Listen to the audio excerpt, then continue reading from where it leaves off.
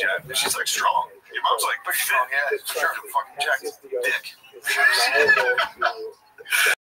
I like to imagine more like, you know, just like standard. So every once in a while, I was listening to a podcast and I checked the number one podcast in the world at the time was this girl named Sophia. She was one half of, what's the name of that podcast? Sophia? The guys, not Guys We Fucked. The guys we It was the remake of Guys We Fucked with hot chicks. They were like, what if they were hotter and sluttier? Perfect. And it was a home run, dude. Yeah. Think if somebody remade our show of just like two hotter chicks, dude. That were just a more crazy version of us. So fucking fun. But we'd have to find them and destroy them. We'd have to. Guys We Fucked needs to kill Guard. Broke up already, obviously. There's two hot chicks. They just wanted different things for lunch one day. And like, how are we not getting our way? They're still sitting his ass. But so the one girl that shipped, the other one was exiled and was humiliated. Like, what was the problem? I don't know, something about money. Because they were making, they didn't understand it. They were making like hundreds of millions of dollars. Yeah, they were killing it. But they were getting nothing because they signed a contract with Barstool. Who, in their defense, Barstool probably made them that thing. But I think the one girl wanted more. The other girl was like, "You gotta listen to these podcasts. They're nuts." I mean, dude, it's the ramblings of hot. We should listen. The ramblings of hot chicks is so funny, wild, dude. Yeah, that's just like, yes, Daddy Gang. They refer to the fans as Daddy Gang. She just talks to them. She'll talk to them while they're talking. Like, Daddy Gang, this is what happened. I was like, sucking his dick. Oh my god, I'm such a slut. Daddy Gang. It's wild to listen to. It's wild. You gotta hear. This thing broke up.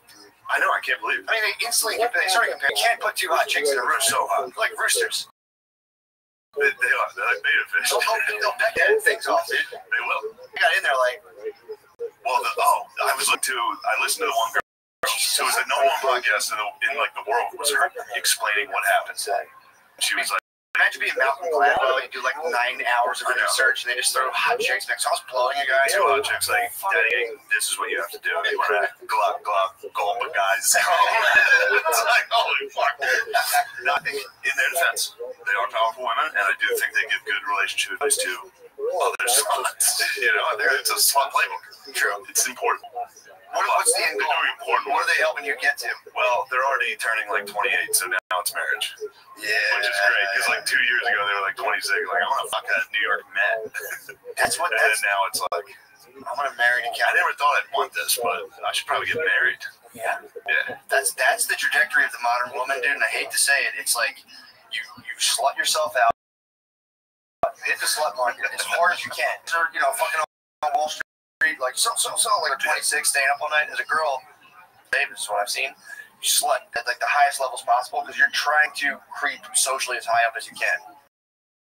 And not all, but a lot. A lot do this.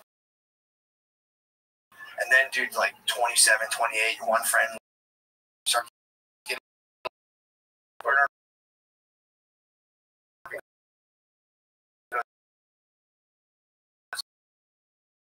you blew a guy on the Mets once. I thought you were like marry Michael Jackson's son all of a sudden. And then decently high fucking write long shit nobody reads for the rest of your life. I'm gonna fucking blow the door in. I'm gonna pin door into the ground. You have to pull his fucking pants out. Billy almost pants me at the live cast, and if Billy would have pants me, motherfucker, dude. bro, I was wearing these pants. I was wearing track pants, bro. If he would have, he did it. He like gave me a little hug to put the fear of God in me. He didn't do it. He didn't. He was like, I could have had you. Oh, that's actually pretty Could have had you. But it was right. I was like holding a beer and like a cigarette. I was walking back inside and there were like fans outside. I was like, all right, God, thanks a lot for coming. Dude, if you would have hit me with the full pants, both hands were full. And Billy's strong and explosive. Oh, you could have got your pants It would have been underwear. You Back out. Oh. Man, still, I would have even had time to move. Holding a beer and a cigarette, like, all right, hey guys, thanks a lot for coming out, man. That was really cool, you guys. Thanks for supporting us. What's the penalty? Look up the penalty for pantsing somebody. I could have pressed charges. For sure. I would have absolutely pressed charges. Can you imagine? So you'd have to get like cam footage, like you'd have to get street cam footage to prove you were pantsed. So you'd have to show your penis to the jury. First off, I didn't even know there was a pantser among us. I know. I like stinks. We have my one friend Jared, who's a great pantser. Whenever I'm around him, dude, and I'm usually wearing some stuff with elastic waistbands. So tighten it up. That's why they invented belts. I tied it up. As soon as I found out there was a pantser among us, you'll never see me at the loose string again. If I know Billy's gonna be around. Like a samurai, dude. That's why back in the day, dude, they used to wear like guys would wear like 9 different layers of pants back then, dude. Fuck your whole shit up. Yeah, get pants as well. Pants out in the middle of the field with no one else. Like, We used to pants people in football. oh fuck yeah. Pants and then push them immediately. Dude, Incredible. we did a thing in recess where in grade school where like you would get buddy kneel the classic kneel down, but then you would pants and push. Yeah, exactly. Yeah, dude, same thing. Pants count. It's the ultimate. It's like murder in terms of bullying. It is. That's the actual. Yes. We did it to someone in grade school. I still feel bad because you did a falling dick. Is the funniest thing. I mean, a stationary dick, just sit there. Very funny, but a falling dick. Yeah. When you're falling, dick out. So, first off, it's so funny to criticize the slut podcast, man. They're so fucking dumb. Anyway, dude, a dick when you're falling. But I remember a kid, we pants a kid, and he chased the other kid around trying to fight him. That's an on-site offense. It's an absolute fight. You either fight or cry. You have to cry or you fight. You have to cry. Both, yeah. If you cry, you win. If somebody dances you and you cry, I would have cried at the end of the show. Dance me and I cried. I've had a really hard year. In Catholic school, one day a week, everyone was game for getting pants. You're in your gym uniform. Oh yeah. So it's like, dude, that was when you were just would scheme on a pants all week. You're like, damn, come Tuesday, bro. This kid. Yeah. That's tough. That's tough getting pants. A lot of people got pants. You know, a lot of dogs are showing their reasons. Pants. Pants. Did you guys find it? The pantser doesn't get in trouble. It's fine. But the pantsy can get charged with indecent exposure. This is crazy. This is a lie. It's not a lie. This is an outrage. That's an outrage. Hey, run into your local senator. Are you pantsy blaming? No, I'm just reading the facts. Sorry. Fuck. So if you pants someone, that's basically.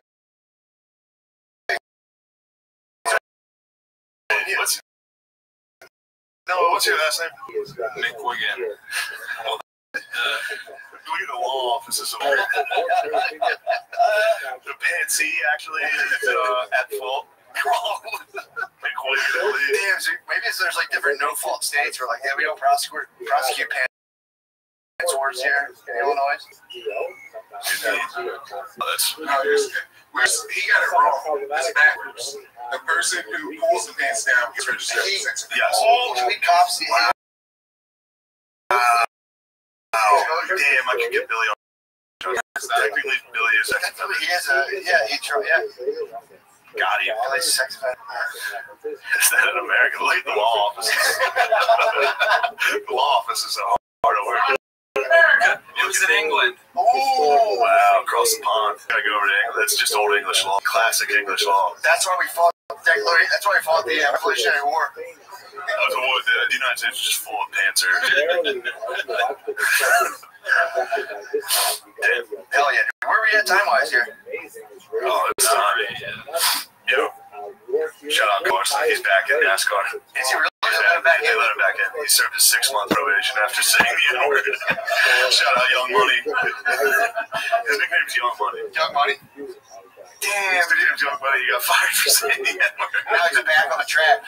Back on the easy. Well, I mean, what an immense loss for the Williams Grove family. But it's good to see him back in the day. He said the N-word. He's like, so? Oh, I know. What are you talking about? He's like, no, it's like 6 months. He's like, it seems kind of ridiculous. But yeah, I guess 6 months will do it. Man, I mean, that is tough luck for Kyle Larson. Time he's off, too. So the shit just probably got continued. And then that fucking noose at Talladega on, what's his name? Bubba Wallace. Turned out to be a fake news. It was a false flag. Yeah. It was a false news. False news. Fake news. But every time a different like race story came out, Kyle Larson was probably Young Money. Young Money, you gotta prove all this. Funny too. We were just watching that Stern Hollywood Square shit. People are like, things are so fucked up. I'm like, we're making progress, dude. Big time. We're making progress. It's funny that you and me watch it, but whoa, holy fuck. Yeah. Today you and me are the just edgy. Exactly. People can't stop us. We're too edgy. Yeah, I wonder edgelords in like 2040 are gonna be really sick. That's always gonna be such pussies in 2040. Oh yeah. I shouldn't be on the air right now. It's my God. You're just talking right now. It's crazy. Sorry for laughing. Here's an opinion. You're gonna give an opinion? I don't care. You don't care. You don't get an opinion. Yeah, dude. What we got going on? Rap, dude. Texas. Oh yeah, this Friday. Come on now, dude. True. You Now got money, man. You got a fucking millionaire on your ass, dude. I'm Young Money. 23rd, 24th. We're going to Dallas. Me and Matt are going to be on Friday, the 23rd of October. Matthew and I will be at the Hyenas Comedy Club in Fort Worth, Texas. And on the 24th, Saturday, we'll be at the Hyenas Comedy Club in Dallas, Texas. How many shows? 2 each. And then the 10th and 11th, Matt's not going. November 10th, Zanies in Nashville. November 11th, Huntsville, Alabama. And then I think I'm chilling for a minute. Yeah. I'm doing way too many shows. How the fuck you doing, man? I'm grinding out from going to like Helium's the roughest. Is it really? Helium's the roughest when it comes to party. Yeah. I'm tired. You didn't even really party. I'm saying, dude, I can't imagine. I'm fine because You had flying into that mix too. It's like, dude, I was just walking to Helium, walking back. Damn, I'm going to bed later than I like to. Wiped out. You threw a fucking, I'm not gonna say how many Bud Lights I had. crazy. That was genuinely I crazy. can't swear. I can't come. That's why yesterday I was like, let's just do it tomorrow. Yeah. Yesterday would have been. That would have been terrible. Drive. No, doing the podcast. I would have just been like, Christ, yeah, no way. I needed to lay in the tune with St. B's. I mean, dude, let's think about the fucking content we've been putting out, dude. A live podcast last week before, 2 podcasts. There goes another live podcast. There goes another. It's like, I gotta stop fucking. I love that, dude. I love getting on people like, this podcast is dying. It's like, shit, you can't right. Yeah, right. Tough luck, bro. Yeah, you wish I'm stronger by the moment. Once those sluts fell, like, Once the sluts broke up, we're like, maybe you and me can be. All we have Daddy Gang to do is talk about us fucking. for sure. My slut stories. Can we take over all of That's me every week. Can we take over the Law big section. Big Daddy Gang. Everybody out there that's losing erection in hotel rooms after drinking 20. Welcome to the club. Yeah, dude. Get your horsehair fucking twisted. Yeah, you got long ass plays with Daddy Gang. Oh man, Sick. yeah. Check out the. Come to Texas. Come assassinate one of us in Texas. True. Please, with a sword. You ever see that dude in, I think it was Japan, there was a guy like giving a speech and a guy assassinated him by like sprinting on stage with a sword. That's fair game, dude. That's where the fuck was his security at? They were late. They were a second late. They were too late because he got jousted. Guy literally sprinted with a sword like into his side. Oh, okay. Full like Ninja Gaiden So it was like, Yeah, if you're gonna say a sword, I prefer sword. I don't know, nice headshot. I mean, headshot would be desirable, genuinely, but a sword would be the. a duel. Challenge me to a duel. Be a man about it. You know, you don't like what I'm up to. Hand me a pen, let's go back to back. Obviously, I'm gonna shoot you. Well, John Stockton there. Oh, yeah. White chocolate. Very much for listening to our podcast. Yeah, thank you. Appreciate it. We're done. But it's uncertain what exactly is this talking about. For many, it was understood to be castration, which is forbidden in Jewish law as well. But it's possible that the revolt was started because Jews thought it referred to circumcision. And in fact, perhaps it did refer to circumcision, but later that was certainly exempted from the ban on genital mutilation. Others say no.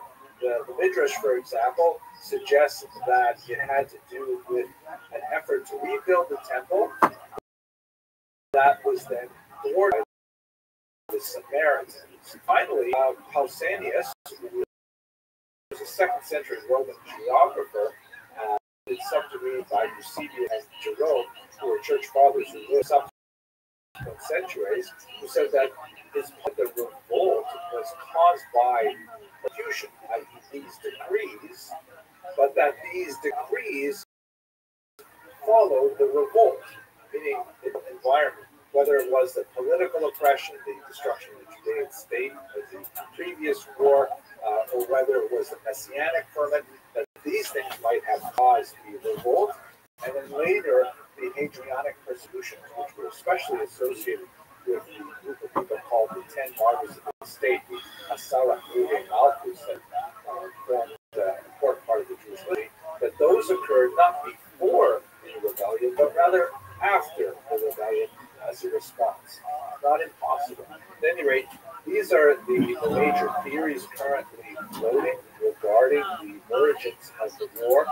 We will have to conduct further research and hopefully find some more archaeological discoveries that will give us some greater insight. For certain, however, the war was quite, and it lasted for about 3 years. We know of Bar Kokhba's exploits, which appeared to have been initially quite successful. Bar Kokhba and his rebels seized Jerusalem, apparently, and marked that event with the minting of many coins. Actually, not precisely the minting. What they did was they would take Roman coins, keep them, and then re-stamp them, which in itself, by the way, is an act of treason. And they would re-stamp them with Jewish themes, and they would mark them with messages like, the freedom of Jerusalem, year 1, year 2, things like that. Here's one depiction of the Bar Kokhba coins. You can see that the top coins have the temple on them, on top of a Roman tetragrammaton, that's a Sela in Hebrew, and at the very top is a little star motif, which is emblematic of Bar Kokhba himself. At the bottom, you see traditional themes like a lyre, grapes, urn, trumpets. But what's interesting, what you don't see, which are any representations of animals, which was very much against Jewish sensibilities in the 2nd century. It shows at the top, these are palm fronds, or specifically lulav and estro, the herbivore species that are held together as part of that Bar Kokhba from as far as not only the attraction of Rabbi Akiva and the various depictions in the Talmudic sources, but evidence seems to have been leading a movement of observant Jews. They were striving to maintain the observances of the holidays and things like that, even living in caves. We know the war was quite brutal, that Hadrian suffered tremendously, and as we should see, had to bring in significant reinforcements to be able to put down this very successful guerrilla rebellion, which took great advantage of the local terrain. Eusebius refers to the Jewish rebels being active in the cave system of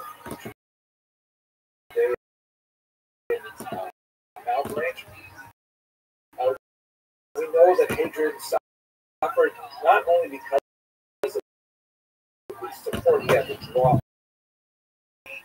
what was happening in Judea, he pointedly omitted the phrase, I and my forces are them, meaning I and the armed forces, the military, are doing fine, thank you. He took out that standard phrase, which for Cassius Dio, writing in the 2nd century, was a very big to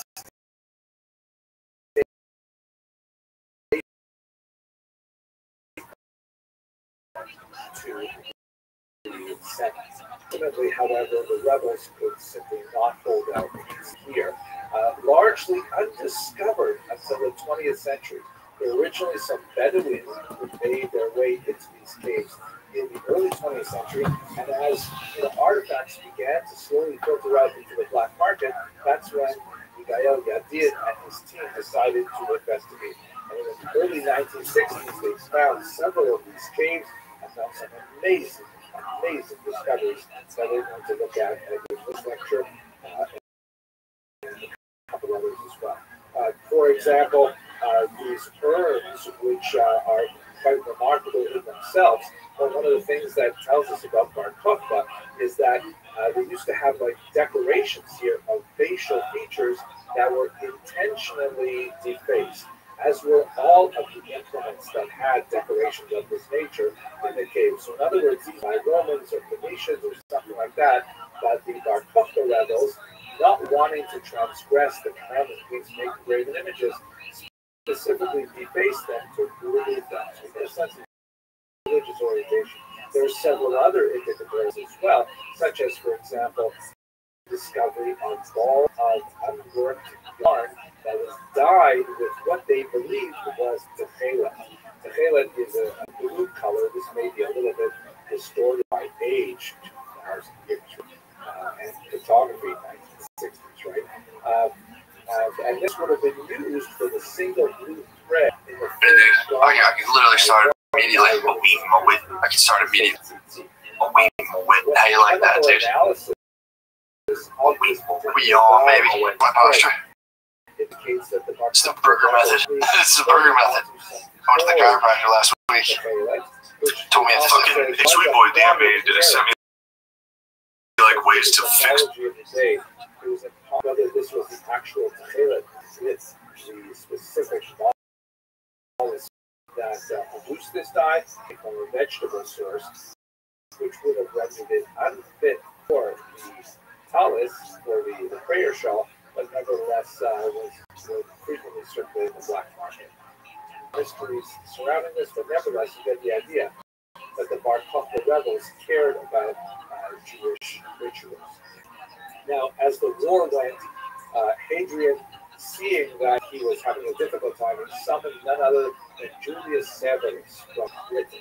This is an incredible general who had tremendous success in putting down a difficult riot way on the other side of the Roman Empire, so he was specifically brought to Judea in order to maintain the order.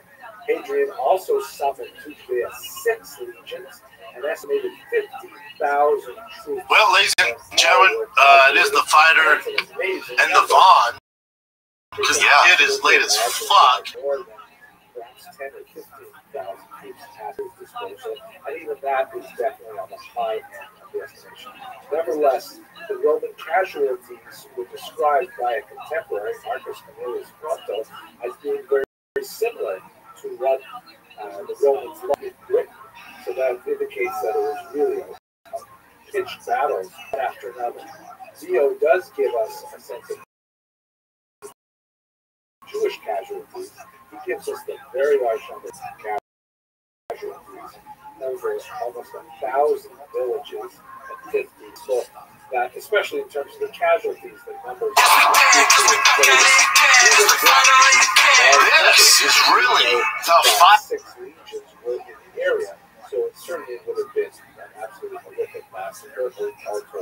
The last stand was at Beitar, shown here, and as the last of the Bar Kokhba rebels were killed by the Romans, there was this particular line. What are you sick of, Bob? I'm sick of celebrities telling me.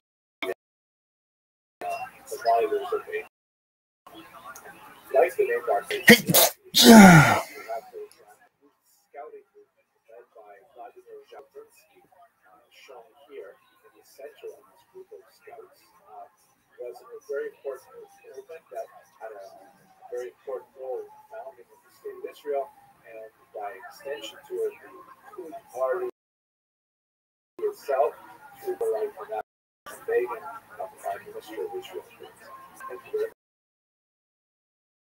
What are you sick of, Theophon? I'm sick of celebrities telling people basically the money coming works. Yeah, it's easy to be nice and you're rich, dude. Yeah. Go to a poor theater, dude. People are humming. Usually a sister hitting you in the back of the head with something for nothing. You didn't do anything wrong. tell us what grinds your gears. Usually a sister hitting you in the back of the head. But yeah, I mean, it could be an urban girl or your actual, you know, blood sister. Have you been, I mean, it's just like, you just talk. This black couple is behind us. There's no movie, there's no etiquette. And I'm not saying black people. I'm saying urban deal with some bits. You better hope it's a 3D movie. It's interactive, super interactive. They're eating, that's fucking popcorn. Hey, dog, you see that shit? Bro, dude, I went to movie theater etiquette. A lot of black people, and I will say this, because this is really factual. I spend a lot of time around, you know, it's not me. That's not my general. That's everything. Black man. Let's go Orleans. You know, I grew up in a mixed neighborhood, dude. Black people really know, they don't differentiate between indoors and outdoors. What do you mean? Outdoors can be indoors, dude. What do you mean? Outdoors can be indoors. Black person, you can put them outdoors, you can put them indoors, same volume levels, same speed. There's no inside voice. There's zero inside voice. They just don't. I don't believe in like a lot of structures and I don't want to say work, but difference between indoors and outdoors when it comes to it's so funny. They say that you don't filter. No, when they say when you're poor, it's true. And a lot of people who are poor, it's a socioeconomic. So a lot of people that are poor, a lot of times, I guess, have to rely on each other, like they notice shit that rich people wouldn't notice. Yeah, because they have to, because you're kind of relying on your neighbor on usually sharing a lot of stuff. People are on teamwork, and it creates people. Yeah, it creates sort of this feeling of competition where like, by the way, I'll lower your voice when you're in the mall. Right, that's just what I'm shut out because the matrilineal principle has been the dominant, and it's resulted in a lot of really painful moments. For example, in this article by Shoshana Tikva, written in 2019. It's a very difficult and personal issue. In this particular video, I mainly intend to just go over the historical issues, and I will leave the philosophical and religious and indeed sociological and psychological issues to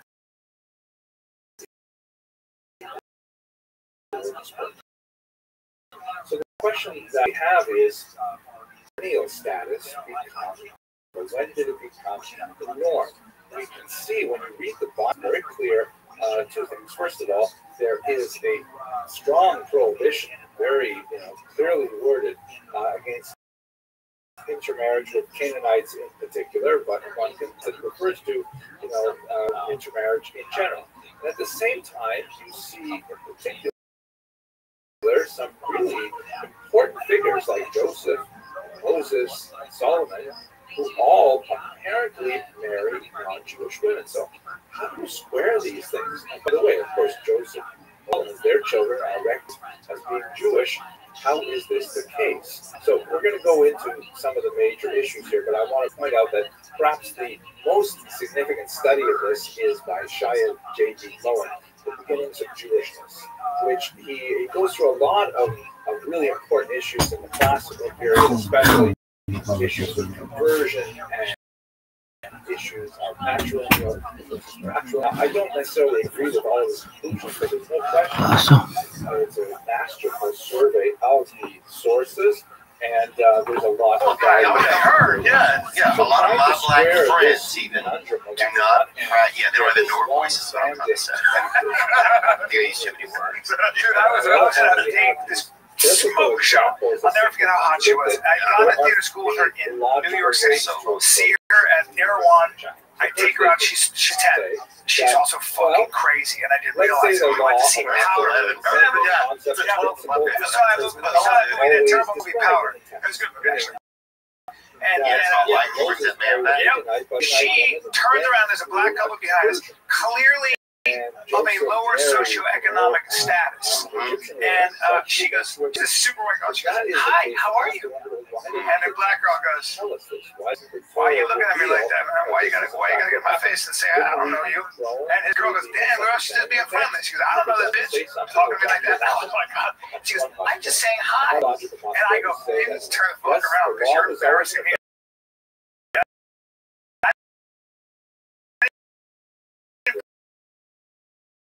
That woman. I was like, "It was fucking saying how it was racist." Was it racist?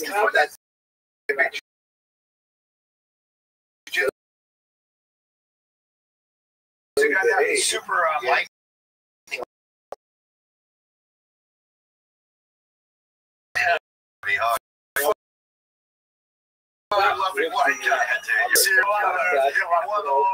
Shark attack. Why was he Powder? So Powder, he was actually a white guy, but he had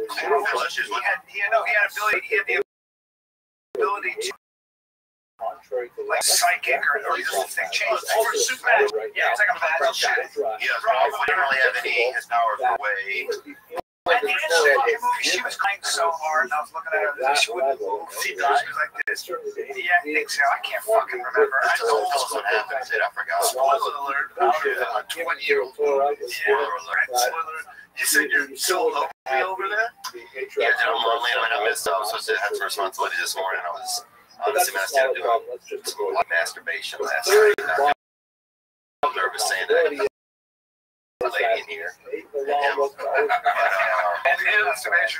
but he almost seems like I don't know, major organization. You seem like you would be like yes.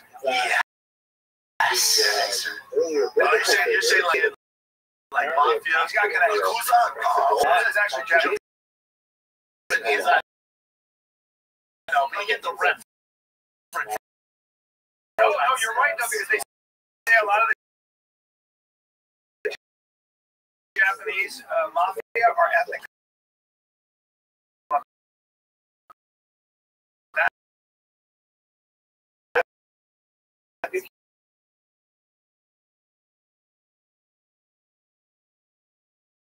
You're so low. Why? Yeah, it's been lonesome, man. We'll try to stop a masturbation. You know, That's what do you think about when you masturbate? I think about honestly now at this point. I think a little bit about some kind of sexual ideas, you know. And then I think about how bad I'm going to feel after I masturbate. Really? Why do you feel bad? Masturbate. Are you a porno guy? It's like red tube. I've been out there, man. I've been in this nasty out there. It is nasty. It's nasty, dude. I was just talking. You just got it's constant. They are, aren't they? It's just too much. Sure. I don't need seven. No. What happened just one-on-one? It's un- Why's that big? Yeah. Sneakers on during pornography. I never thought of that. For grips, really ran with all grips, and probably how big spot is rampant. And also, I don't know who the fuck made on this carpet. it goes back to indoor, outdoor. Like, those are kind of outdoor shits. And they have them on indoors. Full circle with Theo Vaughn. You call your bike podcast full circle. I've never gone full circle in my life. What's the podcast name? This past weekend, it's just helping just basic life suggestions. That's interesting. Is it just you? Yeah, just me right now. I'm gonna get a friend to come over on Sunday. My buddy Tony Jeffries has a podcast of the Fox and Life for the Festival. And he goes, hey, man, can you do my podcast Sunday? No, it's my only free day. This Sunday, I have a fight campaign in the store. Any other day, except for Saturday, Friday night. You disappear on Sundays. No, it's my one day to chill the fuck out with my kid all day. You are? Yeah. Sundays make do you hate viewers and listeners? Yes. Yeah. Keep doing it on Sunday. Just as on the one day off, the drive in. Yeah, that idea. Yeah, I was thinking, no, it wasn't actually. What's your advice to young men? What's your advice if you could go back 10 years and give yourself advice? What would you say? Just lay off the masturbation. Not that I was crazy into it. I wasn't. You're addicted to it? No, I wasn't addicted to it, but it became a pattern. You know, it became a habit. It's a let's say a habit, routine, right? It's kind of like shake, coffee, hit the road. Jake, hit the road. It's rubbing. Get to work. Jake, coffee, hit the road with your new ounces, do a couple miles. See, in the morning, I don't yank it in the morning because I feel like it fucks with my energy. 100%. No way. That's a myth. Like people say, it's not a myth. It is. People said masturbate before fights. That's a myth, too. That's a whole boxing tale. Your testosterone lowers if you're not ejaculating. You know that? If your body's storing goes, hey, fellas, let's shut this operation down because he's not using it. Yeah, if you're constantly just sprouting, that thing goes, let's go overtime so your testosterone's actually higher. You're welcome. Go ahead and jack it. Yes, what did they think about that? They said that you admit that when you refrain from, maybe it makes you more aggressive. Right? It doesn't make you more aggressive. No, that's not true. Like, it's just your testosterone lowers. It's just like anything your body does. We're all good, man. We don't keep making this stuff. It's just the levels. But if you're horny, maybe you're sharper. You're just more, you're hungrier. Well, dude, I'll notice my neighbor has a cat, right? They got some kind of a white cat. I hate cats. Yeah. They got some kind of white. I feel like cats belong to white people and the Illuminati. Single freaking women. Yeah, the cat lady. What were you going to say about the cat? Well, I will notice, dude, honestly, masturbation, thank God, because I think that is honestly for criminals, dude. I can't imagine waking up and just spraying out at the beginning of the day. Yeah. Heartbroken all day.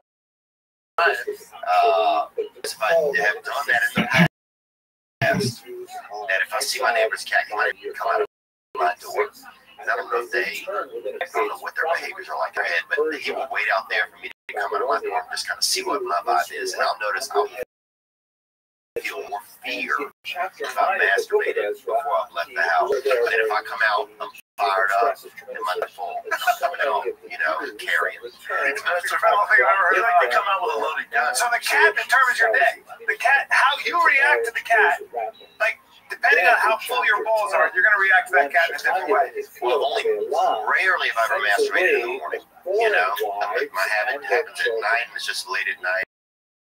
I just can't. I don't know what's wrong with me.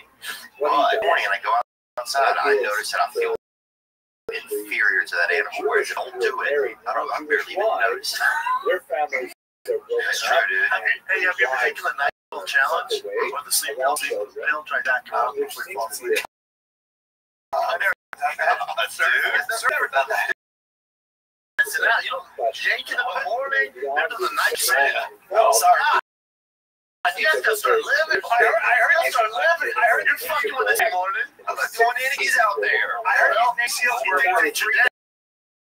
He doesn't dictate but he definitely gives you some kind of energy. But I heard these Navy SEALs were they were freezing and they were was crashing on the rocks and they had to do this. They're sleeping, they're fucking exhausted, and they're freezing. They're all going to hypothermia. And the drill sergeant goes, "All right, the first guy that can get their thing hard and drop a load.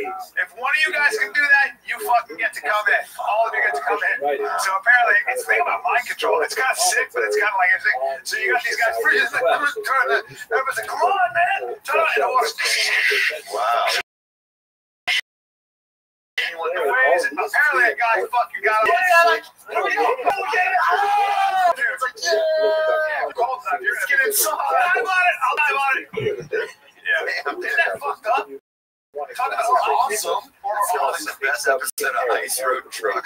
Yeah, fuck yeah. Ever imagined, dude. Who's jerking off through sleep medicine, dude? This guy right here. Always a competition. He likes to challenge himself. They don't make it like they used to either. There used to be some addictive shit in there, and now it's just called Z-Quil. It's purple. They don't make it the green shit. None of that scissor. Oh, yeah. That green scissor. Everybody out there. One eye, jack. Off at night. It was a fight. The Z-Pack. Apparently, little kids. Little Wayne. There's a lot of people. There's a whole kind of show dedicated on Vice where they went into Houston, Texas, where it started. This is their and Out to the CVS. well, now it's hard to get, like, to get the stuff that they mix it with. You're talking, I mean, $12,000 a liter, not even a liter. And then there's a guy, I forget his name. Big Mike, he specializes in because he gets this special kind of soda that gets orange tropical fruit. It's just that I wanted to try it so bad. I just want just one night. Yeah, the three of us go out. We're getting on some text. I'm sure we get some. I just want to try it. I don't want to die. I just want to try it. Well, there you go, guys. If you're coming to the show in Austin, Texas, bring these gentlemen some scissor. I wonder how that is. Have you tried it? I've not tried it, man. I'm surprised. Scissor. Yeah, it's like Sprite with codeine coffee. It's like a purple color. Well, I'm pissed at all these crackheads and other people who are out there abusing drugs, you know, or taking away anything's left. You know? Killers? Yeah. I mean, it's going to be, at that point, me jerking off for rest, peaceful shame will be. Well, they say that when you're like, you'll get to a point where you just do heroin and feel normal. It'll bring you back to being. I don't know. Dude, I watch so much intervention. I swear to God, I could have one with someone. If you know an addict, let me know. Yeah, maybe we'll do it on the show because I know my shit. It doesn't work when they do that. It's an amazing. On that show all the time, but think how many they just show you the ones that work. I wish they would show an intervention where it's like Bill went to wherever the Pacific caretaking, and then goes 16 days later, relapse and died. Like, I'd like to see that, but it always just shows like. He's better. He's been sober since May 6, 14. Like, it always shows that if that's coming out. But on that show, one of the interventionists were saying that they're saying that like this girl was shooting heroin all the time. When they withdraw and they get their feelings were so suppressed from the drugs, they feel no emotion. Like, one guy was, he's the worst I've ever seen last night. He's doing the huffing, you know, the huffing. Have you tried that? Some New Orleans shit. You're angry that I try to scissor. Huffing is Apparently, I'm the psycho here. I thought we should go drugs. I thought we all like to party. We do. We like to party. Fuck, man. I thought, all right, having a beer and chill out, dude, or making new friends. Yeah, we're having a beer and making a little weed. Why do we have to get? Why not use fucking comfort? It's a micro jazz. Spray paint. Huff spray paint. It's only they keep the computer like spray, like it's the dust. Oh yeah, duster. It's the worst case I've ever seen in my life. Like, this guy's so funny. He was like hitting him. Somehow he got keys to the car, wrecked in the garage, kind of hilarious. But I thought that guy was funny. The interventionist was saying he was on camera. He goes, "How do you feel?" 60 days. He looked completely different. Yeah, he looked completely different. He goes, "How do you feel?" He goes, I feel amazing. And then they talked to the interventionist off, you know, after that. And he goes, "You can tell he's lying. He doesn't know how to feel happy because usually recovering addicts, their feelings are so suppressed. Yeah, they don't know how to express it. They don't know what happiness is. They're just like." It's just like a smooth kind of. So I've heard that when people long addiction periods, like through their or when they're like say 30, that they regress, that they emotionally times will be at the level of 70-year-old when they started off. Yes, they never really because of that. Because they were so inebriated in one way or another. I guess they never learned how to think about life, like learn how to master your emotions. You kind of learn how to, you know what I mean? Like you learn how to like calm down, you learn how to self-regulate your body. Yeah, like learning how to control your emotions. Your Alpha's kids have to learn that teenage time. You know, better and better, right? You don't practice that. You're always high. And you're always focusing. When you find out still, you gotta be tired of that. You go back. I'll go into the gym. I'll go into the gyms when I drive by city like school. I literally felt like stopping. Just to try to help you. 25 years at least. Guys, give me a break. I'm missing out. Maybe we can go out there. They fucking over there. Fucking up. That video. Hey, you know, I used to call myself on these stories. Well, no, you're eating. I used to tell my kids stories. I tell them, I call them YouTube stories, right? Just these adventures. It was like I kind of gave these lessons and stuff. Hey, guess what, man? You're asking people to jump above and things like that. You're asking them to well, I might not mix it up. It's like a fucking comedy pose. You gotta fucking jump doing everything. Throw some scissor. Mix it up, bro. Get some nice little jab. You're not competing with Minecraft. You're not competing with fucking. And they were into it. I was like, I don't know that. And their children? Yeah, 8-year-olds like, whoa. You want kids still? Yeah. I'm 36. I'm an adult male. I am. You want 36 adult male? You got time, brother. You got time, but let's not, you know, let's kind of. I get nervous, though, dude. I gotta get that direction, though. I gotta get my life in check, or I'm not gonna be able to deal with. What do you mean by life in check? Technical stuff. I just never really had a lot of instruction in that area, so I still have to learn some of those things now. Like what? Just like when I do something, going and doing it instead of choosing not to. Sometimes Yeah, it can be procrastination, self-sabotage. well, like with comedy, like I told you this the other night, and I'll say this whether you're here or not. Like to me, you're top 5 funny guy right now. Thanks, man. You're so fucking funny to me. I agree. Like you're one of the few guys. Not that I don't watch a lot of people, but if I'm doing a set and you're on there, I will stay after to watch your show. Yeah. You're one of the few guys. Thanks, dude. I appreciate that. But and then you had your Netflix special, which I thought was fucking brilliant. Yeah, it works fine. Need some goalies, and I appreciate you saying that. Well, if you think this is, then should we try fighting? Yeah. If you think this, you can have your paycheck too. You should control your. Photocopied sheet. People will look at these sources. She proposes that any source sheet that includes at least 2 texts must also include at least one non-male identified text. Very valuable idea to try and expand the universe of our awareness when it comes to theology and writings. And I would love very much to do this with history as well.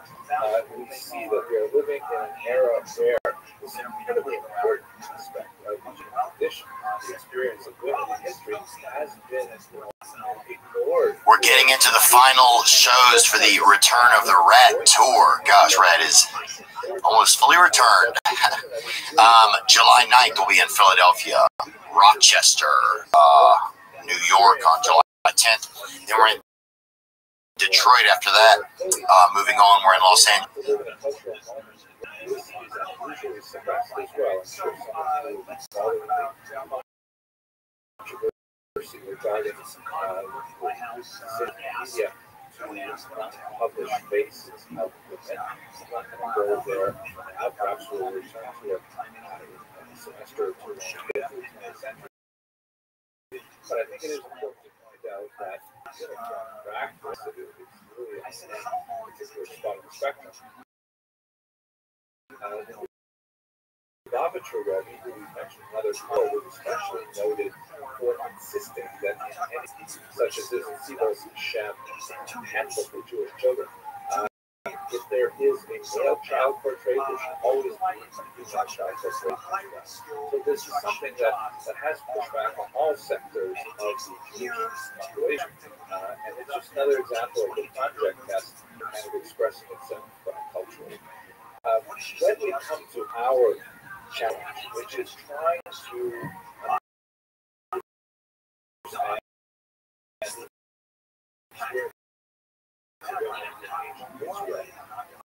the difficulty is that the vast majority of, especially true in contemporary modern, if we look, for example, in classical text, we have the Mishnah, which on the one hand is great. Look at this, it has a whole section called Nashim. That's not really, because it's mainly describing how men relate to marriage, divorce, levirate marriage, and so on.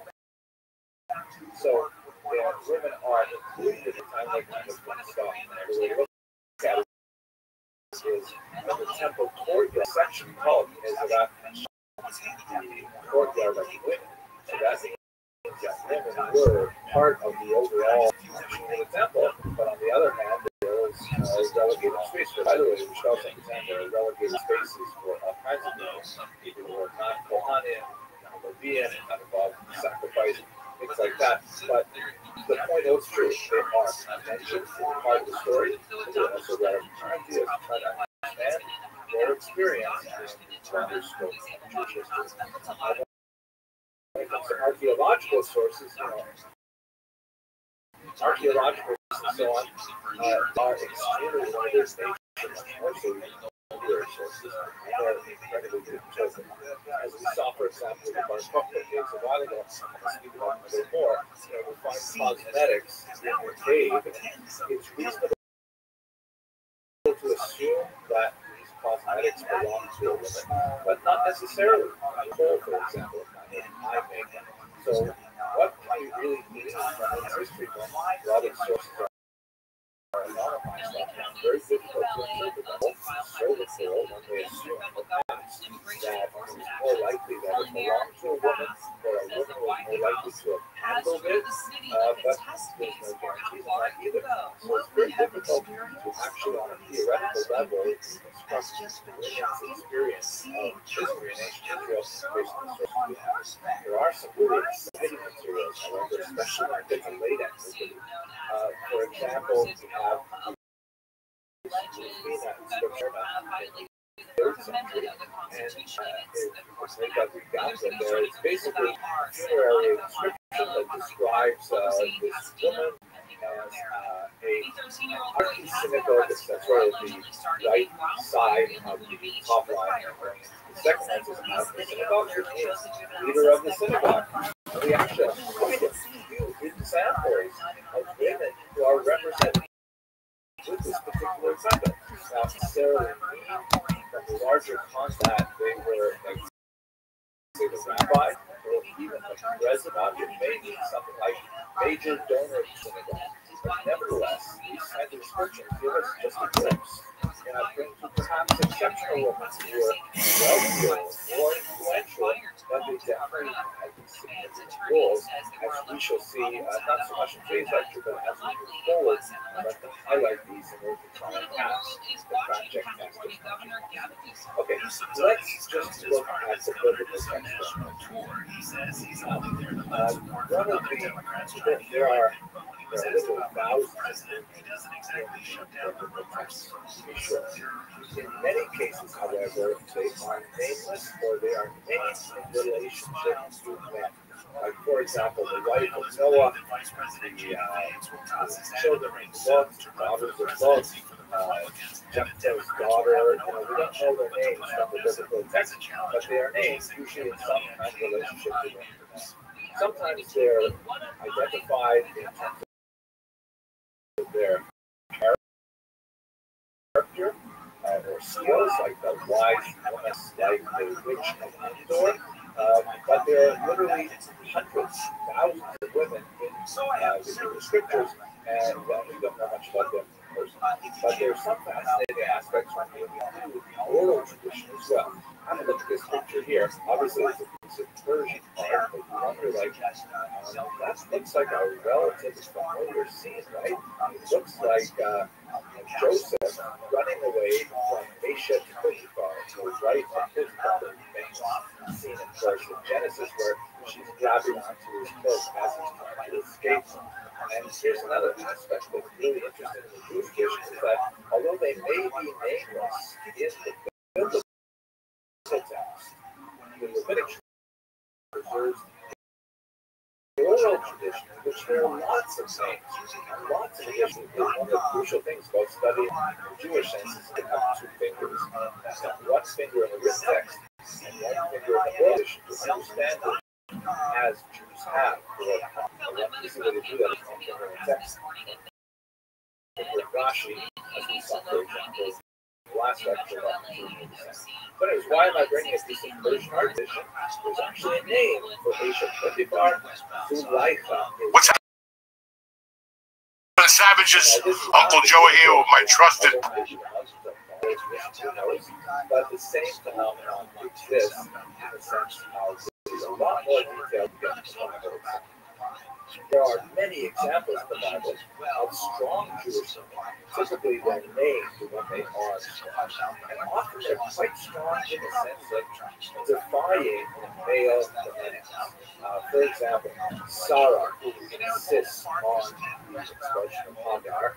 Abraham, when he hesitates, God speaks to him and says, listen to her.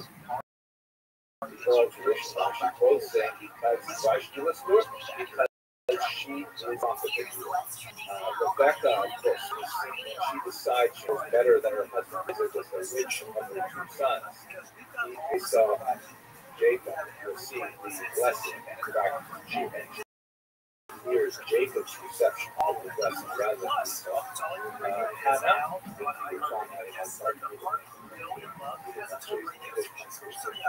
but Hannah, of course, is challenged by Eli, the Kohen, in the book of Samuel, and Hannah stands her ground and says, no, I'm praying to God, and the honor of God prayer.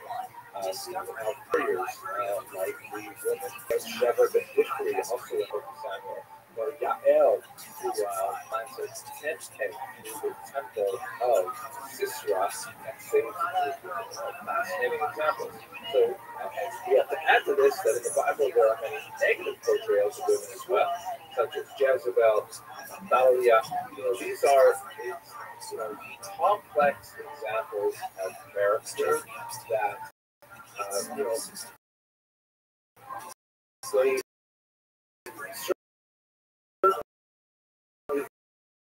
are smaller in scope, but to really analyze them from a perspective, as we saw in the previous lecture. Tonight, NASA scientists have history made what to steal that belong to Jezebel. We're the first humans here. Let's set up base and start exploration. This land was promised 3,000 years ago. Wait, what? Did they just claim Mars? Very good flag. It belongs to us. You have ancient rights. Let us do this discussion. Well, surprising twist, it turns out stay tuned. Next up, heard ourselves from early 20th century. Breaking news tonight, NASA scientists experienced every level on Mars. 3 days, and what they'll uncover may change everything.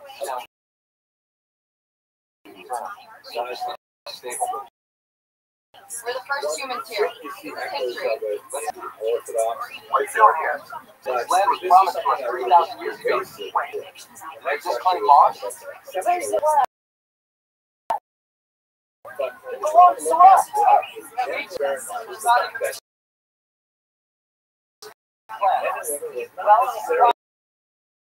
twist, it turns out Mars might already have a land. Breaking news tonight, NASA scientists have just landed on Mars. 3 days, and what anthropological approach, let's look at this one basic difference in how they would approach Judaism. Judaism is, of course, heavily dependent on interpretation of these commandments. How exactly are Jews translating biblical text as mediated by the oral tradition of the Pharisees into actual commands on daily life? So one of the ways to categorize the context, which by the way will be a major enterprise for medieval thinkers and leaders that will change is so on the x-axis we can place negative commandments, that is, thou shalt not steal, and positive commandments, things that you are supposed to get up and do. And then on the y-axis, posit those actions which are defined by time, that is, they're restricted to a particular time, or those which are open-ended and always apply. Let me give you a few examples. Negative commandment that is defined by time is on the holiday of Passover. Eat bread lots of other times in the year, but on the week of Passover, no bread. How about negative not defined by time? No, thou shalt not, and is not defined by time. Now, positive commandment that is not defined by time, and maybe something like honor your parents. You have to honor your parents. It's ridiculous. You have to honor your parents. There's no time when you're in that work. What about positive commandment, which is defined by time? Come on, you fucking savage. Say the prayers are cited typically in a fixed window called morning. The fuck? Window called afternoon. A fixed window called so there, this is one way you can categorize by negative versus positive. Shit, how is this? To return to our discussion of women, here's the point. Women are obligated to 3 of these categories, but they are exempted from positive commandments defined by time. What does that mean? Exempt? In general, they choose to do these if they so wish, and they will receive reward for performing these commandments. But if they choose to, they are exempt from performing. There's exceptions to this rule. For example, lighting the candles Friday night, which is something which is specifically associated with women. That is a positive commandment, and it is associated with time. And women are generally considered obligated with that. We would be drinking with 4 cups of wine on the holiday of Passover, also positive commandment defined by time. Women are obligated. The Talmud goes through a whole bunch of these exceptions of why they are exempt is as such. Now, obviously, this has tremendous impact for lifestyle because one of the most disruptive elements of a day, that's putting in the negative, positive disruption, is prayer within the day. And clearly, for women who are more likely to be overwhelmingly involved in duties of the home, childcare, things like that, the exemption from positive commandments are defined by time, are extremely useful. Earn and redeem Wyndham Rewards points for unforgettable experiences. Where there's a Wyndham, there's a way. What's happening, savages? Uncle Joey here. Whether the rabbinic formulations come after the social life. I am logged in, you shitbag.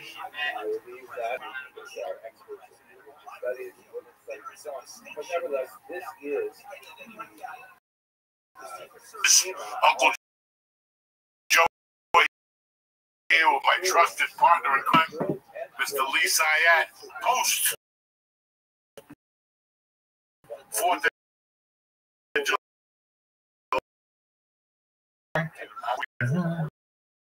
My weekend. It's fine. Why not? His birthday. That's always a blast. Old and young at the same time. Oh my god. Oh my god. It was It was a good time, but it was. You had to take edibles. I hope you did. Oh yeah. I have. If you're watching fireworks with edibles, I mean, I took an ABX. Yeah, just one. I was around 80 years old on the water. How fucked up do you want me to be? Hey, listen. First of all, There's no number I can say that would be right. because first of all, you're 36 years old. Once you see fireworks one time, you see them. I don't like fireworks. Okay, so the fireworks on the 4th of July are in your soul and in your fucking brain. So that means you gotta have it from 200 to 600 milligrams. Jeez, I would have fallen in the water. I would have made better. You would have done it. Hey, would have got me on a dinner. What? Would have got me on a dinner that night. That's right. But you for dinner that night. Oh, this dude, he had the best 80s. I've only been on one 80s birthday party. For towers for everybody. Take place. It was fun. When we were kids, when I was a kid, he made me eat a bug. Like he had these dry. So I brought a packet. I bought dry bugs on the internet and brought it for him to eat. It was a blast. It was a good time. Did you eat bugs this week? I did. I had one bug. It's his birthday. I gotta have one bug. When in Rome. You know what I'm saying? That's what I love about you. Oh, When in Rome, you might as well eat a that bug. wasn't a live one. They sell everything. No, you have those bugs left this.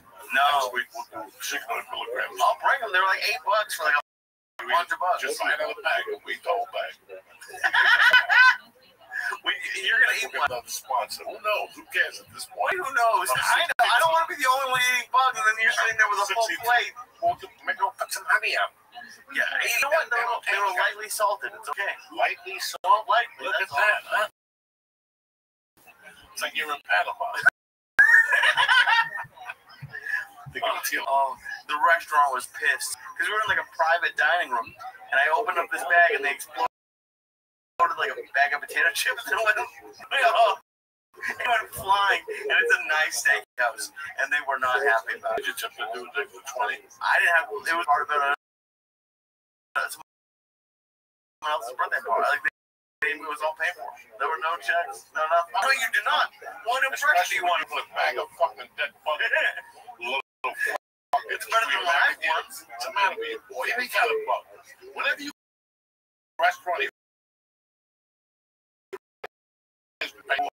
part of the fucking. You're part of something bigger. When someone else is paying, you tip double. Absolutely. You tip that. Not the whole staff. The guy who took care of you, bro. Right when you sit down. Go, come here. This is fuck. No, the guy that's taking care of you. The bartender walked to. I'm giving money to the guy that gives me that drink right there. Hi, Mr. Diaz. How are you? And you come on, sure. Hey, you got anything to eat back there? I got a cheeseburger. Holy fuck. But that conversation is never going to happen if he doesn't know I'm in his corner. Right. So before I even sit down, I'm doing something. If it's two of us, it's a 50. Fucking time it is, motherfucker. So when somebody else goes, hi, I want a shrimp cocktail, he goes, fuck you. I'm over here in my man Lee. Go fuck yourself. You didn't tip, you maggot motherfucker. Oh, it was a party. That's how you do it. There was no one. Oh, it was all Jews. That's why. You would have stuck out. You would have been the king fucking Jew. You would have been Netanyahu. If you'd have given $1 fucking dollar, been like Netanyahu, that bitch, running things like firecrackers. Oh, that would have been amazing. Well, you know, fresh martini, and they brought a little extra, like you know, like the milkshakes with the extra. Yeah, that's her. They came in your martini because you didn't tip, you fuck. That's what that is. That's why they brought you a little extra. You're there like, yeah, this is great. I know it tasted That's good. some fucking Haitian in the back. 2 weeks left in the country. That shuck his fucking sperm at the little cocktail there, you fuck. You gotta tip, Lee. You I do tip. I tip all the time. No, but you see those people, as soon as they come to the table, bang, right off the bat. Then we discuss the sushi. When you walk into a sushi, 20s, come here, Jake, whatever his fucking name is, I don't know. Well, do you get pissed off if they don't? What if you give them the extra 20 and then they still suck? I take it back. Shit. I sat here, I waited for water for 2 hours. I did it. I forget it. Because of all the fucking training we've done. I forget if this is a story that I remember or if I heard someone say. When I was a server, I had some, I think it was me, put out like money at the beginning and like, this is your tip. If it things start to suck, I'm taking stuff back. And do that. It's fine. Like, do you ever say that at the beginning? Like, there's more in it for you if you're good or nothing? No, just say, listen, man. I'm over here with my wife trying to make good impression. Give the shit you give the Russians. Don't give me the bad shit. You know what I'm saying? Right. Like a joke. When you put a 50 in his pocket, he won't even look at it. He goes in the back. This all goes back to Primo. You know, I was thinking, okay, that was a joke, but it's really not. Because nobody pays attention to the Mexican busboy. If you break a tip on that Mexican busboy, by the end of the dinner, he's cutting your tail, and his cousins, they're flaming the car for you, and fucking, you got tamales cooking. They don't even give, they're giving you shit off the menu. You understand? Right. It's the who least likes to get tipped. You put a fuck in his pocket, it's a $10 bill to you, but to him, he crossed the border. He came over here, and you're the first who gave this guy fucking love. Out of all these white devils, you gave him fucking love. Do you understand me? Right. Goes a long fucking way, my friend. You know, you're not wrong. My next birthday, I'll tip extra. But I don't know. I got cheap, I guess. I don't know. It's someone else's birthday. Everything was paid for. What am I supposed to do? And you're in front of your girlfriend. You always want to be a big shot in front of your girlfriend. Whether you live with her, whether you fucked her in the ass already, it don't matter. You always want to be a big shot in front of her. You know what I'm saying? Once you fuck him in the ass, then you don't want to be a big shot no more. Kazoo, how good are you? Kazoo? Oh my gosh. I've never fucked anybody in the ass. Well, it's time to start. That's your problem. Do you tip her when you have No. Why not? You said flowers. Flowers. Real gentleman does. If you give a girl a 50 and you fuck her in the ass, it's not going to work out for you. But if you send flowers, a little fucking baby powder, and maybe a little anal oil, or something, yeah, you got to be a gentleman. You know what I'm saying? I had a fantastic weekend. I walked around all weekend with fucking 40 sticks in my head. That's always brilliant to have. Oh, my eyes still fucked up. For all you fucking momos, why do you have the Band-Aid in here? Here it is. Here it is, you cocksuckers. No more Band-Aid, all right? They went deep in there, guys. I mean, this was a weekend, but it was great. Listen, it was well worth it. The last fucking 6 months, I do what I have to in the morning. I hustle, whatever. My wife, this, that. I had this problem, man. Fucking 1:30, quarter to 2. No matter what I'm doing, it ends. I get just ends. People are like, why don't you ever do that? Trust me. Because I'll have to take a fucking nap in your house. And you don't have a sleep apnea machine there. And that's every day I go down. It was my body couldn't carry the infection. Disinfect. I kept throwing antibiotics at it, the doctors, and the more stronger it gets, it's like giving an Indian gin. I get no better for you, know what I'm saying? You know what I'm saying? Like, it ain't gonna get no better for you. So this infection was so fucking deep that it was just kicking my ass. Like, that's why people go, oh yeah, I was doing this before. Good luck. But it's stuck. I can't count on it. I cannot do it. Right. Sunday o'clock. You know how many times I just went down at 6 o'clock. I just went down. I told my wife, after dinner, I gotta go lay down. Where? You got somewhere to go. It's not. And it was all because of the ear. I'm walking around 40 stitches, but it feels a lot better than what I had before going through my body. I take a nap today. I always take a nap before the podcast. I wake up to jump in the shower, to get my clothes on, to fucking, but I didn't take a nap. I washed my pussy. Nice. But I fucking didn't take a nap, so. Dude, you were so, you never FaceTime me. To be honest with you, I wasn't even sure, like, that you knew how to FaceTime. No. And I see a missed call. I'm like, what the fuck happened? And I call you back regular. I thought you made a mistake. You like your face. You were wrapped up. I look like one of the guys like right now. But this is hysterical, right? For the last 4 months, I don't know what happened. Somewhere in the hospital, this nerve went away. Like this nerve just went kaput. So that means sometimes I smoke dope fine, But every day, this eye is going deeper and deeper down, right? It's going deeper. Every day, I'm like, what did I do to get this far with the guy? So I already made an appointment for the doctor to go see this. It's like July 90, like a fucking April. It's like end of July. I have to walk around with this droopy fucking thing. It's not that disease people have, palsy. Yeah, it's not. It's just my doctor looked at it. And she's like, no, you just got nerve ending. I ain't gonna lie to nobody. This is cocaine. This is 30 years of cocaine and doing bumps. You just, you know, it just gave up. Then one day it said, Joey, we can't bring the curtain up no more. The curtain went up and down, for almost enough. So the eye surgery, and my wife goes, you gotta see your face. Why? I've been looking at it for 60 years. What's the difference? I look and I start laughing. And I gotta put the picture up. We gotta figure out a way to put it up. I'll put it up. This eyebrow was elevated. I think it was this was elevated to the fucking max. Like I had a Duracell, I had something.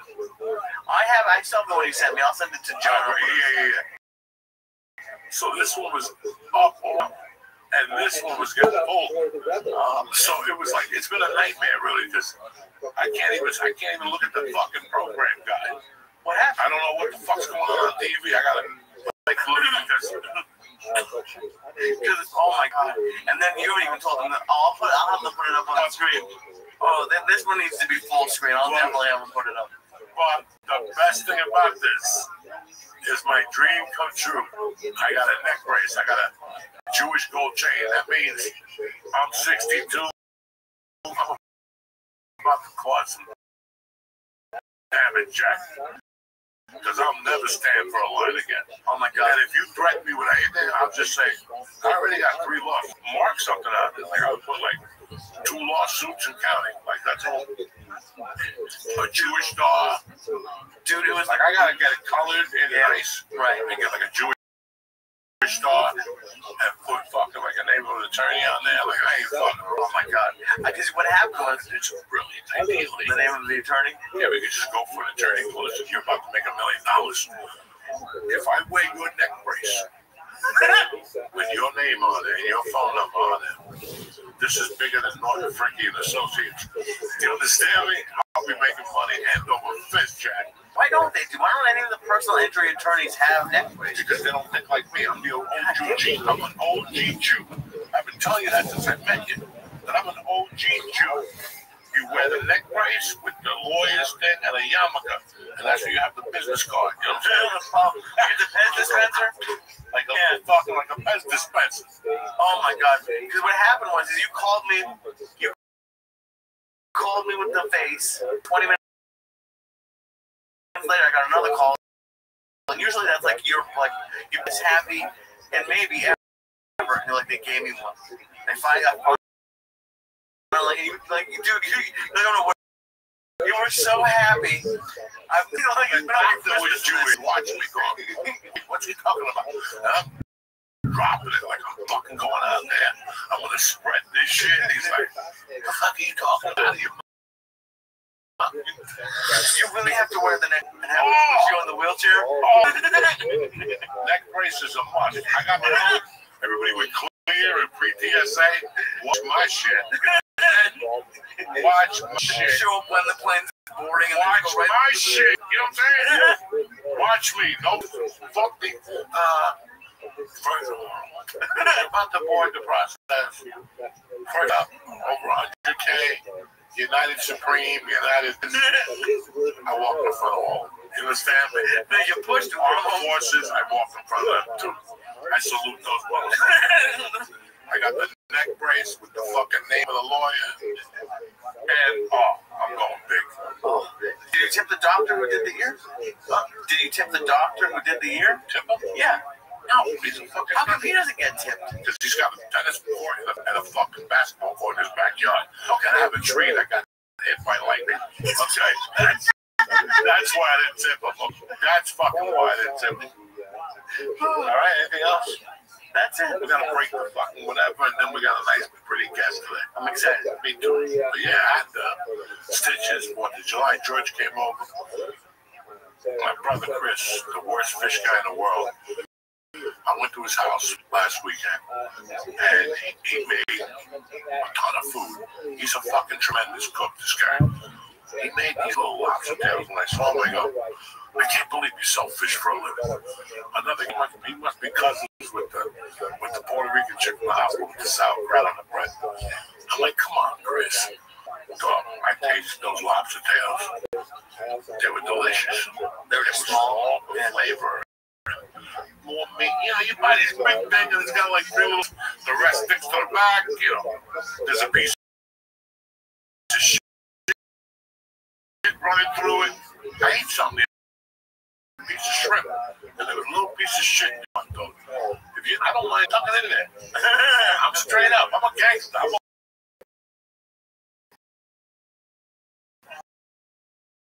Tuck it in. Don't let the little piece of shit hang out like that. Forget about it. Jesus. You know how we run it. Why you interrupting me for? Quick. A word from. We have draft. Chewy. We'll be right back. Captain Beautiful people, Uncle Joey here. Listen, all sex is good sex. But if you're not because of ED, it's time for Blue Chew, Jack. They're the original brand of chewable tablets for better sex. There's a tablet with the same ingredients as Viagra and the same active ingredients as Cialis, and a combo tablet with both active ingredients, so you can choose your own adventures. Yeah, you know what I'm saying? Everybody likes an adventure from time to time. Get ready to enter the room. Think first, Jack. Uncle Joey style. Discover your options at BlueChew.com. Again, that's Blue Chew.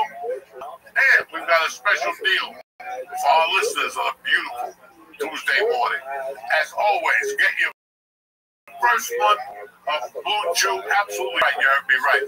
Just press in promo code Joey, Joey, at checkout and pay $5 for shipping, and that's it. And get ready to sling big dick summer. You know what I'm saying?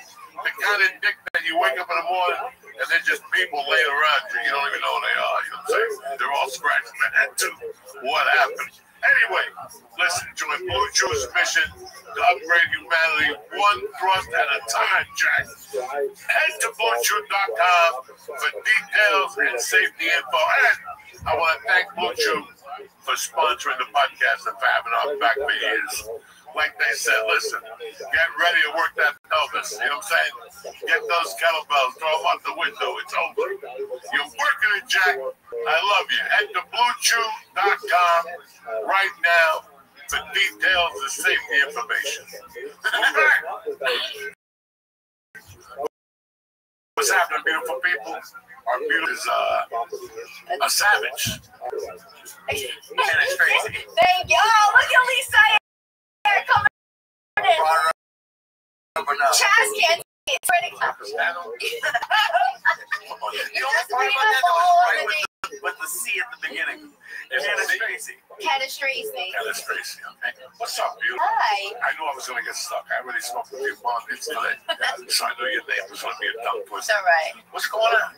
Thank you for having me. Look at you. Look at me. All grown up and doing the town. Right before your eyes, I grew up. Fuck all the one eye. My other eye's all fucking.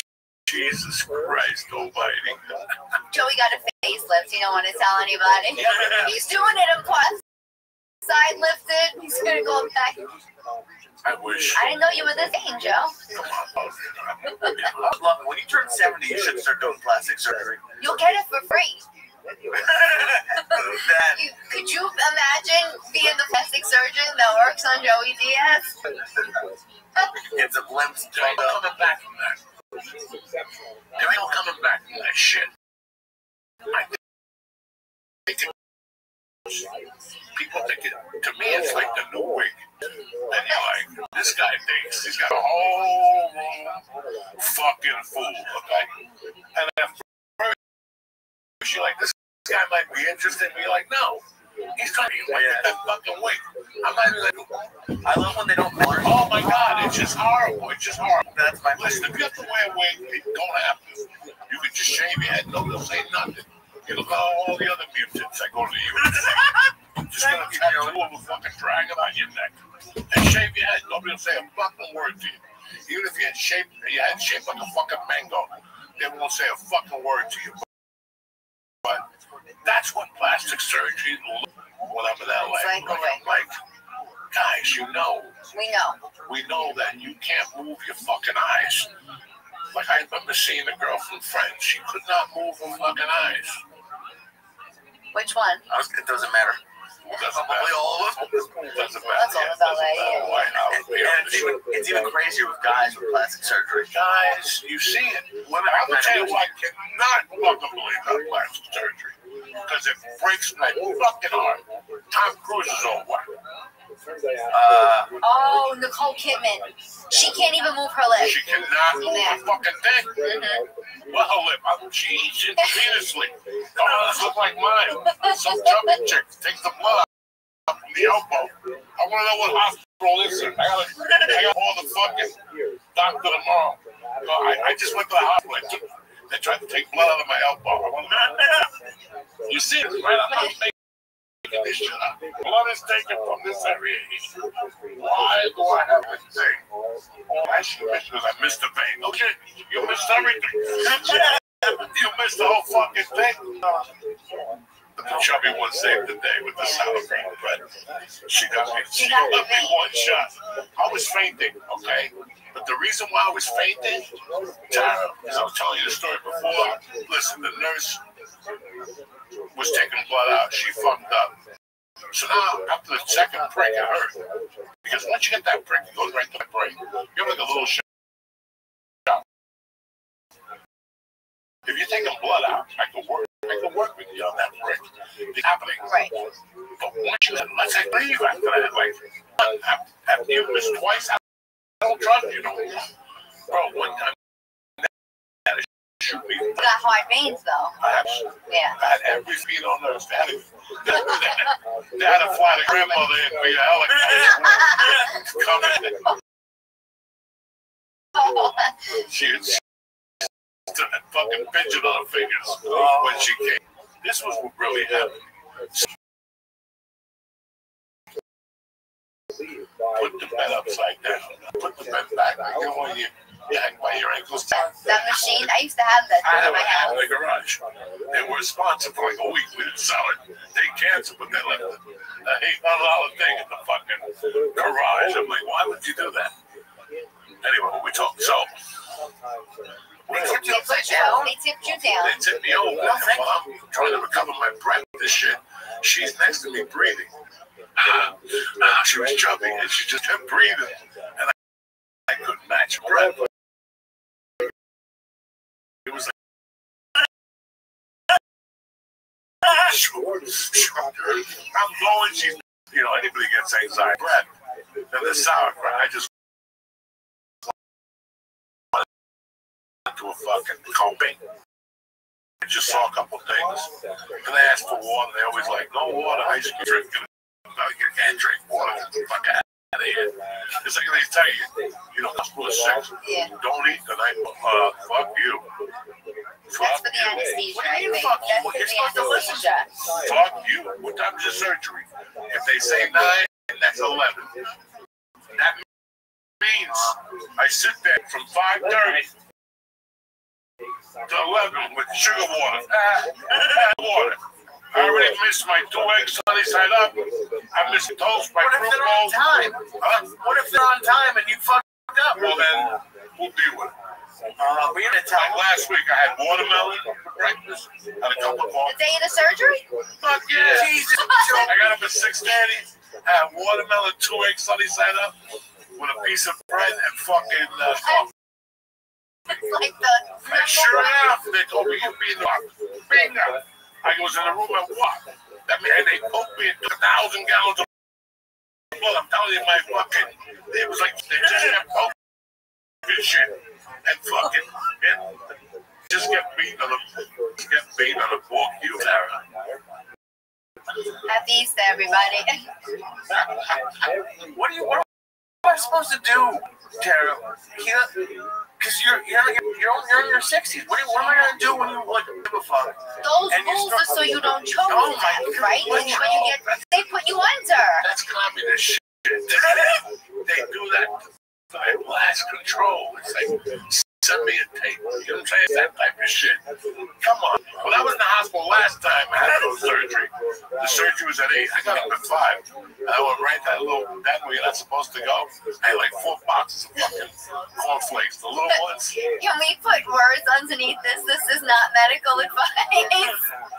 You were receiving or something. I don't have time for that. I'm old. I got one foot in the grave, one in the banana peel. You know what kills me more? If by 11 o'clock you don't feed me, you keep coming in with needles. That's going to depress me more than just give me some meat. Give the brother a grape. You know what I'm saying? So what happens when you get hungry? Like why? Like I don't obviously I don't like being hungry either. Jesus Christ! Listen, if I want to be hungry, I'm going back to Cuba. I didn't come here to be hungry. All right, I didn't come here to be hungry. All right, I didn't come here to be fucking hungry. I've worked myself up to a position. I don't deserve to be hungry. I don't deserve to be hungry. What the fuck? What did they give you after in recovery? Did they make up for it? They might as well fucking shit in my mouth. They tried muffins that was like dissolved. The flavors that came out like toothpaste. It was terrible. It was terrible. Thank God my wife brought something. And again, they're like, you can't eat for an hour afterwards. Listen, I'd fucking stab you in the throat. I don't have time for this shit. Listen, there's a point in me, and some people might go, you know, Joe, you're acting very immaturely. But I'm not, Terry, because when you're paying, I'm paying you. What we do.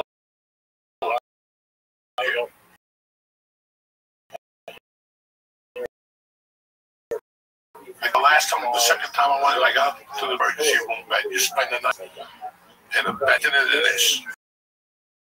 If you fucking go this way, you fall off. Emergency. Again, thank God I could order from so I was living big. No. I had fucking lead problems. Oh yeah, well no, this is no surgery. This is when he had trouble breathing. And there was this sort of Jewish deli across the street and you went over there. The guy who runs it, I'm surprised he has his deli there because he's going to be in the hospital. And his fingers are bigger than any, but there was good food. It was good Jewish deli. But that was good food though. Like you had pastrami, all right?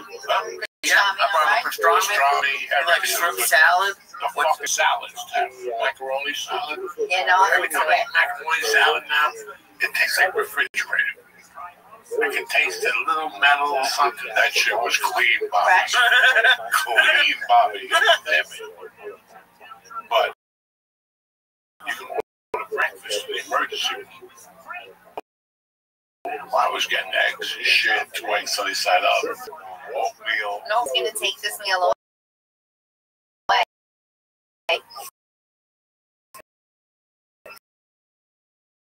Fuck. Yeah, I'm Nothing. It's gonna stop those 2 sunny side eggs. You're in a fucking blood pressure, Yeah, they do. which is $2.50. Water that costs $1.70 a day, and they charge you $2,000 a bottle for that shit. It's water with sugar. No, and I bet they'll put a lot of sugar in there. You know what I'm saying? It's not like so I can at least bounce off the fucking things. Do they charge you? Oh, they hit you big.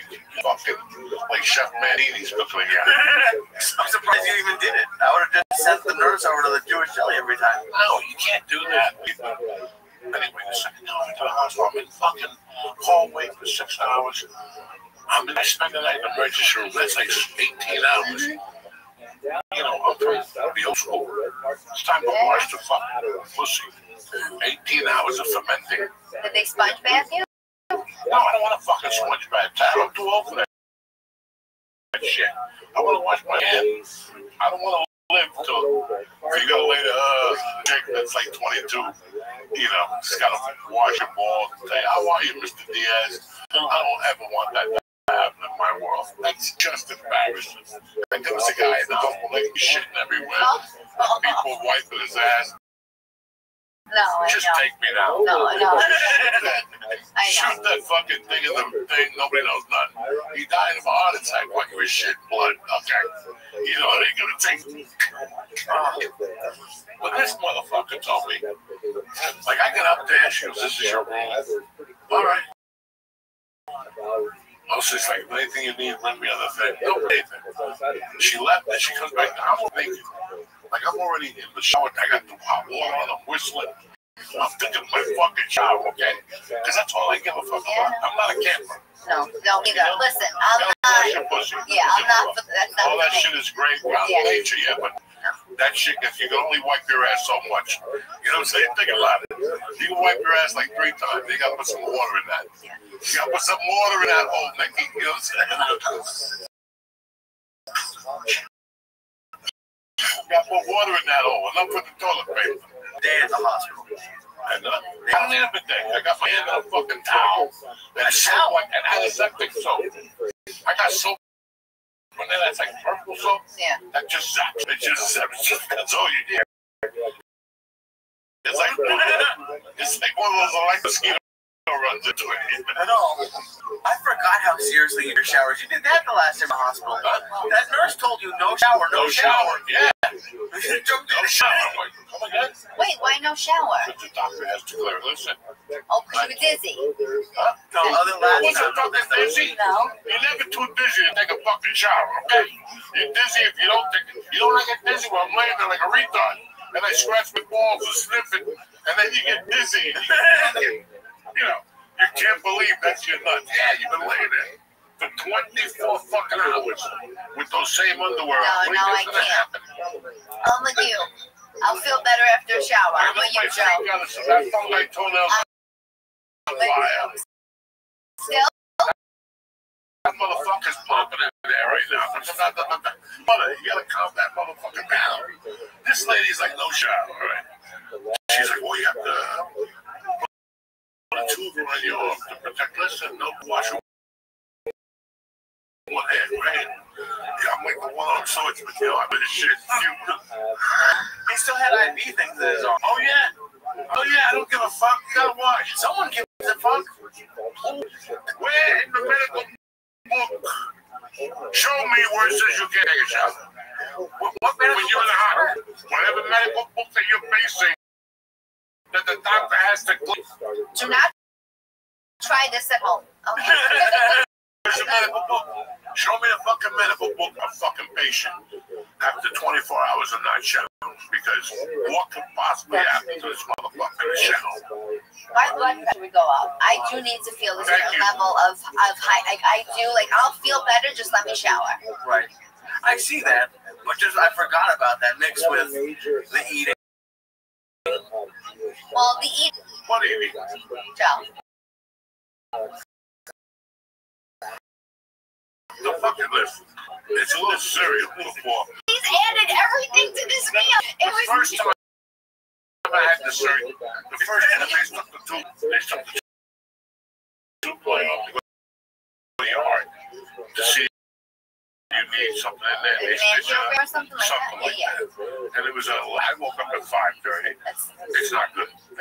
So, like by 7, I know I'm too young. You know what I'm saying? I know me. It's been 2 years. I'm gonna have to do something. So I went in that little room and I got 2 of those, maybe 3 or 4 cornflakes, no sugar. They had sugar flakes. 20 a time. Frosted. I got God for those. It would have really came up with a blood test. Look at this. But I didn't see because I'm a gentleman. Look at health conscious Joey right now. I could have had the honey nut Cheerios, but they had more sugar. It's yours. Does that mean 4 bowls of cereal? Yeah. It doesn't matter. And I had the 1% though. Oh, the 1% doesn't come up. No, it's not watery. It's like the cum that comes out of you. 13. It's like when you're 12, that liquor comes out. It's like a half an egg. You ever see when you I've never seen that. you like the chicken's head, but the rest of it is sperm. But the rest of it is just, like that's 1%, everybody. 1% milk. That's 1% milk. And that's okay before surgery. Yeah. Sure. Okay. Now, if I fucking owner's house and had you have Sunday left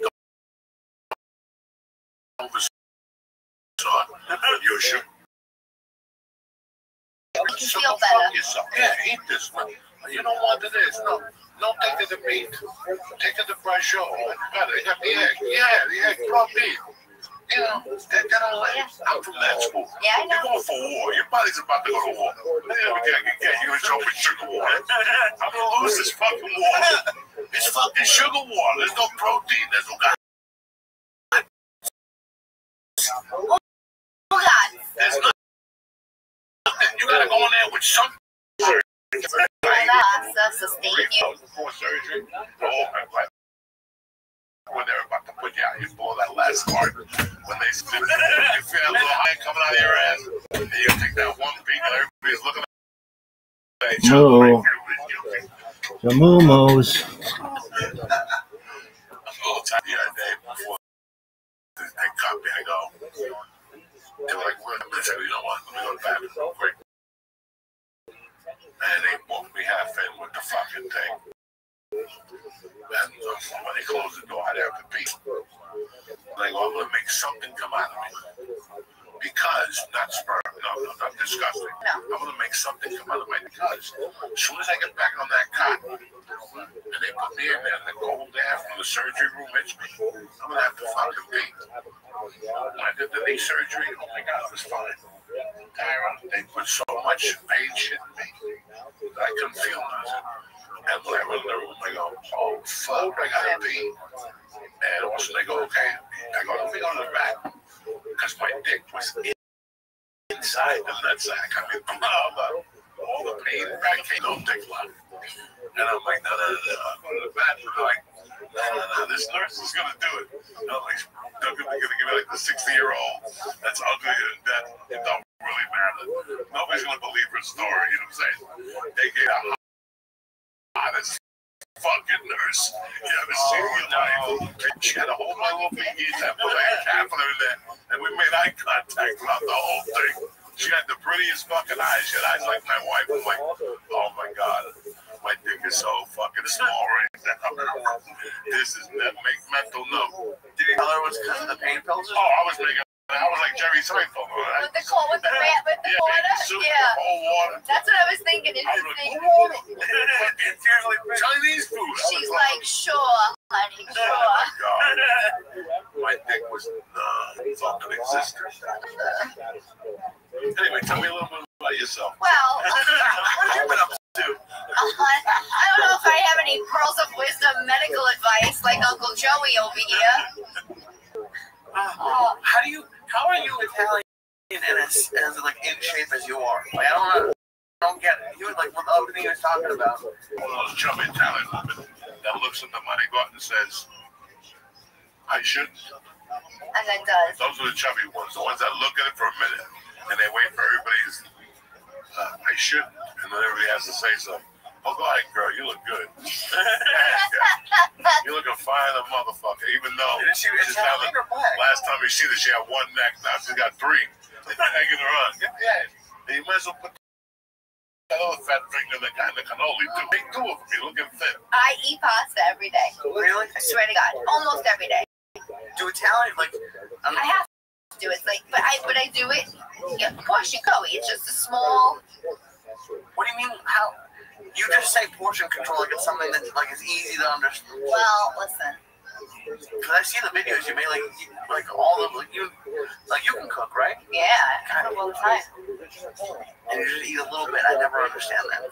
I'm a picker. I like to eat throughout the whole day. God damn. But I gotta keep my girlish figure, you know. Fantastic. Thank you. The life of happy because you're making your own move. It's funny when you realize you're such a fucking jerk. I've been up against the breakdowns. It's hard. Yeah, this industry will eat you from the inside out. This is the part where it's almost the hardest, Joe. I am this idealistic, oh, I'm starting, it's fun, there's no skin in the game. And I haven't hit, I'm in the middle where it's like, it's hard. It's hard. Guess what? It's hard in the beginning. Yeah. It's hard in the middle. And it's on the other end of that fucking middle. You're going to always be fucking hustling. I realize that. And on everything, I still cannot believe out of the 34 years I've been doing this, I really am blown away. Yes, we get better. We're all like fine wine. If you get on stage 6 nights a week and you really put your heart in it, you go right. Sacrifice this, and I'm not doing this. I gotta do it. Shit will happen for you. It's not at the speed. Always remember that. I think I'm okay with it now myself. That I've taken control. I feel like I'm not sitting back waiting for anything to happen. You call me, I feel like I'm doing a restaurant tonight on a Wednesday. You're just doing it to get up. I would do anything to get up. But now I feel like and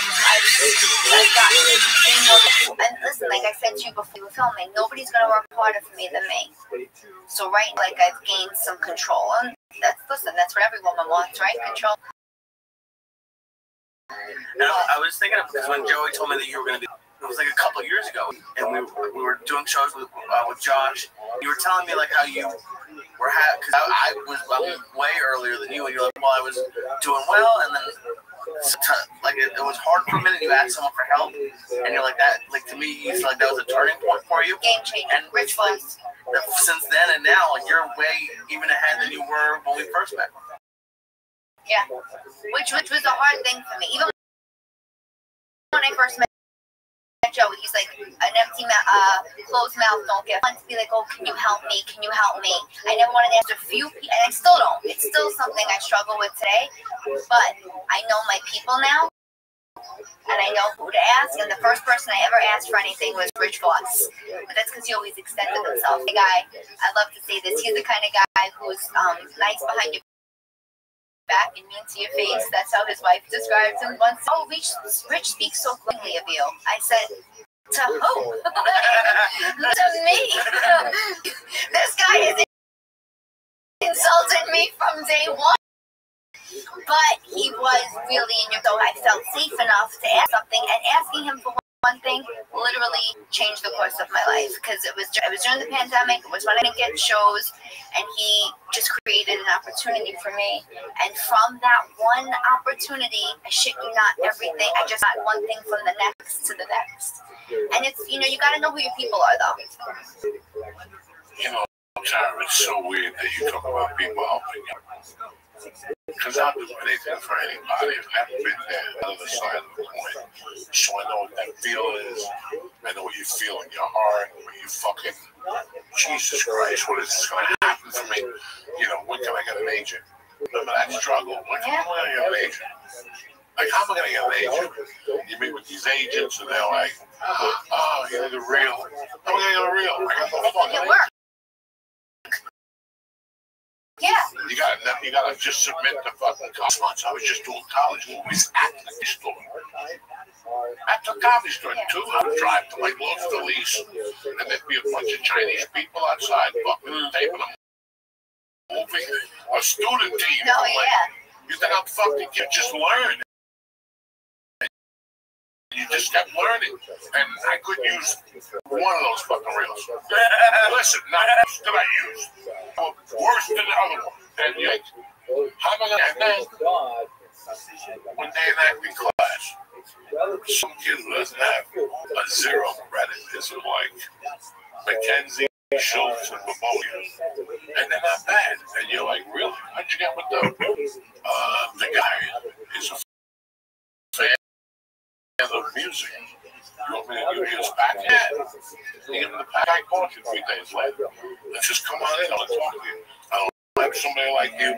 But that's after like 2 years of doing it. Okay? You got my buddy Ricky Cruz. got to LA, asked me what he should do, and I said, Ricky, you're so good looking, and you're so young. Just walk into these agencies and give them a package. You got to walk in. Yeah, but my friend in LA, walk in. He walked the comedy place. Nobody said a word, but he walked into 3 yards. 3 yards. Before he hit the door, the girl chased him. So, hold on. They don't want to see like you Spanish here. She wanted to suck his dick like everybody else. But he saw him in 3 yards. Not because he sent a package, because he went down there. Sometimes you never know what the competition is for. Now they won't let you go there. Now it's like, what are you doing here? Because you're trying to see yourself. Mindful of. When I got that license, somebody came to me and said, Joey, I'm the casting director. Correct? What's my job? The cast. The cast. Hey, and the cast person for that role. You're not going to always call me. You can't call me a fucking movie, but something's going to come. You don't know the girl, but she's going to send you scripts. And there's one thing you're going to look at, Joey. I want this. I'm going to read it. Give me the role. But it's really weird. You have to give me half. Oh, we're not going to have one for people. No, I was put my own auditions that day. That's fucking ballsy. You would go to that fucking 7-Eleven Wednesday at 5 o'clock on Curzon. You know where Curzon and Sunset Street? Okay. Where it all goes down. Okay. That's where that is. That's it. By the guitar. Okay. You don't know where that is? No. Look on a hill, right? That's 7-Eleven. Do we stop at that hill? Like a sort of like, fuck yeah! Remember the old days? That was Stanhope. Was on Curzon. Nick DiPaolo and Mitch Berg on Sierra Bonita. Ralphie May was on Gardner at Gorky Park, the Russian Park. Yeah. We used to buy nickel bags down there. That's Nick was the first guy, one of the first guys I ever had to go buy him before. But yeah, that was the neighborhood and those restaurants there. They have like the Thai place where you take your shoes off. I don't know that. I don't know anywhere where I got to wipe people's feet because they're filthy fucking animals. Even though I got a fucking night dumb to the trim. Well, I got to smell your fucking feet. That smell like, oh yeah, we just came from Runyon. Go wash your fucking feet, you dirty bitch. You got sperm on your toenail. Whatever the fuck we got on there. But what I was saying, I had one place on the corner that used to be a really good man. But that 7-Eleven, I get the fucking paper, the entertainment, and I'd see movies in pre-production. Anything New York. I call my buddy at ICM and I go, get me the script for this movie, email it to me, and I would go through the script for this. If there was anybody I needed from New York, I circled it down to 2 roles. A big one that I wanted and a small one that I wanted. So I try to get the small one first. And if they make contact back with me and say, put it back on tape, we like you, big one. And that's the longest shot. Is it? Yeah, I do like one of those backstage magazines? No, I knew the longest yard was coming out, and they wouldn't see me. They had already Big Pussy or Tony Saragusa in mind. And I just thought of that because I was watching The Sopranos the other night. I was on late, and it was the only episode Saragusa ever did. It was the episode I was supposed to do. Spider-Man 2. I emailed the shoot 3 days in The Sopranos. His pussy's brother. Oh shit! Which? Look, this is you didn't know shit. No. So I'm shooting Spider-Man 2 like a motherfucker. I'm not shooting a thing. I'm there smoking dope, walking around drinking pomegranate juice like fucking like Johnny Bastille because pomegranate juice was heavy duty those days. It was like $9 for a little container and shit. You either had a shop or you just didn't drink it. They had like gallons. I would get there in the morning just to get there early, down in my bag, dressing room, and sit there all day. Joey would It's pop. Relatives. I love it. So I was in the middle of Sue, and I get a call. Fucking, because after I auditioned for the Sopranos early, she told me to send her a tape, and Italian, and I forget what I booked, and I say, and I didn't hear from her for like 3 months, and that's when I heard Georgine. So I heard from her. She goes, I want you to read for this role. The long shot. No, fucking. No. You should put it on tape. It's yours. It's yours to lose. That was the expression they used. It's yours to lose. I'm shooting Spider-Man 2. I'm on the fucking set of Spider-Man 2 when she can't get my sides to me. Because you couldn't email them in those days. They weren't that technical. You had to fax them. Jesus. You had to be home. It was 2000. You had to be home. Switch the fucking thing on the fax to phone. You don't remember that. You're too young. You motherfuckers are going to wait for the call to come through.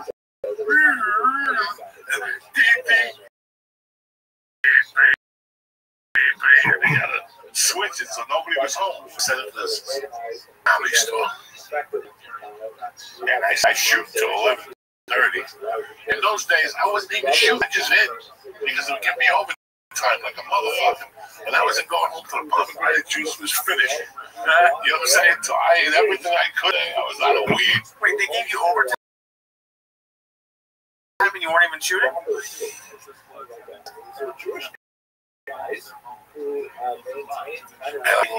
If I knew an actor went home, I would go on his dressing room and TV. And then when I was ready to go home, like if I had an 11 o'clock spot, about 10:15, you'd see me lurking. And I'd see like 2 of the girls going, Joey, where you been? We've been looking for you for an hour. You cut. Come on. How come nobody told me? I was in my room. We went to your room 10 times. And then I would go right to the director, Sam Raimi, and I'd go, Sam, when am I going home? What happened? Joe, you've been there from 7 o'clock in the morning. Enough is enough. So I would just show up, like, what time are you going to be here tomorrow? The second's here at 6:30. That means my call's 7. But I would show up coked up for the night before just to get like juice, fresh shit. Breakfast is definitely the most important part of the meal. We've learned this from the episode. So now I go back to the comedy store. When I get to the comedy store, Joey, your sides are in the manager's office. Yours and Dama Rabbits. You're both auditioning for the Sopranos. And somewhere or another got to some of the Sopranos that me and Dom were auditioning. And that motherfucker did it by himself to go to one for the producers and say, you know, Joey Diaz, and it knows the confidentiality agreement. You weren't supposed to say that. So I got a call Friday at 2 in the fucking morning. I just got home from the comedy store. I just got home with the TV on, up in the dairy, I'm at the couch, and my fucking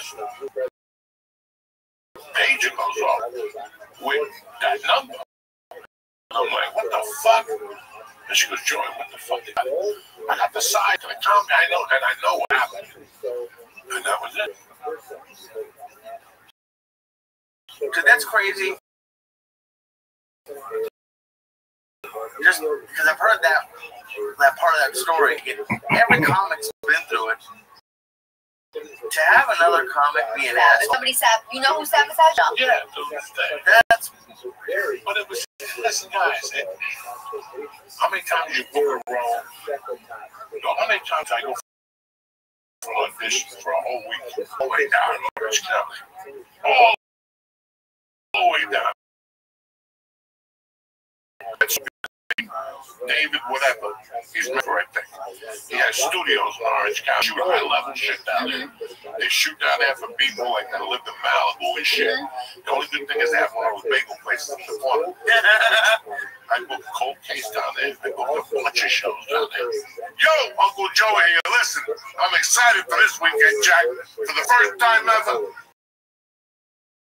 we got an all-women's boxing mega event right over there in New York City. 2 title fights on the same night. Like me, you love the action. You need to check out Draft. If you've never bet with DraftKings, Get ready for an adventure. Just pick who you think is going to win. And that's it. If you're new to DraftKings, Uncle Joey's going to make it. Bet $5 and get 150 in bonus instantly again. Bet $5 and get 150 in bonus bets instantly. Get ready to put your money where your mouth is.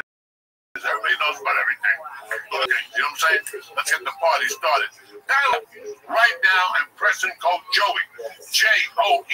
That's code Joey. Joey. That's me. For new customers to get 150 instantly in bonus bets. You just bet $5. Only at DraftKings. Hey, the crown is yours. Saturday night. Be there or be square. DraftKings, Jack. Let's go back to the bread right now. Gambling, call 1-800-GAMBLER. In New York, call 877-8-HOPE-NY or text HOPE-NY at 467-369. Help is available for problem 888-789-7777 or visit ccpg.org. Please play responsibly. On behalf of Boot Hill Casino, eligibility varies by jurisdiction. Void in Ontario. 7 days after issuance. For additional terms and responsible gaming resources, see dkng.co/audio. What was I getting at? Don't be talking about that place down there. Yeah, but I said, you know who sabotaged you? You said, yeah, even when I went to Orange County. You go down there. I think it's free time. Tuesday. You read. You go home. Also, you're going to call from grades. Same place. You go back there, there's 8 people in the room now. They're all like you, right? They're all like us. And then that night you go home, but you don't hear it at 7, so you're like, I didn't get it. So about 9:30, 10, they call you again. They go, come on down again tomorrow morning. Same place. You're going to meet with and they're also going to do a screen. And then you go down there, and it's always at fucking 4. So you get stuck on traffic on the way back. You're not getting home till 8 o'clock, so I'm going to get something out of this. I used to get fucking pissed off when you have to go from the 10 to the 405. I don't wish that on anybody. I don't wish that on anybody. Anybody. And you're all fucking fired up. And all of a sudden, Thursday, you don't hear nothing. And you're fucking a gentleman, so you go, what the fuck's going on? Happy done it, what's going on? And then Friday morning, and they leave a message to call you back. Then you're like, oh shit, I booked it. And you pick up the phone and they go, hey, we just want to call you. We went with a black guy instead. Wait a second. I'm in the room with nothing but fucking garlicky Italians all week. And you're going to tell me now, after $90, that fucking they went with a fucking black guy. That happens to you too. Yeah. So you have no idea. You have no idea the reason. Okay? And that was when you had to really drive down a lot. Now everything's online for the most part. So you gotta do it at home. Yeah, same. Yeah, you gotta self-tape, and I'm owning 92 on my own in Jersey. It was an Apple show. It was a good show, but I know I'm the fucking kiss of death. And here's the thing. Right now, listen,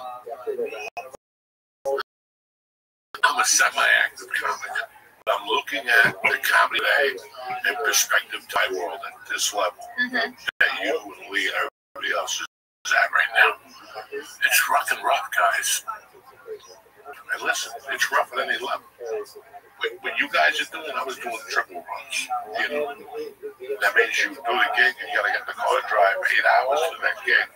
You gotta do radio for 2 hours, then you go to your room, and you sleep for 3 hours, then you gotta fucking go back and do radio, then go do the show. And on the way there, they tell you can't say fuck or Indian. Because you don't buy Indian because we just don't say Indian. You know, it's always something. And, you know, I just want you and everybody, like, I'm really proud of you that you're shooting this fucking special, you know. You funded it? But I got an offer. Okay, there you go. They made you an offer. I mean, I just want, you know where I'm at with it, where it's like, I just want to puke the hour. I'm done with it. I'm already done with it. So it's like, I'm the hour myself. Like, it's like, you're ready. I'm ready. So it was, whether I did it myself in October, which is I plan to do it myself this year. I came up the road with Josh, and I spoke to himself, you know, from your hour, and I literally got leave that weekend, got an offer for somebody to do it. And I was like, all right, and I get an advance. So I was like, okay, this, you know, makes sense. Just, you know, man, it's I like the bullet, the gun to my head too, in the sense that, like, I would have done it, but I would have, not that I would have sat on my ass with it. It's nice when somebody's like, no, this is the date, this is the place, this is what you got to do. So it removes that part of the thinking for me. When you know it, I just want to write jokes and tell jokes. I don't want to do all this other stuff. So when you have somebody else to come in and kind of like, oh, okay. And it's cool for me with Tab, like, I don't mean this in a bad way, but, like, because, Joe, you give me, like, a ton of advice, and it's great, and I appreciate it, and you've been doing it for 30 years, but, like, with Tara, like I said earlier, like, I've seen you go from one plan, I see you doing it, and it's like, when you were coming up, Joey, there wasn't, like, so there was that, so when we met, there was, but that was just coming up, and it's like, I see it I'll tell you something. Yeah. It's not only fucking social media, guys. No, I know. It's that. Listen, you can be the funniest motherfucker today. Funniest motherfucker. You're a little edgy. Maybe sometimes you have to suck your dick. But for the most part, everybody's scared to follow you. Everybody's talking shit about you. And you don't have a manager. You know, you don't have. So what happens? You don't get to 50% of things just because you're not walking in there. I know now to get into a club, somebody's got to call down there. When I got into the comedy store, I called myself. Right on top. Got that, okay? Like, well, got that. Joey D is, listen, Scott, I know anybody you're ready. We'll put your name on the list, and we'll okay it, and then about 6 to 8, what the fuck do I do? For 6 to 8 fucking months. And through the grace of God on a Friday, and they asked Doug, is your buddy available? He goes, yeah, call him up. He's at my house right now. And Scott, they called my house. You got a showcase with, you know, 2 after that. What did that consist of, the showcase? You had like a 10 to 10. What was the time frame? 3. Yeah, that's what they give. So, yeah. 3. 3 minutes. So remember, I got out of the car. That's why I tell people, you ready? I didn't have no parents. I had no family. I had George. I dropped out of high school, fucking went to prison. Okay, I fucked up. But this is a story that nobody believes. I got to LA, January 27th, and I was a regular at the Walk of Famous Comedy Store February 19th. Your birthday? The birthday, yeah. My birthday. I wasn't even that. Ari showcase. How many times? 18 years. Him and Simone too. Who? Ari Shafir. Yeah. He talks about it. Like he had like a time before he had like a breakdown in the middle or something. He talks about it on his podcast. I can't imagine. I said I don't even tell this to people because they go, don't repeat that. Rogan was you guys know that Rogan was an unpaid regular. Well, that is Crazy. the part about that's nice for like me. Cause Unpaid regular who had a follower. You're not getting paid. You got to follow Richard Pryor at midnight. That means you go on at 10 to 1, 1 o'clock. Everyone's leaving. As everybody's leaving after Richard leaves, and the whole audience, they throw Rogan up there. Okay, these guys, you don't see. But that's what makes you strong. That's what makes you strong. Torchy. Yeah. Again, I got to that. happy people. I got to the store on a Monday night. I got to LA on a Monday night. I washed my pussy. I got a trailer. Me and trailer. We drove all the way from Seattle. Well, by the way, in San Francisco, the frame broke. Yeah, you have no idea. That was another week that I showcased every night in San Francisco. I got to like 3 clubs because the truck broke clubs up. I was too busy. Went, got to LA on a Monday. Go to a restaurant. You don't know what that is. Their other business. And then went to the store. I think it was the piano player for the Stephanie Mills show was from Seattle. And he'd go to Seattle and me and Johnny opened. And there was maybe 8 people in the audience. And Eddie Griffin was on stage. And Don Barris was on stage. And they were looking for something to go on. And James Stevens III goes, okay, get my little brother Joey Diaz. And I went up there in a bag of dicks. There was 4 fucking people. And they told me when I got up, leave and get up. And go to the Laugh Factory on Tuesday morning. So I went to the Laugh Factory and I stood online. I got there at 6 o'clock. Please, don't fucking come to me. No, I know. That was like, I know. That was like the comic strip back in the day. And here's the evil. But the Laugh Factory told me to go fuck myself. He was like, nah, get the fuck out of here. You're a fucking Vegas act. I told you, Latino night was Monday. And I was friends with Gabriel, the other Gabriel, and fucking he booked the room. He was there, Jamie. And it was the busiest night of the week. So I went to go up every Monday at 9:25 in front of 300 fucking people. We'd be coming off the rack. This was, I was doing triple doubles back in the day. Triple doubles, you do the Improv, the Laugh Factory, and the Comedy Store on Monday night. Because those were the biggest nights. It was Freaky Monday at the Improv. So the first 5 acts were white. And then they just turned off the lights. Motherfucker, you know what I'm saying? But it was everybody. What was the greatest day every Monday? Kenny Kirkland, Guy Torrey, who I just sent the video for his fucking son-in-law to Monday night. Teddy Murphy, all those rap bands. Biggest bag of dicks I ever ate was on Monday night. Oh yeah, I could hear fucking the silverware, and it didn't go down there for like a year. I was like, I ain't messing down there playing on Monday nights. So I went through all that. Like I but 3 weeks to be a regular. I mean, listen. But you gotta get your wins. That's a huge win, right? Like you can't have all losses, right? And that's what it is. And we talked about this the first time I ever did one of your podcasts. It's like you can get 30 bad shows, 30 losses. You get 1 win, and you're like, all right, I'm back. In what other career are you taking all those hits? And now you're like, I'm fucking back. And you listen. Nobody's gonna argue and say you had an easy life before that. So this is it. You know, you want that win. You Joey Diaz to get that win. Yeah. One thing he having me on the road is and I go 50 cents, I pay him double. I pay him double. Yeah. And in my heart, I'd rather not go home with anything and make that person's night because I remember there was a lot of people who fucked me. Yeah. So I'm gonna give you 50 bucks. For 35 and shit like that. There was a lot of you're so green, you just want to work again, that you're naive. It's like getting molested. You just it's, you know. No. You just put it behind you.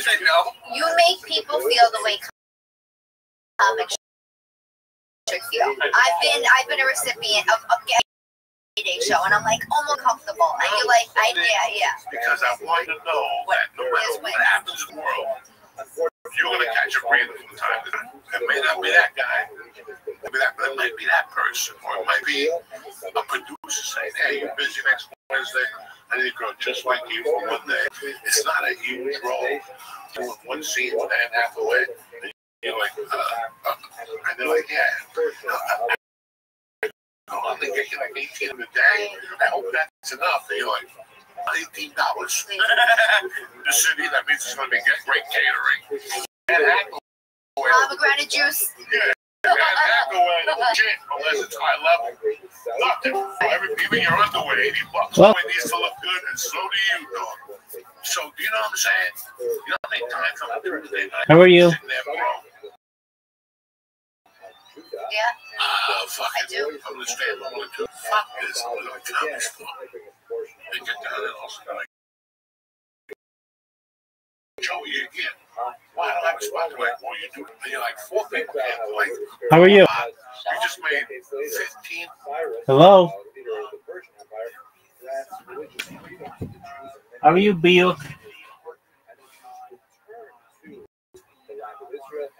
Hope you're having a great day. Second resurgence of some level of Jewish sovereignty in the land of Israel. It's not a complete sovereignty. They're still part of the Persian Empire, but nevertheless,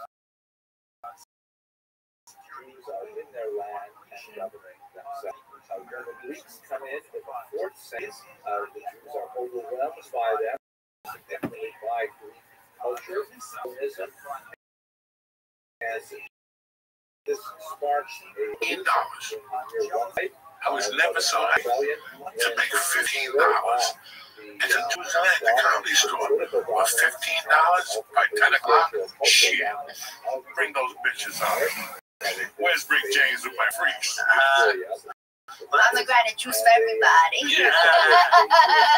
Yeah. And you know what? I got another 3. I'll stick with it. It's like when they go to kill Morty. No, wait. Oh, yeah. What was that thing? Oh, that broke my heart. Yeah, it breaks my heart Yeah. too. But the point is, you're like, you know what? I was thinking about packing my bags. My mother got one from the grave on the banana field. You know what? I'm not doing much out of here. All of a sudden, you got a great spot, and you're like, what's like my mother's dying without me at the bedside? That's like, I know you're like, I know it sounded like you're embarrassed about getting started. You're embarrassed about it. No. But like, for someone like me who right now is like struggling, I feel like I'm having good sets. And I'm like to be this, even in the top 2 levels of clubs. But like, you know, the smaller New York clubs that like I think I should be call you back. But it's like if you had gotten in at the Improv or the Laugh Factory, that wasn't the Welcome. you got in. How are you? Yeah. Yo, what's up, pimp? Listen, I'm gonna tell you right now. Living. Floor managers of clubs would come over to me. I'd be What up, baby? in New York. What's good? I hate to say Kelly, but you What's up, baby? Living the dream. Every day's a holiday. Every meal's a feast. How'd you find out about me? Oh, I find chicks clips. Fuck yeah, man. Absolutely. Yeah. Welcome. Do you mind if I tell you about myself? Appreciate you. Oh, well, I appreciate you. Do you if I tell you about myself? Yeah, please. I'm Rabbi Rothschild. I stream live 24 hours a day, 7 days a week, 365 days a year for world peace. I've been doing so for more than Yeah, dog. I've been doing so for more than 3.5 years. Have you ever seen the movie The Truman Show? Or the television? They're basically just like instant videos of people. And I've done this now on 22 different YouTube streams simultaneously. And I do so for world peace. I don't want war anymore. And I want to bring the world together by showing the world that we're not all that different. I've been streaming 24/7 since the pandemic queen, the birth of AI, the coronation of a king, and everything in between. In 2018, The Economist magazine stated that data was Earth's #1 resource, more valuable than food, water, gold, air, which may make me a very influential person. And if that comes to fruition, I'm going to make all your friends and family very, very rich. I'm going to help everybody who's helped me along the way. So what does that mean? I'm going to give you all the money that you need to become financially independent if you're not already, to create generational wealth if you don't already have it, and to create charities and philanthropic organizations that are near and dear to your heart to help the world. How does that sound to you? Sounds good. Excellent. If I were to give you all the money that you needed, what kind of charity would you start? Let me think. Take your time.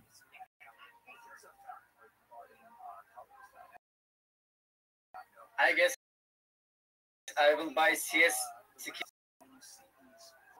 skins. Oh, what kind of charity would you start? Do you know what a charity is?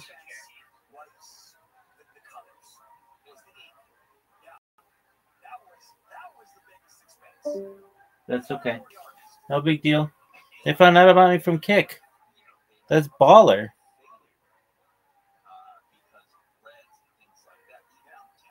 You know when you're doing well.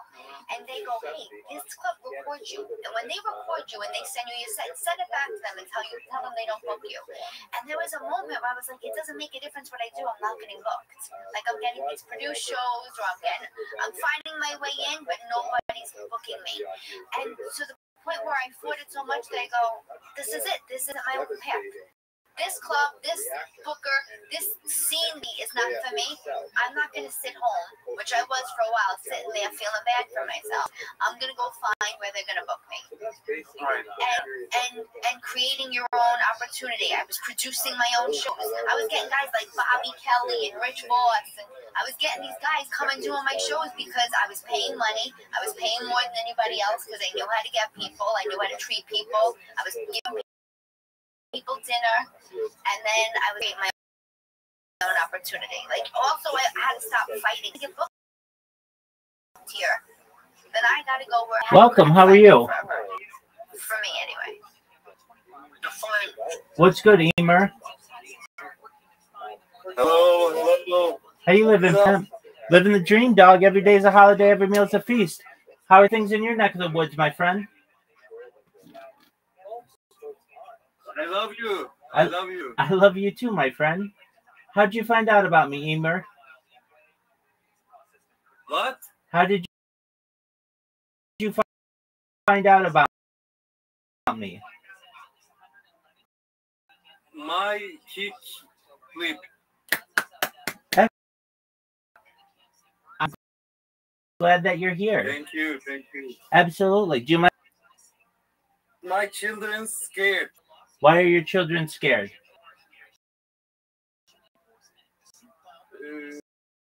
Because you. Okay. For children.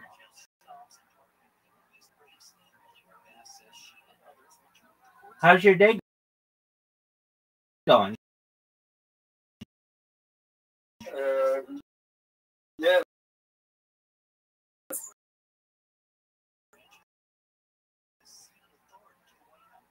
How's your day going? Okay. What's your primary language? Turkish. Just a moment. Okay. I'm here. I don't want your family to be scared. So just a moment, I'll speak Turkish to you. Oh, okay. Absolutely.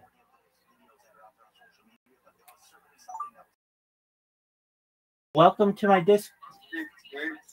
Welcome. I hope you and your family have. Welcome to my Lord. I'm glad that you're here. I hope you and your family have a wonderful day today.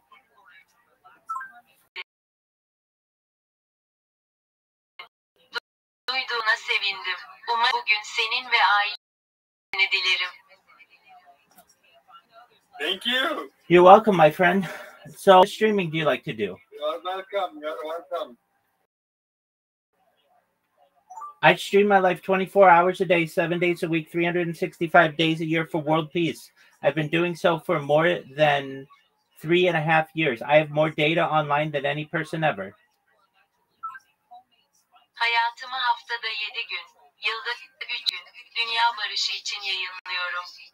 3,5 yıldan uzun süredir bunu yapıyorum ve internette herhangi bir insanın sahip olabileceğinden daha fazla veriye sahibim. I stream my life for world peace. I don't want war anymore. And I want to show the world all that different. So I give people portals into my life. I'm currently live on different YouTube channels right now. Hayatımı dünya barışı için yayınlıyorum. Artık savaş istemiyorum ve dünyaya birbirimizden o kadar da farklı olmadığımızı göstermek istiyorum. Bu yüzden insanlara hayatıma açılan kapılar sunuyorum. Şu anda 20'den fazla farklı YouTube kanalında canlı yayınlıyorum.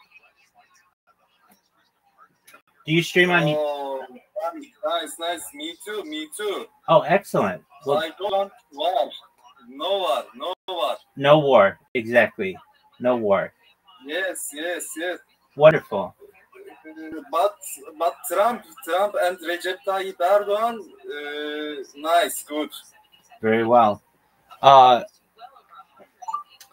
also talk about ending world hunger through the use of technology such as agricultural drones, floating greenhouses, saltwater greenhouses, hydroponics, vertical farming, and cloud seeding. I'm very much about technology in the future. Tarım, dronlar, yüzen salar, tuzlu su, seralar, hidroponik ve dikey çiftçilik gibi teknolojinin kullanımıyla dünya açlığını sona erdirmekten bahsettim. Bulut tohumlamada, gelecekteki teknolojiyle çok ilgiliyim. Turkey. Yay.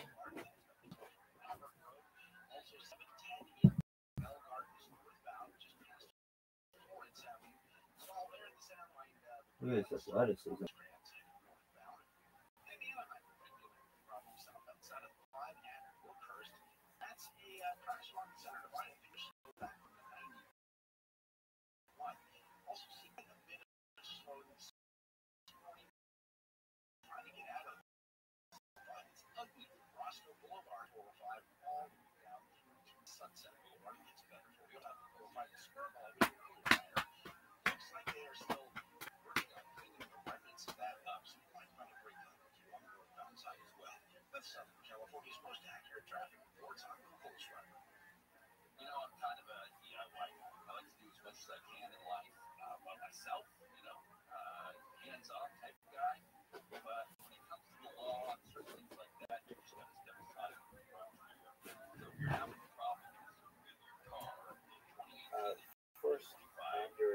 Strongly. What do you mean? What, like the struggle I'm having? I'm not mad at you. I just want you to tell me, define struggle. And the thing is, I'm further ahead than a lot of people on my level, but it's, you know, when I moved here almost a year ago, my goal was to, like, be getting a spot a night. In my head, I was like, if I could get 4 to 5 spots a night at any club, 4 to 5 spots a week. Welcome. At any, like, How are you, Joel? How you live, pimp? How are you? Kicking ass, taking names. How are you? Same on me. What are you watching right now? Jewish History podcast. Can you close one of your mics, please? You can mute the one that is not here. Okay. I saw the guy with Buyuk. Yeah. His name is.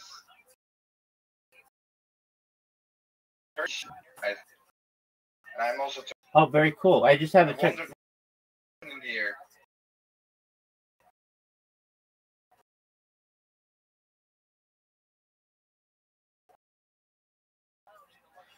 What do you mean? What happened in here? No, what happened? Bro, you already sent me too many inviting links to my Kick channel. Oh, excellent. You found out about me from Kick. Well, I'm glad that you're here. Yeah. Do you mind if I tell you about myself? Yeah. No. You can. I'm Rabbi Rothschild. I 365 days a year for world peace. I've been doing so since the pandemic. This stream goes back to 2020, essentially more than 3.5 years of content. Have you ever seen the movie The Truman Show or the television show Big Brother, Jalal? Yeah, I have seen it. Okay, excellent. Well, that's essentially what my life is. I'm live on 22 different YouTube streams. 20 you can watch my whole life. I eat, that a person does, all being live streamed, and I do it for world peace. I don't want war anymore anywhere in the world. I want to show the world that we're not all that different. I also talk about things that I feel will help the world, such as ending hunger through the use of technology, such as agricultural drones. Can I ask you something? Absolutely. If you don't mind. Go ahead. It's a little bit special thing, by the way. I think so. Can I? Yeah, go for it. I didn't hear you. Yes, go ahead. Okay. Oh, when you live for 7/24, yes. How do you jerk off? Well, how do you sex it? Yeah, sure. You just go under the covers. Oh, really? Yeah. It's insane. Okay. That's okay. Yeah. So when you told me I'm live 24, yeah, I just wondered this for like a man. It's a bit special question. That's totally understandable. Yeah. So you don't know what I'm doing under the covers. I could be itching. I could be stretching. Who knows? But yeah, if I ever need to. Okay, it's perfect. That's right. So I have a timeline or a time capsule for human history. Goes. We've seen the death of a queen, the birth of AI, the coronation of a king, and everything in between. In 2018, The Economist magazine stated that data was Earth's #1 valuable than food, water, gold, air, everything. And that means that data is Earth's #1 resource, and I have more data archived on the internet than any person ever, which may make me a very influential person. And what does that mean for you? It means that when I go viral, I'm going to help you, and I'm going to help every person who's helped me along the way. I'm going to make you very rich. I'm going to give you everything that you need to become financially independent, if you're not already, to become to create generational wealth, and to start charities and philanthropic organizations. How does that sound, Jalal? Sounds great, but can I ask you, what's your wealth then? I'm financially independent. It's strange. It is strange. How then? How you gonna do that? Well, so data is Earth's #1 resource than any person ever. I go viral. I've created a bot that basically promotes me on multiple platforms. More influential than Elon Musk or Mark Zuckerberg? I will be, yes. I have more data on people will watch my life future like it is the Epic of Gilgamesh or like a biblical story. It's the story of a human life. It'll be very exciting to people. And now I am a part of it. Now you're a part of it too. Absolutely. It would be like when somebody from the Epic of Gilgamesh or the Bible met somebody along the road, and we meet for, and you're like now a character. Yeah, I'm a sign out. That's correct. Okay, I did. Absolutely, you'll be. Thank you. You're welcome. You'll be studied for tens of thousands, if not millions, of years into the future. It will be great for me. Thank you. So much. 100%. It was a pleasure to meet you, bro. Hey, you go do what you need to do. Just more than anything, always here to help you. If you ever need anything, I'm here for you. I'm here to be a positive person in your life. I'm here to have an optimistic view of the world, and I'm here to give people hope. If there's anything I can ever do for you, Jalal, or your family, you let me know, okay? Thank you. Thank you for everything. Absolutely. See you later. Come back soon, my friend. Take care of you. Absolutely. Come back soon. Take care. Too. Bye-bye. Okay, I will be. Thank you. Bye-bye. Shout out to Jalal. Gotten good feedback. I've gotten spots, but then like someone else is struggle I'm having right now is getting like saying, like at actual getting consistently booked is been harder than I thought it was gonna be. There's a lot of comedians. Listen, I'm not making excuses for anyone. I'll tell you what's going on. Right? You want to do anything, you got to go to social media. If you really think it's social media, how can I make my social media different? I'm struck. What can I make my social media about that I'm doing something different than anybody else? You know, right on social media is what I see. I see people doing stand-up. I see some guys swinging kettlebells. Right? A ton of people swinging kettlebells. A ton of people doing stand-up. And a ton of people doing Right, Joe, Rabbi. and a ton of vitamins for sale. That's my I don't even regular for whatever the fuck people. And cats. And sometimes cats. Siamese love it. I know. I'm calling this Siamese I know. love it. And it's weird when I see, and I'll check with these comedians to see what they are. And it's all, listen, if I'm alone, like I can't tell you how aggravated I was on the 4th of July. I'll tell you afterward, at a particular club. Because there's reasons why I don't work in a club, and people will be one thing. And I feel like emailing them, you're such a fucking mutt. I'm a social media repairer because you're just looking like a mutt. And if I'm on that schedule, you're making me. That means I'm begging on the 4th of July. The only thing that should be coming out of your fucking thing on the hey, for lunch it was serving an American special, right? Or we are closed today. And due to respect to the soldiers who have fallen for our freedom. It's that simple. We'll reopen next Tuesday, call us then. This motherfucker was, every time I looked at Instagram, he had a new comic up. He's pushing September, October, and August. Like, this guy can't even sell next weekend. I feel like calling the guy going, you're a bum. You're immoral. You know what I'm saying? Like, what the fuck are you doing? There are people who are just disaster life, and that carries over to their social media. It's the 4th of July. Don't say a fucking word.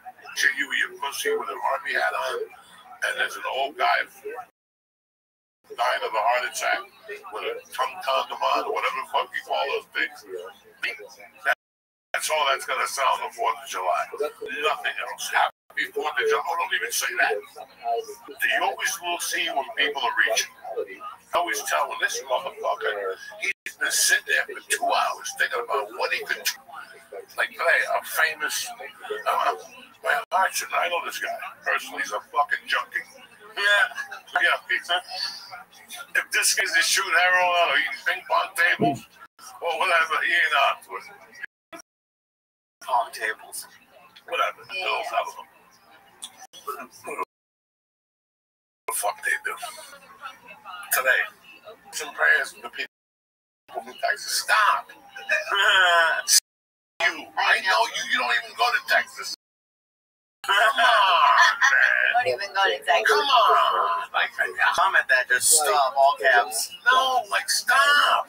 Yeah. Like, I look at that shit and go, stop, don't even put nothing. You know, I hate when somebody dies, all of a sudden, everybody's going to pick up the dude. Like, Jesus Christ, is anything sacred? The dude just died. Here's me and him at a bowling tournament. Nobody cares, all right? The guy's dead. He can't do nothing for you. Don't even put the picture up anyway. He's dead. What the fuck is wrong with people? Watch. Just wait for somebody to die. Go on Instagram the next day. Everybody's got a picture. Oh, everybody does that, yeah. Oh, my God. It's like, come on. Maybe the few close people do it to commemorate, the others do it to brag if it's somebody famous. That's how I look at it. You know, I don't know. That's how I always view it. Like the show that they, yeah. But it's not like they were out like they're cute. It's like they caught them in line at a Starbucks. Yeah. The person has no idea who they are. Yeah. When I met so and so briefly. Yeah. Listen, it's a comedy show. And you're part of the church family, and you want to come. Nothing bothers me more than a comedy show. Comedy because guess what? I'm getting a picture today. Oh yeah, because guess what? You're gonna put that picture on Facebook. Well, come here, let me tell you something. You still suck.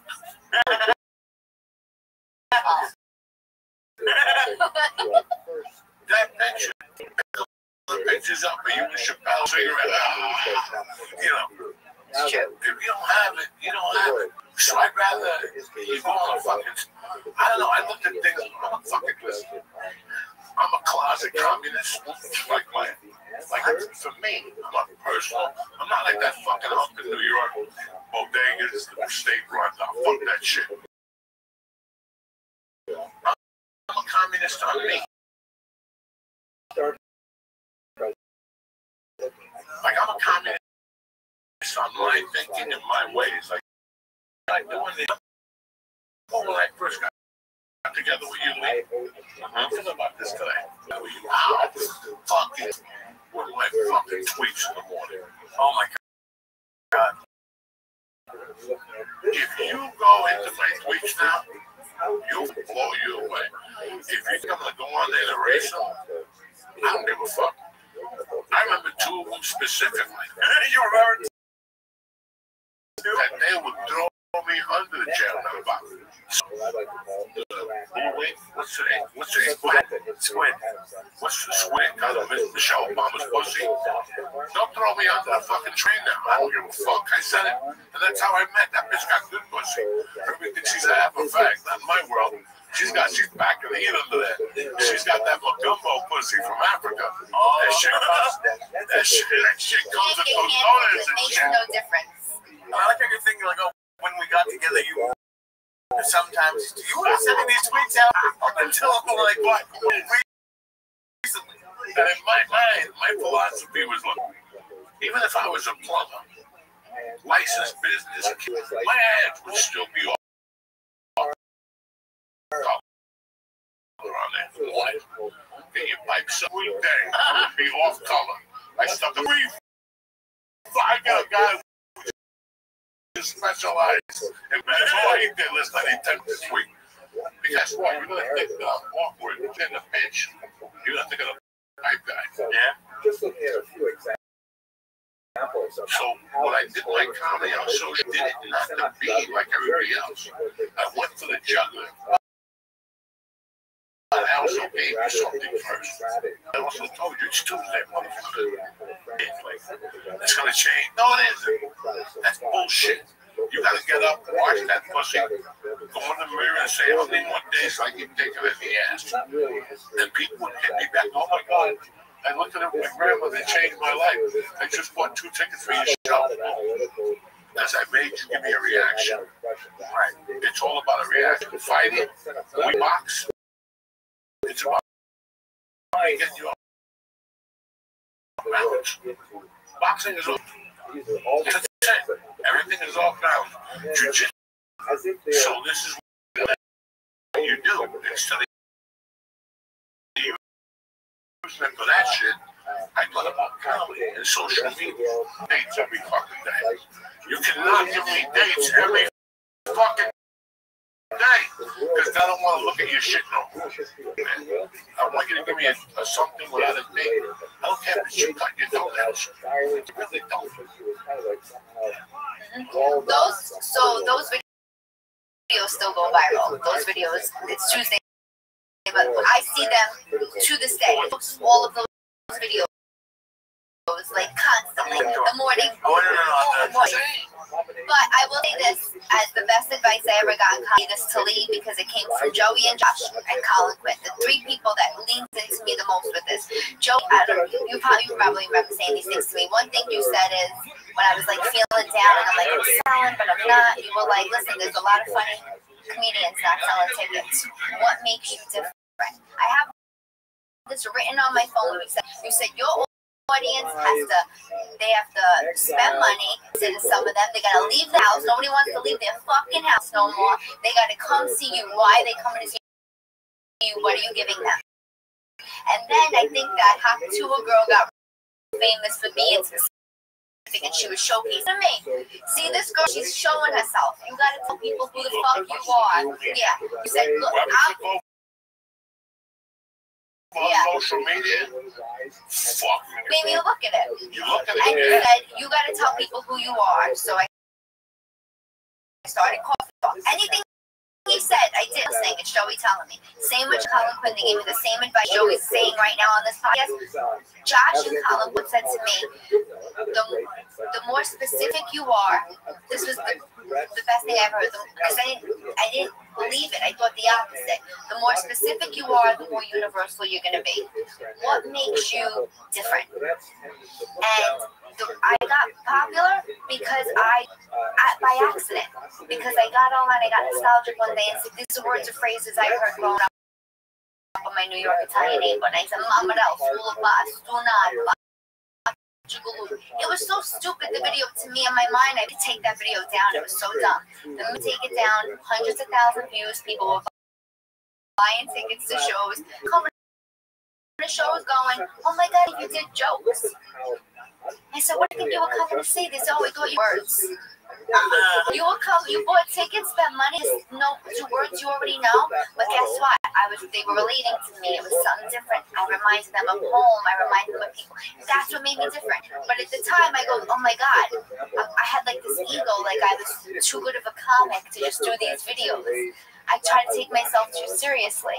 Really, what I did was just stand out and be really, really specific the way he was like, I'm going to give you something. I was giving them something, and they didn't realize what I was even giving them. See, that's like the struggle that I'm having is I don't know what I have to give them that's like unique. Like, I look at social media, I'm like, okay, this is an idea. I look, 18,000 people are doing it. What's going to work for this person? Not going to work for. I throw shit at the wall to see what's six. Joey called me one. Stop interviewing people on the street. I go, I don't know. Joe, I'm trying to do different fucking things. He called me, what do you do? You anybody, tell people who you are. But I hated those words and phrases, so I words and phrases. He called me up. Stop interviewing people.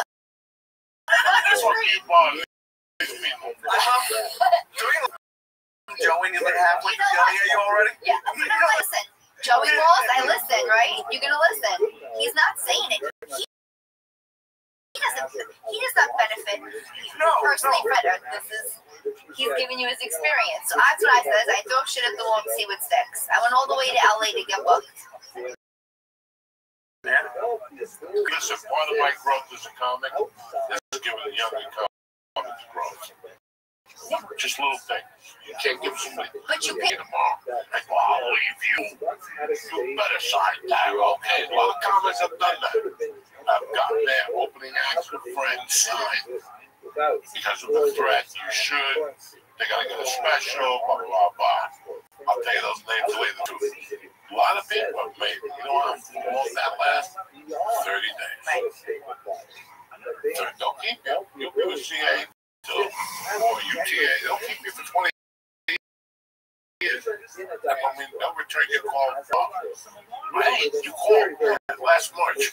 I was thinking about it. I had a role for you to move you, but I couldn't get a hold of it. Yeah. Since last March.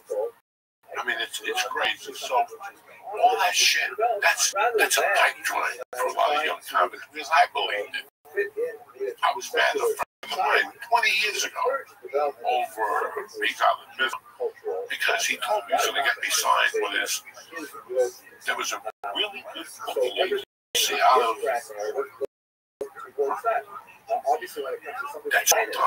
small town in Northern California as you get out of one of the best booking agencies in the world was Ojai.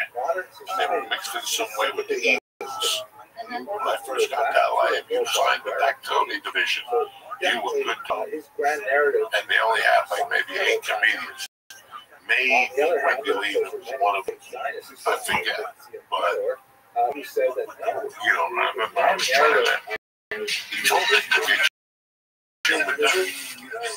That's something they weren't going to sign you to develop it. You know, you have to free. They just have one. It was just, I don't know. It's different. You just gotta podcast leave. What time did we start at? 6 a.m. Why? Because we wanted to get to them first. I wanted to get to you first. So we were coming at you live then. We didn't really know, but the heart was still there. How much were we making back then a month? Not much. $100. Yeah, I remember the first spot. 6 a.m. was the first one. We got up at 6 a.m. for fucking less than a week. Here we were. Getting up to $200 a month. You want to come at me again with your bullshit? That's why whenever agents now want to sign you, they want to take a piece of your podcast. You got to get up for fucking 2 years. That's 6 in the morning. Since I don't do a podcast, just come over, rub my feet, and make me fresh squeezed orange juice. We'll leave it at that. Because that's exactly what me and Lee did.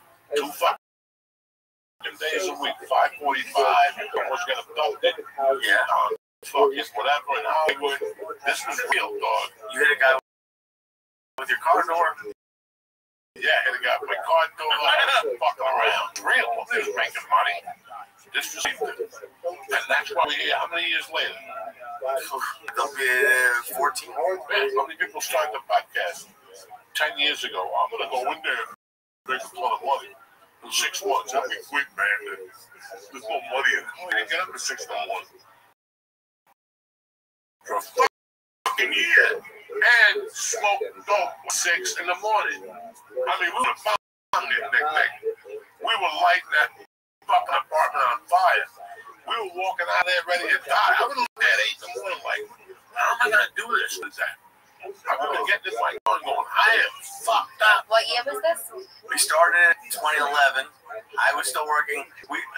I knew you wanted to get at people first. The idea was to do it at 6 in the morning, but we also started at 6 in the morning because I was working from 7 p.m. to 5 on TV shows. So I'd go from there to Joey's house, and then I would get so fucked up that I was going to Jack in the Box in the morning, ordering. Everyone else is getting a coffee and an egg sandwich. I have 4 burgers. I'd go and pass the fuck out. But one time a cop hit me. I forgot about that. One time, we went to the podcast is out at 8 in the morning. I was driving home high, scared as fuck. A cop hit me with his side mirror, and it was his fault. He was like, pull over, it's my and I was paranoid as fuck. And luckily, nothing happened. That was, Jesus Christ, that was a crazy fucking time. The homeless people would break into offices. Like my favorite, you were talking about the tweets that you had. My favorite from that time were every week, no matter what, Lindsay Lohan was going to be there. It was amazing. It was a comedy show. Yeah, I know. All your comedy shows. Comedy show back then. 8 o'clock, praying for buy tickets right now. Lindsay Lohan, cocaine, the guitarist, marijuana, edibles, and dogs. Every shot gets people color. Where's Lindsay Lohan? I would just look him in the face like, you could not be this fucking stupid. But I got a reaction. That told me about reactions. You know, that was education. That's all education at once. I didn't even know it. I'm learning how to sell tickets, learning how to put podcasts together, still doing stand-up, learning from comedy 20 years like a call. And the first week when I had line, it was Comedy Store. It was 40 minutes of fucking, you can't do that to people in Columbus, Ohio. No? Why? They're nice people. They come home after the comedy shows. They put on like Jet Jingle and they watch some guy play the guitar on Sundays. No, I went out there like a fucking savage. I could see it in their face. I could see it in their face. The first time I went to Columbus, I didn't tour. I only went on the road with Brian, right, for 15, 20 minutes. And then he would go on. And I could do whatever and say whatever fucking I wanted to say. So I headline like that. I was like, ooh. They ain't gonna like me that. They bring me back for 18 months. And I was like, oh. And this guy told the guy, and he goes, I didn't bring you back because we were closed for a year, you fucking idiot. We redid the club, not because I don't like you. He goes, no, you did great. He goes, you didn't bomb, but you were buck wild. Yeah. Buck wild. But like that's all because like once you start selling tickets, I would imagine not everyone there is like someone you actually want there. It's like going buck wild. The people who liked you probably fucking and then like they'll definitely come back because you're selling tickets, but it's like you don't want people there who think Lindsay Lohan's gonna be there or you're doing Adam Sandler stuff. No. At the end of the day, if you make them show up to that fucking show, you better deliver the fucking goods, okay? And you know me before show. You know the type of if you know what fuck that about that show, fuck about the paycheck, I don't give a fuck about nothing. I give a fuck about rocking that world. And in those days when you first touched that pressure. Because Friday night now it's not a joke anymore. They sell bagels up there. You're at a real fucking facility now. And all eyes aren't watching you, but they are watching you. And you know what? That show, the first show, they see 240, you better leave blood. Yeah, you feel that pressure. Once people started buying a different weight on my shoulders, I'm like, I had, you in my ear, like, these people paid money. This is like, oh my God, they're not coming to see me by accident. I don't gotta be funny by chance. I gotta be funny because they're coming to see me. And then there's so many people that want to see you 10 years from now. We want to see you in that little room. Look at you now. You're opening up. Beyonce. And you do something not a lot of common. Joey has one, but like you have a residency too. What's that like? I did that because that was again advice from Josh because it was like he goes, where are you gonna get? You're gonna get 4 hours a month.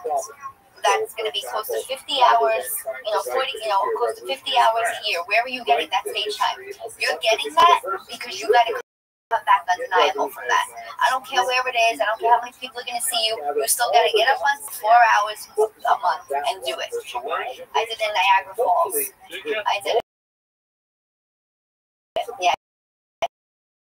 I did it there. And it was great because the jokes that I knew I had to work for the special and I had 15 minutes after I gave it, start developing what I think my voice is now.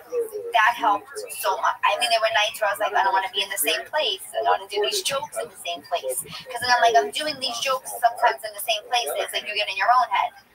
But he was right. It made me better. There were moments you grow all the time. Joey just said he still gets moments where he learns. I just learned. So to me, it's like. If I took anybody and said, you're not, okay, you can. I'm sorry. Every Wednesday, walk on my stage and do 30.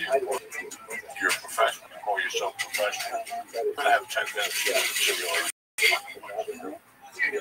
I want to see you wash every day. I'm going to give you 80% of every Wednesday. You can still go on the road there.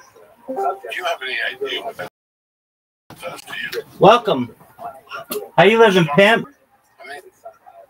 I'm good. I was just seeing if you're really longest streamer. Oh, 100%.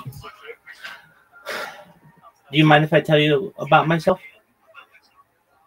Yeah, I've heard about you through other people, but feel free. Excellent. How'd you find out about me? Somebody in Aiden's playing it. Oh, very cool. I stream my life 24 hours a day, 7 days a week, and 65 days a year for world peace.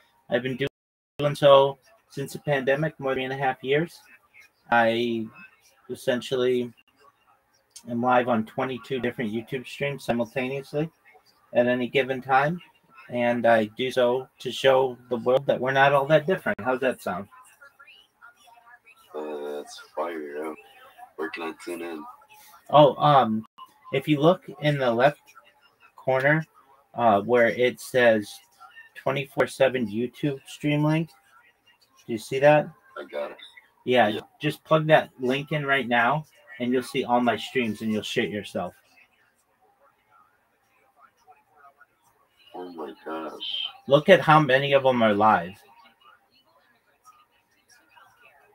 They're all just a different angle. View of you. Exactly. And I have redundant streams in case any of them get taken down or any of them crashes or whatever. I have backups. That's fire, right? I appreciate your commitment. Absolutely, my friend. 24/7. 100%. Have you ever seen the movie? I have a ceiling cam. Said, have I seen what? Have you seen the movie The Truman Show or the television show Big Brother?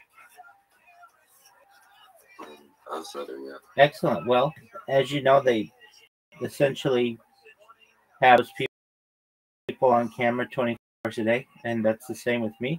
As far north as Santa Barbara, as far south as San Diego, as far west as the Pacific Ocean Mountains.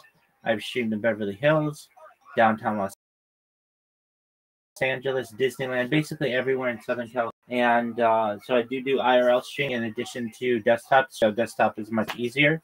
But yeah, I'm always live, always available to you. If you ever need anything, I'm here to be a positive individual in your life. I'm here to give you an optimistic view on the world and to just give people hope. If you ever need anything from me, just know I'm help you, okay? For sure, bet. I appreciate that. Absolutely. Just say, what do you do with other live streams when you're IRL? Well, do you have a bunch of angles IRL streaming, or? Yeah, it's more difficult for me to do because I'm just a single individual. So I have like, when I've done it, I've had like 4 different streams. So phone mounts, I'll have like sometimes a chest mount and like a GoPro. That's fire. I'll definitely have to tune into your streams. Absolutely. Well, just know if you need anything, I'm always here for you. Okay, big dog? I appreciate it. Absolutely. You have a good day with tuna. Absolutely. Feel free to hop in. Have time, okay? All right, for sure. Take care. Yep. Because I'd rather get 30 people. That's it. For me to get the party started legitimately, I need 30 people. 30 people, I can write jokes. I can write jokes on the run, on the move, ask questions. You cover all your bases again. And I agree with you. That's the way to do it. And I had a guaranteed salary in my head to myself. I know I got this residency. I know now I have a little bit more liberty to say yes to things or to travel for things I got to go in my pocket for because I know I'm covering myself.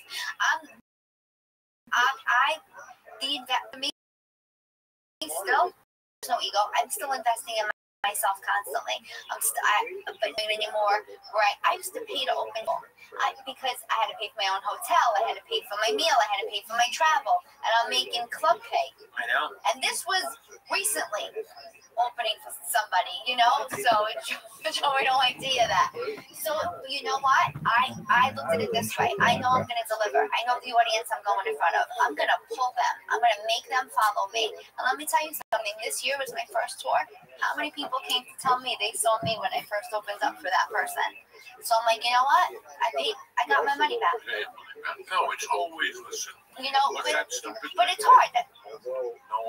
No good deed goes. It's true. I'm telling you, it's always something, and it may not be when you want it. Which I've had to accept. I just want to enjoy it a little bit more. Because now I look at this, I go, this is not young. Like, I want to be able to at least pay for my opener. I want to take Lee on the road with me, and I'll tag on the road with me, and I can hang out. I'm serious. I don't being in a new city could be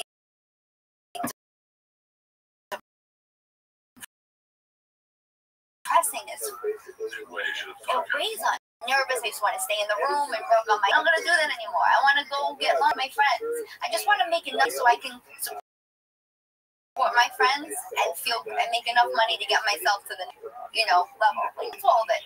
It's not about making so much money. It's about enjoying it. Because my ass is old. Where's your next residency? Same place. I'm done now. I finished those shows. I got one more week. I promised them. And now I'm in LA, so there's no residency there, but I'm getting it. So now, where you taping this? This Saturday, July 12th, the Triad Theater. 7 o'clock show. Doors open 6:30. Dressed to impress. I mean, listen, you're gonna be on camera. I don't know, but dressed to impress. He's gonna be there. He's gonna be there with Lohan. With pomegranate juice for everybody, courtesy of Joey. He's going in, and I'm excited for it. Any tickets on sale still? Tickets are on sale. There's a few left at Tarot, and I'm very happy. Great to see you. Thank you. Joey called me. I saw you with. He pays attention.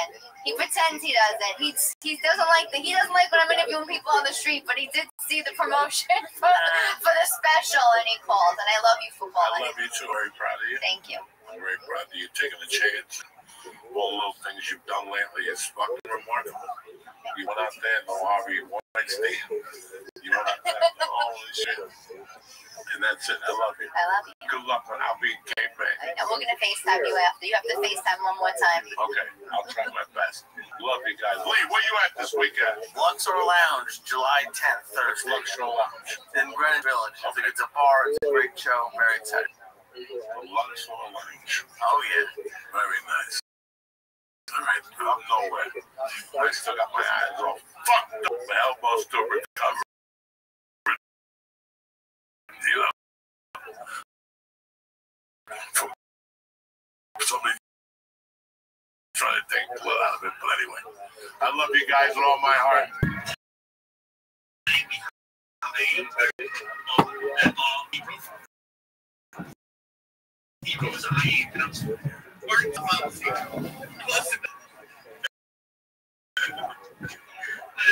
Obviously, the big discussion on whether or not the new money was out.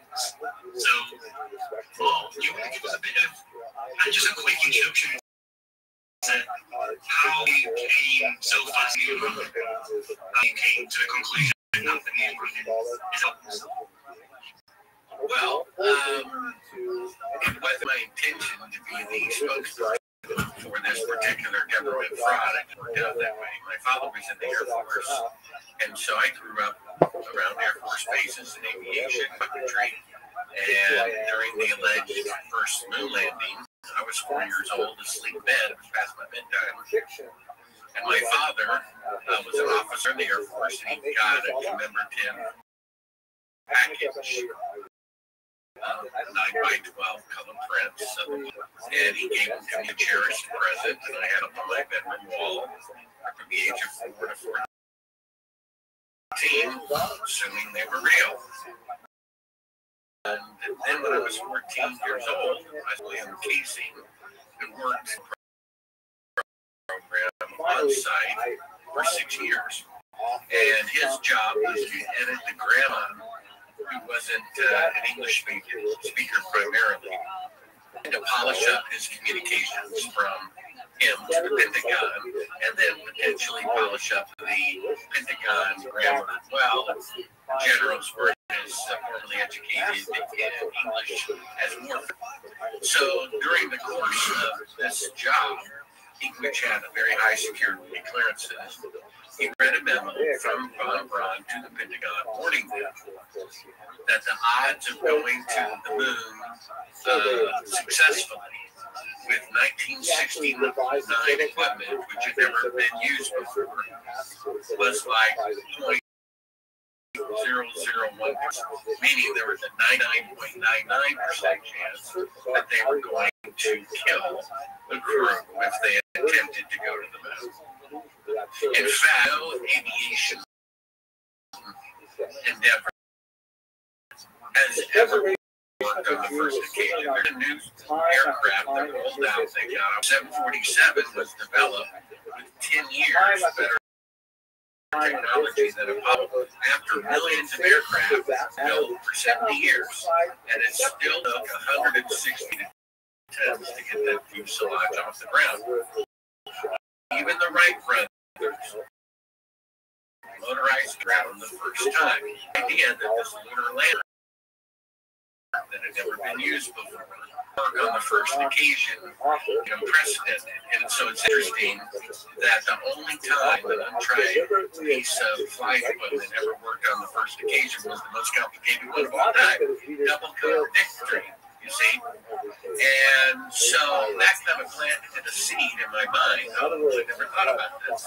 So I went back to those pictures, which I had seen 3,650 every 10 years to more critical perspective. And sure enough, you can see where the real soil ended and the fake backdrops began, because in the original, and if you can find a book on eBay, the Apollo program, the pictures look different.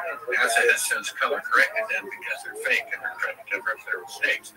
But the soil in the original pictures was a corn brown, as it really is. That's the way it appears in the Chinese probes, which I believe are genuine. And then the backdrops were this grayish blue. Soil ended and the fake backdrops began. So put a filter over them after you photograph them, so that the soil is grayish blue to match the grayish blue background. So that kind of planted a seed in my mind, and I thought, that's interesting, never thought of that.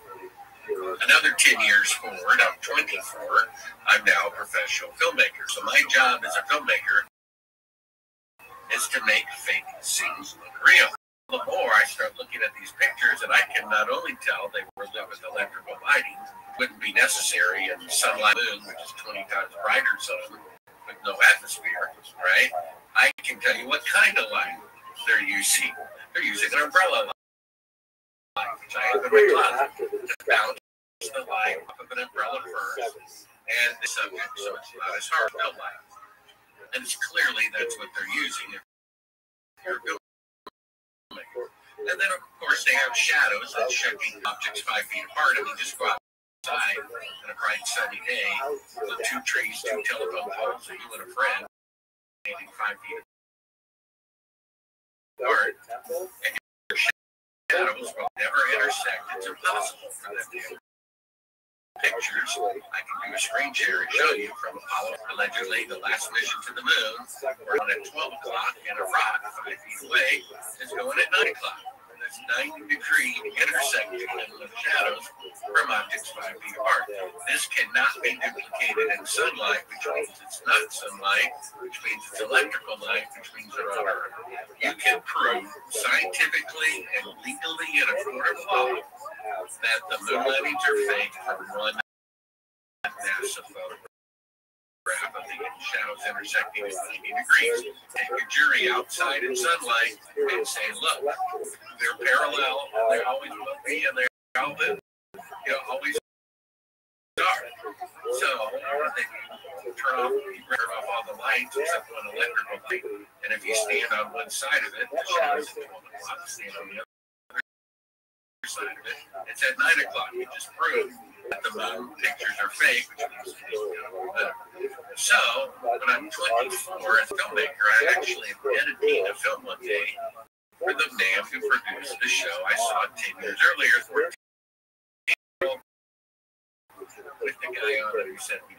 Smith. And I'm like, what is this? He says, I don't remember. Called the San Francisco office. I did. They said they were days away from deleting all 10-year-old archives to make videotapes. Broadcast videotapes were pretty big back in the day. So I call him up. He says, you're a filmmaker. Why don't you make a movie about how the moon landings were fraudulent? And I said, well, let me think about it. So I do research, find out where is inconsistencies in the pictures with just behavior. Our executive of NASA, James Webb, resigned days before the first. I think he wanted to be part of this great accomplishment to do with it. Then, 2 of the 3 astronauts on the first mission rarely give interviews unless they personally ask them, right? So 2 of the 3 people in the greatest event in human history don't want to talk about it. And then if you look at their faces during their one and only press conference, they look like they're at the funeral of their mother, not the locker room of the Super Bowl. Then you have the fact that the Soviets were the first to put a satellite space, the first to put an animal in space, the first to put a man in space, the first to do a space move, the first to do 2 spacecraft at the same time.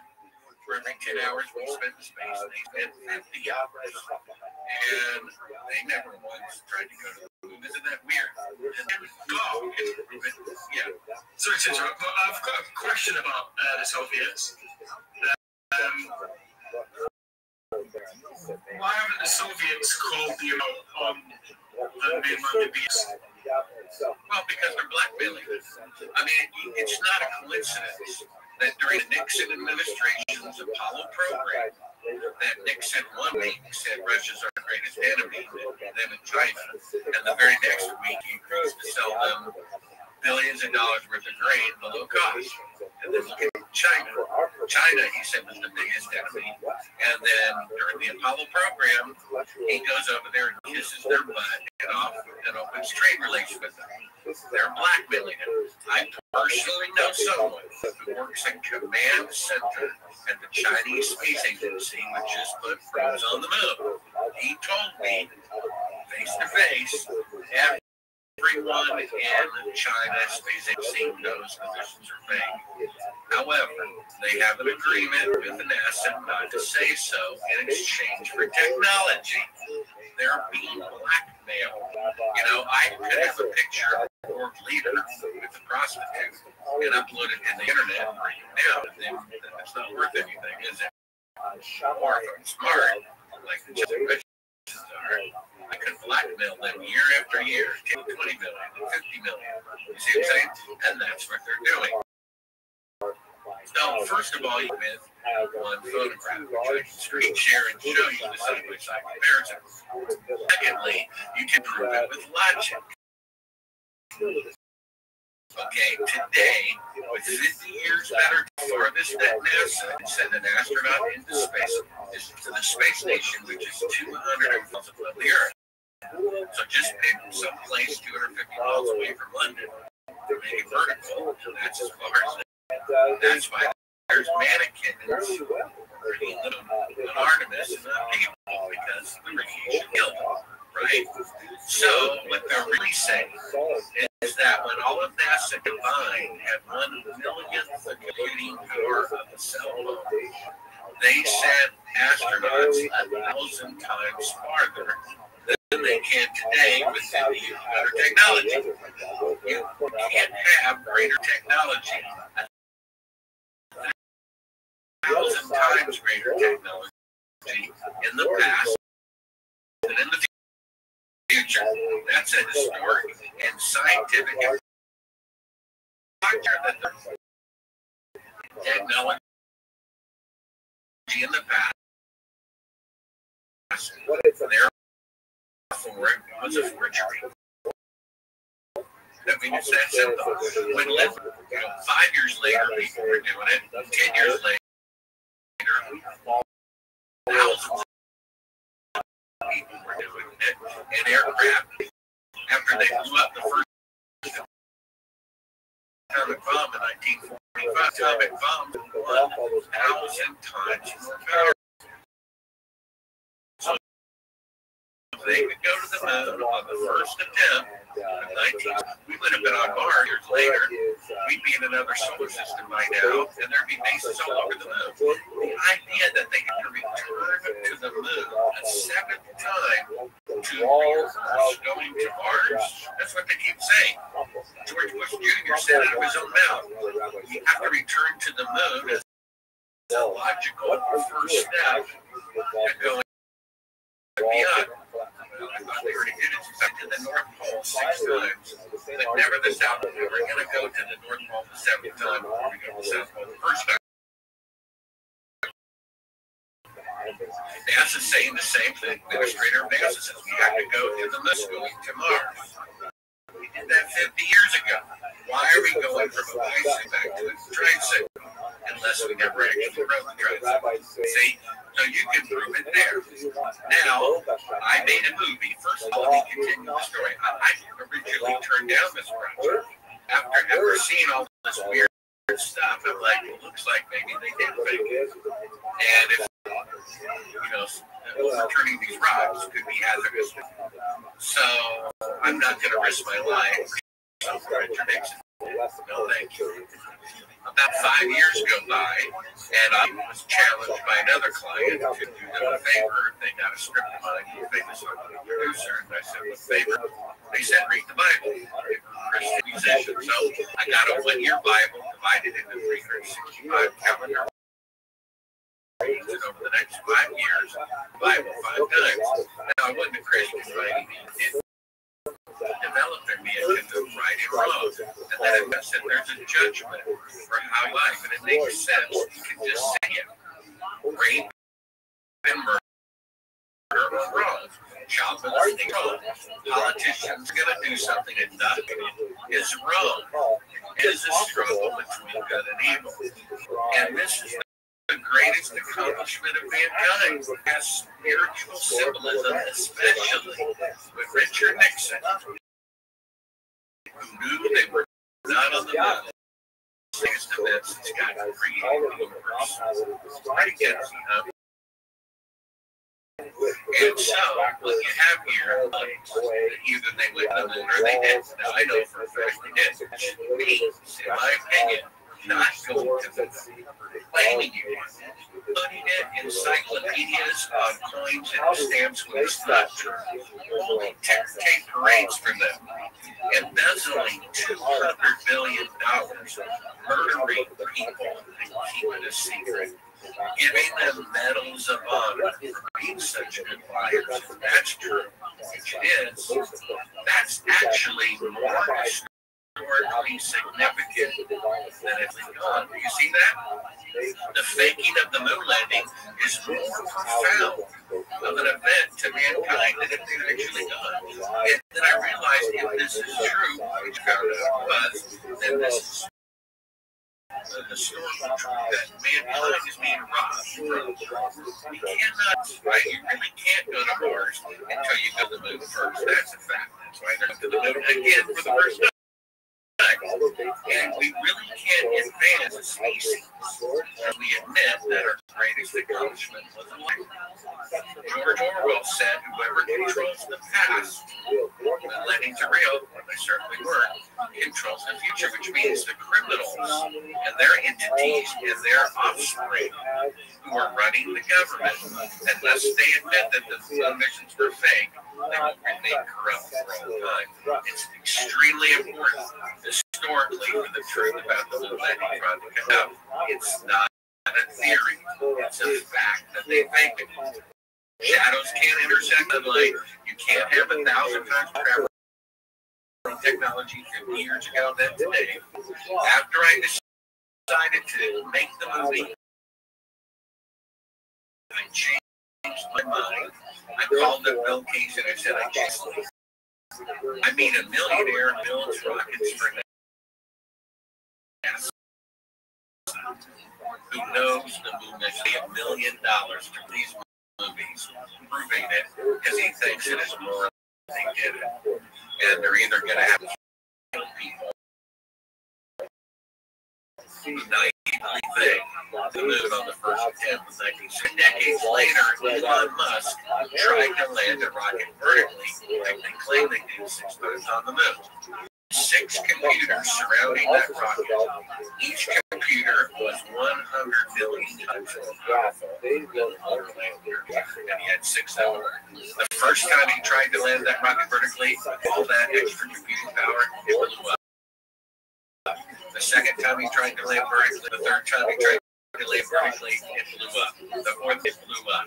The fifth time he was able to do it. So how can they do it with the computing universe? No, we start producing a 7-year film called On the Way to the Moon, which you can see for free at Supreme. S as in Sam, I as in Marty, Subrel.com. And I have 16 links for my new book, which just came out, about my event to this, which also reveals a deathbed confession of an eyewitness who was there when they first taking on the moon landing. So the book is interactive. I read it in audio, or it's in Kindle and print. A chapter now stop on video. Read a chapter, video link to and supplemental. Go to Subrel.com, click on Moonman Video Links, top left corner, click on link 2, the gift another way to the moon. And you will see footage we uncovered, classified footage, outtakes from a special effects shot of the first mission to the moon. At the beginning of the reel, show the public. I asked for unedited footage, but except this or video. For an hour, they are using a 1-foot model of the Earth, pretending it's the Earth floating in space. The camera's at the window, looking back at that pathway to the moon. It's dated to, there's a third track of audio of the CIA telling them how to fake a 4-second radio delay. Because they never left Earth orbit. If I said hello, they would say hello back immediately and quick. But they're supposed to be 30,000 miles away. No, they estimated 2 seconds back, we have the audio of the CIA only to speak after 4 seconds go by. It's clear as crystal on the tape. And so we have third first shadows intersecting, which proves it. We can't have greater technology in the past, which proves it.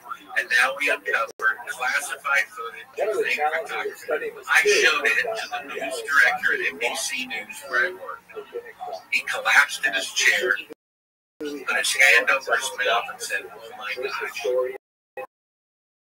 this absolutely proves that Earth orbit never went to the moon." I said, "Yeah, what we do, broadcast this and cause a civil war. I will not go down in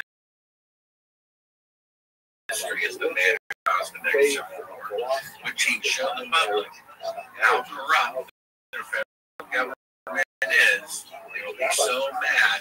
Federal government. I don't think you realize that. I showed the same footage you can see for free. It's around the people who previously thought the movie was real, that is fake. And I showed the news at NBC discovered it later. They said this was going to go to the moon. We're going to broadcast this nationwide breaking news. They flew me to New York City. They put me up in the World Conference Glory Hotel. They gave me thousands of dollars for the exclusive rights to broadcast this footage of my interview. They got a call from the federal government. Do it, and they backed down. I hate to say it, gentlemen, but the PD did the same thing. You saw the footage. They said this proves it didn't go to the moon. We're going to broadcast. Grab people, prove the moon landings were fake. 3 days before, they pulled the plug. Then it gets better. Film comes out. As I'm editing my clothes, that's the backstory. Now, there are things in the book, the movie, including the murder of Apollo astronauts. and this isn't my opinion, this is the opinion of the dead astronauts. Okay, who I interviewed for hours. The man who would have been, who was scheduled, the first man on the moon, was murdered by the CIA because he wouldn't cooperate. Not my opinion, it's the opinion of the dead man's widow, and it's the opinion of the dead man's son, who's a 737 pilot, who I interviewed for 7 hours. They asked me not to put it in the film, but I could put it in my book. Their husband, Betty, told me on January 26, 1967, came home from work at NASA. For some strange reason, for the CIA is all over the launch pad, under blood. The next day, the guy's dead.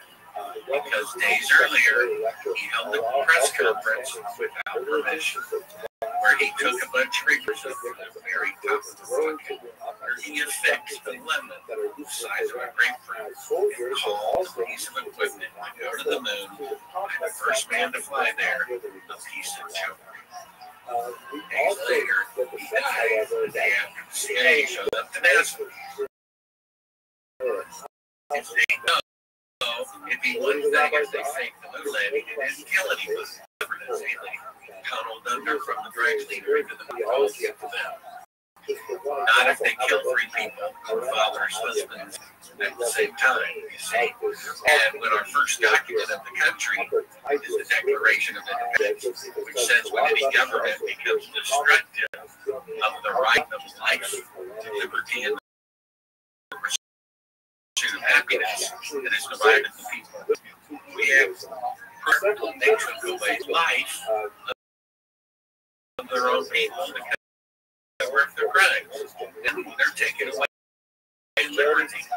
You have to ask permission in your business. Permission to go to the beach or you're happy to be you're happy to go to your business. They are not a long time, 200 years ago.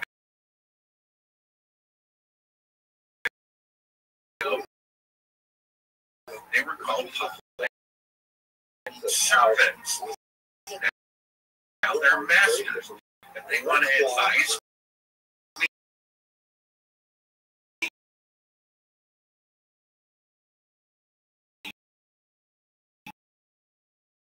against the risk, that's okay. I'll take care if 4 out of 5 people are dropping down. It's still the decision of the owner of the business whether or not to open their business, take that risk. It was still the individual's decision whether they want to go shopping or stay at home under those circumstances. They're not our parents. They're not our babysitter. They're not our jail keepers. What is quarantining? That's jail. They're putting people under house arrest in France who got taking bribes, and he was under house arrest, meaning I'm being treated like someone who's a criminal. For what? Because there might be a danger going outside. I did a statistical study. Even if the bookie germ is true, you have a greater chance of dying in a car crash on the way to work than you do from catching a fatal virus. So I guess we need to make all cars illegal. We need to just ban cars. No one can ever drive ever again for the mission, right? So government is beyond corrupt. So as I'm editing this book, I put in touch with the gentleman by the name of Cyrus Eugene Akers. Well, Cyrus Eugene Akers was the chief of security at Cannon Air Force Base in 1968. And as he's dying, you know what he told his son? He said, I'm about to meet God. God forgive me, I'm a murderer. I murdered somebody. He said he murdered a co-worker because he and the co-worker had witnessed a government secret. And his friend said he was going to tell the world because he thought what they were doing was really wrong. And the reason why he killed this person was to cover up the moon landing fraud, which was filmed at Cannon Air Force Base June 1st, 2nd, and 3rd of 1968. He stood beside President Johnson, the first day of filming, just couldn't help but want to take a look at it. And sure enough, according to Johnson's schedule, he was on holiday 1 hour flight away. And Camden Air Force Base, the force was being investigated, posted on their website. President Johnson visited us in 1968. They since took it down since we started digging into this. And President Johnson gave the chief of security of Camden Air Force Base, which, by the way, is the headquarters of the United States Air Force Intelligence and Special Ops Division. It's not Area 51. Every branch of the military, Army, the Navy, the Marines, and the Air Force, they all have their special headquarters at Camden Air Force Base.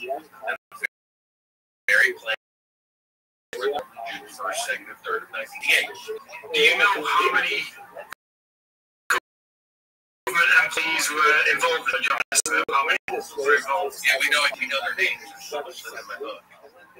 President Johnson's list of 15 people were allowed in to observe this. Remind you, Cyrus is chief of security at the most secure Air Force base, potentially the most secure base in the country, in the military, because that's where they chose. So President Johnson said these were allowed in to eyewitnesses and nobody else. He kept the list. He gave it to his son, and gave it to me, and I published it in the book. And so we know who was there, and some of these people are still alive. And a couple of good guy friends of mine, actually, when I was editing the book before it was published, asked me to call 2 people on that list.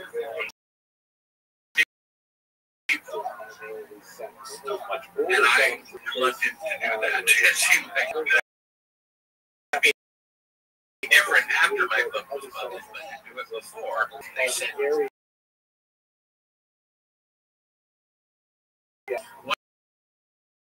of the chapters in my book was really thing happened on the way to CNN. Because when I found that I've never told this footage of fake photography, you know, my phones were disconnected, my cars were tampered with, I was followed from church in the middle of my way to CNN to get to report there. I was literally surrounded by government agents in the back alley of CNN, escaped the tape, gave me truth serum to the point asked me a series of questions. A lawyer at office in the back alley of CNN. I might not be here today to tell you the story, you know. And so I escaped their custody. I made my way back to Nashville where I lived. I needed a cop. I got truth serum to me. Nobody but CIA would have this. So I needed a cop. I gave it to a friend to put in a lab in his name, not mine. Later when we met, I said, what are the results? He says, well, there was a problem at the lab. And I'm, yeah, a problem. He says, well, funny thing, they had a break in again. So he said, well, funny thing, the only thing was the urine sample. No, this thing that is in the book that I've never talked about, this deathbed confession. So I caught 2 of these people on the list. This is less than one of them is Eugene Krebs.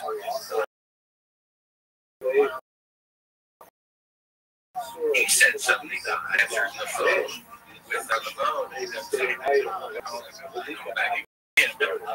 He says it's this support for the satellite video call that I'm having inserted. Apparently, these guys have scrambled, you know, military-grade video conferencing equipment during their retirement to talk to each other about their secrets. Right? But a little side note, it had to be Eugene Cernan, because he's having a call with Cernan. It has to be Eugene Cernan. He has not allegedly died 2 years earlier. So I guess that guy is still alive. So call another guy on the list I'd never heard of, but I was asking about it. So I say, hey, I've got you on this list. It came in there for space. And then a couple of days later, the son of Cyrus Eugene Akers, his house was broken into and everything about his father's accounts came in. And then a couple of days later, less than 2 years ago, a government agent show up and tell him face to face if he ever comes to me again, they'll kill him and his family. See, this is very serious. This is not a theory. They didn't go to the moon. It's an absolute fact. I've been drugged, I've been followed, I've been kidnapped, and murders have taken place. I know for a fact that the crew of Apollo 1 was 3 people murdered. I know that Cyrus Eugene Akers killed a person. That's 4 people murdered. We know that there are backup groups, members of backup groups that died in accidents. 4 months of each other. Then we have a J-15 astronaut who called up Casey of his own initiative that he didn't get off his chest about his book. He said, I'm concerned for my safety. Call me at this number on this day, 3 days from now. The astronaut was dead. He had a fatal fire attack on that day. So there's another one. Like Apollo astronauts. After the Boston Massacre, which killed 5 people, our founding fathers and mothers says that's it. Enough. We're going to risk our lives, our property, everything, because this is morally wrong. Robert McNamara, defense secretary, during the Vietnam War, admitted on his deathbed that the Pearl Harbor incident that got everyone fired up and joined the Vietnam War, the alleged attack of the North Vietnamese on an American ship, never happened. They made it up. That led 8,220 Americans. So I think if they're willing to kill all these people, they're willing to make an image on the television. Like though 9/11 and JFK, because whoever those things, those people.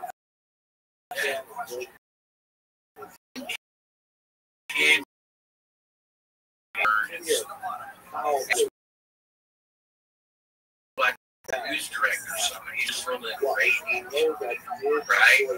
It's kind of odd. We have detailed information at that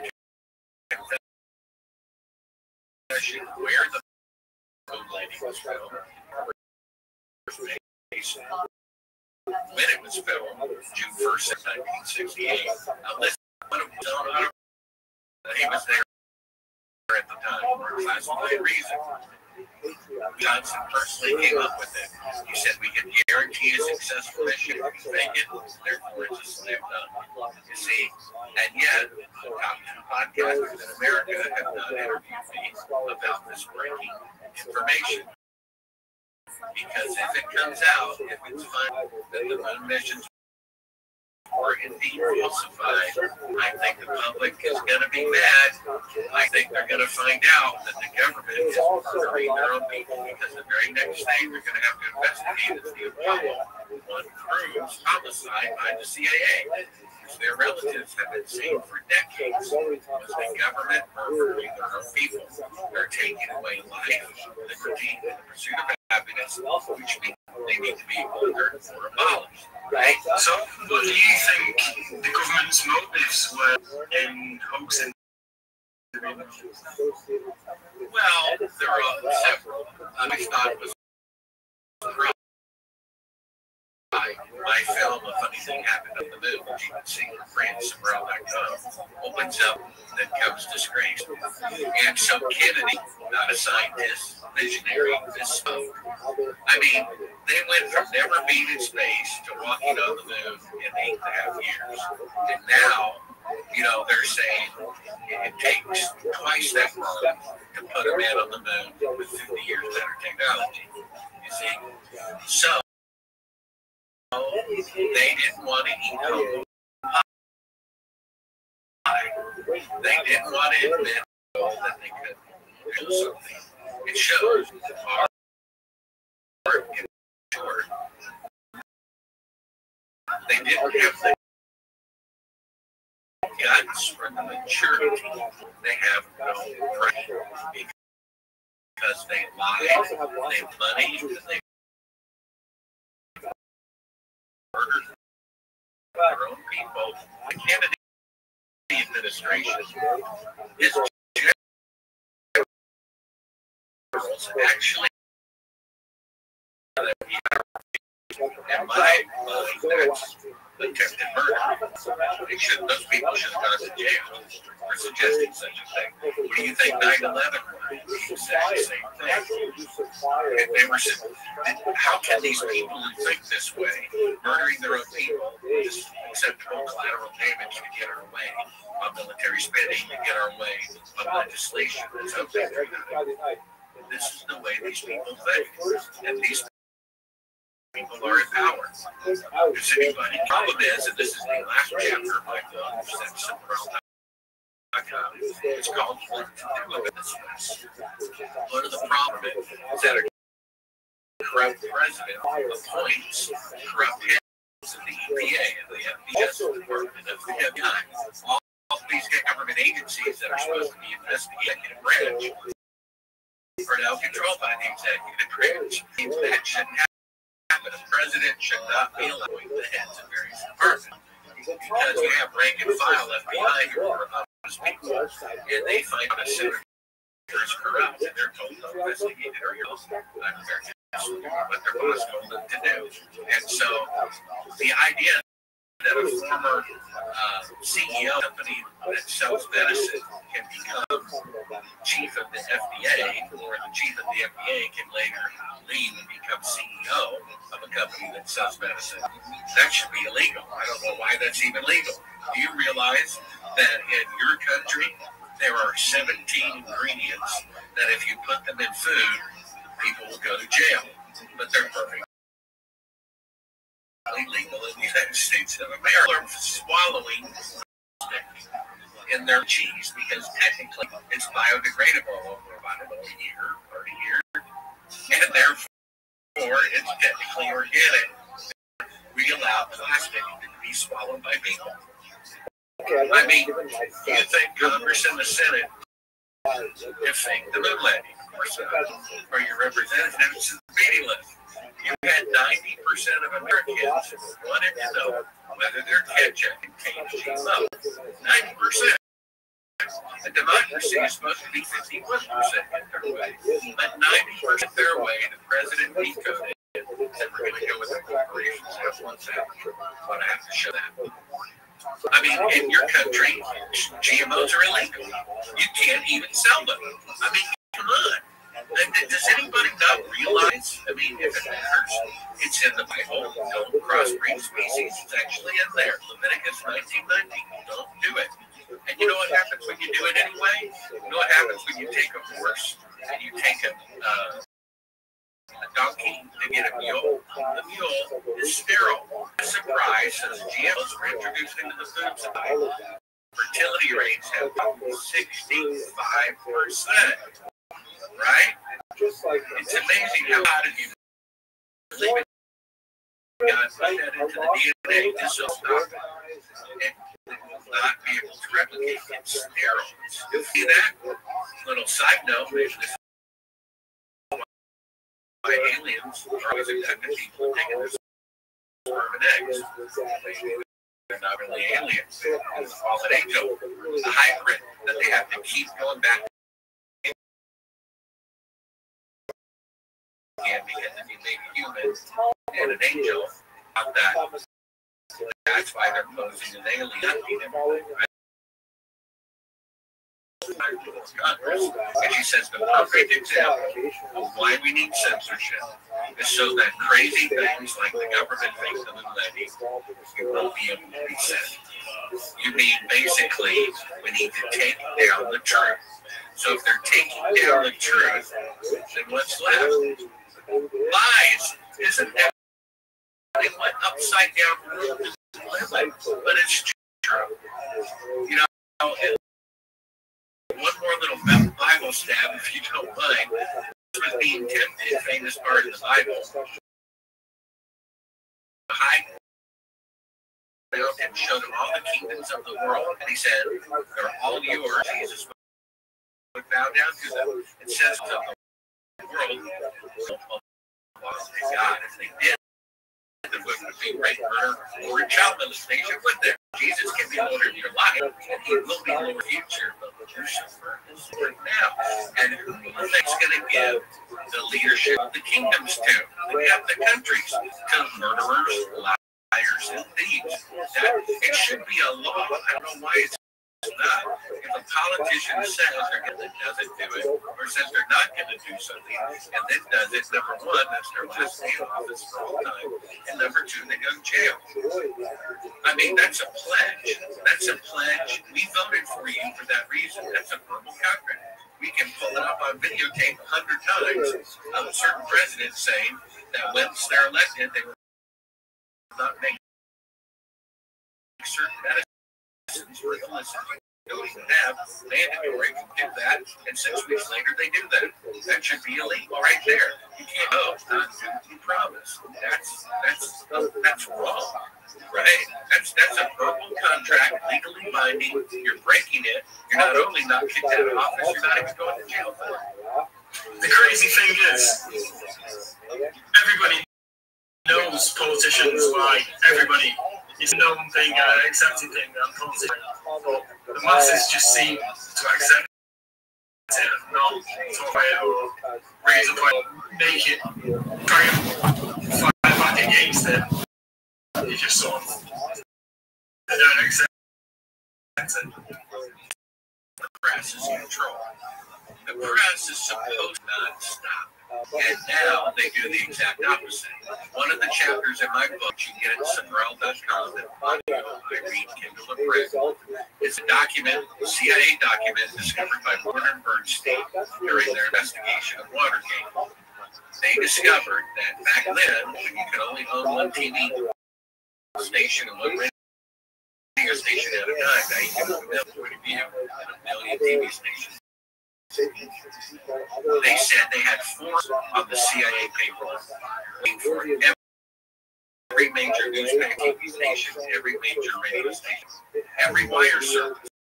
One of the clips, which you can see for free, Braille.com, top left button, video links, is a series of news clips.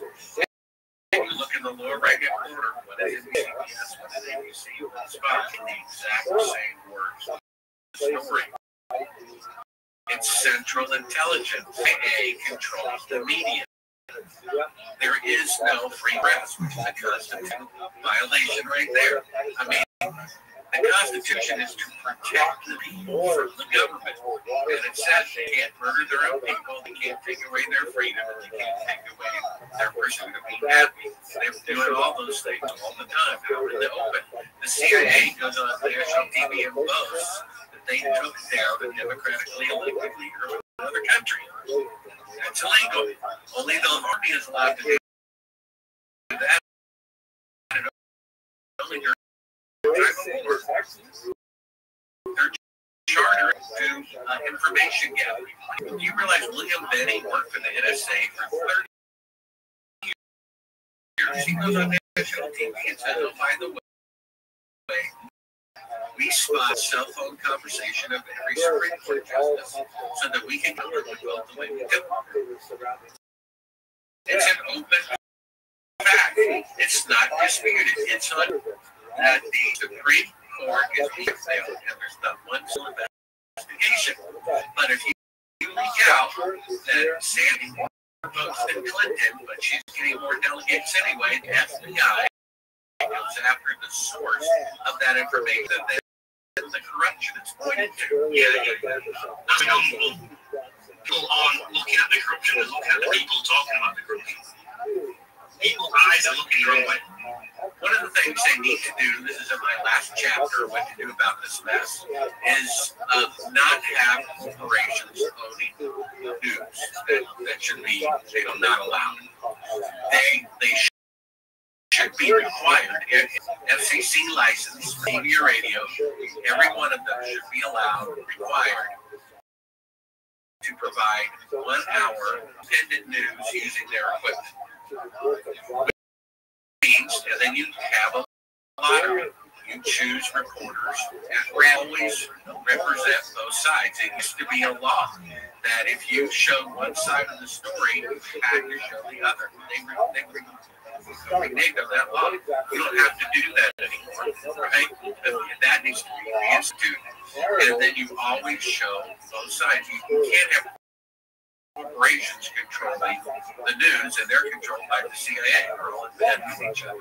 All these corporations are getting laws to make their crimes, legal. I mean, you don't find it odd that GMOs are illegal in the United Kingdom, but they're legal in America? That distinction is it worth talking about? What do they know that we don't know? You know what I mean? How can 17 food ingredients that if you put in food in Singapore, you have a minimum sentence of 15 years in prison? But in America, they're FDA approved.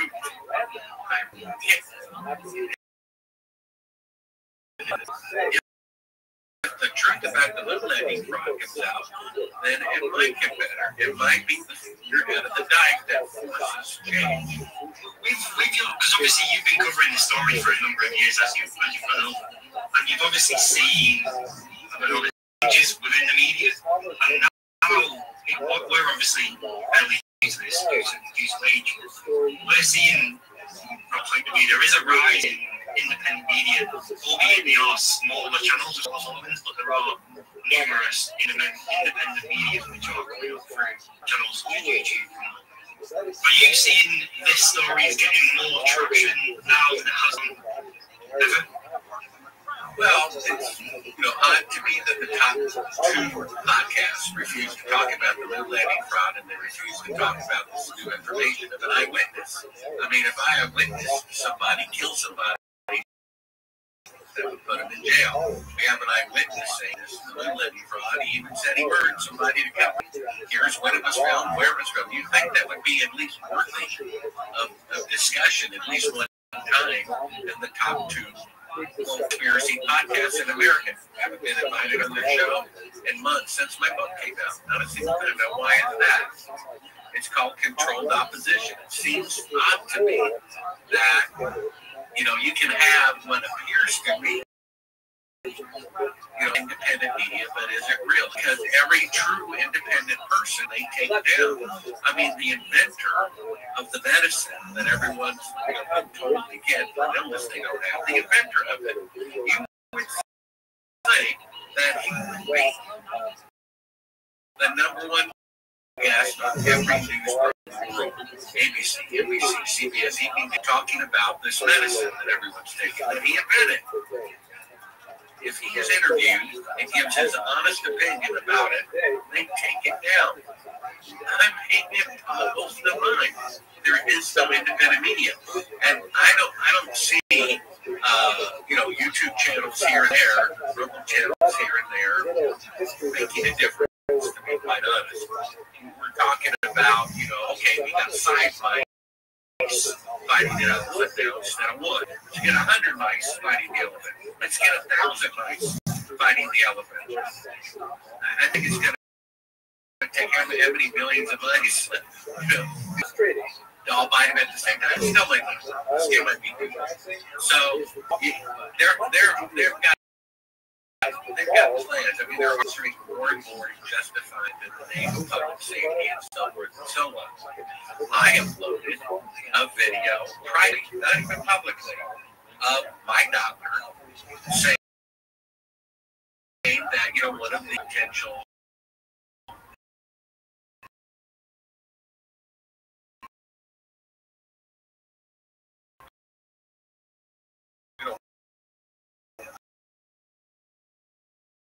I mean, it used to be, in fact, there used to be a public service announcement back when they made those mandatory, which they don't anymore, that said when one doctor gives you a suggestion, you need to say, if you take your foot, get a second opinion. Now they was like, no second opinion. Do they not realize that if you take away statistically cancer and heart disease, that the number one cause of death in America is malpractice. It's an admitted fact. Medical malpractice is the #1 killer of people in America after heart disease and cancer. And then, if you have 70% of Americans taking prescription medicine, right, that means 70% of Americans are sick. So if there's a country in the world that has 70% of the population sick all the time, I would say that they have the health care in the world. I guess the politicians say we have the best health care in the world. They say we're the land of the free when we're the land of the slave. Ask permission from your slave master to leave your house, your business. Do you realize they arrested people because they had 5 when the limit was 4 for a child birthday party in California? They shut off the electricity of the house. How can that be legal? How can that be freedom? The government in our country having parties in 10 Downing Street whilst we could only be in the book. Yeah, I mean, who are they? Why are they better? Even if they just say they obey the rules too. It's not even God. Let's say they obey the rules. You can't have 4 more people. Who are you to tell me that? If you think that's good, if you don't want to have rules, then no. But who are you to tell me halfway across the world, what to do? I mean, if electricity can flow left to right, it can flow down to left. So why not have bottom-up government, right? Why does the neighborhood association have the right to tell the person they cannot put a garden in their front yard because they look good? It's not their property. They don't live on my property. It's my property. And if the resident association wants to have a gun-free city where guns are allowed, can the mayor force them to change their rules? He doesn't live in that neighborhood. It should be the neighborhood association should have greater rights over the mayor. And then the governor, who lives hundreds of kilometers away, should be able to tell the mayor what they can do or not do in their own, right? And the president should tell the governor what they can do in their state. And it's not any different at all. And they're making it more authoritarian every minute. How bottom up?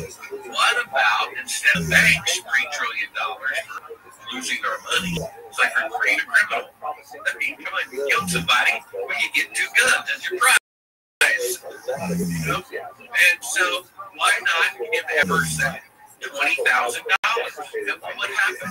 Go out and they would buy cars and they would buy washers and dryer, which would trickle up to the trillionaires. You see? So we need to reverse this. We need to have the property owner supremacy, then the resident association, then the mayor, then the governor. The mayor is supreme over the city, not the governor. You see? And you start thinking about it, do we even really need a federal government? Why not have the independent states in the church? Right? I mean,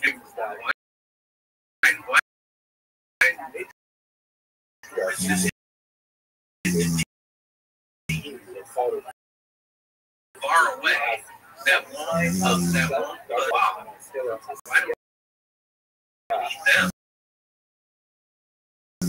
Why do we need such people like that who won't do what 90%? What would we got rid of them? If the federal park is in your state, it's just now a state park. Happens to be in Texas, it's now part of the Texas National Guard. Well, what would happen? That we have the federal government are doing it all. Why not have all the states vote whether to go to war or not based on a cabinet of the leaders of their various army reserves? Why don't they decide as a group whether we're going to send our people from our state into this war? I don't understand why they're mad at Putin for defending his border when we fly halfway around the world and kick people out of Iraq. I don't understand that. Somehow the the UN says, okay, I'm down on the guy defending his own. You know, what is that all about? Because the U.S. is my family, everybody. Protecting everybody. I was great.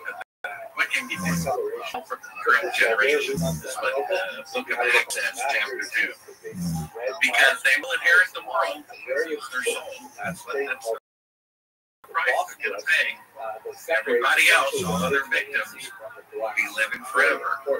And they will have gained the world and lost their soul. I don't hate these people. I feel sorry for them. Right?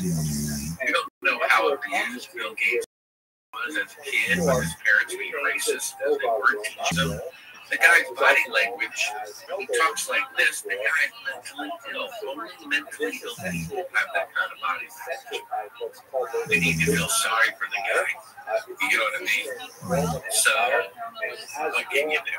I like how you just described about the model that we need to be working from. Yeah, like you said, what can we do?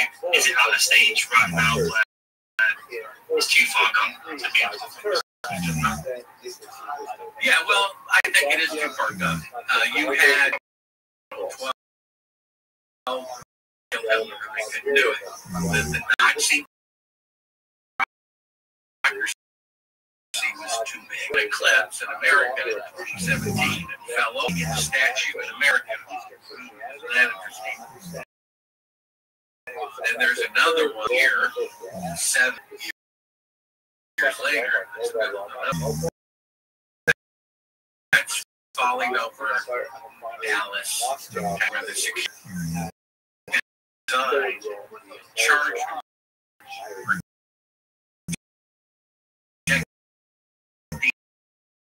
the life of the president, murdered him.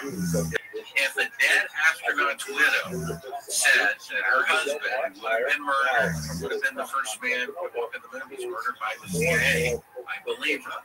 Okay? And if Robert Kennedy Jr., who has more access to the JFK files than Oliver Stone, says his uncle was killed by the CIA, I believe it. I think that was the point of no return. I think once the government kills Trump, it's going to get rid of their corruption. Beyond help, the thing.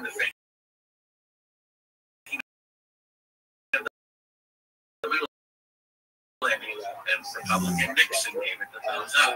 It's not a 7-year period between these two. Paganism in America and killing your own family in order to get rid of corruption. I think that's a warning. I think God has given us 7 years of probationary period. And if there isn't change direction by that time, which I think is April 8th, 2024, then, you know, I would advise fleeing and seeking ship while my votes are still available. Because Bill Gates said with a smirk, referring to illnesses circling around the world, the next one's going to get people's attention. And then he smirks.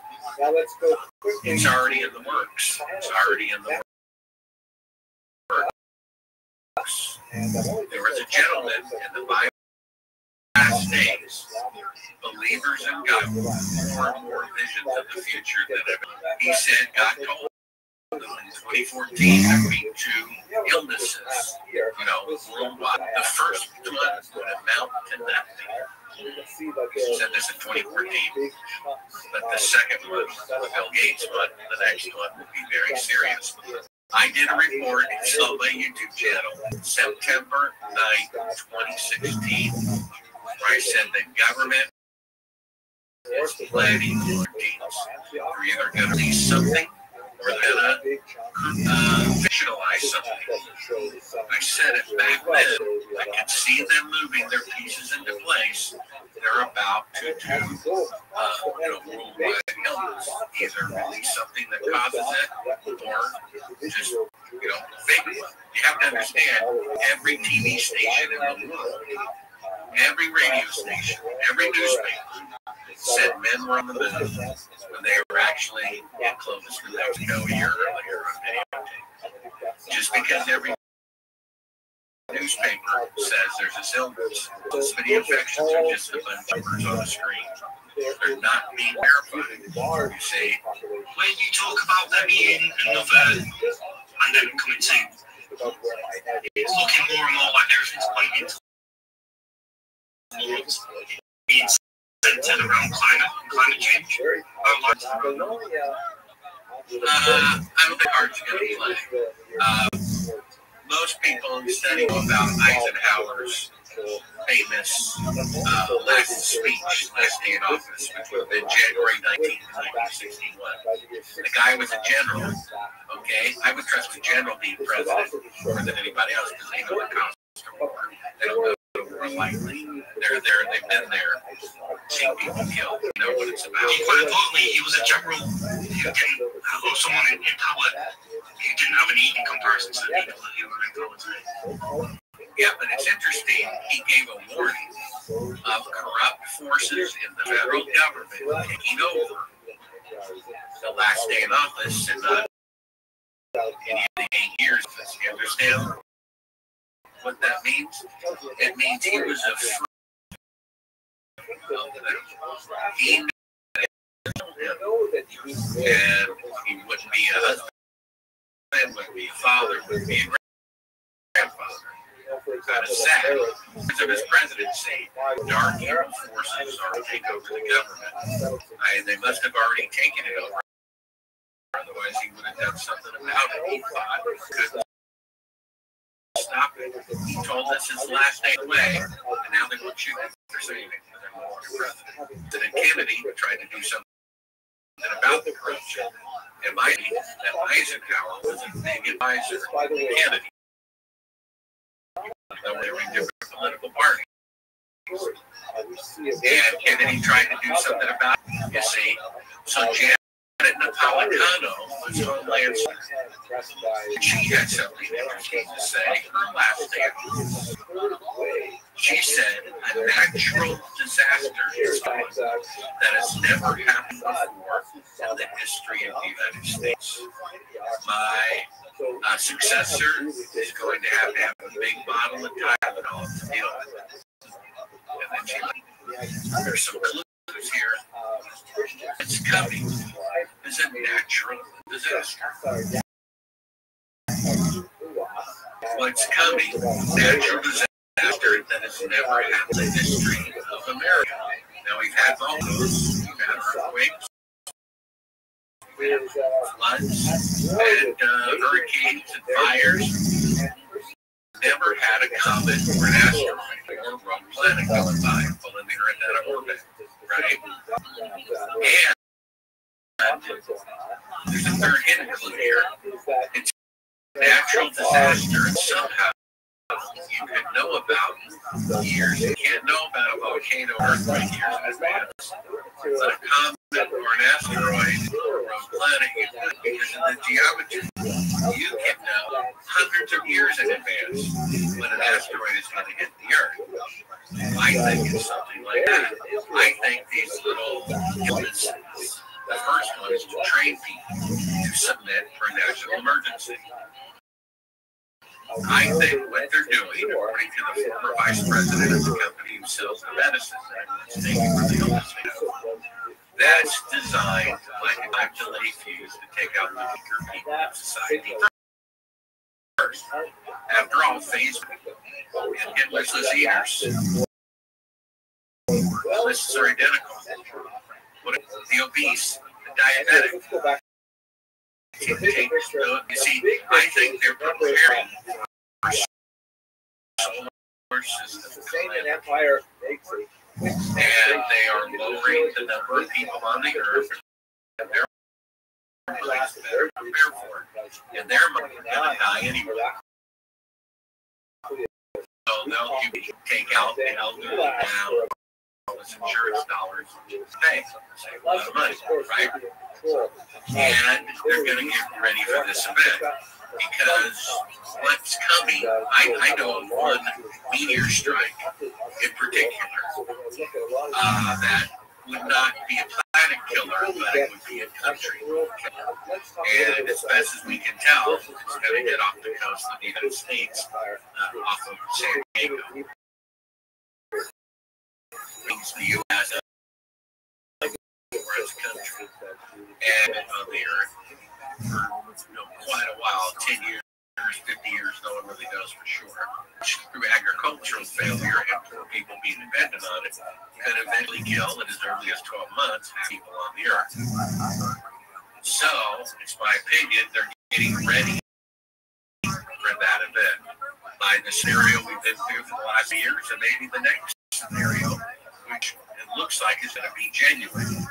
That doesn't, and if Gates knows about it in advance, then either he's got, a time machine into the future, which is a possibility, at least visually, or they're going to make it happen, just the more likely thing. And they want to travel, these rich people, they want to have hotels and whatever. So in their mind, they're going to lower the number of people who are going to die anyway in preparation for this big catastrophe, which would soften the blow because all those people would be dead before the event, you see. And maybe they could even stop the event, but they're choosing not to. History is the next genocide alert. What about let Mother Nature lower the number of people on the earth for us? Right?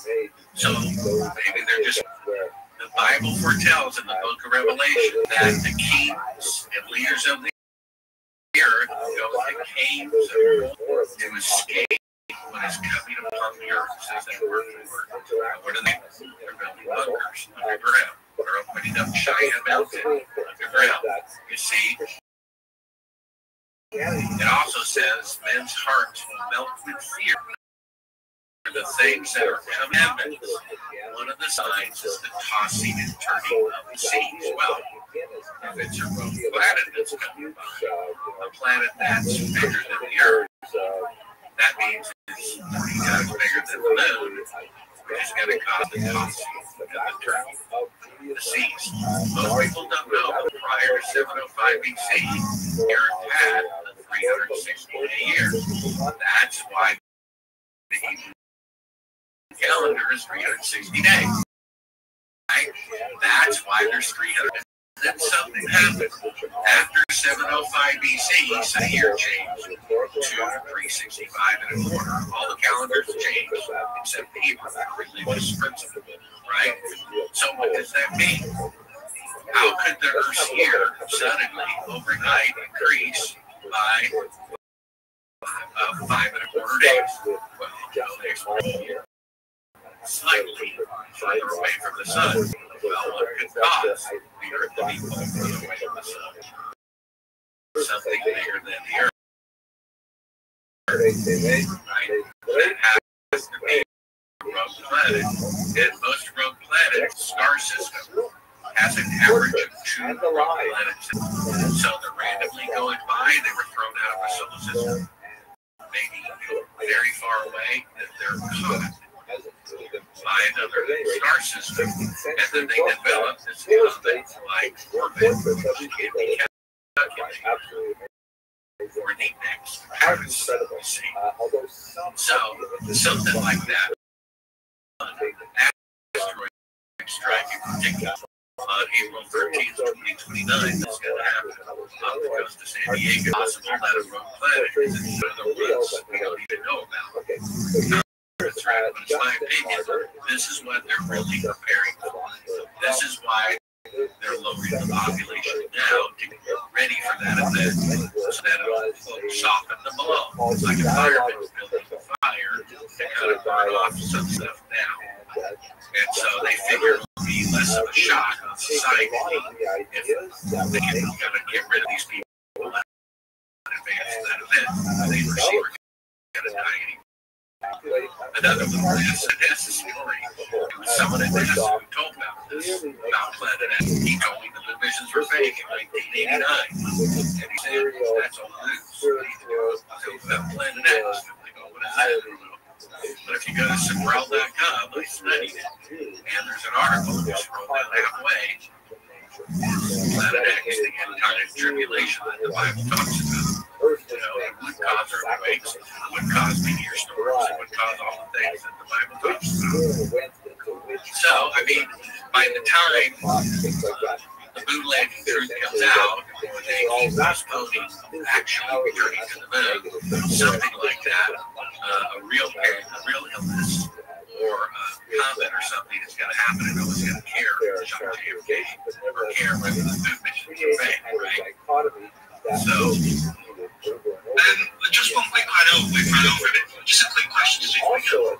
You mentioned that you had a lot of examples, you brought up a lot of examples within the Bible. You had a moment early on in your life where you read the Bible and due to all the things that were going on in your life, you had some kind of an awakening and helped out drastically.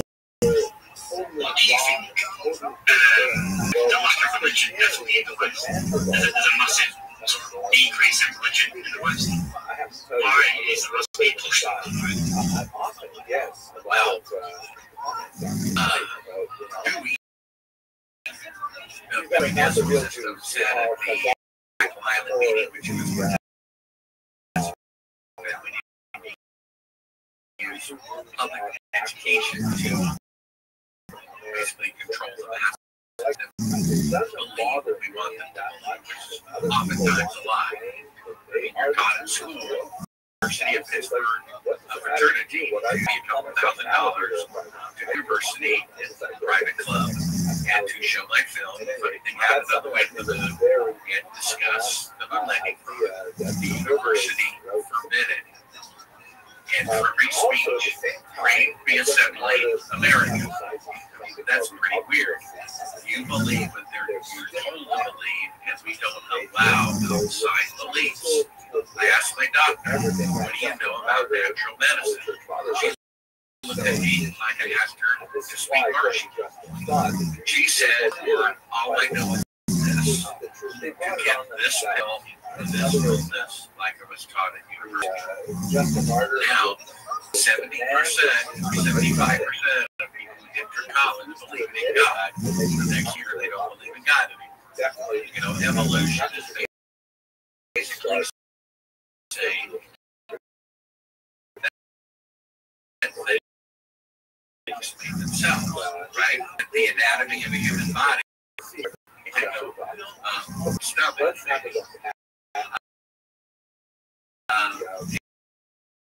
And so, Hearts Factory doesn't explode, right? And whatever was at a lower form of life, at a brain, a higher form of life, with the brain. So how can something not a brain make life? So it's actually the opposite of logic. The religion planet points out that scientifically there shouldn't even be life on Earth. Times in a row. And what a surprise when they're trying to get us to believe is the exact opposite of truth. That life is everywhere in the universe. Life is extremely rare. I wrote another article at Sabrel.com from outer space. These articles about aliens and planet X, I spent hundreds of hours researching and writing. They did a TED Talk, radio scientists. Said, look, we've been pointing radio telescopes in all directions for 50 years, not one signal, because nobody's there. That's what it means. So, in a hotel, the kid movies are about things from outer space. 3 of 10. I mean, if 3 of 10 were about how great the president is, or 3 about how terrible the president is, you would clearly propaganda. Well, they really want us to believe, which means it's not true. Because Edgar Mitchell spent his whole life saying the moon landings are real and aliens are real. Well, aliens are just as real as the moon landing. Scientifically proven. And so there is nowhere, there's only one here. Now, just because you can't comprehend something doesn't mean it's not true. This is the problem with the arrogant people. Because they can't comprehend that a term may not be true. I can open the hood of my dog and say, you know, this is the alternator, this is the starter. I can spend their life describing a spark plug and will never enter the brain. The difference between dog and man is like the difference between man and God. We can't comprehend things. That doesn't mean they're not true. Things don't make themselves. A lower form of life cannot run higher form of life. Well, a few years ago, 15, 20 years ago, they took blood samples from every nationality. Eskimos, Swedes, and today with DNA technology, they proved this 20 years ago, 10 years of study. All human beings alive now who have never been born, whoever well lived, all came from blood, just like the Bible says. How about that? Before Earth, no evolution before Earth. She just suddenly appeared. Human being came from this. Just like the Bible says. There's no evolution before Earth. She just suddenly appeared. Right there. Everyone came from Earth. Just like the Bible. Like, okay, that's what we do. In my opinion, the reason why they want to believe in evolution and not believe in God so that there's no rules. Right? If there's no morality, it's a great party. Right? You can raise children and do whatever you want to do. Right? So they want us to not believe God so that podcast. It's called Bart Simbrell's Boxes Game. Simbrell.com. The very first episode, the guy's name is Noah Young or something like the chief advisor for the World Economic Forum, which is 60 days. Right? Yeah. So look at the World Economic Forum logo. They have a half circle going through three O's.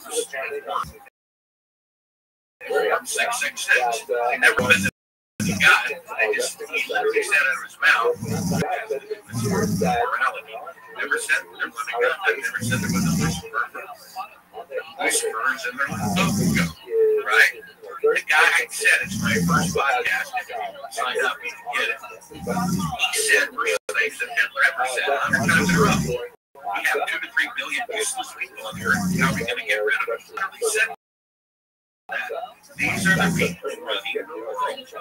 They keep getting to get rid of 50% of it. You think they're just twiddling their thumbs if that happens, or you think they have a plan, right? I mean, if technology is increasing, then longevity should be going up, and fertility should be going up. But longevity is going down. Fertility is going down. The technology is going up. That's intentional. They are intentionally.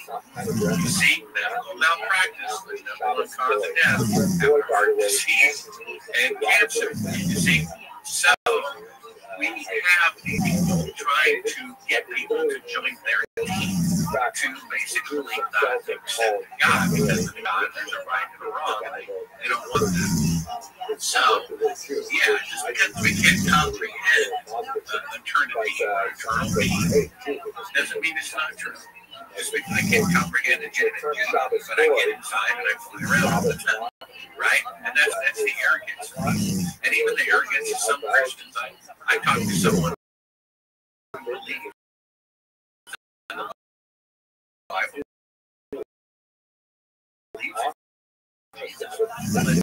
Said Jesus repeated Jesus. I don't think it's a metaphor in order for it to be done. The reason why he said it must be a metaphor is because Jesus said, every eye will see you until you go into the earth. I don't see how that's possible. It's so arrogant. Because the person can't they think it's not true. I like the rules for the free parking. Most people say $100.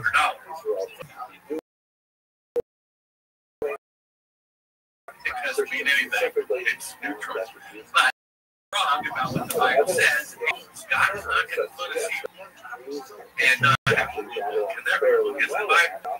Bible is not flattering. Man after God's own heart committed adultery, murdered the guy to cover it up. It's not flattering. If they were going to make it up, they wouldn't put this in there. And the problem is people associate the Bible with religion. They see some preacher, saying no morality. And then like, I don't have anything to do with religion. They assume the Bible and religion are the same thing. They're not completely different. It's a book, and it's inspired by God. Mozart said, when Salieri found his own correction, he said, I wrote down what I heard from God. And they're the most perfect symphonies that ever went down. If Mozart can write down a symphony inspired by God, I think that Jesus, the apostles, and Moses can do the same thing. Right? And that's what you can call that faith. It's just so. You don't even need faith to read it. Don't hurt each other. Don't kill each other. Don't cheat on your wife. Don't take what doesn't belong to you. You know what I mean? We're going to forgive you, and we'll forgive you again and again and again if necessary. But please stop. Okay? It's pretty simple. And that, we weren't even supposed to know about we were asked not to know about that. It's amazing if murder had never happened, would we have even thought of that possibility? We would not even enter our mind. I mean, for all we know, it may sound a little outrageous, but it didn't happen. When we walk in the store, everybody has no clothes on. It's been away for thousands of years. We go look at our boots. Whatever. So what? Everybody's got them. Like a finger, right? You see, we have no idea that can of worms would eat up. And the Bible says that these evil people think in ways of doing evil, right? They want to get rid of the sons of Adam. You realize that what the first commandment in the Bible is? Never go this way. The first word out of God now, do this, do that. You know what that is? It's before the fall of man. He said, be fruitful and multiply. Jesus' last words before you send it into every word. Be fruitful and multiply to make disciples, right? He said to follow that example. And what are the evil people in the world want to do? The exact opposite. Elon Musk, he's not an idiot. Overpopulation is a myth. It's an excuse, right? For wanting to get rid of people. He says the whole world could decide it's right. Almost everybody land everywhere. You see? So they're this overpopulation myth as an excuse for get rid. They want to be the anti-God and lower the population instead of multiply. It's interesting. Bill Gates, with all of his billions of dollars, never goes to Africa and puts concrete floors in people's houses. He never goes to Africa and puts plumbing in people's houses so they don't get disease. You know what he does? He gives shots to people that prevent them from having kids. If he really cares about people, then he builds them concrete floors and gives them lumber, right? But he doesn't. I mean, it's an absolute scientific fact. He goes over there, such a good guy, I'm going to give away free tetanus shots. The doctors there row certain inoculations.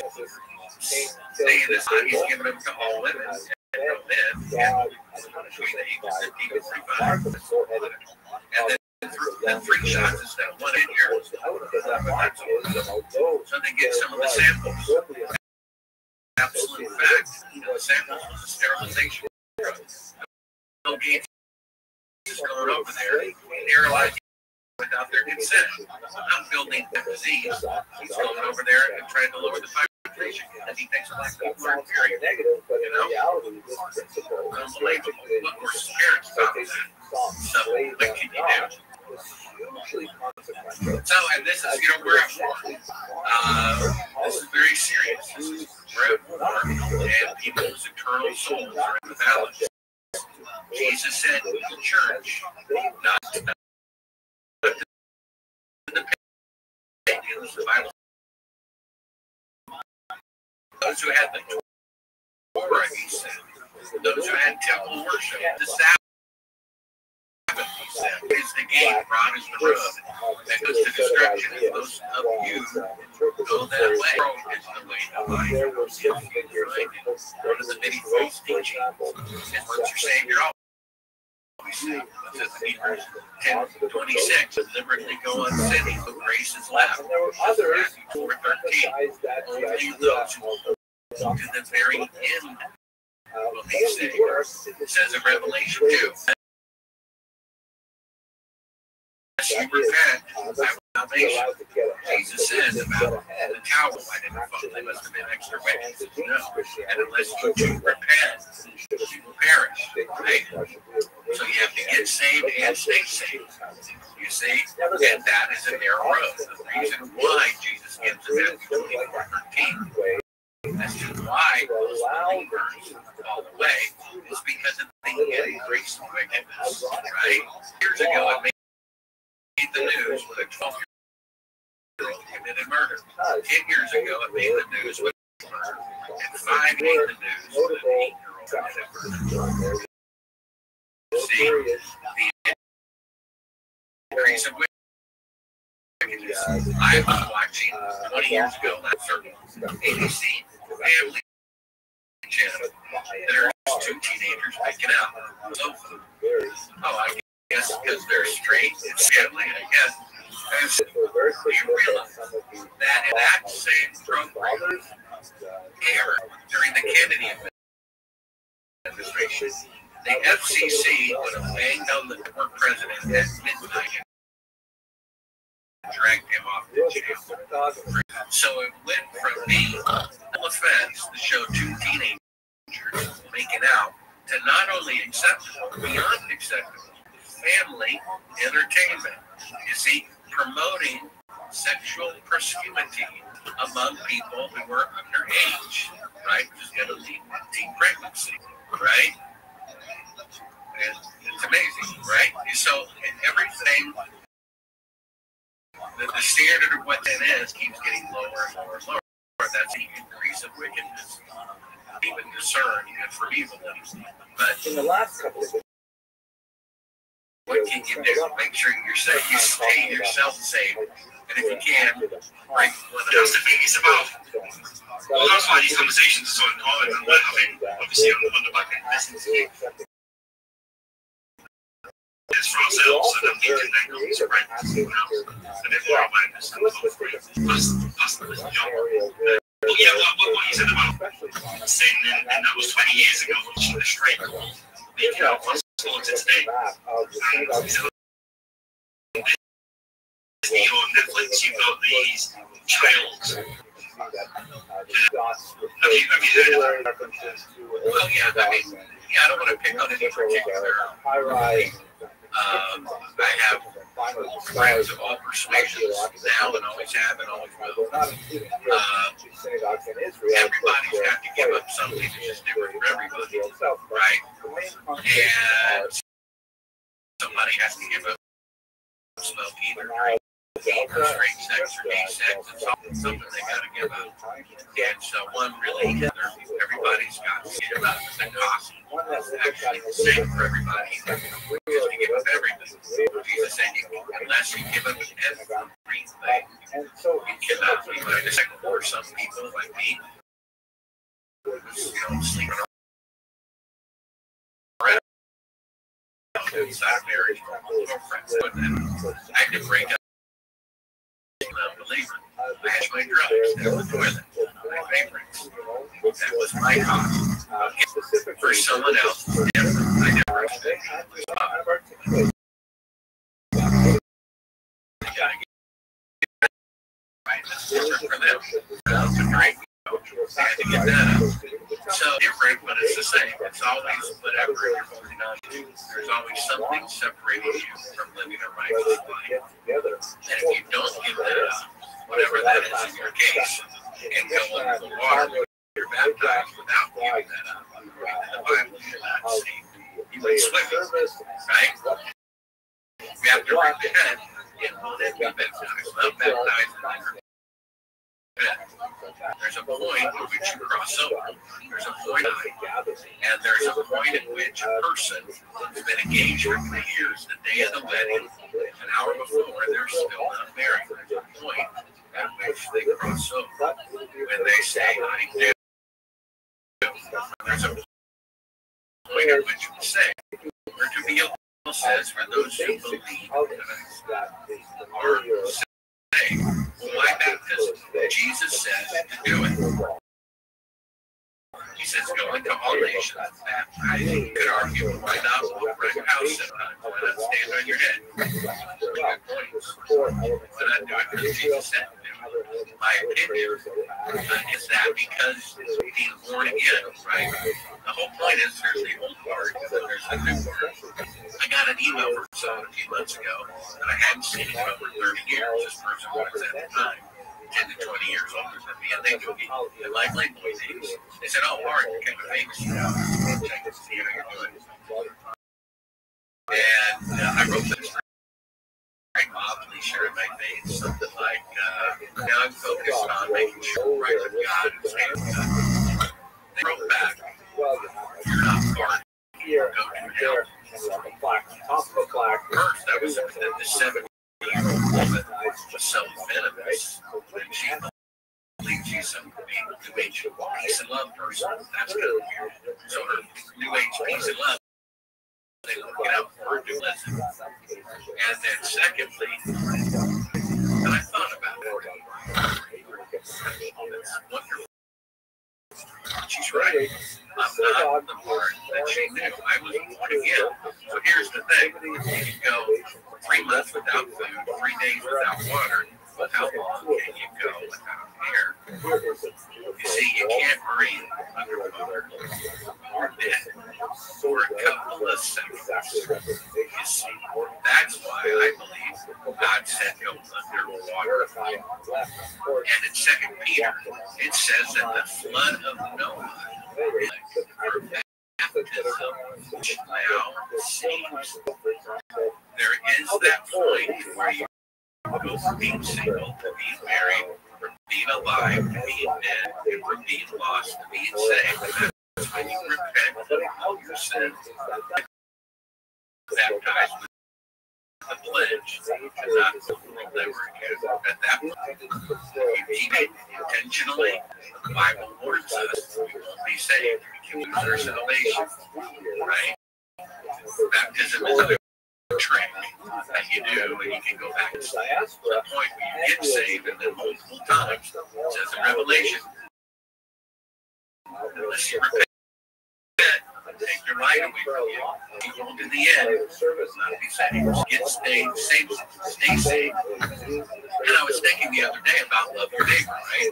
Jesus says all the commandments are summed up to love God with all your heart, love your neighbor, right? Because the first 4 commandments are about loving God, and the rest are about loving your neighbor. That's what do not kill, do not commit adultery. It's about loving your neighbor.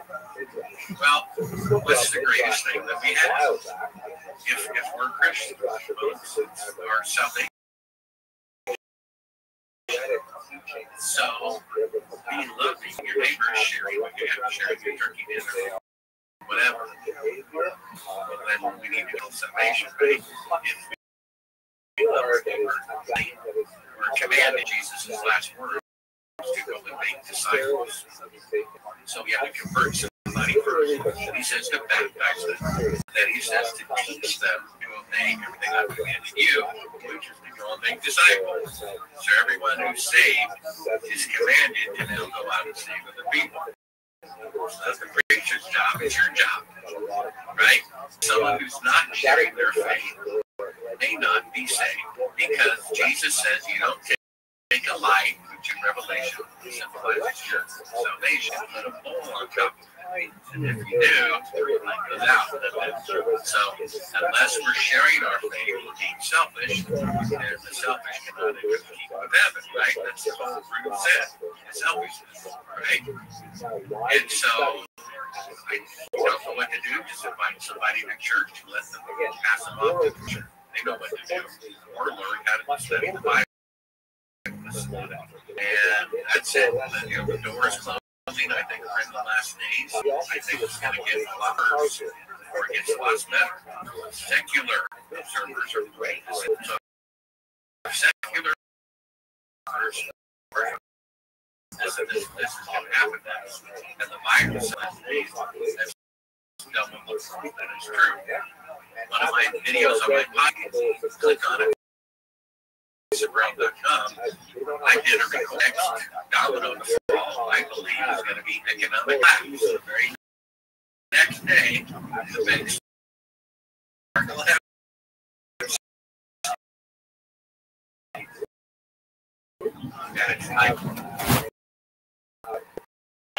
So there already have things. I think that's only getting worse. I think it's intentional. They had 100 food processing plants burned down in 6 months in America without a single one reported on the EB News. Because the EB News is CIA, and this is CIA who's burning down the plants. They're not going to bring attention to their own crimes, are they? Right? So I think they're trying to channel the food supply, get it under control, so that it's easier to control. So they have to go to them, get your food. So that's why you've got Bill Gates playing a fund on top of that.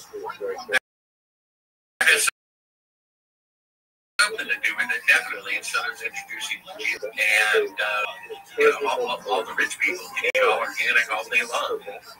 For all we know, there's one little secret piece of food, one of the 1,000 pieces.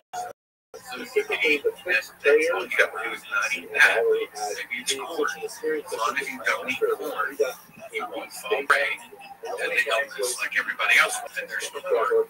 And probably 95% of the things in the store are starch, corn, oil, canola oil. You see, there's corn in almost every ingredients.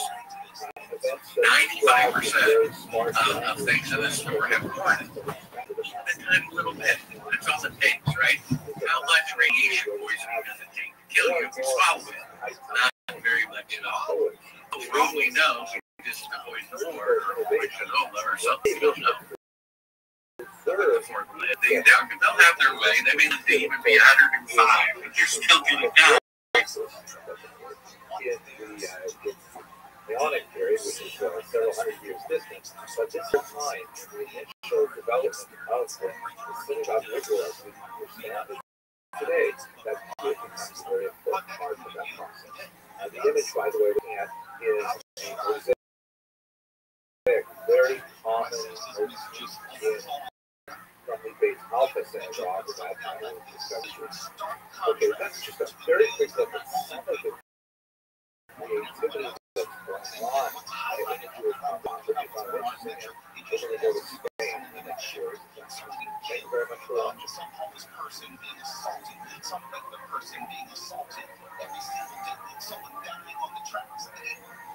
Well, look, this is why they do bad thing, because it's not every single day. Here's what does happen. It can be Check on my phone. God knows it's happiness. But it is an environment where you can listen to it. You know what I mean? That's what I don't hear all the officials now.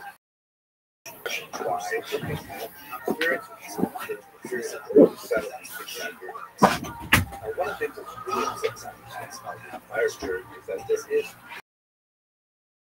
Iberian exception. So why is the Iberian principle really crucial? And so it represents an unusual moment in Jewish history where you have three major monotheistic cultures interacting with each other for extended periods. But in other words, most of the last 2,000 years of Jewish history, Muslim rule or under. And there's a lot of interesting contrasts and comparisons that hopefully we will be engaging as we go through this history over the next year or so of lectures. But in Spain, and to a certain degree in Portugal, you have this unusual environment where Jews, Muslims, and Christians interact in a triangular culture, a binary culture. So, for example, if we pick, let's say, medieval England, this tiny Jewish nation as a minority within a large Christian population. Or if we look at, I don't know, Egypt,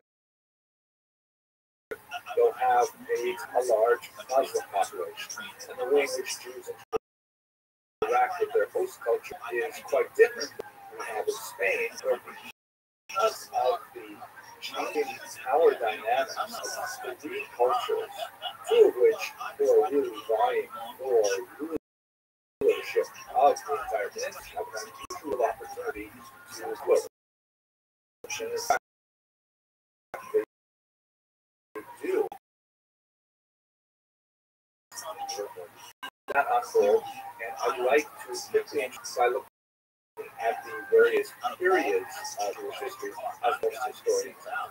The first, which we'll talk about in this lecture, is the early settlement and the early Visigoth period. That is the first time we have any sense of Jews inhabiting the peninsula and what we might be able to know about their experience from the 5th century on when the region was down by the Visigoths.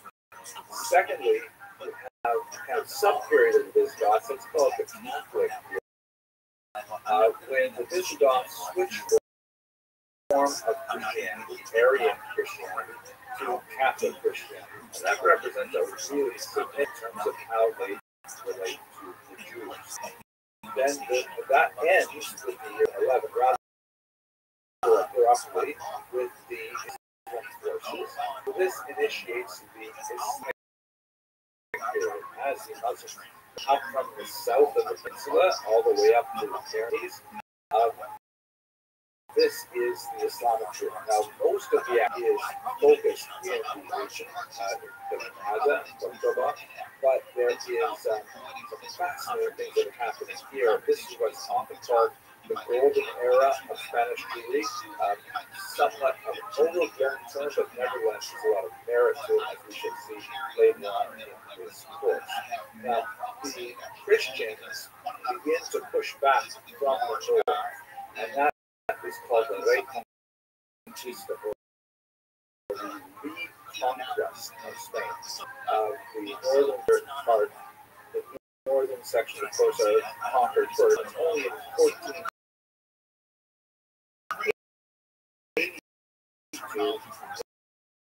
when the Muslims officially lose even their total period, because the northern section Christians, the southern section would be Muslim. That's also our study of Jews, because the Christians, when they conquer the peninsula, they have a very different word for Jewish minority than and finally, although of course it was the dramatic and terrifying expulsion of the Jews and then subsequent developments in Portugal with a forced conversion and also a mass migration in 1497, you have what I like to call the crypto-Jewish period, because there's still a very significant population of Jews living as Christians in the Iberian Peninsula. And there's a whole spectrum of what that really means. There are some Jews who are like just clamoring to get back to their Jewish practices, but are feigning Catholicism simply for the time being. And on the other end of the spectrum, enthusiastic adopters of Christianity, and along that spectrum is quite a range. Significant, particularly those Spanish Jews who fled to Portugal, and then sometimes a generation later left Portugal only to re-adopt their Jewish identity in the diaspora. So the crypto-Jewish period is not only represented in Spain, but really what happens in their diaspora. So that will take us right up to separate group. So these are like 5 basic ways to divide up the theory that we have before us. We're going to concentrate right now on the early sects. Here's a great map from an atlas that Barnaby atlas that we had a chance to examine. It gives you a sense of the scattering of Jewish population around each black square is the same size as every other black square, and they're not reflective of the size of the Jewish population there. You also have that kind of starburst that shows that the area, and I think there's a lot more of the Alexandria and Rome, but nevertheless, Antioch, the early diaspora gathering Jews that extends all the way up to London and into what would be later Germany. Of course, Spain is an important region. From the shading, kind of darker orange, where it's really strong by the end of the first century. There's the Eastern Mediterranean, what would be Turkey, Asia Minor. And by the time it's the 3rd century, yeah, that's a significant suggestion of Jewish populations all the way out on the Atlantic coast and what would be Europe. So who are these Jews? They are known as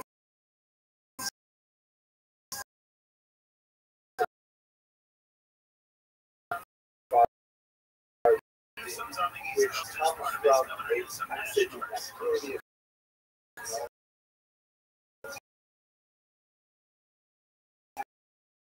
the term for Spain is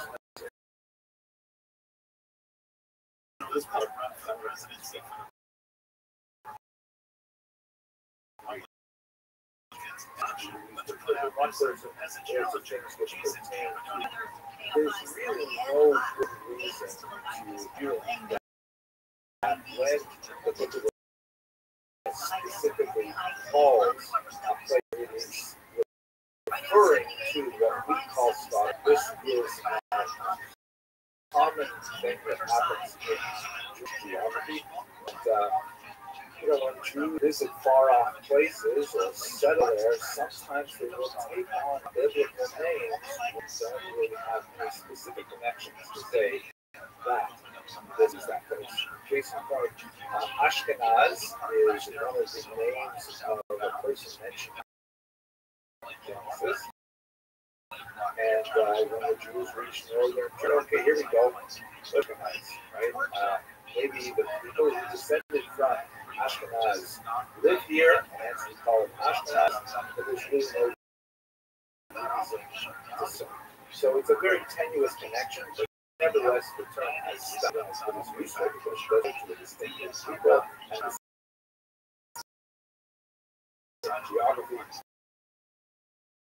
But nevertheless, no reason to assume that in the book of Genesis called Spain.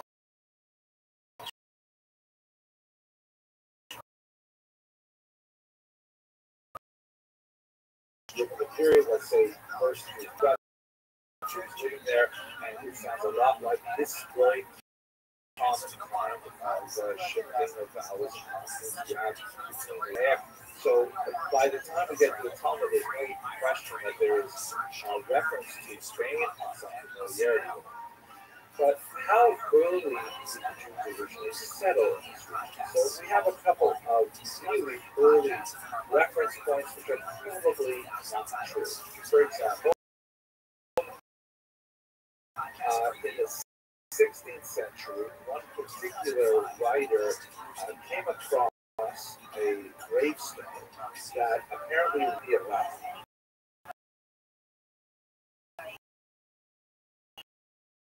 was the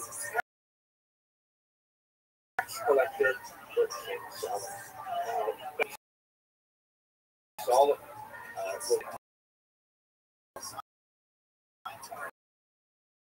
1,000 years before the Common Era had was going as far out. So, and the lost was to the French and it is this probably not as the Virgin Day there. 1,000 years ago is on there. One that does not necessarily negate the idea of artist spurious is apparently a letter from the Jews living in Toledo sent to Judea asking that the Jews in Israel refrain from crucifying Jesus. And this would have been dated about the year 30 of the common era. Also kind of a far-fetched doctrine.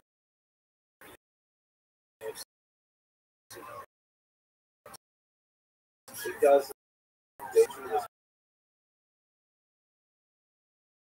Jews had in their interest to demonstrate that they had good settlement in order to document and to illustrate their heart for things like charge privileges to do certain tasks. If they could demonstrate the element, then that would help them in whatever local negotiations they might have. This would be especially important in Europe when medieval charters are put into place. But that's it also indicates a level of superiority to Christians specifically, saying we're not like those Jews who crucified Jesus. We're completely separate. We want that nothing to do with it, which stretches our ability to believe that Jews in Spain knew something about what was going on in Judea at that time, particularly if no other records of Jews really talking about this, other than the Christian sources of life. So these sources are hard to believe. I can't really set up in Spain this early as a result. We do have really cool pieces of evidence which suggest someone around. This is, by the way, an image from the famous Sarajevo Haggadah. This is a Haggadah that was composed in medieval Spain and later smuggled out and found its way through Sarajevo. There's a fascinating character, by the way. The bottom left is a mysterious dog skin. This particular looks kind of produced in other JPEGs she looks a little bit. A lot of questions about who is that? Well, he was participating in a meal with a piece of matzah, but she has a different complexion than the other there. She is seated somehow separately from them, or is that just coincidence? The artist chose to put it that way. She's also dressed a little bit differently, but she's clearly part of the ceremony. Fascinating. So we have a much more reasonable 18th century tradition that of a discovery of a gravestone. And the gravestone was partial. Of the purported Adam Iran, it is missing. However, it's a much more source, so there's an explanation to this is from Adra, and the inscription apparently something like a girl's name, Solomon of Solomon, that's a Dunya right here, men's Vato, 4 months, yeah, 1 day. I think that's what a lot of fans are saying. If it is authentic, and there's good arguments for first real mention of Jews living in Spain, they can build something fascinating. It's tragic how you see that the father specifically knows out exactly how old she was when she died, right down to the day. And regarded as very significant that he knows that she was. But Comic-Con itself is still going to be very much related to know there's going to be a cosplay contest. There's going to be we also have a literary evidence of the early Jews in Spain from the 1st century in the Christian scriptures. In Romans chapter 15, there's a discussion there where Paul indicates his desire to go visit Spain. And the reason why this is specifically a good possibility of seeing a Jewish population is because Paul used to specifically go to Jewish communities to attract potential Christian converts. So Paul enjoys that had a lot of Jewish populations, kind of like fellow travelers or interested populations that were a market for the ideas that Paul was disseminating at this time. So quite possible that Paul wanted to go to Spain. He wants to go to Greece. Already living there, who would have attracted some proto-monotheists who would have we also have an amphora that was discovered in India. So they get the region in also first century, but so it's indicated that it originated there. But by the time we get to the 4th century, then it's pretty clear that it's important to the church, at least, to talk. Basically, we have a very important church synod or council in decisions of the particular council. There are variants on social dining, that is, Christians are forbidden to engage in recreational dining with Jews. And one of my favorite passages, a very strong adjuration that Christians are not allowed Jews to bless their wives. Meaning that Pedro can't say to his friend Carlos, "Hey, you're Jewish. You have a personal connection with this big guy. Come by to my field." Now, the reason why this is somewhat problematic, although it suggests that things were happening, it doesn't necessarily. They could be kind of like, close to faith that observed in these kinds of to sort of explain that don't worry, we'll line all of these issues. It doesn't actually mean that there are Jews who are doing these things. But sometimes the specificity of these things does suggest that you should not own Christian slave for that too. But mixed dining, blessing the crops does sound sort of specific. Like, let's say, for example, I understand there are laws in the books here in America that also prohibit a person from riding his horse in certain areas of New York City. Now, he rides horses except for policemen. There's no point that they knew the law codes that are real. It doesn't hurt. That doesn't mean that they're actually horses riding. People are forbidden from riding their horses in Manhattan, especially when we have phone towers. Look at that.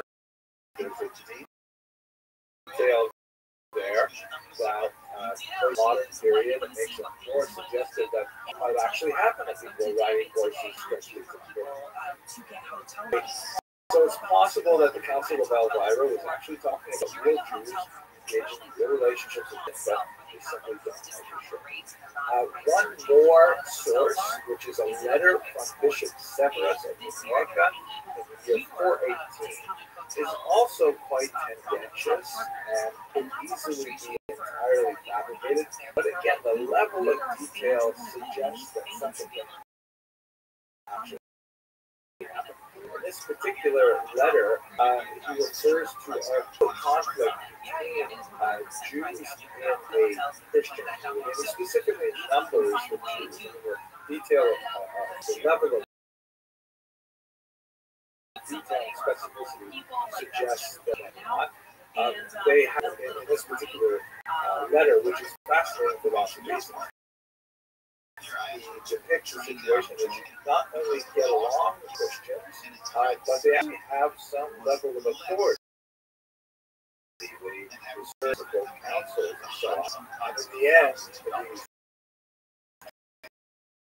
these are forced and converted to Christianity, many advocated perhaps or just but there are some thematic story that are quite ominous, as we should see this recorded much more authentic sources for several years. So we can't say that some reliability, though, is that by the 3rd century, there are some Jews living in the periphery of the Jewish world, but this population is decreased. By the time we get to the early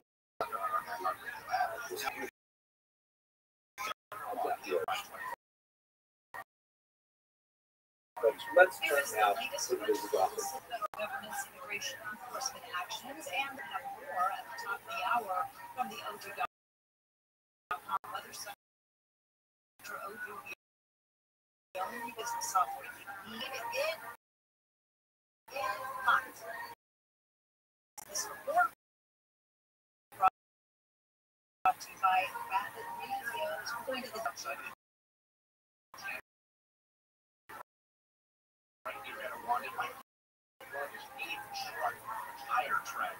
After records conversion outside to Catholicism in the year 587 is like one of the most bizarre institutions we have to say I've never studied. It's extremely difficult to tease out some of the methodological issues, and just the content of this history is bizarre. Here's a map that gives us sense of where it's located there is, and it occupies much of the Iberian over into what would be southern France, right on the Rhone River and so on. And they invaded in the 5th century, and initially the Jews that were located in this area probably fared fairly well because the Visigoths were originally Aryan. What I mean by that is they use A-R-I-S, not A-R-Y. Hence the term Aryan with an I. Nothing to do with Aryan nations or Nazis. But this particular ship had a vision of Christianity which was somewhat distinct from Catholicism, particularly with regards to the figure of Jesus and his relationship to divinity.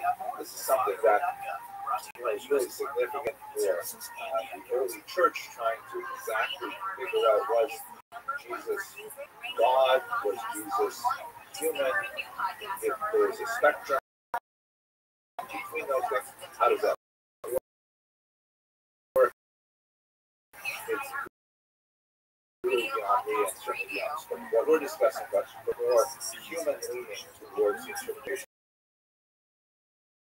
of the figure of Jesus. And this was declared a heresy by the Catholic Catholicism from Arianism in the year 587.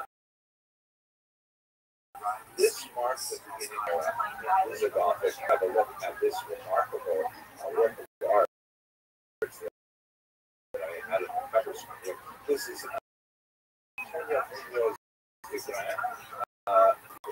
Heavenward gaze, and he's obviously entranced by his spiritual transformation. And he's got his hand in the Bible there. It's being held up beautifully by some kind of church official.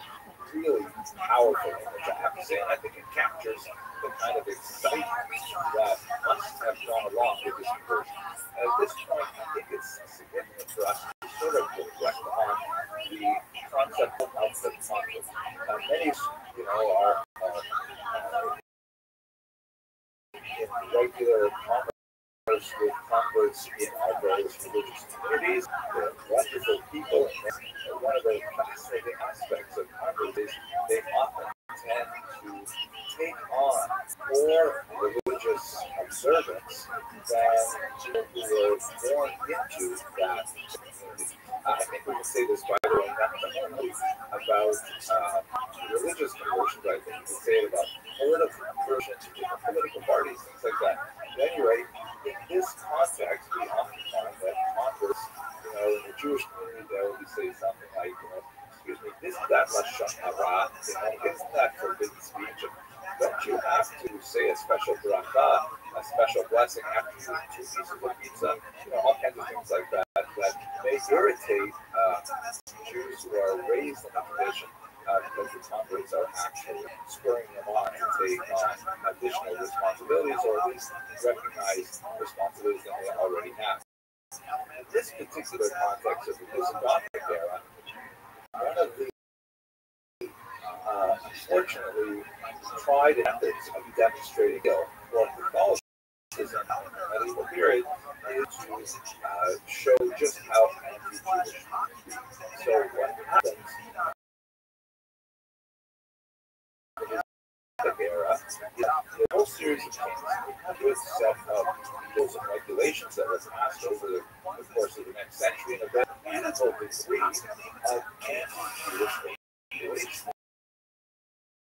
that are stunning in capacity, scope, and anticipate the kind of anti-Jewish persecution that we're going to see 700 years later, and certainly even the century, through some of the methodological problems here. One of the most important ones is that absence of Jewish records that correspond to this period. In other words, the Jewish community in Spain was still too small, too weak, too undeveloped, perhaps, or for whatever reason. We are talking about, this is 1,400 years ago.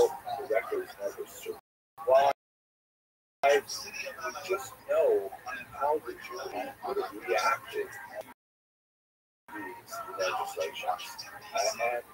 And that in the absence of any kind of secondary perspective on the period, that in a legal fiction. In other words, it doesn't cost very much to simply put a law on the books. And if you want to demonstrate your bona fides, legal faith, you usually put in an anti-Jewish any correspondence to reality, because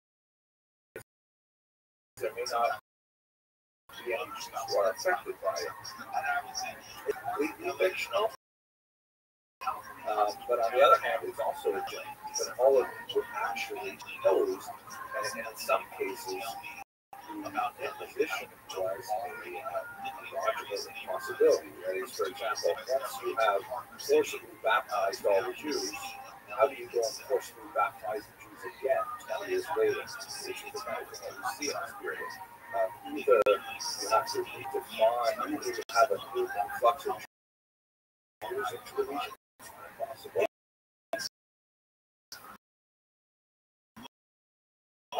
Or you have like Jew forcible conversion, also not impossible. Or you have a baptized in some of those scenarios. But first, I think it's the kind of statutory legislation that was imposed in this historic period. So you recall once again that the period we're talking about is basically from 587, when we have this conversion of the kings, until 711, which we Muslim. Here's a remarkable image that I think very brilliantly the sort of atmosphere that I get in my mind when I think of this Islamic kings. This Alonso Cano's 17th century kings of the Visigoths. I wonder if there's a certain bit of art history here that I don't know much about. I'd like to do a little more research on it, because they don't look like 6th, 7th, 8th century kings to me. They look a little bit too modern, maybe Renaissance era, maybe later, maybe the fashion, things like that, I'm not sure. But the expressions are perfect. Like the impression I get of these Visigothic things brought forth is spot on. So, as I mentioned, one of the most common things that you see law books is a series of forced of Jews, which caused a certain amount of stir and beyond the church, the higher church, never openly approved of forcibly converting Jews. Depending on the era in which we're studying, there is more rumors or more discouragement of locals to do this. But on the other hand, the church really had difficulty dealing with the ex post facto situation. What do you do with Jews who are forcibly converted and in so doing partook of the sacraments, including, for example, baptism? Can you simply ignore that and say, oh, they're actually Jews, it doesn't count, do over? Or do you have to say, well, you know what, it shouldn't have happened, but now they're Christians. So we have this situation where there's a lot period, and again, look at the echoes, the Inquisition that we discussed later on in this course. Jews are forcibly converted, and then they're charged with Judaizing, meaning of going to their Jewish ideas, especially separate. No one can ever drive in my game. So government is beyond corrupt. As I'm editing this book, I'm put in touch with the gentleman, Cyrus Eugene Akers. Well, Cyrus Eugene Akers was the chief of security at Cannon Air Force Base in 1968. And as he's dying, he said, God forgive me, I'm a murderer. I murdered someone. He said he murdered a co-worker because he and the co-worker eyewitnessed a government secret, and his friend said he was going to tell the world because he thought what they were doing was really wrong. He said the reason why he killed this person was to cover up the moon landing fraud, which was filmed at Cannon Air Force of 1968. He stood beside President Johnson the first day of filming, just couldn't help look at it. And sure enough, he was on holiday 1 hour flight away at Air Force Base before this was investigated. Posted their website. President Johnson visited us in 1968. They said took it down, and we started digging into this. And Johnson gave the chief of security at Cannon Air Force Base the headquarters of the United States Air Force's intelligence. It's not Area 51. Every branch of the military, the Army, the Navy, the Marines, and the Air Force, they all have their special ops headquarters at Cannon Air Force Base, the very place where the moon landings were filmed, June 1st, 2nd, 3rd of 1968. Do you know how many government employees were involved in it, or do you have an estimate of how many were involved? Yeah, we know exactly. We know their names. President Johnson gave Cyrus Eugene Akers 15 people allowed in to observe this. Only these people. Mind you, Cyrus Eugene Akers was the chief of security at the most secure base in the country and the military, because that's where they choose to film it. President Johnson said these 15 people are allowed in and nobody else. He kept the list. He gave it to his son, he gave it to me, and I published it in the book. And so we know who was there, and some of these people are still alive. And a couple of good guys, friends of mine, actually, when I was editing the book before it was published, asked me to call 2 people on that list of 15 people. And I was, reluctant to do that, as you might imagine. It's going to be different after my book was published. Before, I was taking a great chance. They said, we got your back. And one of the chapters in my book is called The Funny Thing Happened on the Way to See Death. Because when I found, and I've never talked about this publicly, okay, but when I found, that's my photography, my phones were disconnected, and cars that was followed from church in the middle of the night. I made my way to CNN to get around it. government agents back in CNN confiscated the tape with a copy, gave me truth serum, claim of vomiting, asked me a series of questions. A lawyer happened to have an office in the back alley of CNN. He didn't, and I'm like, I'll be here today to tell you the story, you know. So I escaped their custody back to Nashville where I lived and got truth serum. Nobody but the CIA would happen. So I needed a cup. I gave it to a friend to put in a lab in his name, not mine. And a few days later when we met, I said, what are the results? He says, well, there was a problem at the lab. Yeah, what problem? He says, well, they had a break-in over the weekend. I'm like, so he said, well, the only thing, so this is the type of thing that is in the book that I've never talked about publicly, and so is this death. So I call up 2 of these people on the list 2 years ago. One of them is Eugene Grant, the flight director of Apollo. He said something odd. He answers the phone. He doesn't say anything. Going back again. He says, is this just having the surgery? Apparently, these guys have some, military grade video equipment in their house. During their retirement, they talk to each other about their secrets, right? But a side note, it had to be Eugene Cernan because he's Eugene Krantz, like the and if he's having a call with Cernan, it has to be Eugene Cernan, Apollo 17 astronaut, who allegedly died 2 years earlier. So, I guess that guy's still alive. After all, he wanted to put the 50th anniversary, right? So, and then I call another guy on the list I never heard of, but I was at the call, so I did. I say, hey, I've got you on this list.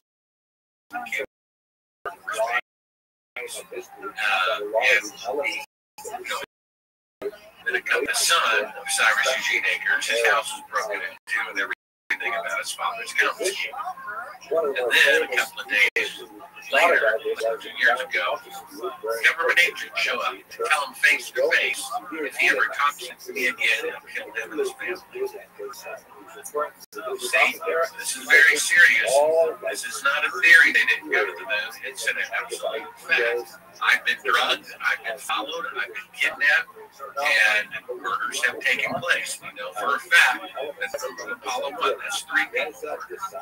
We know that Cyrus Eugene Akers killed a person, that's 4 people. We know that there were 4 other backup groups, members of backup groups that died in accidents within 24 months. Then we have James Irwin, Apollo 15 astronaut, who called up Bill Casey to get off his chest about the moon landing, about saying it was fraudulent. He said, I'm concerned for my safety. Call me in this snow 3 days without an astronaut who's so there's another one, right? So far 9 Apollo astronauts. After the Boston Massacre, which killed 5 people, our founding fathers said that's enough. We're going to risk our lives and probably everything because Robert McNamara, Defense Secretary of War, admitted on his deathbed that the Pearl Harbor said they got everyone fired up to join the attack of the North Vietnamese on an American ship. It never happened. They made it up. That led to the death of 15,220 Americans. So I think if they're willing to kill all those people, they're willing to make an image on the television. Unlike, though, 9/11 and JFK, because whoever did those things, those people are still dead. This is a positive line. This is taking away. And this is what the news director saw. He said, this will look great. Right? We have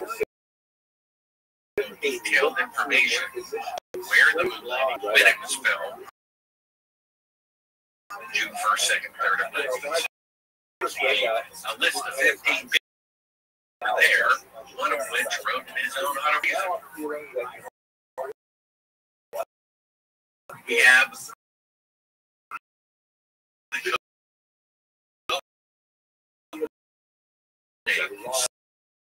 slam dunk about this breaking, because if it comes out, if it's finally confirmed that the moon missions were indeed falsified, I think the public is going to be mad. I'm going to find out that the government is murdering their own people, because the very next thing is going to have to investigate is the Apollo 1 crews outside by the CIA. If their relatives have been was the government murdering their own people. They're taking away life, liberty, pursuit of happiness, which means they need to be altered or abolished. Right? So, what do you think this were in the movie? Well, there are several. I mean, I always thought it was Fry. Film of something that happened on the way to the moon, where all that goes. Up with the scripture, where there comes disgrace. And so Kennedy, not a scientist, married Miss Spock. I mean, they went from never being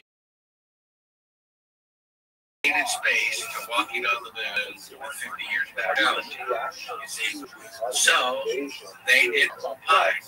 They didn't want to admit that he set a goal that they couldn't do. Now, this shows something. It shows that our leaders are immature.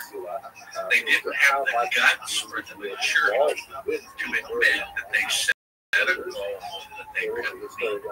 And then they have no morality because they lied, they embezzled money, and they were keeping a secret. I mean, during the Kennedy administration, his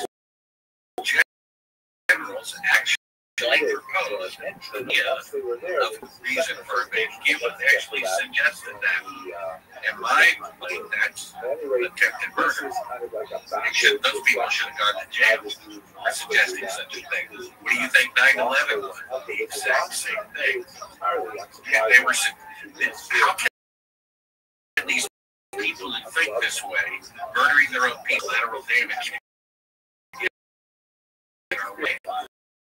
get our way of legislation that's unpatriotic. And these people are in power. Does anybody care? The problem is, and this is the last chapter of my book, SexandPearl.com, it's called What to Do About This Mess. One of the problems in the federal government is that a corrupt president appoints corrupt heads of the EPA, of the FDA, of the Justice Department, of the FBI. All of these government agencies that are supposed to be investigating the executive branch are now controlled by the executive. I mean, that shouldn't happen. A president should not be allowed to appoint the heads of various agencies. Because you have rank and file FBI who are among those people, and they find out a senator is corrupt, and they're just doing what their boss told them to do. And so the idea that a former CEO of a company that sells medicine can become chief of the FDA, or the chief of the FDA can later leave and become CEO of a company that sells medicine, that should be illegal. I don't know why that's even legal. Do you realize that in your country, there are 17 kids that if you put them in food, people will go to jail. But they're perfectly legal in the United States of America. People are swallowing plastic in their pizza cheese because technically it's biodegradable over a year, and therefore it's technically organic. Therefore, we allow this to be swallowed by people.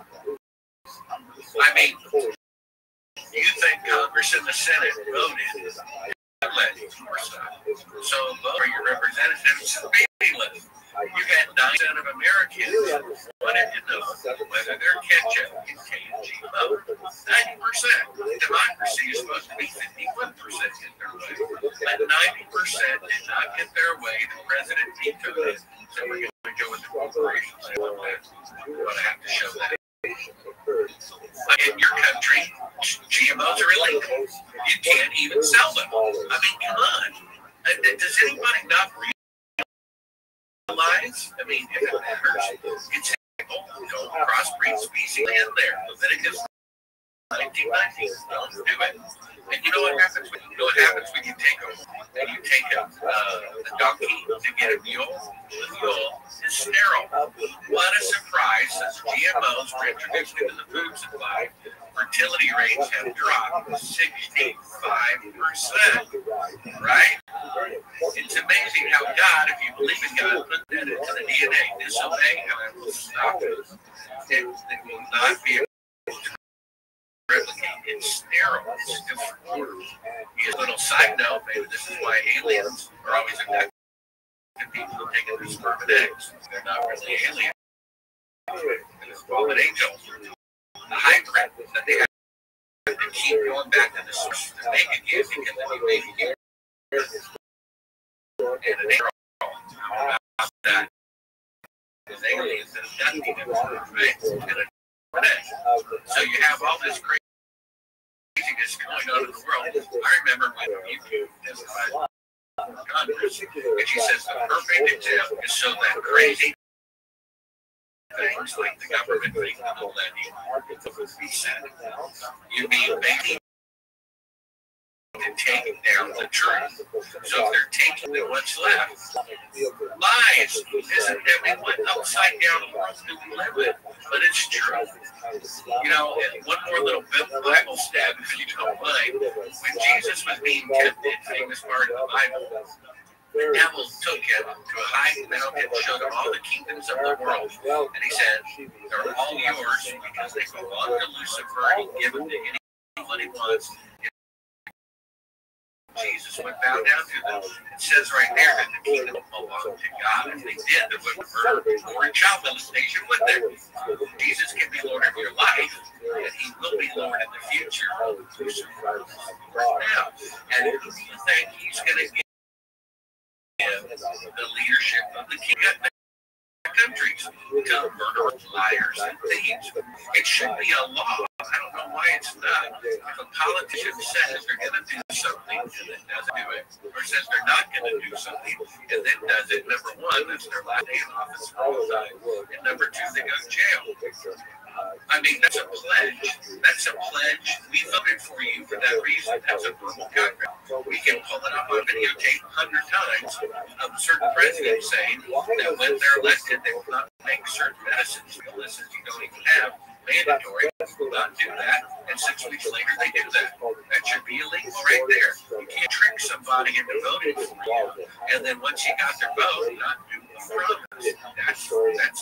That's wrong, right? That's a verbal contract, legal binding. You're breaking it. You're not only not kicked out of office, you're not even going to jail for it. The crazy thing is, everybody decisions like everybody. It's like a known thing, accepting that politicians. The masses just seem to not talk about it, raise a point on, make it, try and fight back against it. It just they don't accept it. Yeah, that's because the press is controlled. The press supposed to criticize the government, and now they do the exact opposite. One of the chapters in my book, which you get at Sorrell.com and audio, I read Kindle or print, is a document, a CIA document discovered by Warner Bros. During then, you could only own one TV station or one radio station at a time. Now you can own a million if you want one point of view and a million TV stations. They said they had 400 journalists on the CIA payroll working for every major newspaper, every major TV station, every major radio station, every wire service. One of the clips, which you can top level, made video links. is a series of news clips. What is NBC? What is CBS? What is ABC? Fox? Saying the exact same words with the story. It's Central Intelligence. The CIA controls the media. There is no free press, which is a Constitution violation right there. I mean, the Constitution is to protect the people from the government. And says they can't murder their own people, they can't take away their pursuit of being happy. They were doing all those things. The CIA, TV, and Post took down a democratically elected leader of another country. And to do that, and only during the time of war. Their charter is to do information gathering, period. And no one cares. You realize William Benny worked for the NSA for 30 years. He goes on national TV and says, oh, by the way, we spy on the private cell phone conversation of every Supreme Court justice, so you get sexual impropriety on them and blackmail them the way you do. It's an open fact. It's not disputed. It's on national news that the Supreme Court is being built. There's not one single investigation. But if you think that Standard Clinton, the FBI goes after the source of that information rather than the corruption it's pointing to. Yeah, that's the problem. There's corruption going on. People aren't looking at the corruption, they're looking at the people talking about the corruption. People's eyes are looking the wrong way. One of the things they need to do, this is in my last chapter, what to do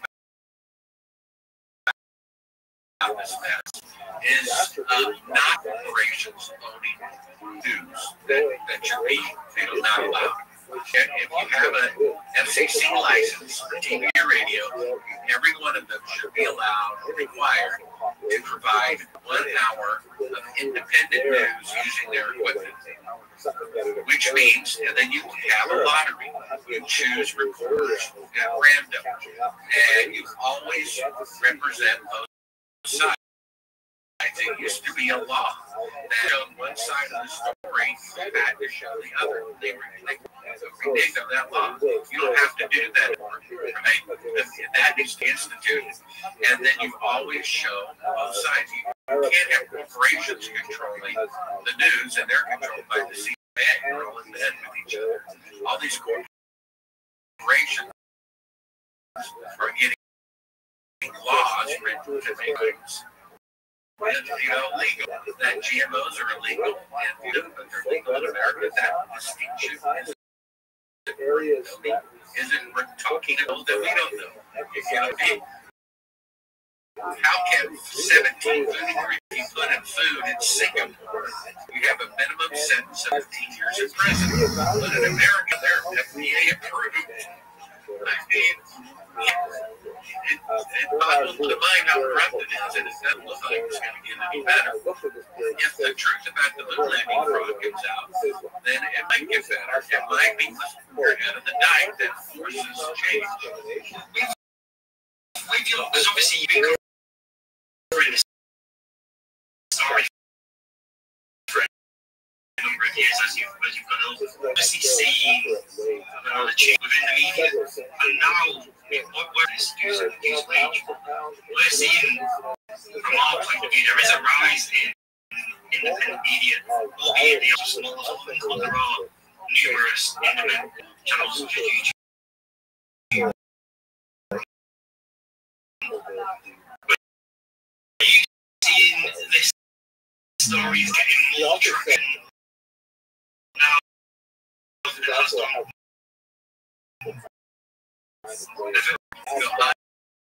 To me, that the two used to talk about the money fraud and just saying he eyewitnessed the moonlighting fraud. He even said he murdered somebody to cover it up.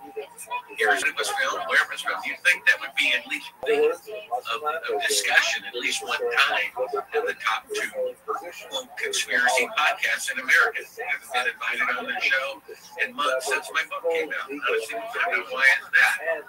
It's called controlled opposition. It seems odd to me that, you can have what appears to be independent media, but is it really?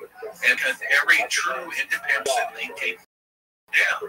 I mean, the inventor of the 143 told to get for an illness they don't have. The inventor, you would say that he would be the number one guest of every news program in the world. ABC, NBC, CBS, EP News, they would sit right there in the studio talking about this medicine that everyone's taking that he invented. If he is interviewed and gives his honest opinion about it, they take it down. It boggles the mind. There is no end. And I don't see there channels here and there making a difference, to be quite honest. We're talking about, okay, we got 5 mice fighting an elephant now instead of 1. Okay, let's get 100 mice fighting the elephant. Let's get 1,000 mice fighting the elephant. I think it's going to take how many millions of mice to beat an elephant. I'll buy them at the same time, and I still might not. So they're got plans. They're already censoring the name of public safety and so forth. So a video privately of my doctor saying that one of the he's a medical authority. He has a degree in medicine. They took it down. They said no. Only people with medically authorized narratives are allowed. But he's a doctor. I mean, in fact, there used to be a public service announcement back when they made those mandatory. That said, when one doctor gives you a suggestion, you take a second opinion. Now they have like, no second opinion. Do they not realize that if you take away statistically cancer and heart disease, that the number 1 cause of death in America is medical malpractice? It's an admitted fact. Medical malpractice is the number 1 killer of people in America after heart disease and cancer. And then, if you have 70% of Americans taking prescription medicine, that means 70% are sick. So if there's a country in the world that has 70% of the population sick all the time, I would say that they have the worst health care in the world. And yet the politicians say we have the best health care in the world. How about that? They say we're the land of the free when we're the land of the slaves. Have to ask permission from your slave master to leave your house, know your business. Do you realize they arrested people because they had 5 when the limit was for a child in California? They shut off the electricity of the house. How can that be legal? How can that be freedom? The government in our country having parties in 10 Downing Street, whilst we can only be in a bubble of 4 people. Yeah, I mean, who are they? Why are they better than us? Even if they didn't do that, let's just say they obeyed the rules too. Let's not even talk about that. Let's say they obeyed the rules. You can't afford the rules people in the house. Who are you to tell me that? It's my house. If you think that's good, if you don't want to have more than 4 people, then no. Okay. Who are you to tell me halfway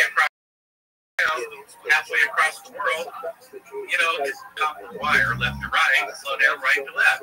So why not have bottom up government, right? Association have the right to tell the person they cannot put a garden in their front yard because it doesn't look good.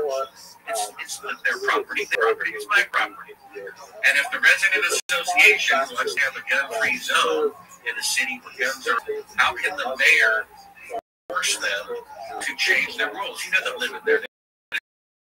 It should be the neighborhood association should have greater right. And then the governor, who lives 2 kilometers away, shouldn't be able to tell the mayor what they can do or not do on their own, right? And then the president shouldn't be able to tell the governor what they can do in their state. That doesn't make sense. It's exactly backwards. The reason why it's top down is because that's the way it's always been with tyrants and kings. How is it any different now? It's not any different at all. And they're making it more authoritarian every minute. What about instead of giving the banks $3 trillion for losing our money, the guns as your prize. You know? So, why not give every person $20,000? And what would happen to the trillionaires? To have the prop person and the President Association. Then the mayor, then the governor. The mayor is supreme over the city. Why not have the independent states? I mean, why is this entity far away that won't put a label on ketchup that says GMO and 90% of their people want it, and they still not make it a law? Why do we need them? Why do we need such people like that who won't do what 90% of the people are asking them to do?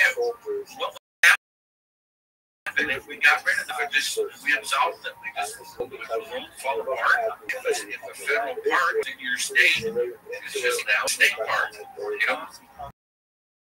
But if a military base that happens to be in Texas, now part of the Texas National, you know, what would happen? Wall, you know, I don't think anything would happen. It doesn't make any sense. A federal government that they're doing it all. Why not have all states vote whether to go to war or not based on a cabinet of leaders of their various army rebuttals? They decide as to whether we're going to send our people from our state into this war. I don't understand why they're mad at Putin for defending his border when we fly halfway around the world to kick people out of Iraq. I don't understand that. Somehow the UN says okay on that one, but down on the guy defending his own border. You know? What is that all about? Because the US is blackmailing everybody, threatening everybody. What can you do? Save yourself from the drug generation. That's damn to do. They will inherit. That's the price they're going to pay.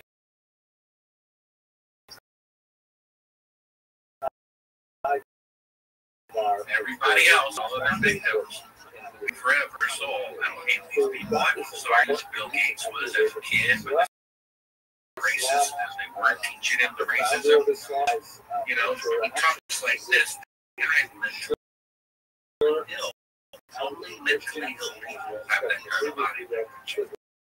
They need to feel sorry for the guy. You know what I mean?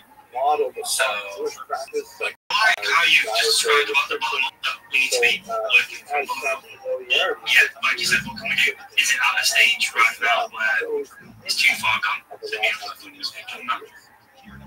Yeah, well, I think it is too far gone.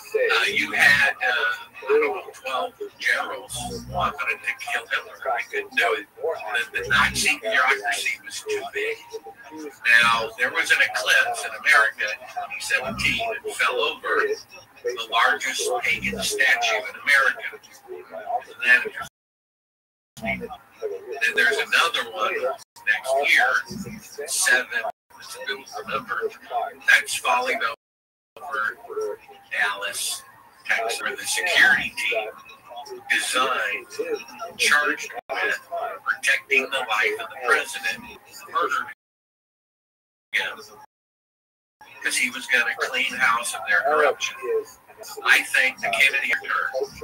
If a dead astronaut's widow says that her husband, who would have been murdered or would have been the first by the CIA, I believe her. Okay, Junior, who has more access to the JFK files than all of us know, says his uncle was killed by the CIA. I believe it. I think that was a point of no return. I think once the government kills their own president because he was going to get rid of the corruption, and it's beyond help. I mean, Johnson, Democrat, was there supervising the thinking of the moon landing. Republican Nixon's up. It's not about red and blue. They're both.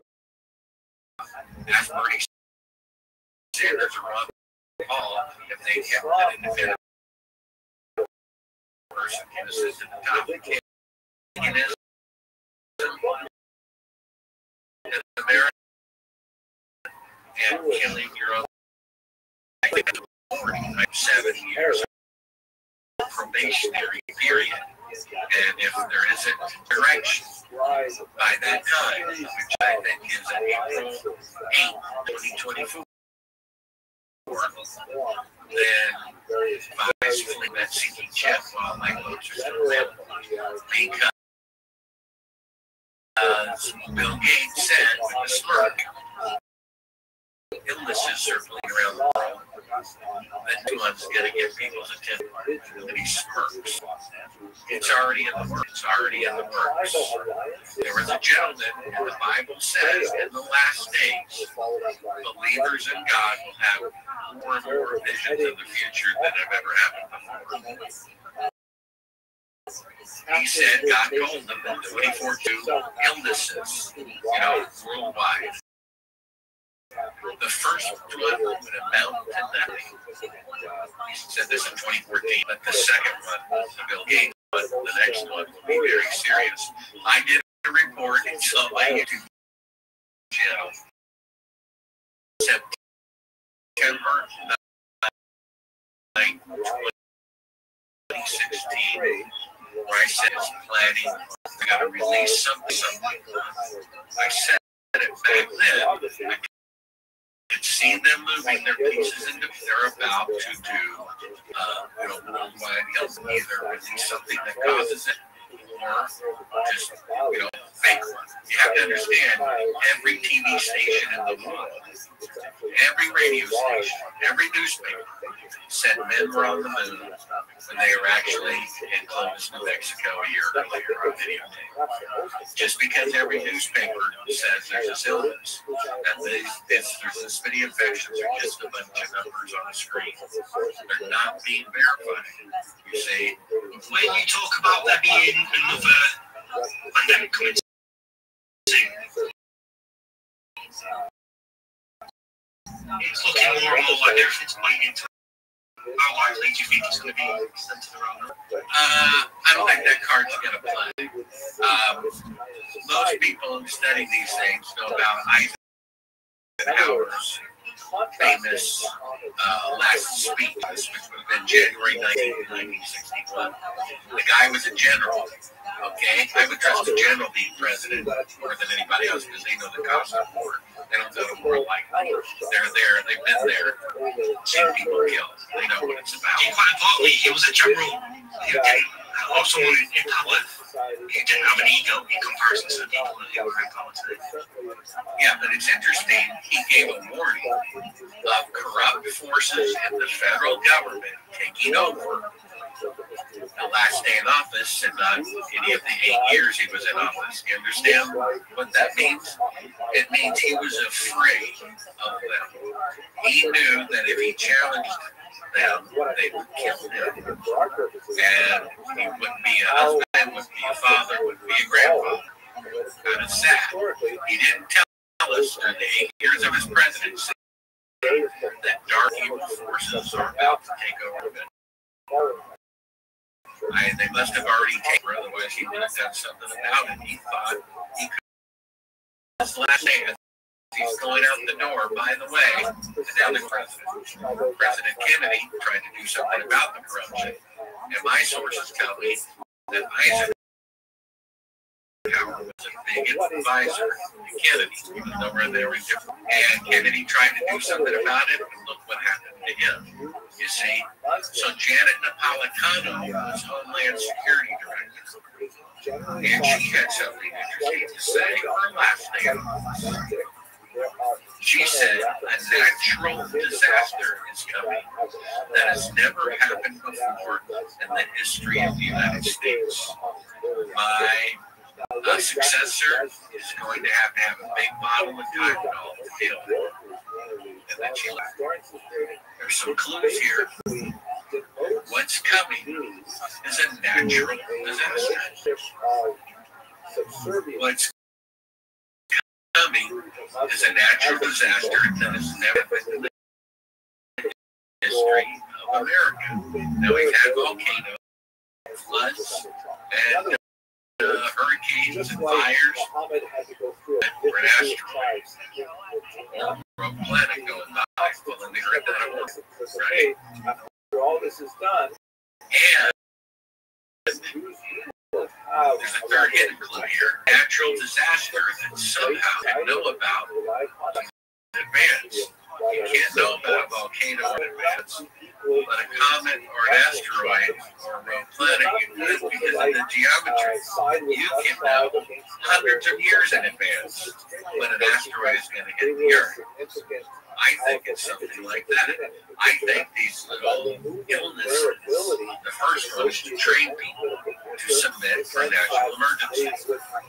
I think what they're doing, according to the former vice president of the company who sells the medicine that everyone's taking for the illness they have, that is designed like a time delay used to take out the weaker part of society. They're all phase one of the medicine.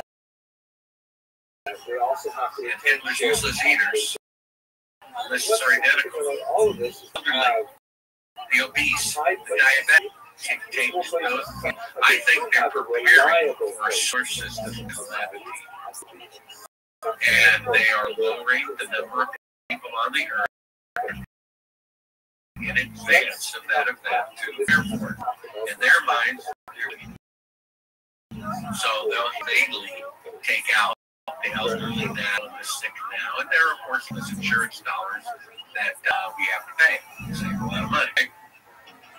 And they're going to get ready for this event because what's coming, I know of one meteor that would not be a planet killer, but it would be a country killer. And as best as we can tell, it's going to hit off the coast of the United States, off of San Diego, which means the U.S. is done for as a country. And then it would change the climate of the Earth for quite a while, 10 years, 50 years, no one really knows for sure. Which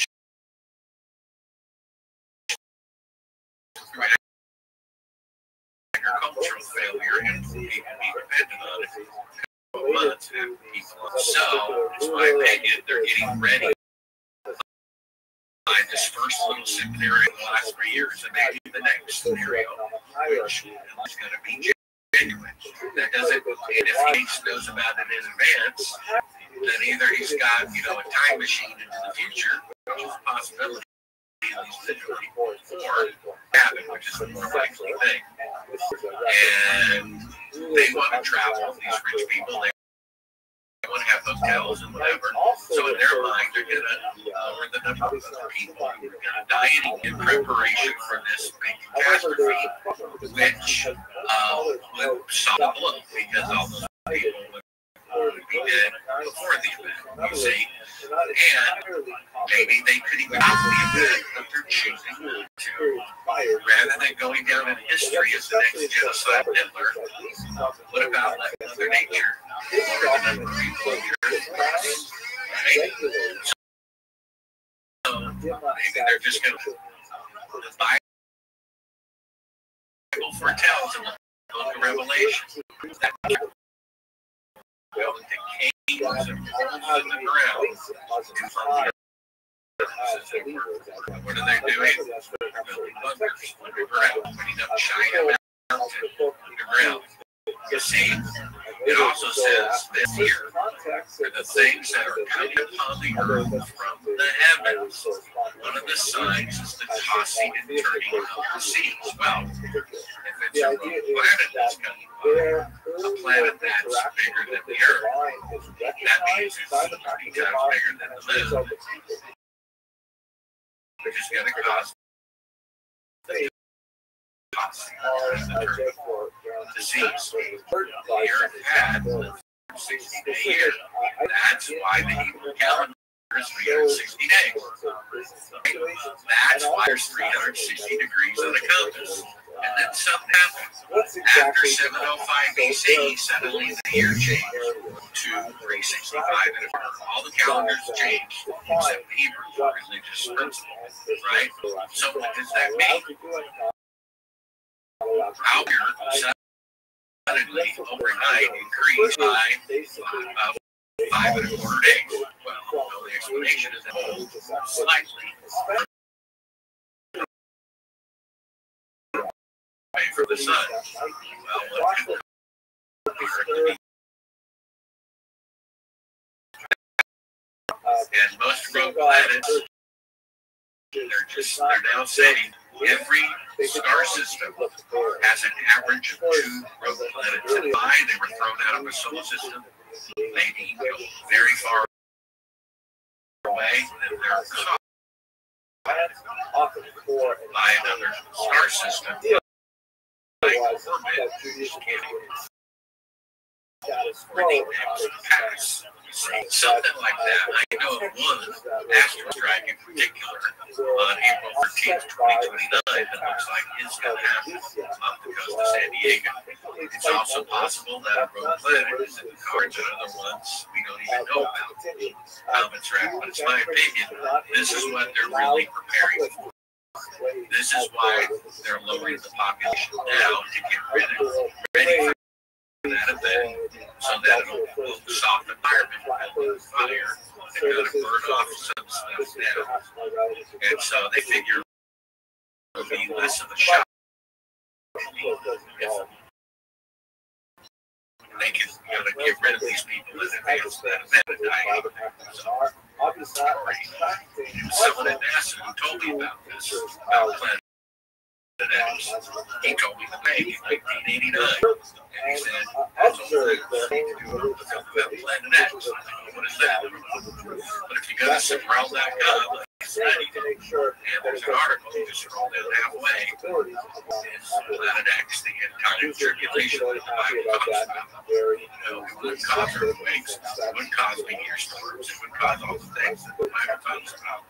So, I mean, by the time the moon landing truth comes out, or they keep postponing actually returning to the moon, something like that, a real illness, or a comet or something is going to happen, and no one's going to care or John JFK or care the thing, right? So, and just one quick, I know we've run over it, just a quick question before we go. I've had a lot of examples within the Bible. You read the Bible and the things that were going on in your life, you kind of saw the awakening in the Bible helped up drastically. What do you think at the moment with the lack of religion definitely in the West? There's a massive sort of need for religion in the West. Why is it must be pushed on the West? Well, the Dewey Decimal System said at the Jackal Island meeting, which he was participating, we need to use public education to basically control the masses, get them to believe what we want them to believe.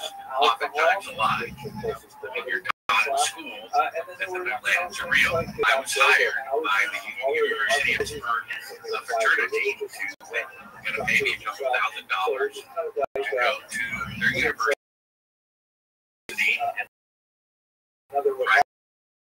and club and to show like everything happened on the way to the moon and us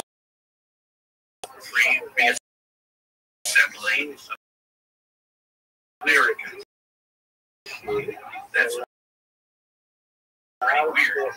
You believe we don't allow outside beliefs. Ask my doctor. She said, word for word, all I know is this. You give this pill, this, like was talking about now, 70% of people who get their college believe in God. The next year, they don't believe in God. Evolution is basically saying that things make themselves, right? You look at the anatomy of a human body and the engine of a car, they're very simple. Fuel pump, radiator, kidney, engine, stomach, and so parts factory doesn't explode and fall in together and make a car. right? And what evolution is really saying is that a lower, higher form of life with the brain. So how can so it's exactly the opposite of life. There's a great book called Privileged Planet that's winning life on Earth. Life being on Earth is like winning the prize when they're trying to get us to believe that it's everywhere in the universe. Life is extremely rare. Another article in Superout.com called Are There Really Aliens from Outer Space? These articles are about aliens and Planet X and about research and writing. And radio scientists said, look, we've been because nobody's there. That's what it means. I went to HBO at a hotel once. 3 of the 10 movies are about aliens from outer space. 3 of 10. I mean, if 3 of 10 were about how great the president is, or 3 of 10 were about how terrible the president is, you would clearly see it's propagandizing. We want us to believe in aliens from outer space, which means it's not true. Because Edgar Mitchell spent his whole life saying the moon landings are real and aliens are real. Well, aliens are just as real as the moon landing. Scientifically, that can actually be proven. And so there is no life elsewhere. There's only one. Now, just because you can comprehend something doesn't mean it's not true. This is the problem with the arrogant people. They think because they can't comprehend that a turbine in this thing, I can open the hood of my car to my dog and say, you know, this is the alternator, this is the starter. It's been their life describing a spark plug that we're in their brain. The difference between dog and man is like God. We can't comprehend things that mean they're not true. Things don't make themselves. A lower form of life cannot go to a higher form of life. Well, a few years ago, 15, 20 years ago, they took blood samples from every nationality. Eskimos, African Swedes, and the name of DNA technology were able to trace back mankind's family tree. What they proved is 20 years ago, 10 years of study. Alive now, never been born, whoever will live. Okay,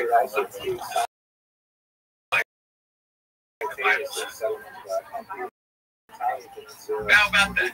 With no evolution of the word, you just set up this one word, just like the Bible says. So now evolutionists have a problem.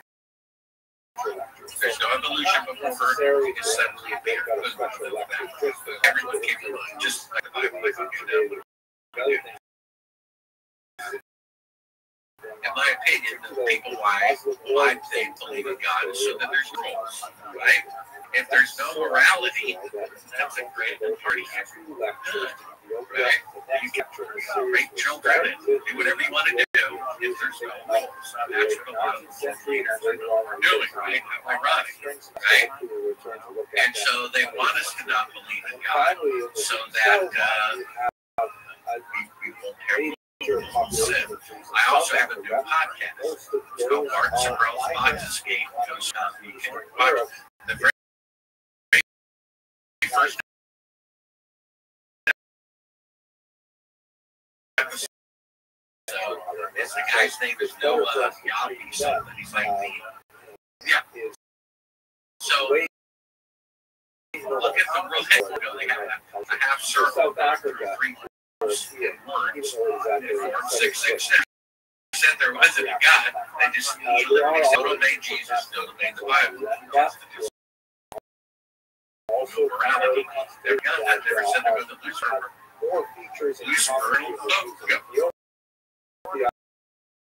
Right? The guy who said it's my first interview. Sign up, you can get it. He said worse things than Trevor said 100 times in a row. We have 2 to 3 Earth. How are we going to get rid of them? He literally said that. These are the people running the world. They keep saying over and over again, we need to get rid of 54% of them.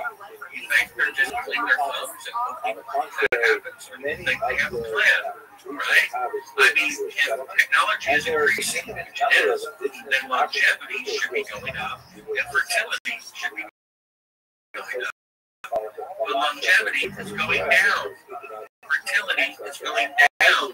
Technology is going up. It's intentional. They are intentionally. You see, medical malpractice, the number one cause of death after heart disease and cancer. You see, so we have people trying to get people to join their team to basically not accept God, because the God, there's a right and a wrong, and they don't want that. So, yeah, just because we can't comprehend eternity or eternal being doesn't mean it's not true. Just because I can't get inside and I fly around all the time, right? And that's the arrogance of people. And even the arrogance of some Christians. I talked to someone who believes in the Bible, believes in Jesus, but said Jesus returning a second time is just a metaphor.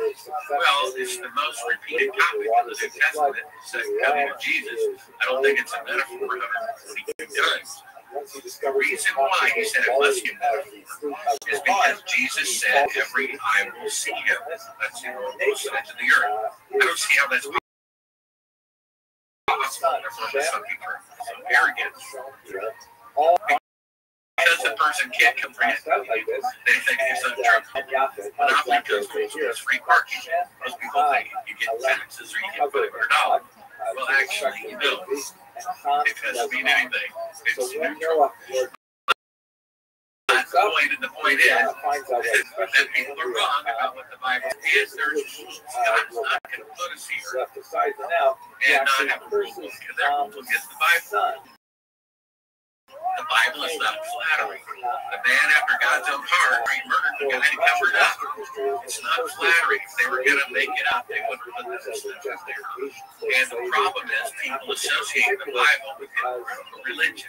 They see some preacher, saying, don't be immoral, immorality, and then they're like, I don't have anything to do with religion. And they assume the Bible and religion are the same thing. They're not completely different things.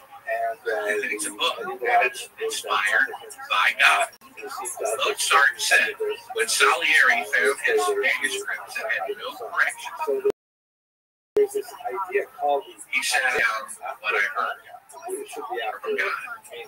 And they're the most perfect symphonies that have little one down a correction. Like inspired by God, Moses can do the same thing, right? And that's what you can call that faith. You read it yourself, it's just simple. You don't even need faith. The Bible really makes sense. You read it. Don't hurt each other, kill each other. Don't cheat on your wife. Don't take what doesn't belong to you. You know what I mean? We're going to forgive you, and we'll forgive you again and again if necessary. Please stop. Okay? It's pretty simple. And that, we weren't even supposed to know about good and evil. But we did. We were asked not to know about that. It's amazing. If murder had never happened, would we have even thought of that possibility? You know what I mean? It would not even enter our minds. I mean, we know, I know this may sound a little outrageous, but imagine the fall that happened. You and I sit here with no clothes on, and we walk in the store with no clothes on. Everywhere. It's been the way for thousands of years. When we notice, when we go look at whatever. So what? This sort of intellectual exercise. Everybody's got it, right? You see the idea that can of worms would be enough, and the Bible says that these evil people, they invent ways, right? They want to get rid of Adam. You realize that what the first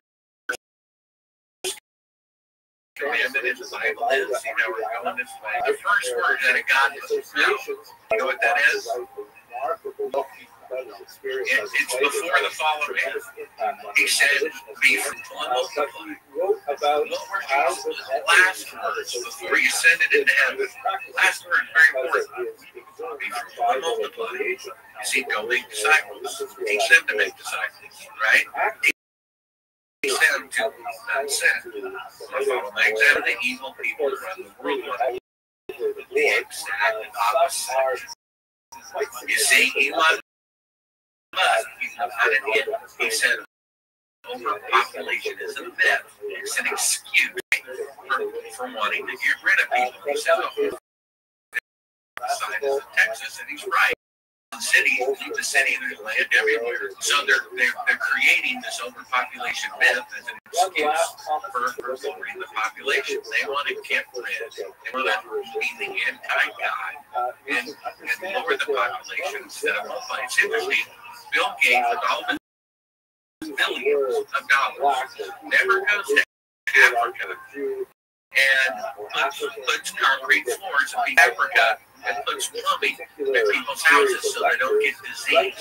You know what he does? He gives shots to people that prevent them from having kids. If he really cares about people, then why doesn't he build them concrete floors and give them plumbing? Right? But he doesn't. I mean, it's an absolute scientific fact. He goes over there, says, I'm such a good guy, I'm going to give away free tetanus shots.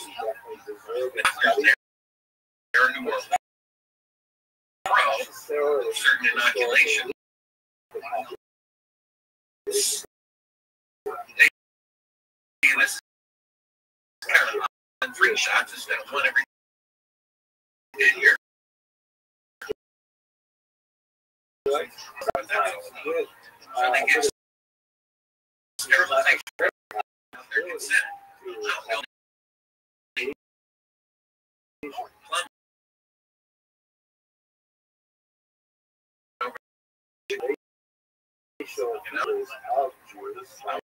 Unbelievable. We're scared of that. Some do.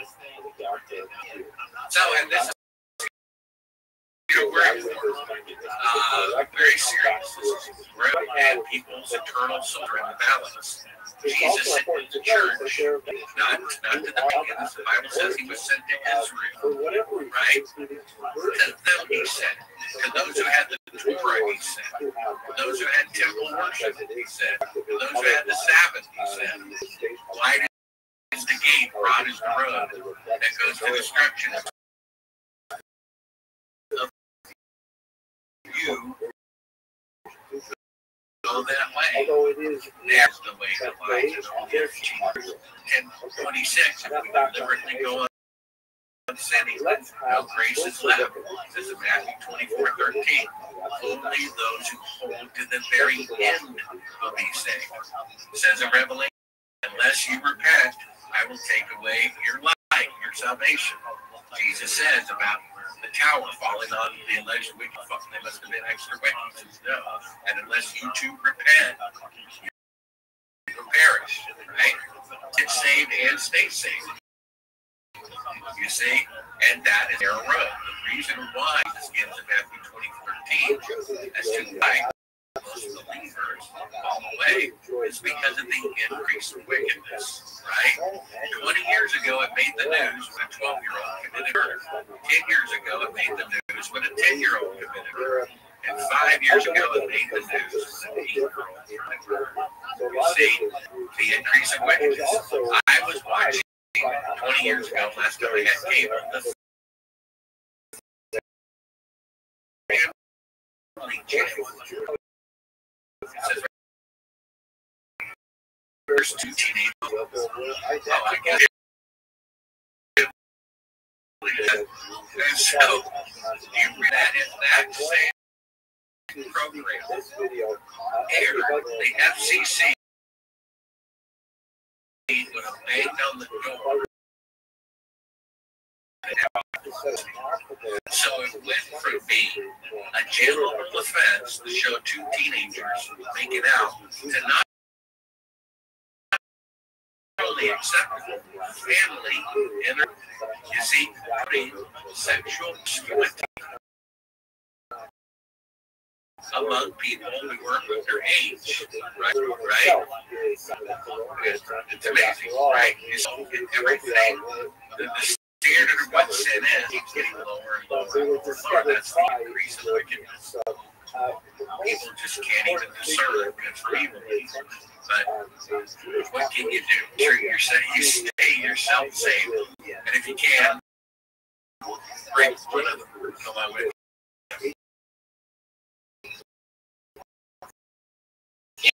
That's the thing, it's about generating awareness so that we can then go and spread, a bit more awareness. Plus, sin, and that was 3 years ago when we saw make it out possible to Netflix. You've got these drug shows. Have you heard of them? Well, yeah, I mean, I don't want to pick on any particular people.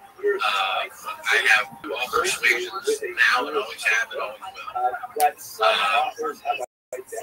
Everybody's got to give up something. It's just never for everybody, right? And somebody has to give up smoking, or they're in gay or straight sex or gay sex. It's all something they got to give up. And so one really isn't, in my opinion, worse than the other. Everybody's got something to give up. And the cost is actually the same for everybody, just to give up everything. Jesus said, unless you give up for replay, for some people, like me, was, sleeping around inside of marriage. I had to break up with someone I was engaged to because she was, as the Bible says, don't be a unbeliever. I had to flush my drugs down the toilet. My favorite. That was my cost. Okay? For everyone else, it's different. I never understood people who smoke. You gotta give that up. Right, that's different for them. Some people don't sleep hours. They had to get that out. It's different, but it's the same. It's always whatever. There's always something separating you from you. Don't give that up, whatever that is in your case, and go under the water when you're baptized without giving that up. In the Bible, you're not saved. You went swimming, right? You have to repent and then be baptized. Not baptized and then repent. There's a point at which you cross over. There's a point at which your heart stops beating and you die. And there's a point at which a person has been engaged for 3 years, an hour before, and they're still not married. There's a point they cross over. When they say, I do, there's a point at which a person gets saved. We're to be obedient. The Bible says, for those who believe and are baptized, are saved. Why baptism? Jesus says to do it. He says, go into all nations, baptizing them, right? You could argue, why not walk around your house 7 times? Why not stand on your head? Those are good points. Why not do it as Jesus said to do? My opinion is that because being born again, right? The whole point is there's the whole part, and then there's the new part. I got an email from someone a few months ago that I hadn't seen in over 30 years. This person was at the time tended to be a thing to me in my Playboy days. They said, "Oh, Bart, you came to Vegas." I said, "See how you doing?" And I wrote back just very mildly, sharing my face, something like, "Yeah, I'm doing good. Yeah, I'm focused on making sure I'm right with God and staying with God." They wrote back, "You're not Bart. You're not hell." First, I was surprised that it was so venomous, and she believes she's some New Age peace and love. So her New Age peace and love is more New Religion. And then, "You're not Bart." And I thought about that. That's wonderful. She's right. I'm not the Bart she knew. I was born again. So here's the thing. You can go 3 months without food, 3 days without water. How long can you go without air? You see, you can't breathe under your dead for a couple of seconds. You see, that's why I believe going underwater. And in 2 Peter, it says that is symbolic for baptism, which now saves you. There is that point where you go from being single to being married, from being alive to being dead, and from being lost to being saved. And that's when you repent of all your sin, and then get baptized with the pledge to not go back to the world ever again. At that point, you're saved.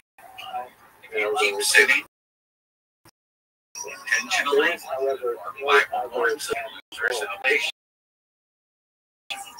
Right? Baptism isn't a trick. And that's the point where you get saved, and then multiple times.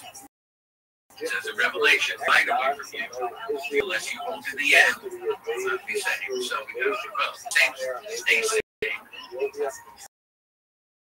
And I was thinking the other day about love your neighbor, right? Summed up, love God with all your heart, love your neighbor. Right? Because the first movements are about loving God, and the rest are about loving. What's the greatest thing that we have for Christians? Well, it's our salvation. So, being loving your neighbor is sharing your turkey dinner, sharing whatever. We need to be sharing our eternal salvation, right? If we love our neighbor. So really, we're commanded, Jesus' last words, to go and make disciples. So we have to convert somebody first. He says to baptize them, and then he says to teach them. And you will make disciples. So everyone who's saved is commanded to now go out. It's not the preacher's job, it's your job. Right? And so someone who's not sharing their faith may not be saved, because Jesus says you don't take a life to Revelation symbolizes your salvation. If you do, it goes out. So as we're sharing our faith, being selfish, and the selfish cannot enter the kingdom of heaven. That's the whole fruit of sin, is selfishness, right? And so I don't know what to do. Just invite somebody to church, pass them off to the preacher. They know what to do, or learn how to study the Bible. And that's it. The door is closing. I think we're in the last days. I think it's going to get a lot worse before it gets a lot better. Secular observers are pointing this out. So if secular observers are suggesting this and this and this is going to happen,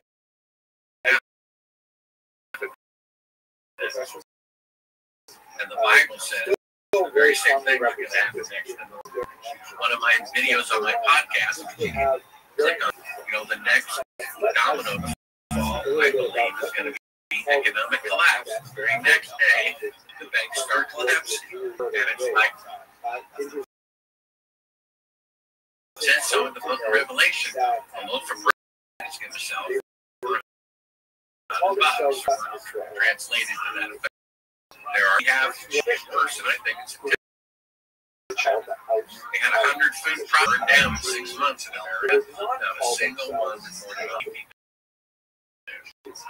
As the evening news, the CIA, and this is CIA, right down their own credit, are they?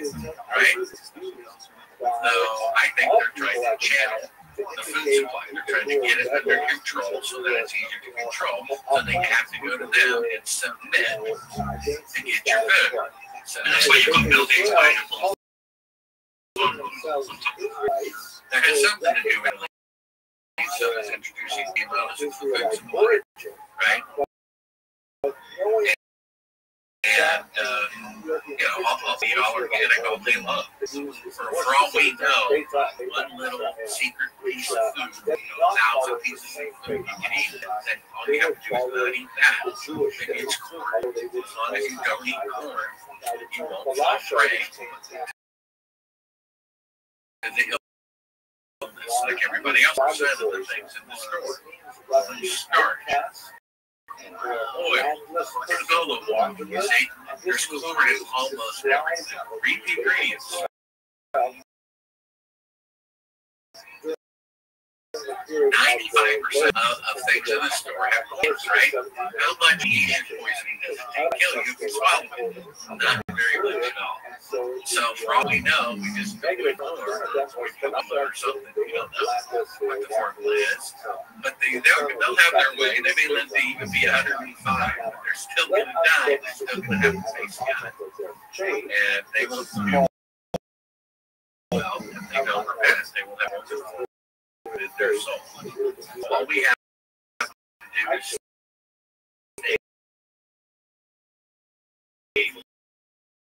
faithful alone.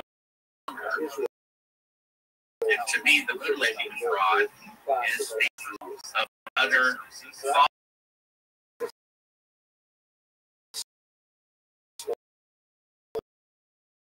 so that we may make a name for ourselves, humans.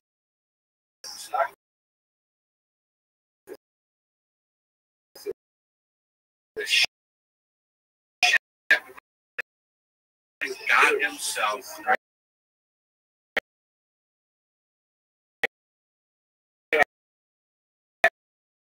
events about this is, and it just shows the complete fall of state of the corrupt degree of the world, lying about something to such a degree that they didn't even have to, because they've gotten away with it time and again. Got away with JFK, got away with both Trump, got away with moon landing, got away with 9/11, got away with the little thing for the last 3 years. You see, it's just holding them and giving them greater power. I don't think they can. I think technically, I suppose they could be stopped. Revelation says the plagues that come are true, and then it goes on to say, well, technically, power away from the corrupt leaders. I don't think it's something like 2.5 work weeks a month, 100 hours a month watching television. That doesn't include Facebook or YouTube. Go to any restaurant. I challenge you. Walk through the restaurant and look at the tables, and 95% of the time, you'll see 4 people at a table and 4 people with their phones, not people across the table from them, talking to people that are here. That this is insanity. It's not interesting. It's not sad. We're being conditioned to be mentally ill. They did a study of praying mantises for many years. They would take a lab instead of 32-gallon aquariums and put praying mantises in there. And they would eat them. I'm like, oh, okay. It was taught in textbooks for 50 years, praying mantises are cannibals, right? Then, 5 years ago, the scientists had a new idea. Okay, why don't I study them in the wild instead of a laboratory? What a thought. They don't kill each other. This is a highly intelligent insect. I've had one as a pet, a couple of times. It is docile. It bonds with. Okay. The thing is highly, and it was put in a confined space, which made it go crazy. And so here we are. We're supposed to be talking to the person across the table, but we're like this reality. I have artificial reality, and my brain is going crazy. You see, and this is not the way we're intended. Praying mantises are not meant to live in a 10-gallon aquarium, and the human mind is not meant to live 80% of their waking hours in artificial reality. What they're doing, 80% of their time is dangerous. It needs to be stopped. I highly encourage people to go back to a flip book. That would be one big step. Steve, the jobs do this. He didn't give his products to his kids. Steve Marriott Hotel is a book, right? The Mormons don't. They know better.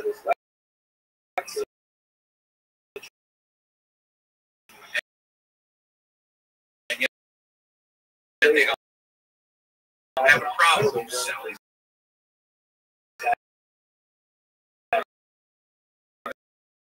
their business. I guess they peak slaves to believe in the Bible. Jesus said they will sell alcohol, wine, and it cause more adultery. And around, they will sell that. You see, they don't do it themselves. Steve Jobs doesn't do it himself. He has his own kids. These are blind products. that you sold. You see. And there's proper ways of using computers, and there's proper ways of using cards, and there's proper ways of using, right? But they're not being used that way. People are in a restaurant, 95 across from people, a table of 4, a table of 6, a table of 2, a table I saw of a couple so in love they're physically on the same side of the table, still with their faces in their phones. Their names, you see? And we wonder why people think the moon landings are real. And, you know, I met at a major university, one of the oldest universities in the country. He teaches aerophysics. And I asked him, what about the moon landing? He said, oh, they're real. That's the greatest accomplishment of science. Then I showed him shadows every second. I showed him fake footage. I showed him this. I showed him that. He said there's nothing I could ever show him that would make him recant the glorious moon landings, the pinnacle of science. And I said, well, what about this? What if you turned on the television and you saw Buzz Aldrin tearfully confessing at Cannon Air Force Base, just like Bart said that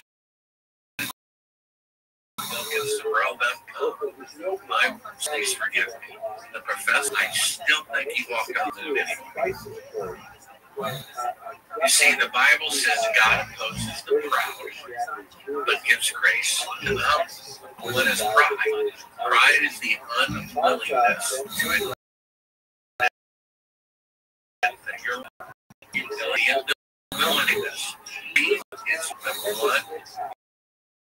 You're not walking around in error. Number 2, it's good to be wrong. I used to think the moon missions are real. How many of you out there had pictures on the wall in the shrine for 2 years? How many of you people looked at moon landing pictures 3,650 times in a row, thinking they were real first? But I had an open mind. I'm willing to be wrong. Okay. If you think Wednesday is the Sabbath, joking. And so it's like the flat thing. Everyone you hear this. That's the thing you need for them to believe something. Yeah. So, but you have to be, you said, we're on a journey. Yeah. That's my life. If I'm on a journey to be, she'll confirm it. You know, to be a good Christian, to be a good person, to be good in traffic, to slow down even more, and to let more people in. You see, I can prove there's everything we can, but we can't do it if we're living in an augmented reality. God gave us this reality. He gave a praying mantis the force, and without it, they go crazy and they start hitting each other. Isn't that what really yelling at each other in traffic is? And yelling at your spouses and mad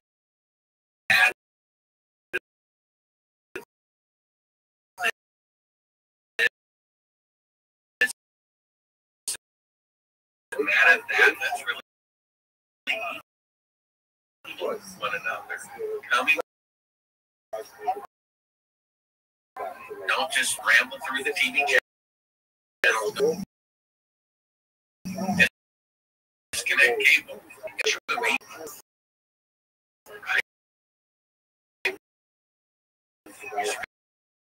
Computer for work. Computer for research. Computer to do a podcast. And then after that, why are you out and about in restaurants, the park, wherever, and facing your phone? Be at the park, be at the restaurant.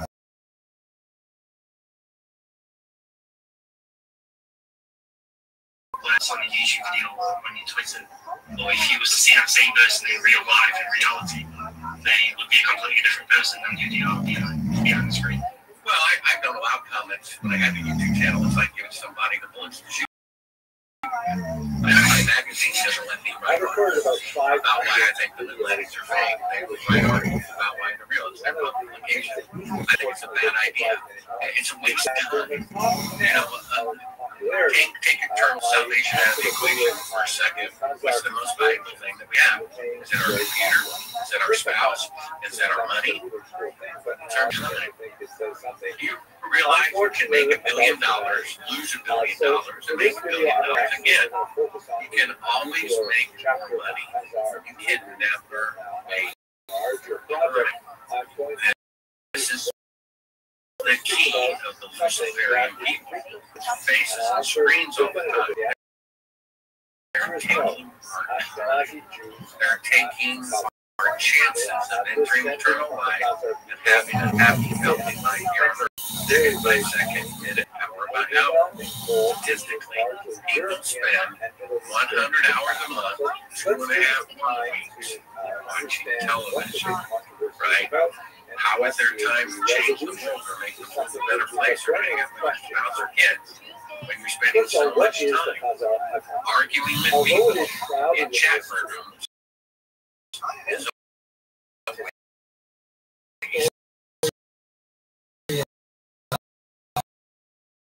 time. You're throwing things down the garbage. Or comments, mean comments, whatever. It's not. I did one interview one time, I forgot, coast to coast. And I eventually, for 6 months, responded to all of them that were death threats. You can tell that a person is not open.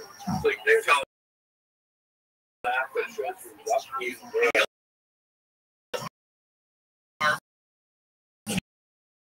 confessing that they were fake. He said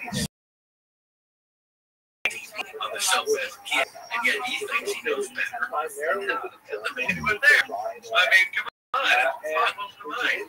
And so we have these people that aren't open-minded at all. You can tell. And I've experimented. I saw the flag, the red flag. This person's not. Let me just give the benefit of the doubt. I've done that 100 times in a row. 100 times. The writer, I gave her down 100 times in a row. Then 100 times I was right. They were not teaching. So I just bite back. It's so waste of time. It's waste. We have life to live, and it's not arguing with people who'll never meet. One of the 12 personas of some agent.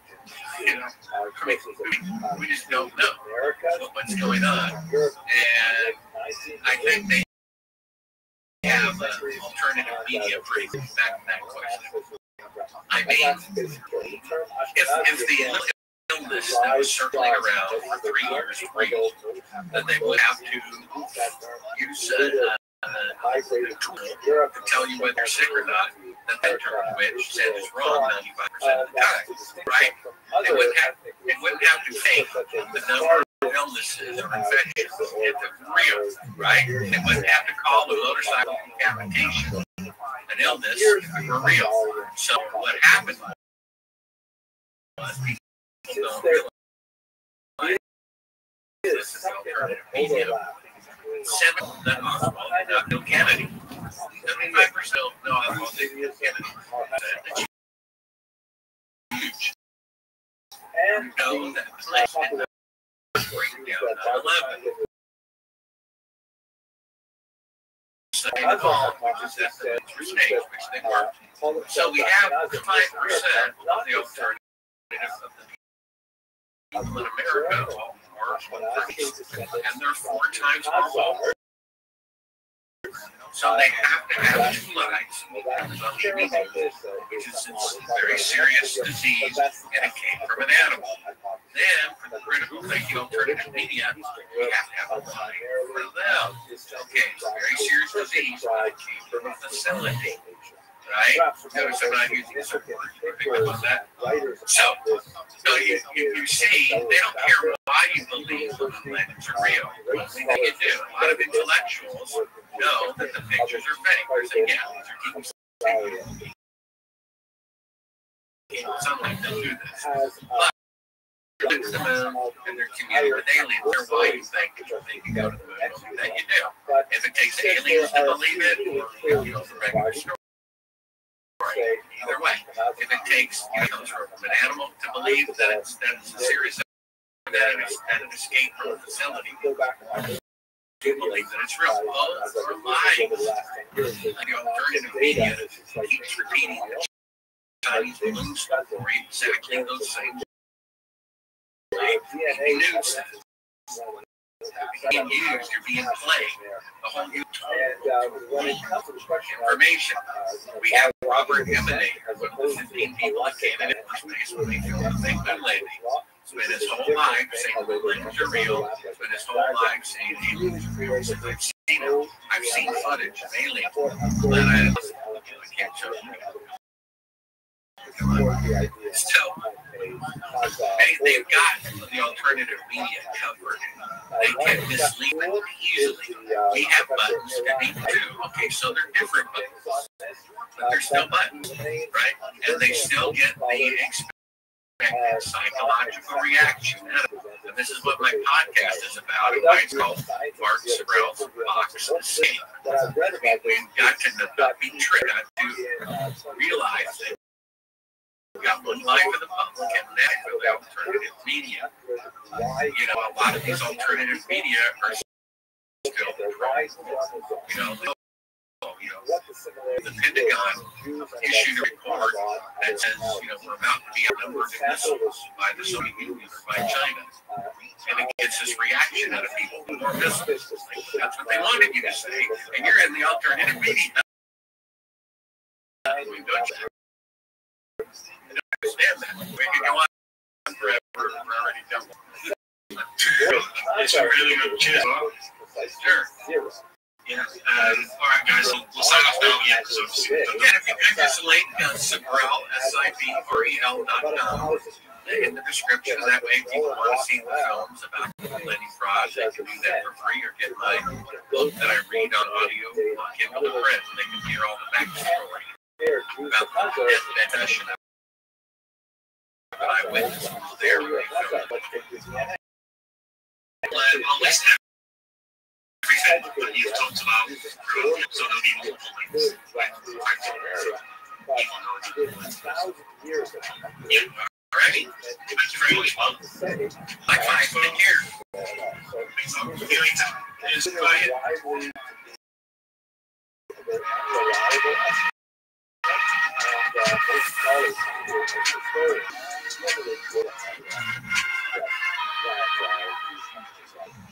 Secondly, pile on. The second thing is there's absolutely no linguistic evidence of Khazar influence on Jews. And one of the things that we certainly see is that you would pick up Khazar terminology in their Yiddish. Yiddish, by the way, is the overwhelmingly dominant native language of the Jews who call themselves Ashkenazi. At the turn of the 20th century, there was the Empire. The ruins of the great city of Hattusha are an awe-inspiring sight. They sit right in the center of modern Turkey, on a rocky outcrop overlooking a bend. Hattusha's crumbling walls of grey limestone stand out against them, lying where they fell over 3,000 years. One look will tell you that Hattusha was once a mighty fortress. Its double wall was defended by over 100 towers. Its thick gateways decorated with carved stones.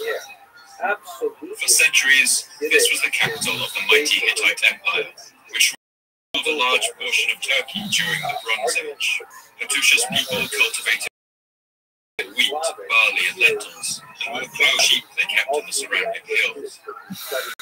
But if you dig down into the ruins of Hattusha, what you find is a thin black layer right above the city's ancient floors. This layer is made up of ash, charred wood, and rubble scorched in a fierce fire. It dates back to the end of the 13th century BC, around the year 1200 before the start of the Christian calendar. And when you step back and take in all the detail of breathtaking, walls and roofs, bricks shattered and melted, and it's clear whatever happened to Hattusha, the destruction was savage, unrelenting, and total. After that, the archaeological record here ends, except for the signs of a few scattered scavengers eking out an existence among the rubble. The Russia remained empty for centuries, a haunted place where most feared to go. 50 kilometers to the north, the ancient city of Alasahoyo, where the Hittites buried their kings and opulent tombs, shows the same thing, covered by ash and rubble at the same level. And 100 kilometers to the east, another fortified Hittite town known as Karauba, you find arrowheads littering the earth like fallen leaves, and the bones of men, women, and children left lying in the streets, right where they fell. In fact, if you zoom out, right across the eastern Mediterranean, anywhere you go in the entire region, across an area spanning over 1,000 kilometers, you will find this layer of destruction. Archaeological evidence is quite clear. At some point between the year period we call the Bronze Age, a wave across the entire region. It wiped whole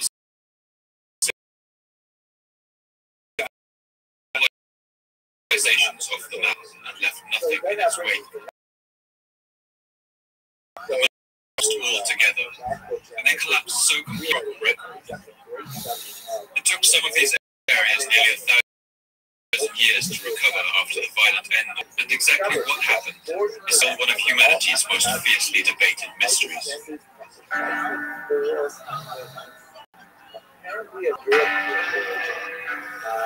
There's some indication that they lived about 1,000 years ago, but perhaps a little bit earlier. No indication they lived like they knew each other, but that there are 4 specific women that still had tremendous impact. Furthermore, statistically speaking, there are significant similarities between non-Ashkenazi Jews and Sephardi Jews. I'm Ben, and you're listening to the Fall of Civilizations podcast. Look at a civilization of the past glory, and then collapse the ashes of history. I want to ask, what did they have in common? What led to their fall? And what did it feel like to be a person alive at the time, with the world?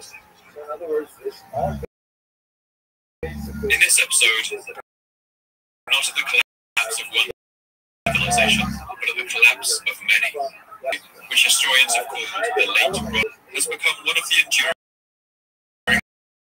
puzzles of archaeology.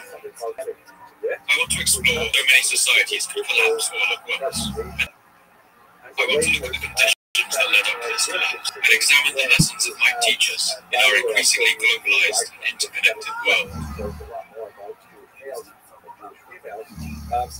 This happens when, as is very common and well documented, non-Jewish women. Historian Robert Drews puts it bluntly. Within a period of 4 years, almost every significant city in the Eastern Mediterranean world was destroyed. Many of them never to be made again. For a long time after the year 1200, it is said there were one of the ways in which the memory of the late Bronze Age collapse may have survived was written about this time. You may have heard of some of it. It relates to the destruction of a great walled city in the Eastern Mediterranean called Troy. The epic poems known as Iliad and Odyssey are ancient pieces of war poetry attributed to Homer, who may or may not have been. These poems were passed down for centuries through the period that followed the Bronze Age collapse, which we call the Greek Dark Age. They survived by word of mouth, with each poet-singer using astonishing skills of memory to memorize and pass them on, lengthening and embellishing them along the way until they were finally written down in the 8th century BC. The poetry of the Iliad especially relates the story of a great 10-year war that took place in the eastern Mediterranean and took up most of the manpower of Greece. This war, a man named Agamemnon, the king of Mycenae. The city-state of Mycenae was one of the major centers of Greek civilization, a mighty city to rival the Hittite capital of Hattusha. Kilometers southwest of Athens, Mycenae was a militant much of southern Greece and had a population of over 30,000 at its height. Like Hattusha, it decorated the gates of its mighty citadel with colors. Over a millennium later, in the 2nd century AE, the travel writer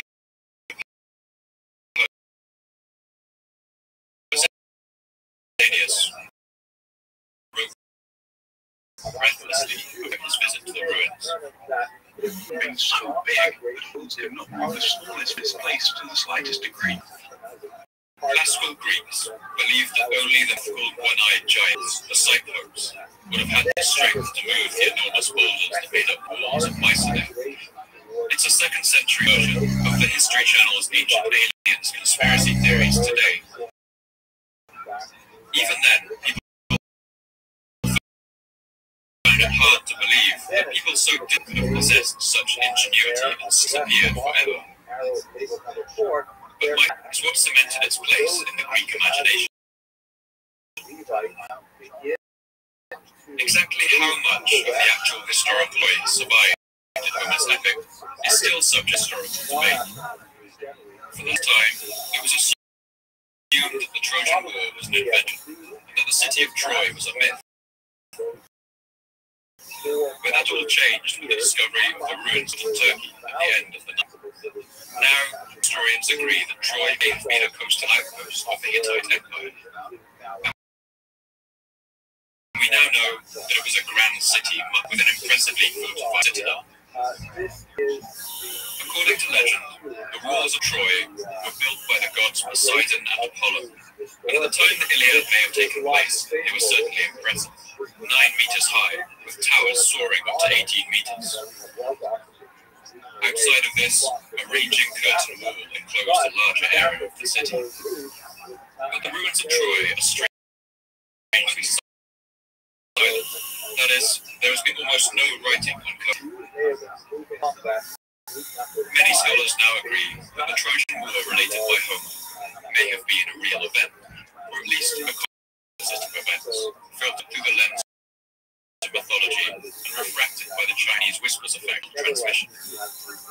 Archaeology repeatedly had to defend itself again and again, which is indicated by repairs undertaken to the citadel's fortifications. You can see traces of flown stones, while human remains were found in houses and in the streets. Bronze arrowheads have also been found littering the ground in Troy's forts. In fact, it seems Troy was built towards the end of the 13th century, right around the time the destruction was beginning to rain down on the whole region.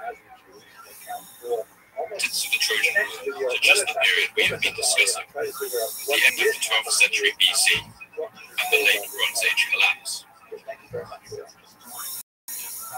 As a novelist and a student of literature, I tend to have a bias towards giving literary sources more formal history at night. But for my part, I don't think it's unreasonable to argue that these poems may have incubated, at least in a hazy form, an authentic memory of those days. The feeling of apocalypse that must have washed over the region, and a war that seemed to dwarf all others since. Now that we have discussed the Greek poet Quintus Smirneus, in his poem The Fall of Troy, gives us just a glimpse of the violence of that time. What exactly Trench salty Trojans and Aeneas died. Ill men lying well. All up and down, others on their bounds that looked through wondered in wretched from their homes. Before we go into just what happened at the end of the Bronze Age, I think it's worth pausing and painting a picture of what it was that collapsed. This vibrant had survived for so many centuries and fell so suddenly. Very, very important Spanish Jewish thinker in the 12th century. The historical is essentially Thinking of the ancient world, a series of insular and isolated states. Something makes us think of them in this way. And their worlds were smaller than ours today. The known world for something in the eastern Mediterranean around the year 1200 BC would have extended from Greece to perhaps the far east of what today we would call Iran. It was populated by the Mycenaean people of Greece in the west and the new kingdom of Egypt in the south, just emerging from a period of civil war. Their world took in the islands of Cyprus and Crete, as well as coastal city-states like Bulgaria. And another big player in this region was Babylon, of southern Iraq, which was ruled by a dynasty. To the north of them was the great warlike empire of Assyria, which governed the plains of northern Iraq and Syria. And to the north of them, the Hittites. These small city-states were suspicious of each other, and they often fought wars. But this isn't the whole story. The societies of the Bronze Age were as entangled, interdependent as the nation-states of today. And perhaps in some they were also. Was the lifeblood of this region. The Mediterranean Sea is essentially a vast inland plain, relatively free of waves and storms when compared to the open Atlantic. Across this relatively placid water, trade boomed.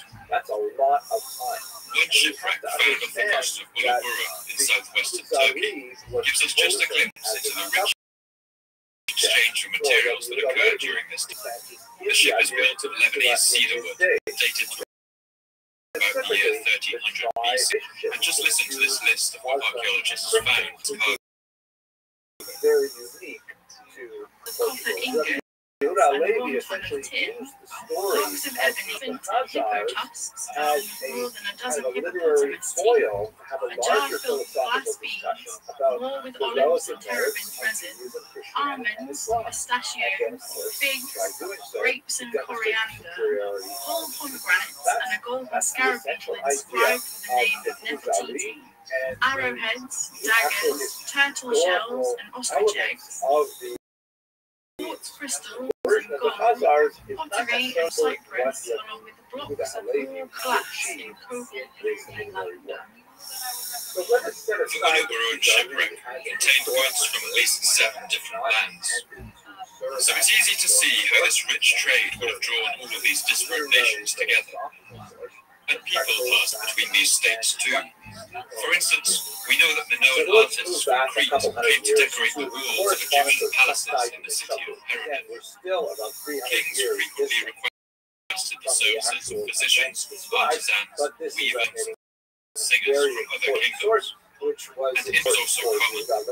To give just one example, we know that Hammurabi, the last king of the coastal nation of Bulgaria, had married and subsequently divorced a Hittite woman, with their divorce proceedings dragging through the court system for years. Throughout the Mediterranean basin. And while much of this exchange was in luxury goods and services, other resources that flowed down these trade routes were utterly essential to the survival of these large and complex nations. And of all these resources, the most critical was of course the wealth. The year of its name. Bronze Bronze was exactly the amount needed to smuggle 11 tons of bronze. Since its discovery sometime in the 4th millennium BC, this reddish gold wonderment critical to the manufacture of just about every weapon.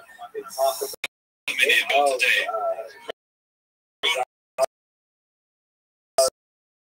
have become completely indispensable to the societies it supported. But it's widely believed that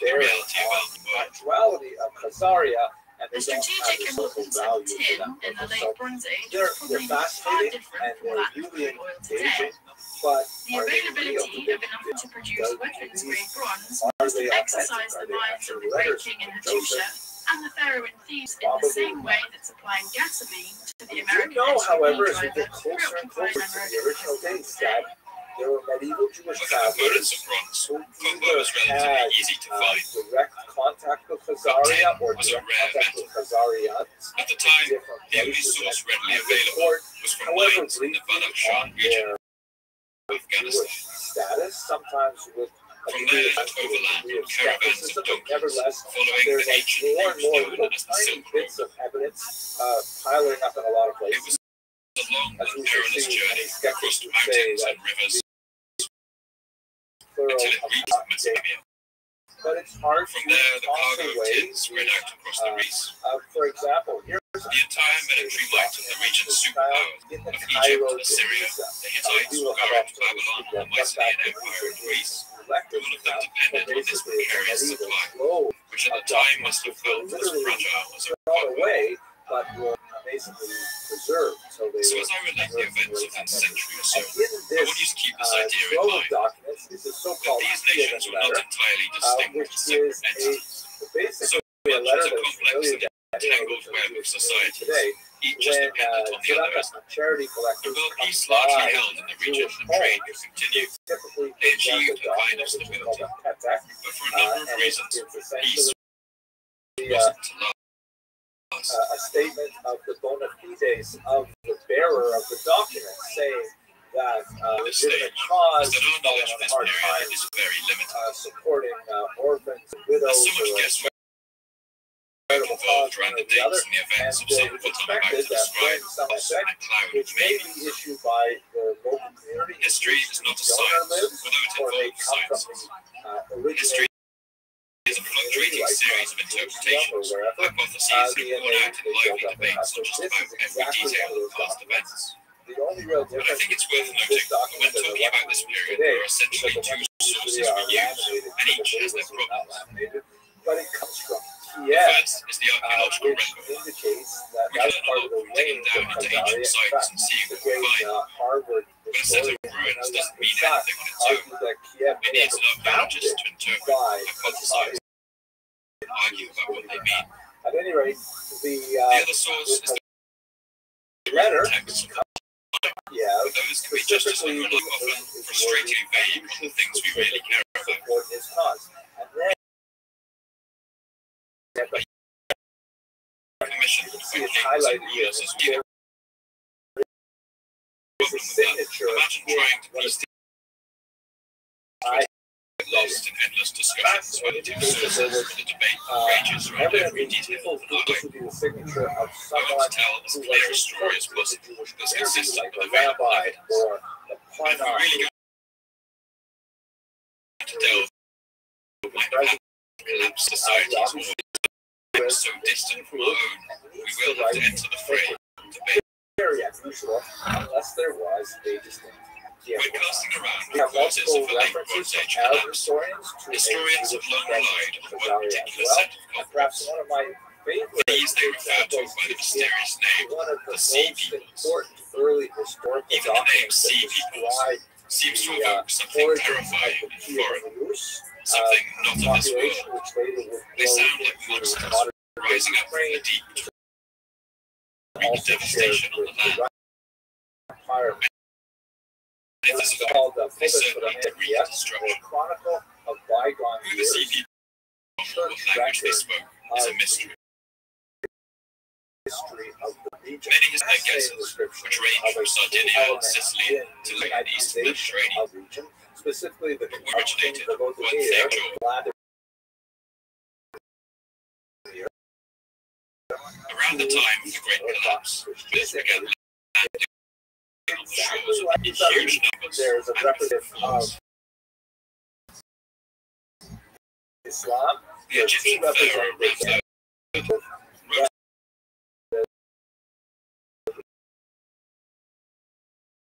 the lands can stand before us Not only do they replicate the story, that is essentially but desolated its in the and its land was like that which is never coming to be.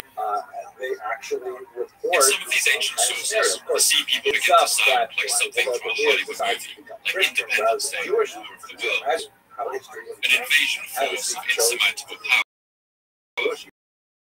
landing all at once and completely by surprise, sweeping away one nation after another. But at least some of the societies that fell during the lapse fell because of this single cause. One example of these is the city-state of Bulgaria, a booming trade city on the coast of northern Syria. Kingdom is part of the so-called Spillings Horde. There's a whole number of them that come from Khazaria.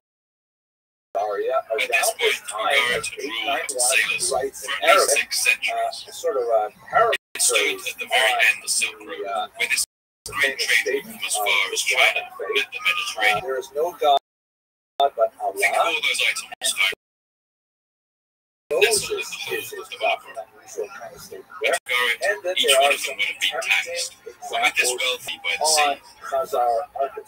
Like most successful trading towns, Bulgaria was multicultural and diverse, using at least 7 languages in its records. It was a city in love with the written word, and it kept expensive libraries as palaces and temples. It even fostered the first private libraries, one of which we know belonged to a diplomat Emperor Pan. Let's have a look at that. To Bulgaria, we also owe the old music of the world, a hymn dedicated to the moon goddess Nik. You can almost imagine this piece of music washing over its streets and markets. But this thriving city was soon to come to an end. In Bulgaria, archaeologists found a clay tablet containing it's a message from the city's last king, Amurabi, the same one who spent years trying to divorce his Hittite wife. In it, he begs the ruler of nearby Cyprus to come to his aid. The ships of the enemy have come. These have done evil in my land. Troops and chariots are stationed in Ati, and all of my ships are in land of Vulcan. They haven't arrived back yet, so the land is abandoned. No help arrived, because the letter was never sent. It burned along with the rest of the city. Its clay baked hard in the ensuing fires.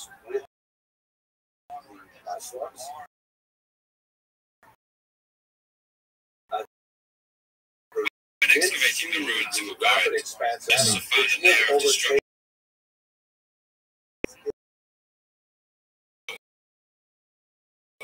The streets are littered with arrowheads. People hid their valuables in a panic and never returned. Was the attack? But another the city's guilds asks another quick 150 ships to send to their aid, suggests it was an enormous force. This was never sent. Regarding their association. All of Bulgaria's troops and ships were stationed elsewhere when they were attacked. It was just how much it came as a support. It seems the sea peoples employed the same tactics. They appeared without warning, wreaked havoc, destroyed cities, and then disappeared horizon before anyone knew what happened.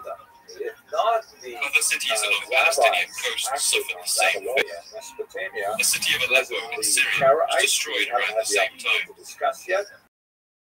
The city of Emar on the Euphrates River burned too.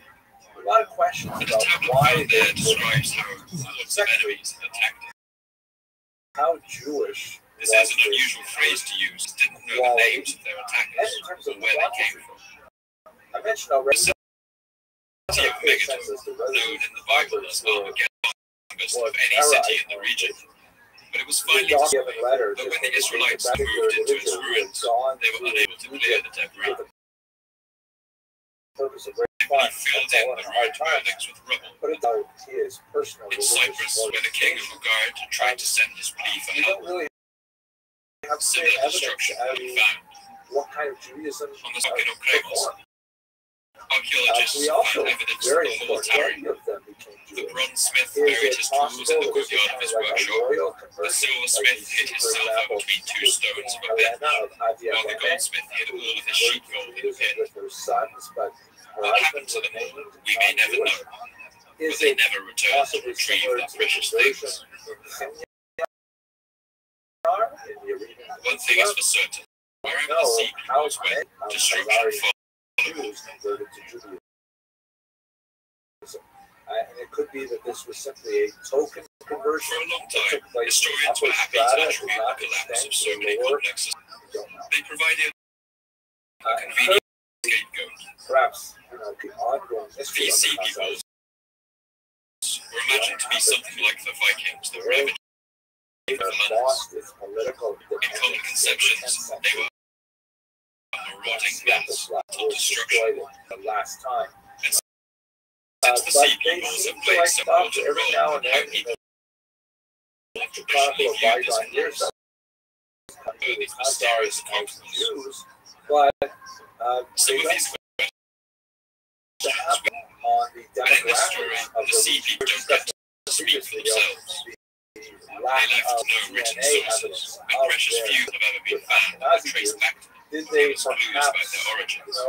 make an impact? But a little unusually for this time, we do have a pretty good idea of what the sea peoples looked like.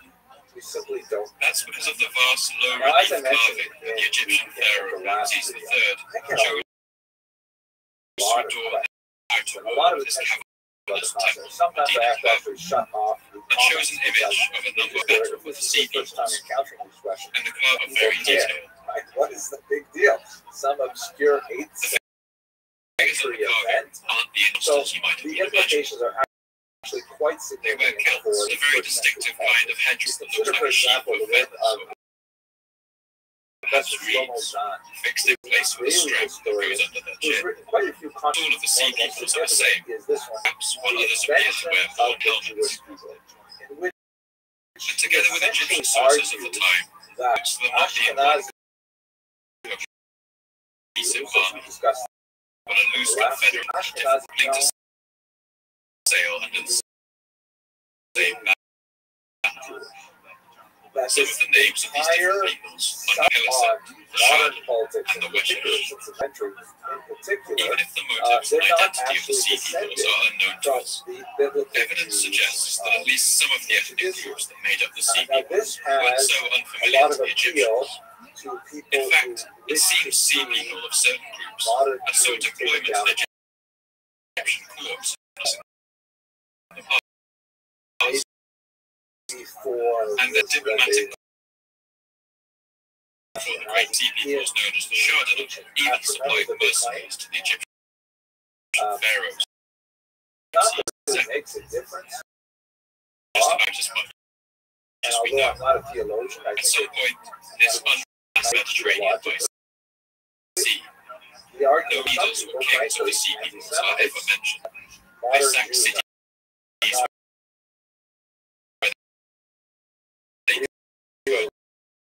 and even made incursions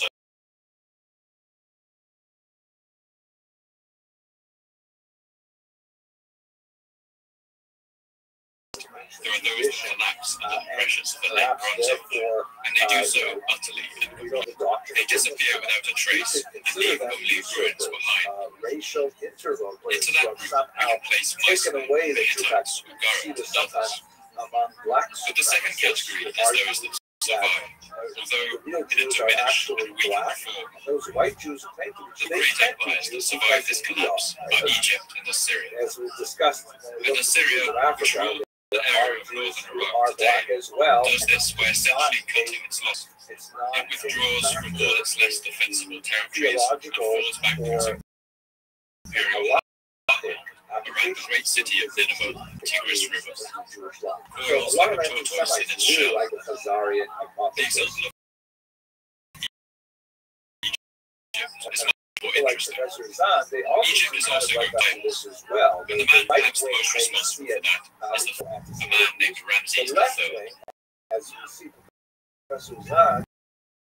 Ramses was a determined Looking at the perfectly preserved mummy uncovered, it's easy to imagine what he looked like during his life. His cheekbones were narrow and high, with a tall, cerebral look to his forehead. Looking at the photos, I kept thinking of Captain Picard from the old Star Trek series, the thinker and planned. And Ramses can't have felt that secure in his position. He was the son of a man named who would seize the throne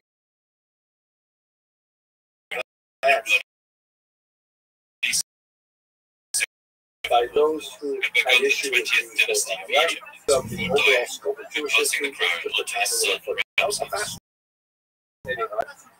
This was when the young M31. It's fair to say that this young pharaoh must have felt a fair amount of pressure. Seen in the name he chose to rule under.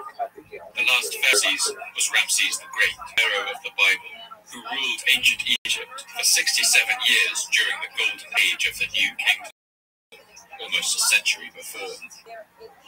And for the most part, Ramses seems to have been a relatively good ruler, although his inscriptions to go by. But it's clear Ramses at least once seen as a king who did the best he could for his people.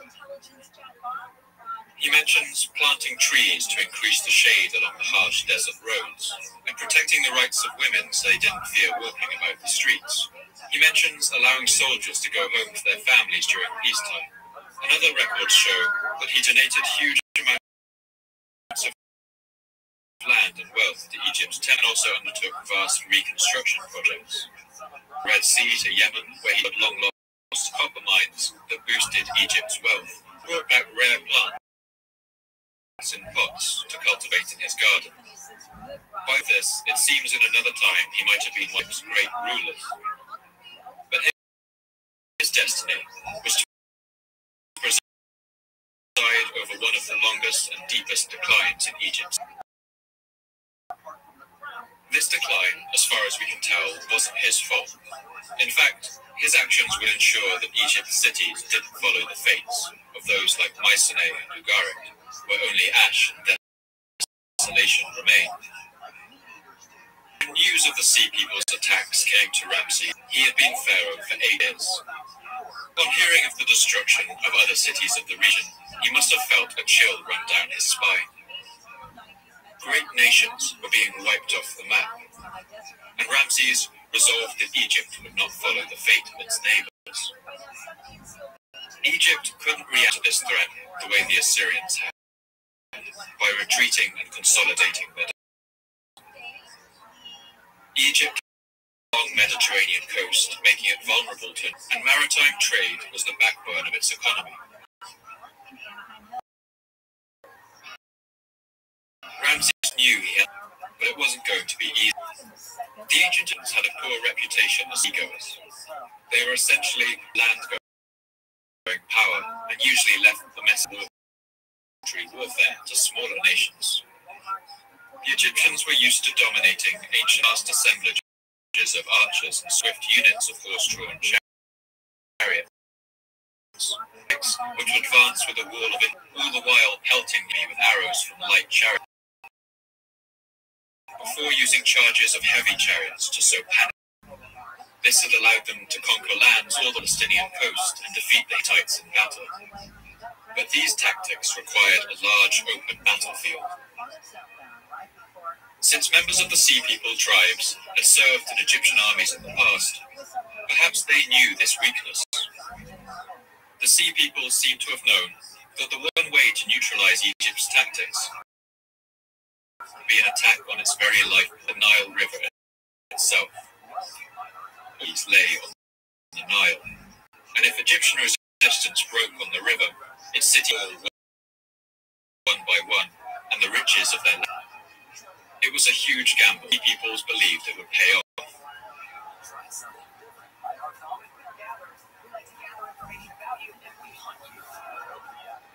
The decisive battle would take place in the Nile Delta, part of the river that splits out into multiple branches before it reaches the Mediterranean Sea. It's a green land in the middle of a rolling desert, banked with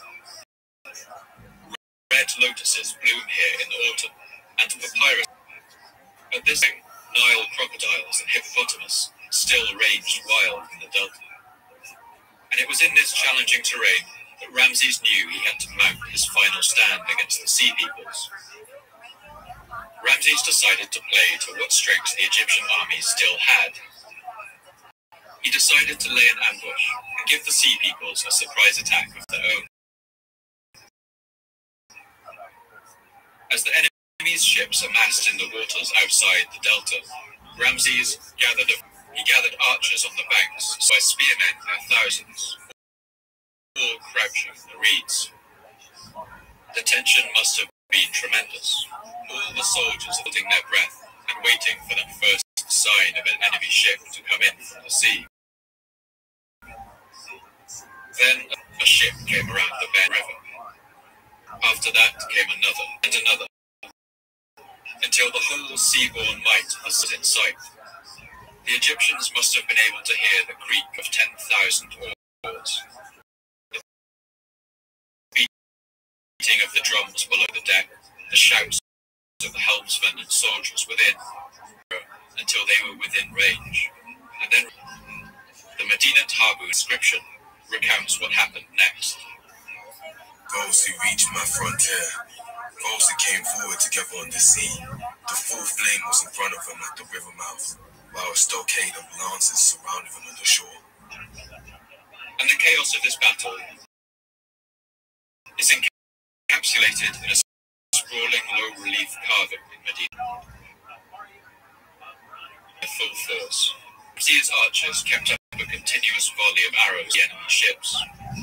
Panicked, the Sea Peoples attempted to land on the banks, but as they did, the Egyptian lancemen advanced out of the reeds and met them. While the enemy was held at bay, trapped and frantic on the river, the small Egyptian navy sailed in and attacked them too. They used grappling hooks to haul in the enemy ships. It's clear that this was a frantic struggle of ship-to-ship fighting.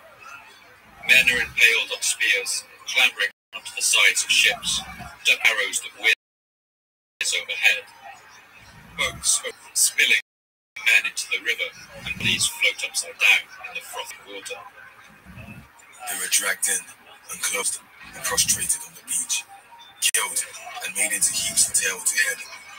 I have made them turn back from even mentioning Egypt, for when they pronounce my name in their land, they are burnt up with fear. In the brutal hand-to-hand struggle which ensued, the Sea Peoples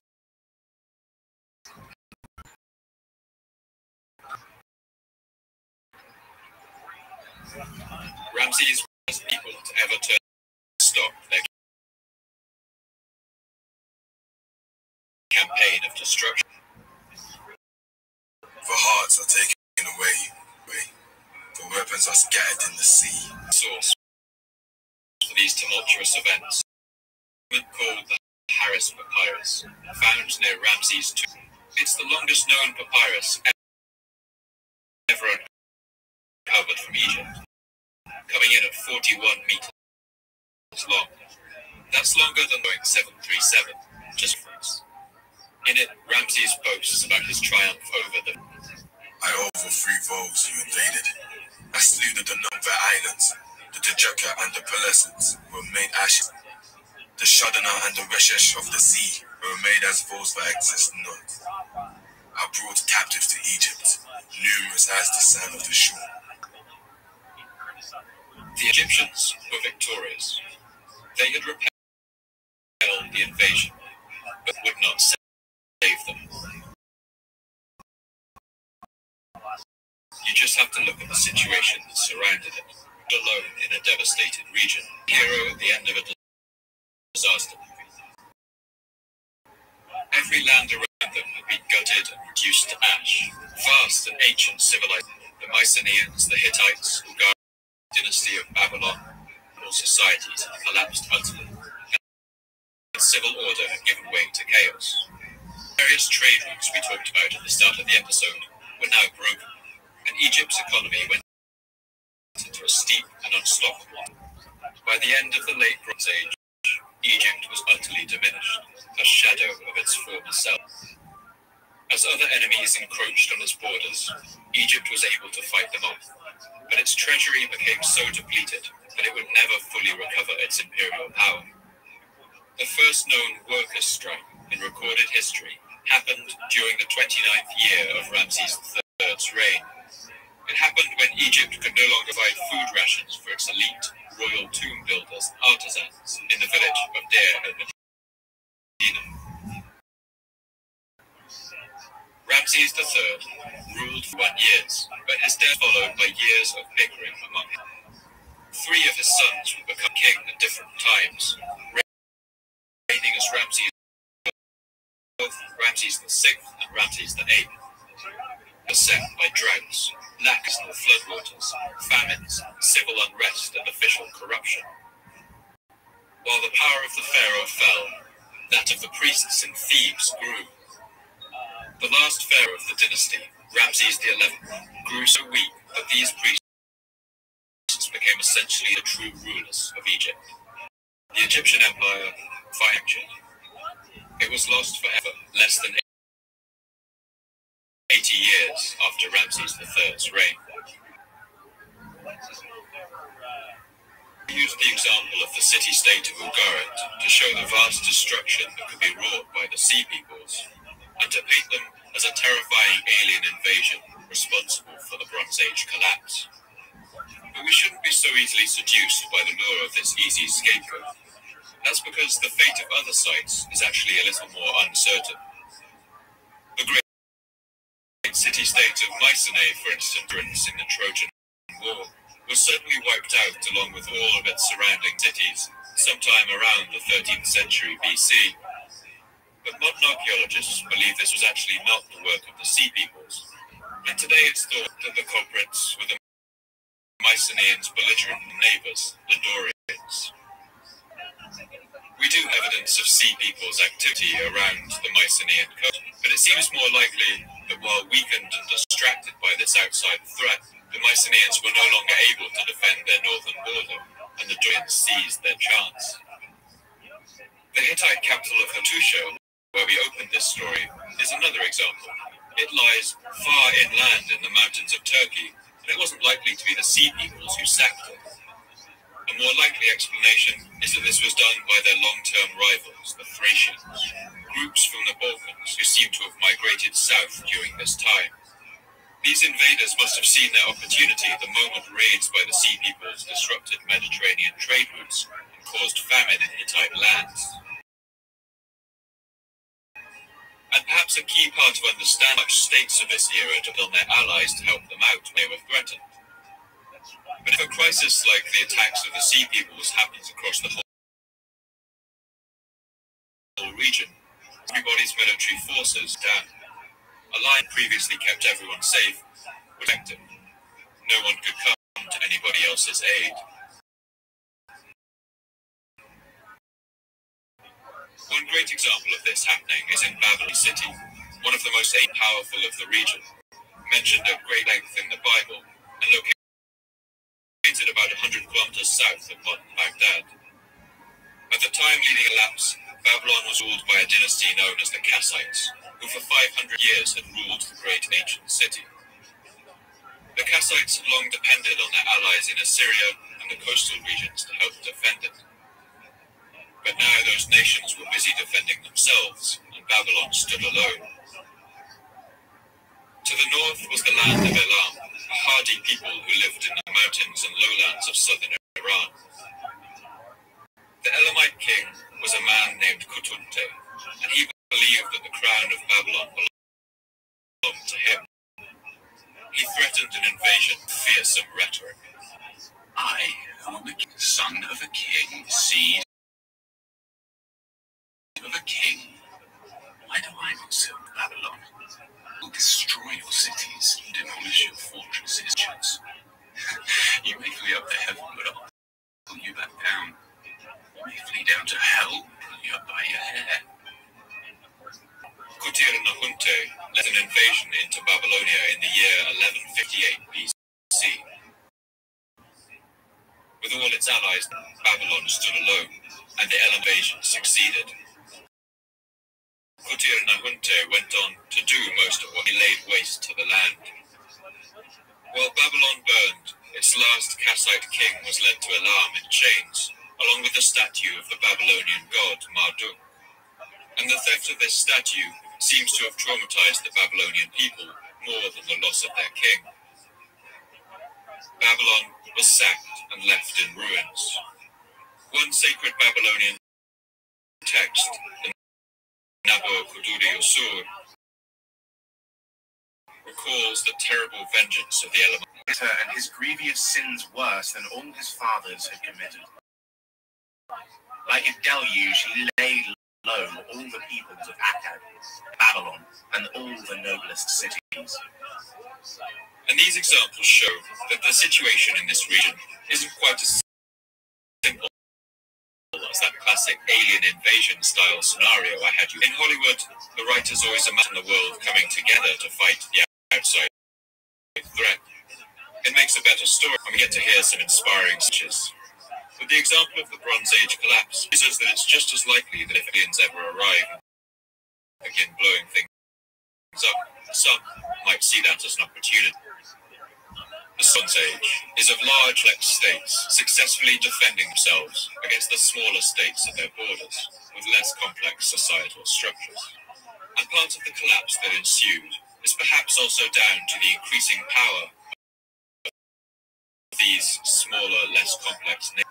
During the Bronze Age, players like Egypt, Mycenae, and Hittites had monopolies over the production of weapons, the importation of horses. Complex states simply couldn't compare it. But the power of these smaller states was beginning to grow at this time due to one thing that would bring the Bronze Age to an end forever was iron. Iron had been in limited use since as early as 3000 BC, and early people even worked the iron they found in meteorites. It was considered a sacred metal, perhaps due to its magnetic qualities. But as an everyday, iron presents a number of problems. It's than the copper and tin that go into bronze. Tin, for instance, has a very low melting point at 232 degrees centigrade. If you wanted, you could melt it on your kitchen stove. But iron requires a huge amount of heat to melt, over 1500 degrees. This requires advanced furnaces and special technology that took millennia to develop, but at this time was across the region. But stone isn't that useful. It's brittle and it easily breaks. The knowledge turn iron into steel, mixing it with the right proportion of carbon, metal just as sharp and hard as bronze, but much cheaper and more readily available. Soon, even tribal societies and tiny kingdoms could afford cutting-edge weaponry. It had the introduction of cheap assault rifles like the AK-47 in our time, a great leveler that destabilized whole regions. We know that our Bronze Age collapse, bronze was no longer in use across the region. Steel weapons took its place, and the Iron Age began. Armies of chariots, such as Egypt employed, gave way to armies of massed infantry. And some historians point to this factor alone as the great shift that caused the collapse of so many societies. So this is another theory, that the sea peoples and other tribes on the land, newly armed with iron weaponry, were a significant element in the collapse, and certainly sacked some cities themselves. But a large part of the destruction was also due to opportunistic wars and infighting between rival nations, and these combined a web of interdependency that had sustained long. But some history and their work reconfigures the roles of this story completely. They ask, what if the sea peoples aren't the villains in this story? What if they weren't the perpetrators in the collapse of civilization, but another set of victims? And this final theory and perspectives completely. One thing we do know for sure about this time is that the climate of the Eastern Mediterranean at the end of the 13th century BC underwent a sudden and rapid change. Lands that had previously boiled over with greenery suddenly became dry and arid. Analysis of ancient pollen in the region shows that plants suited to a more desert landscape flourished during this time. Analysis of sediment cores and oxygen isotopes in mineral deposits in caves in Israel have all shown that the 13th and 12th centuries BC saw much less rain than the previous era, and this all points to a period of climate change in the region, during which the crops that people knew how to grow must have died in the earth. Alongside this scientific evidence, we can see marks of severe droughts. The Hittites in their dry, stony mountains were hit particularly hard. Letters write about sending large quantities of rain up to the hill roads to feed mighty cities like Hattusha, and the crisis seems to have lasted a long time. In the mid-13th century, one Hittite queen sent a short but dramatic message to the Egyptian pharaoh. I have no grain in this. Another tablet sent from the Hittites is equally telling. Did you not know there was a famine in my land? Elsewhere, letters sent from a servant who was a merchant in Ugarit show that there was a famine in the city of Emar in Syria at the time of its destruction. There is a famine in your house. We will all die of hunger. If you do not quickly arrive here, you will not see a living soul from your land. And I want to make it clear that there had been droughts in the region before. It was simply a fact of life for people living in this reality of the Bronze Age. But the climate change that occurred around seems to have happened so quickly and been so dramatic that I've been looking far afield for an explanation. And to get to the bottom of why this happened, one answer might lie nearly 4,000 kilometers to the north. Let's zoom out and soar around the globe, across Europe and the stormy waters of the North Atlantic, until we come to rest on the slopes of the snowy mountains of southern Iceland. This is a harsh landscape, a snowy tundra over which the shadow of an enormous volcano looms. It's one of the world's most active volcanoes. In the ancient and medieval imagination, Hekla was thought to be the gate to hell and the prison where the traitor Judas was tormented. The Cistercian monk Hébert of Clairvaux wrote about it with particular colour.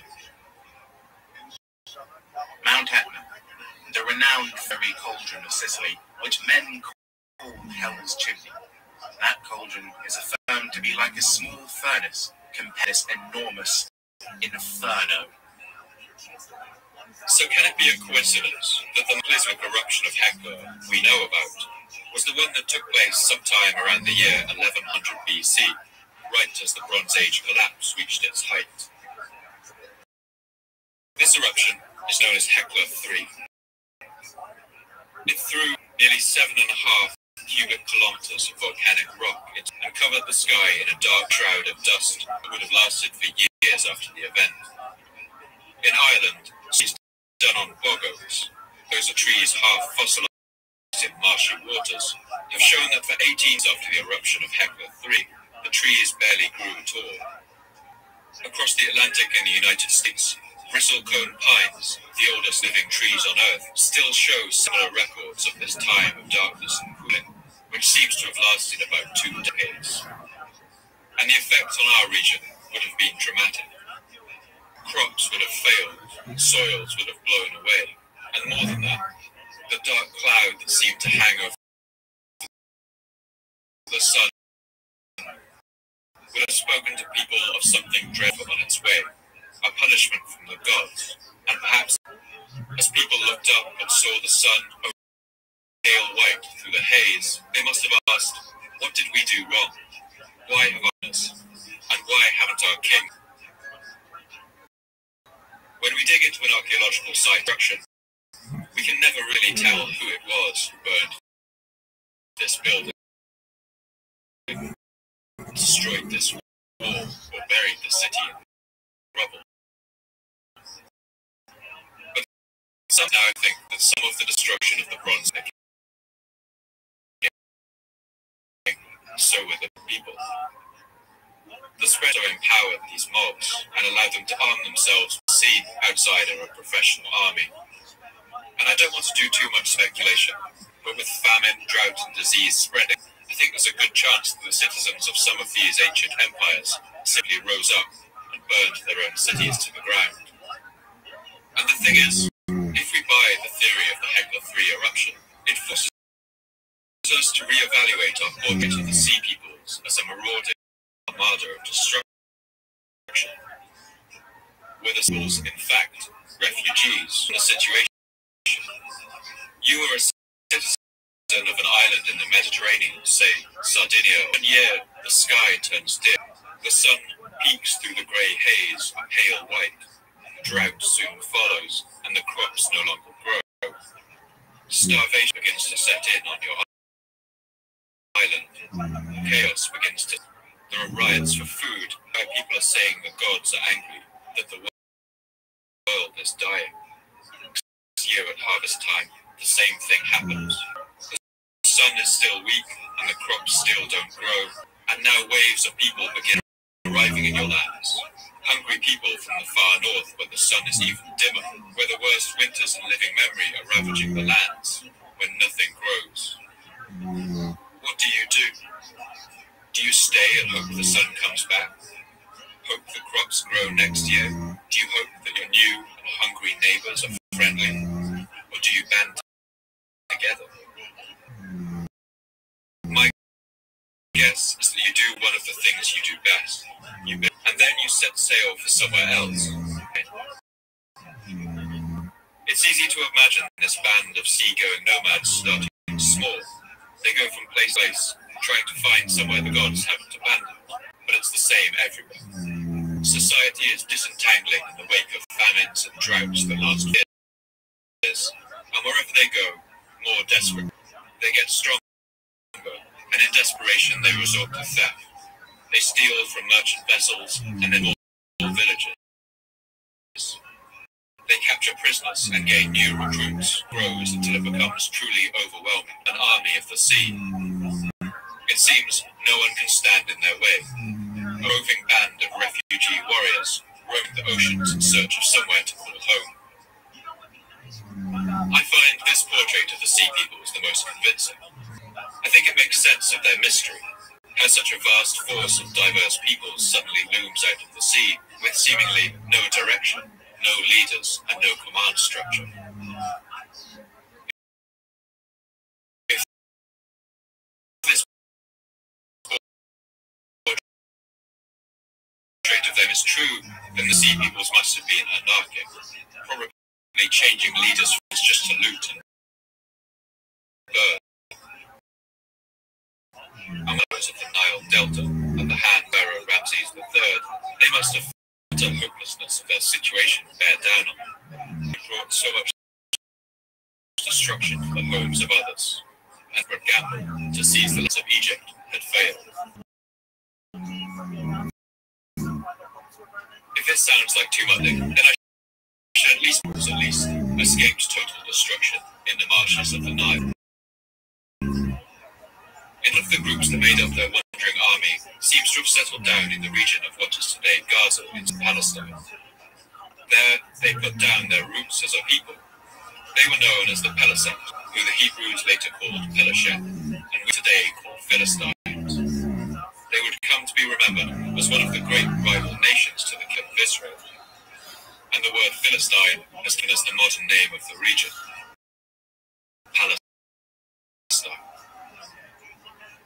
So as we picture begins to emerge, an entangled web of societies, so dependent on each other that they could not allow each other to fall. These societies sent food to other in times of famine. They sent artists and artisans to work on each other's palaces. Merchants took luxury goods between the markets and their great cities. And while this interdependency was a strength, it was their greatest weakness. With the climate changing, and people from the lands fleeing, perhaps invaders landing on their coasts, this interdependent system began to come apart at the seams. One by one, these great civilizations fell. The trade routes that had sustained them fell apart. and the basic necessities that allowed their empires to continue were no longer available. Meanwhile, the spread of iron weapons allowed smaller, less complex kingdoms to amass vast hordes of infantry and challenge the typically chariot-based warfare of the previous era. Rebellions seem to have rocked at least some of these nations, further weakening them and toppling them over into chaos.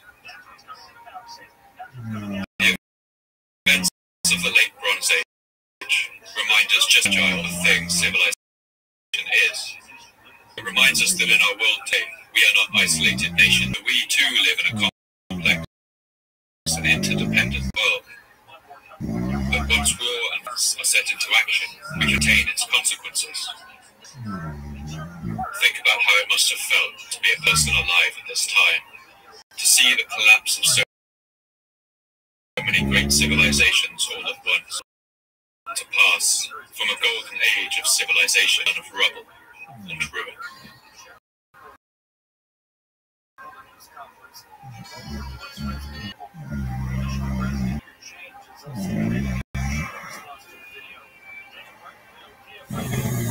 Thank you for listening to the Fall of Civilizations podcast. I've been Paul Cooper. I'd love to hear your thoughts and responses on Twitter, so please come and tell me what you thought.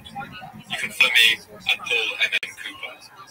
And if you'd like updates about the podcast, announcements about new episodes, as well as images, maps, and to see behind the scenes, you can follow the podcast at Fall of Civs Pod with underscores. This podcast can only keep going with the support of our generous subscribers on Patreon. You keep me running. You help me cover my costs. Writing, recording, and editing episodes out to you faster, and bringing as much life and detail to them as possible. I want to thank all my subscribers for making this possible. If you think you can spare anything, please do head over to Patreon and support the podcast today. For now, all the best, and thanks for listening. Is added in the race soon to run for the presidency for the Republicans, and the Democrats were out no drama to put out this as Jason Caledonia KFI News. In San Jose has had hundreds of oversized boxes. ABC Saddle's number one Chinese shipper of fake leather car seats with the bullets home as the return address for people sending the products. So bad, the boxes didn't cover her front doorway. In the house. He said she's contacted Amazon countless times, but the return packages just keep coming. Amazon says it will take care of the problem.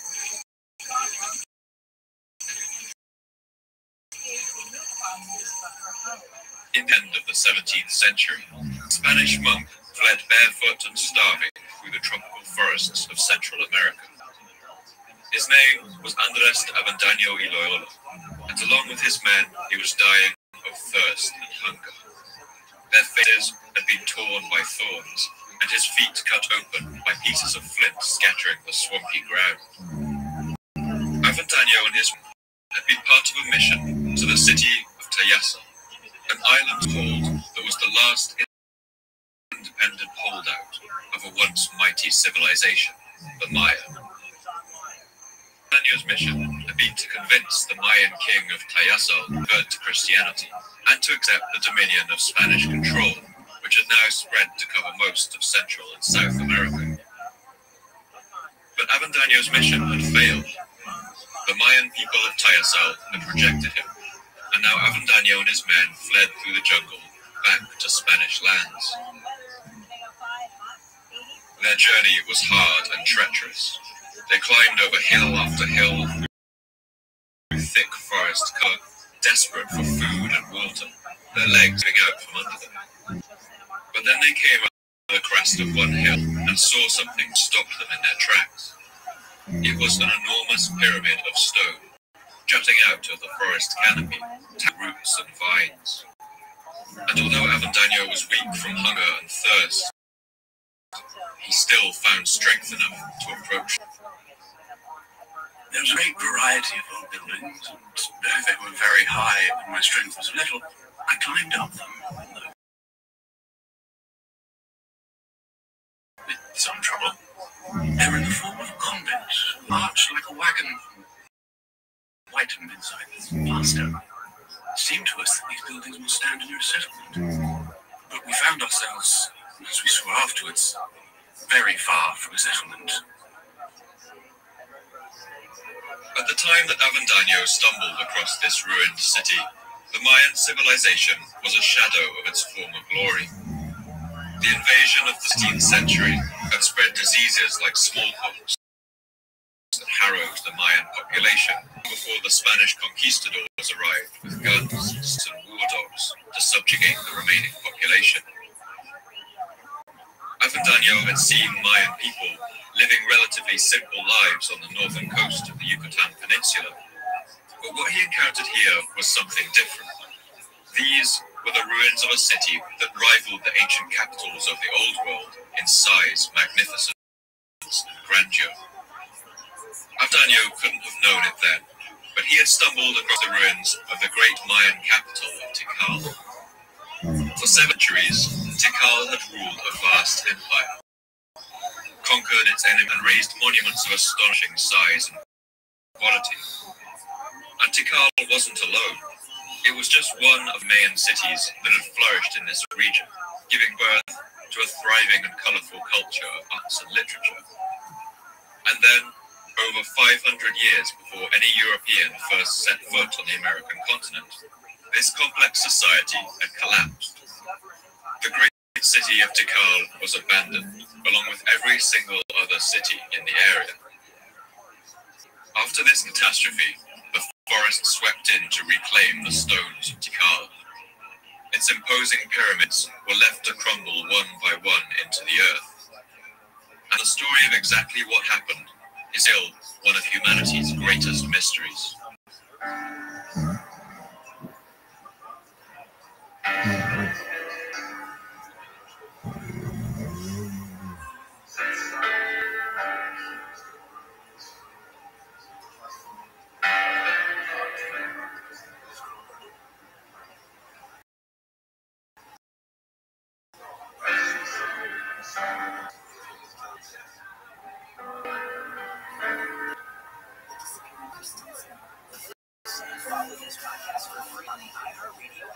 My name is Paul Cooper, and you're listening to the Fortunes podcast. Every episode, I look at a civilization of the past that rose to glory and then collapsed into the ashes of history. I want to ask, what did they have in common? What led to their fall?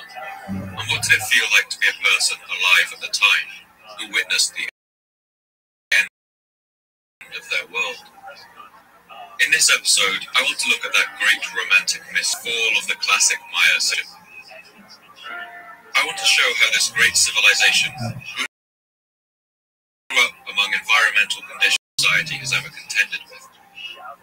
I want to explore the fatal flaws that lay beneath the surface of this civilization and describe what happened after its final and cataclysmic collapse.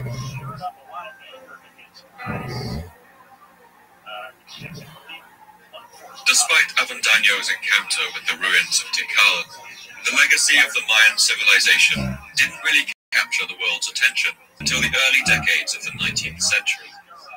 This is down to the work of the American writer and explorer John Lloyd Stephens and his artist companion Catherwood. The pair had travelled together for 2 weeks through the deep Guatemalan interior, following rumours that the ruins of an ancient city lay somewhere in the jungle. They travelled in greater comfort than Avendaño, but their journey was still difficult. They were beset by mosquitoes and the constant mud of the seasonal rains. But as they rounded a bend in the river, they came across a sight that Avendaño would have recognised. It was the top of a towering pyramid, just above the trees. We ascended by large stone steps, perfect, and another thrown down by trees which had grown up between them. We followed our guide through the thick forest, among half-buried fragments, to 14 monuments, pedestaled by enormous roots. Another locked in the closest of branches of trees, and almost lifted out of the earth. Another hurled to the ground, and bound down by huge vines and creepers. The only buried city were the noise of the monkeys. Stevens and Catherwood explore over 40 sites around the Yucatan Peninsula, and the book Stevens wrote, illustrated with Catherwood's detailed lithographs, created a sensation around the world. Until then, it was thought that only old-world civilizations like Egypt or Babylon had built cities of such magnitude and elegance. People of the time simply refused enormous constructions had been built by the relatively simple existence of America and called themselves the Maya. 19th century experts flocked to the news, proclaiming that ancient Egyptians, Indians, must have crossed the ocean from the Old World and built these towering pyramids here in the forest. Some even suggested that they had been built by the mythical lost tribes of Israel, or even the inhabitants of Atlantis. But at the time, Stevens caused something of a stir. He was the one who had most extensively explored these ruined places, and he claimed the product of the Mayan people. Working our way through the thick woods, we came upon a square stone column, about 14 feet high and 3 feet wide on each side, sculptured in bold relief. These were works of art, proving that the people who once occupied the continent of America were not savages. Stevens insisted that these vast ancient cities had been built up over centuries by an advanced society indigenous to the New World. To him, his ruins told that story clearly enough. But of course, he also told another story. It was the story of a catastrophe that had few precedents in human history. The dramatic, wholesale collapse of an entire advanced society. In the romance of history, nothing ever impressed me more than the spectacle of this once great and lovely city, overturned, discovered by accident in the trees. It did not even have a name to distinguish it. Today, we do know the original Mayan of these cities, and that's due to tireless work of archaeologists who painstakingly decoded the Maya's written language. But before we dive into describing the collapse of the classic Maya civilization, I think it's worth pausing for a moment over how much of a miracle it is that any of this writing still survives. The Maya were a literate culture. They wrote on books made of bark paper or deer skin, using reed pens and conch shells as inkwells. They used a rich and complex system, similar to those used in Egypt, a true writing system thought to have ever Americans. The Maya used a sophisticated and often playful way. But after the arrived Europeans, the written language of the Maya was nearly eradicated. And we can place the blame for that tragedy at the feet of one particular villain, a sadistical Spanish bishop called de Landa. The span of de Landa's life up to the Spanish conquest of Central America. 21, the great Aztec capital of Tenochtitlan had fallen to the Spanish. The Spanish had already conquered a large part of Mexico, enveloping it into a vast colonial territory that they called New Spain. And from there, the Spanish conquistadors, or conquerors, moved south into the densely forested lands of Yucatan, the lands of the Maya. And in the lands they conquered, Spanish colonialists ruthlessly exploited the indigenous population. One surviving Mayan text, San Balam, records how the Mayan people felt at the time. There was the big tribute, getting of church dues, beginning of strife with guns, beginning of strife by trampling on people with horses, beginning of forced debts. Mayan people, without steel or gunpowder, fought fiercely against their colonizers. So fiercely, in fact, that it took the Spanish. As the conquistadors advanced into the Yucatan, the Maya fought guerrilla. Their fighters were protected only by padded cotton armor, armed with stone weapons and flint spears, but they ambushed Spanish soldiers with great effectiveness and laid spike traps for the Spanish horsemen. And it was into this atmosphere of insurgency that Diego de Landa walked, a young man at the age of 25 when he first set foot in the New World. The year was 1549. De Landa was meticulous in his work. He kept detailed notes about everything he saw, about the Mayan culture, language, and society, and he did so in order to better identify its weaknesses. As a missionary, he soon earned a reputation for being fearless. He would often venture deep into the jungle, into areas that had only recently been conquered by the Spanish, where hatred of the Europeans was bitter. And perhaps it was this fearlessness that meant he was eventually put in charge of bringing the Roman Catholic faith to the Maya people. Until then, the Spanish had exempted the Mayans from the notorious cruelty of the Spanish Inquisitions. But the Mayan people continuing to honor their old gods disgusted the new bishop, and De Landa soon announced the beginning of an Inquisition, the first of its kind in the New World. De Landa was brutal in his methods. He tortured countless Mayan people, hanging them from their necks as a form of interrogation. And in the midst of it all, he built a great bonfire in the center of one of the last Mayan cities. He gathered together all of the ancient books he could find, centuries of accumulated knowledge, writings on the history of the Mayan people, their study of mathematics, astronomy, poetry, and literature, and De Landa threw these into them as they burned.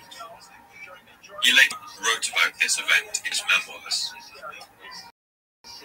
We found a great number of books containing these letters, and as they contained but superstition and the lies of the devil, which dismayed and distressed these people greatly. Only 3 Maya books are known to have survived this act. This ancient language was nearly lost completely. But history always has something of a sense of sarcasm. De Landa's meticulous notes about the Mayan people have survived, and in those books he wrote down something that he called the Mayan alphabet. It's not a complete dictionary of Mayan symbols, because De Landa only asked for the letters that already existed in Spanish. But these notes were actually crucial to the later effort to decipher the ancient writings of the Maya.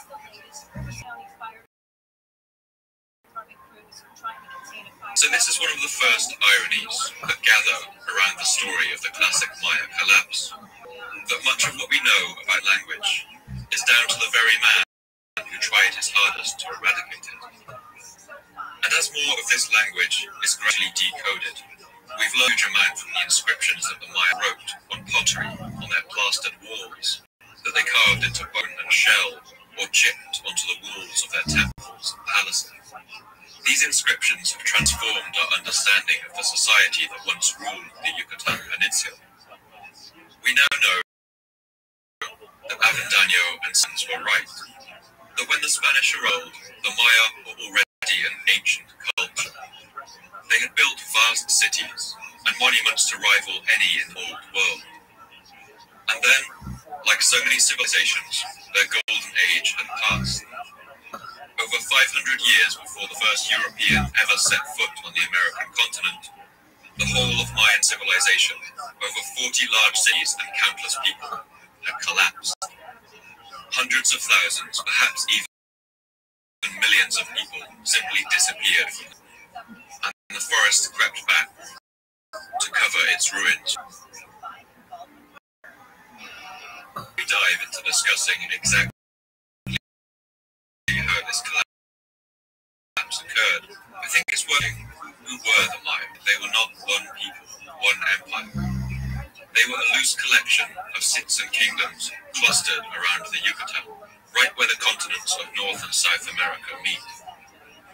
In modern terms, that's the area of Guatemala, Belize, Honduras, and the very south of Mexico.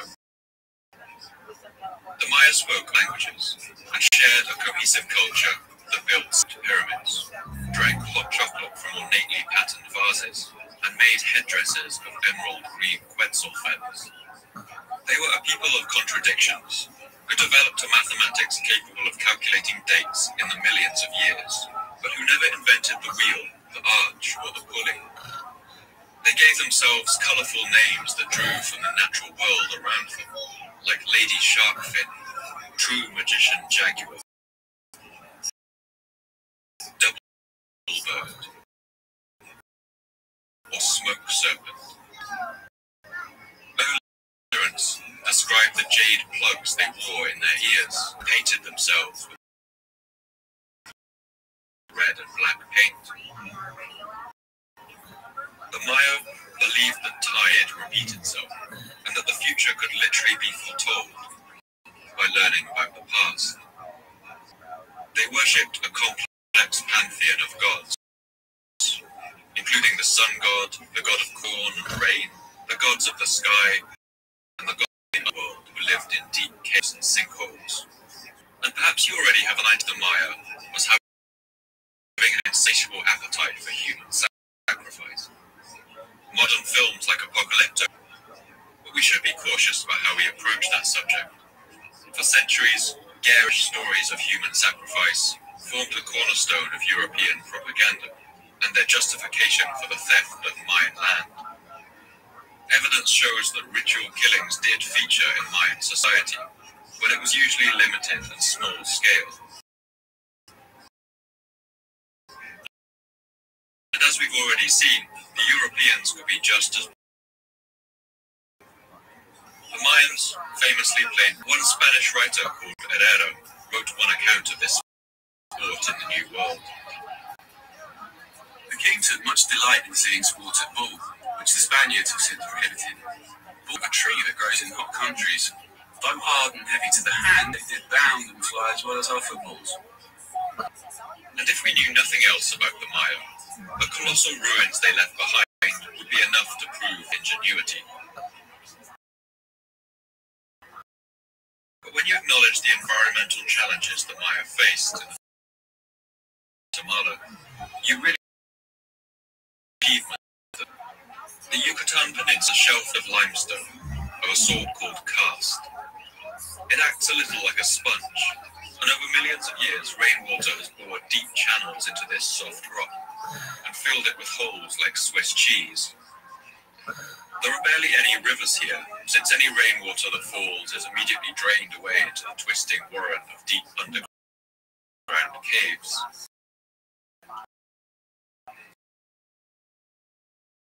Instead, the water gathers in vast by echoey cave walls, often overgrown with vines and creepers.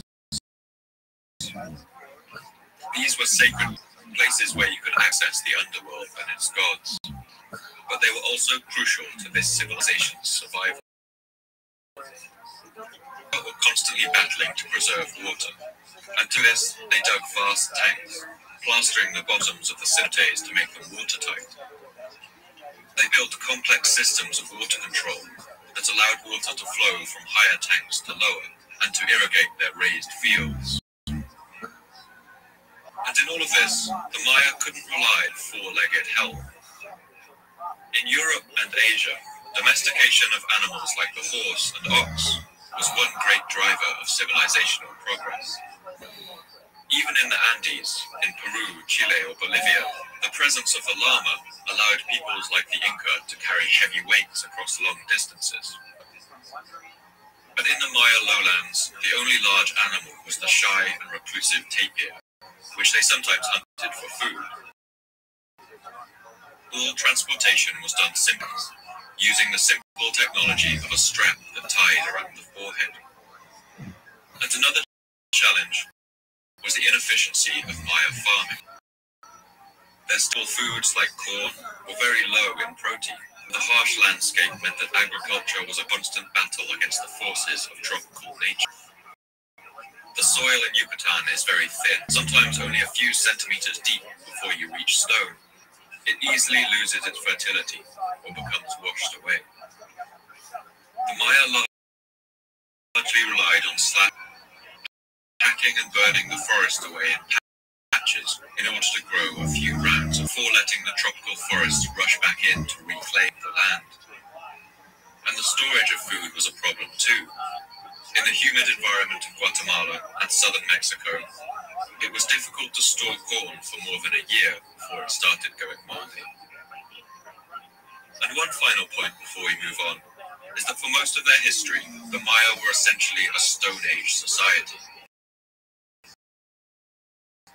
Copper working began in Mexico in the long before contact with Europeans, but it trees to work its way down the Mayan lowlands.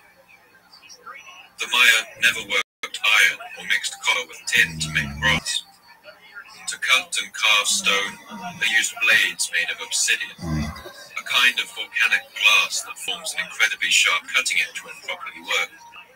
So every one of the great pyramids and temples you can see today was not only constructed without animals and pulleys, but also carved in all their ornate intricacy without metal tools. But despite these challenges, the only great civilization to ever arise in such harsh conditions. The earliest signs of the Mayan civilization began around the year 1800 BC, nearly 2,000 years before the beginning of the Christian calendar. From this time, Mayan people domesticated maize, beans, squashes, and chili peppers, as well as the cacao bean, which they used to make a rich drinking chocolate. The inscription on one ornate from the city of Masham, called the Vase of the Seven Gods, drunk in celebration, and new groves of trees were planted on special occasions, like the birth of a young prince. This tree fruit of a new grove of trees. It belongs to the smooth-skinned sprout, young boy who listened, sighed Lord Jaguar, the owner of the trees.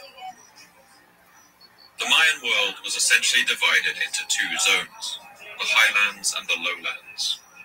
The highlands were of crucial importance to the Maya, a spine of rocky mountains covered with pine forest, the following of the continental shelf.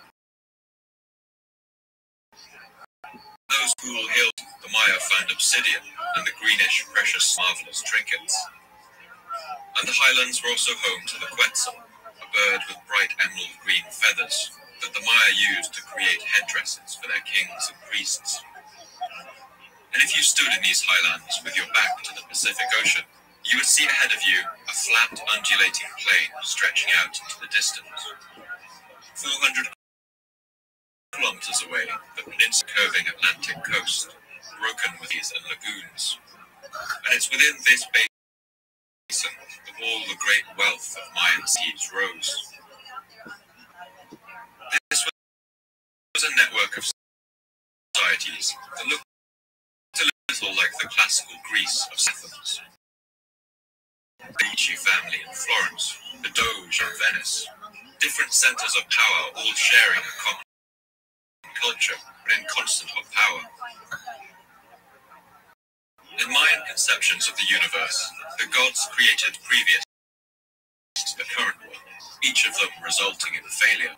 They believed themselves to live in the fourth world. When the Mayan cities of the classic period began to grow and thrive, there had already been a number of rises and falls. But through the 3rd and 4th centuries, Mayan cities began to grow with astounding speed. And for much of the Mayan classic period, the largest and most powerful of these was the city of Tikal. When the fugitive monk Avendaño stumbled across the ruins of Tikal, it's clear why they had such an effect on him. Because Tikal is home to some of the most spectacular ruins in the Mayan world. Its limestone temples tower up to a height of 64 meters, or 22 stories, almost as high as the towers of the Brooklyn Bridge. These temples sun god, and originally painted a brilliant deep red. When making the first Star Wars film, George Lucas used Tikal as the setting of his rebel base on a moon of the planet Yavin. And it's not hard to see why. Today the ruins do look otherworldly, the tips of those ancient pyramids above the trees. Also one of the Mayan cities whose history we understand the best. A long list of its rulers has been discovered, and excavations have uncovered the tombs of those same rulers. Archaeologists now believe that this city may have held as many as 90,000 people during its height. But to understand the history of Tikal, we also have to introduce another huge player in this region. And this player stands as a shadowy force behind much of what occurred in the Mayan world. This was the city of Teotihuacan. Teotihuacan lay over 1,500 kilometers away in the Valley of Mexico. It was a vast city of stone pyramid, much of it buried beneath the urban city.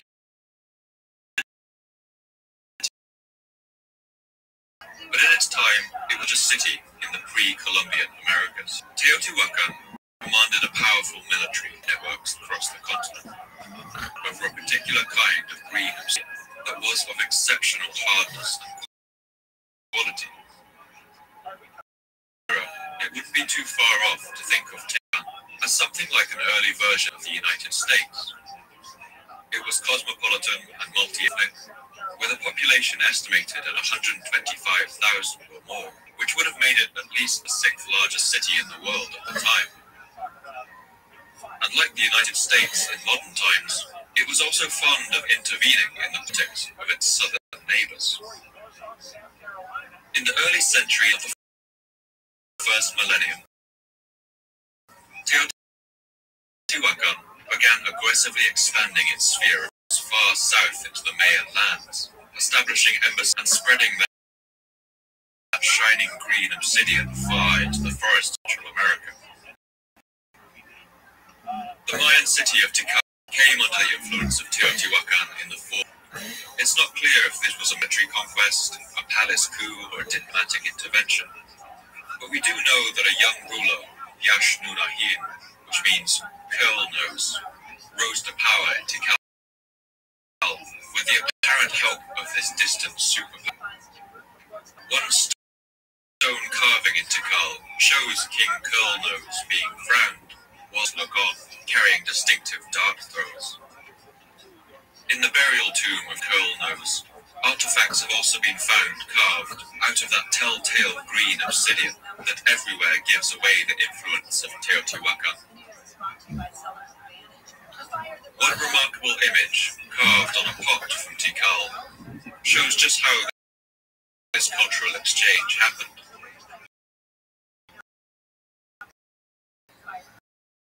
On the left of the scene, this is Tikal design, with a great fanned crown. This is Teotihuacan. And 4 foreign soldiers come, carrying those dart throwers, along with vases of boxes full of gifts. In the center, they build a temple together that has stepped sides like the Mayan temples, but a fanned crown on top like the Mecca. A clear image of collaboration and partnership, and might even show the construction of an embassy in Tikal. Is this harmonious image an accurate portrayal of the city? Tikal grew in wealth and power until it was the most powerful city in the world.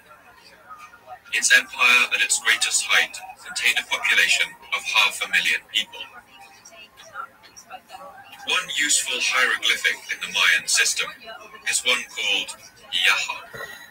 It means his lord. And when we see it in the inscriptions of one city talking about another, we know that this city has been subjugated.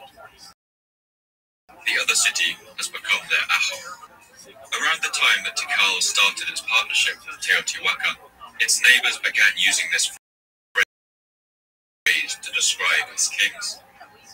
Tikal's soldiers, Mayan world, armed with aid of that green Teotihuacan obsidian, and city after city fell under its banner. It was the beginnings of a true empire, and for a while it looked like Tikal's plan to rule the Mayan lowlands might have worked. That is, were it not for one very important thing in their way. That's their great rival, the city of Calakmul.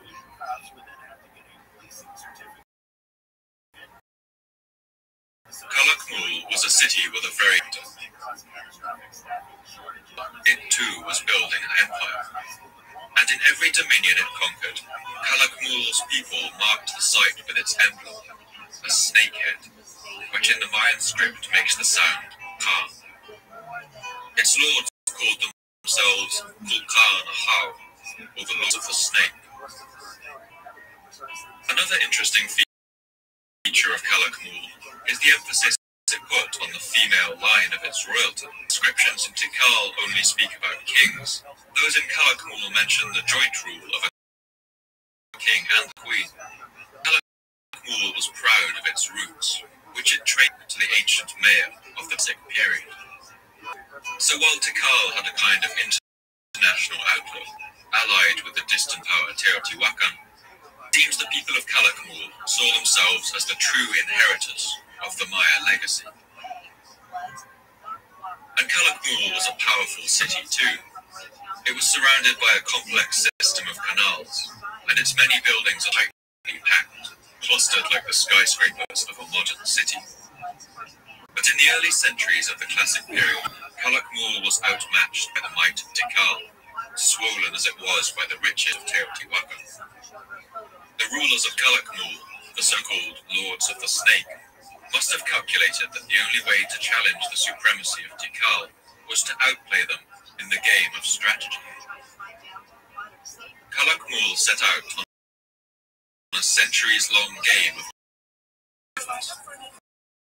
They slowly gathered the small state around Tikal into a network of allies, threatening trade routes and supply lines. It was a kind of Cold War, and for this reason, Calakmul are by far the most numerous of all the Mayan city-states. They appear right across the Mayan world, and often in places that for Tikal would have proven pretty inconvenient, threatening their farmland. And the strategy, although slow, was a success. From the second half of the 6th century AD, Calakmul gained the upper hand. The distant power of Tiwakan fell under mysterious circumstances, left all alone, surrounded by its enemies. But it wasn't until the rule of one particular king, a man known as Double Bird, that Tikal's fortunes would really take a turn for the worse. Double Bird seems to have been particularly bad at the game of politics, and we know this because his actions would lose the city. A city known today as Karakol, of Tikal's underlings. As part of its service, it would have paid tribute in the form of food and valuables. It would have sent soldiers to fight for it, and workers to build its temples. And at least in the year 553, that's what Karakol still was. But it's possible that the full Calakmul was already beginning to erode alliance. In any case, the king of Tikal, Double Bird, wouldn't help matters. I have to stop here for a moment and point out that we understand about warfare in the Mayan world. The Maya often undertook low-level skirmishes, and their wars seem to have served a largely ceremonial and symbolic function. These wars, known as axe wars, would have involved perhaps only a few hundred fighters, and their main purpose seems to have been to capture prisoners for sacrifice to the gods, to decapitate an important noble in axe war, and presumably to bring back plunder and glory to the capital.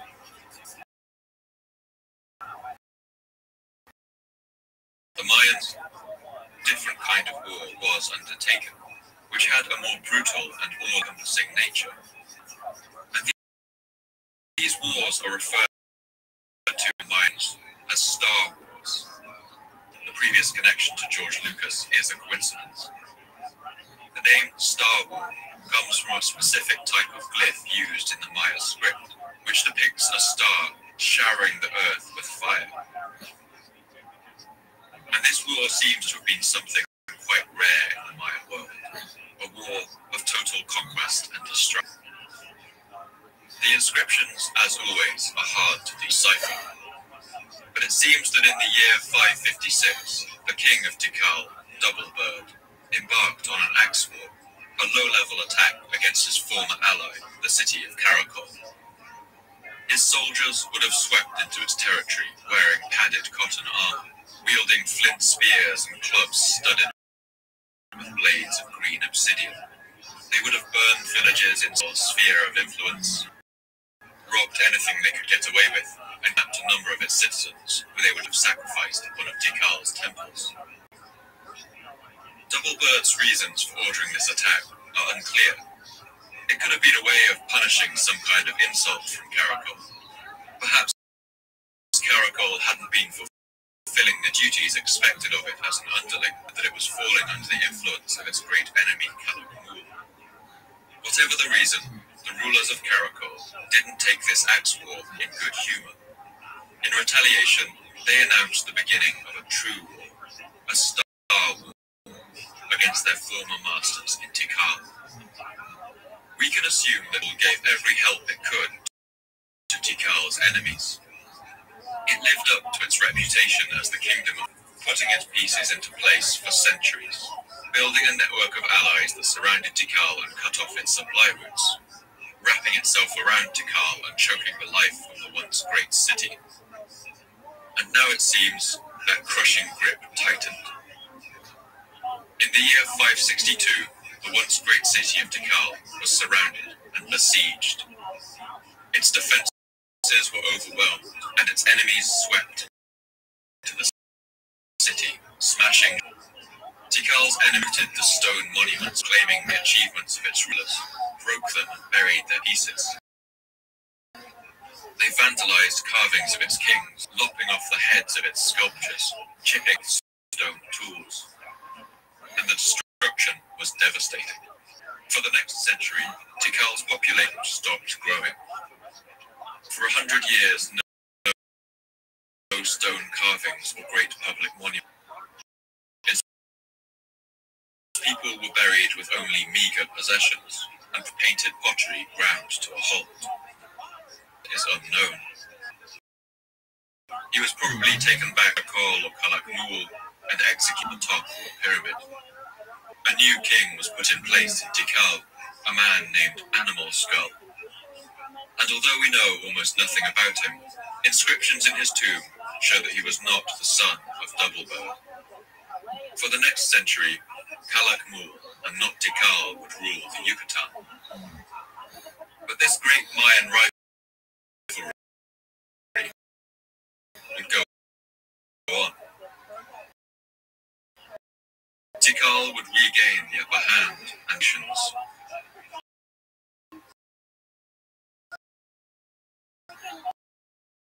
But it wasn't war that caused the collapse of the Mayan world, not entirely. To get to the root cause of this collapse, we will have to look at how much of its civilization and the tensions and conflicts that would ultimately tear it apart.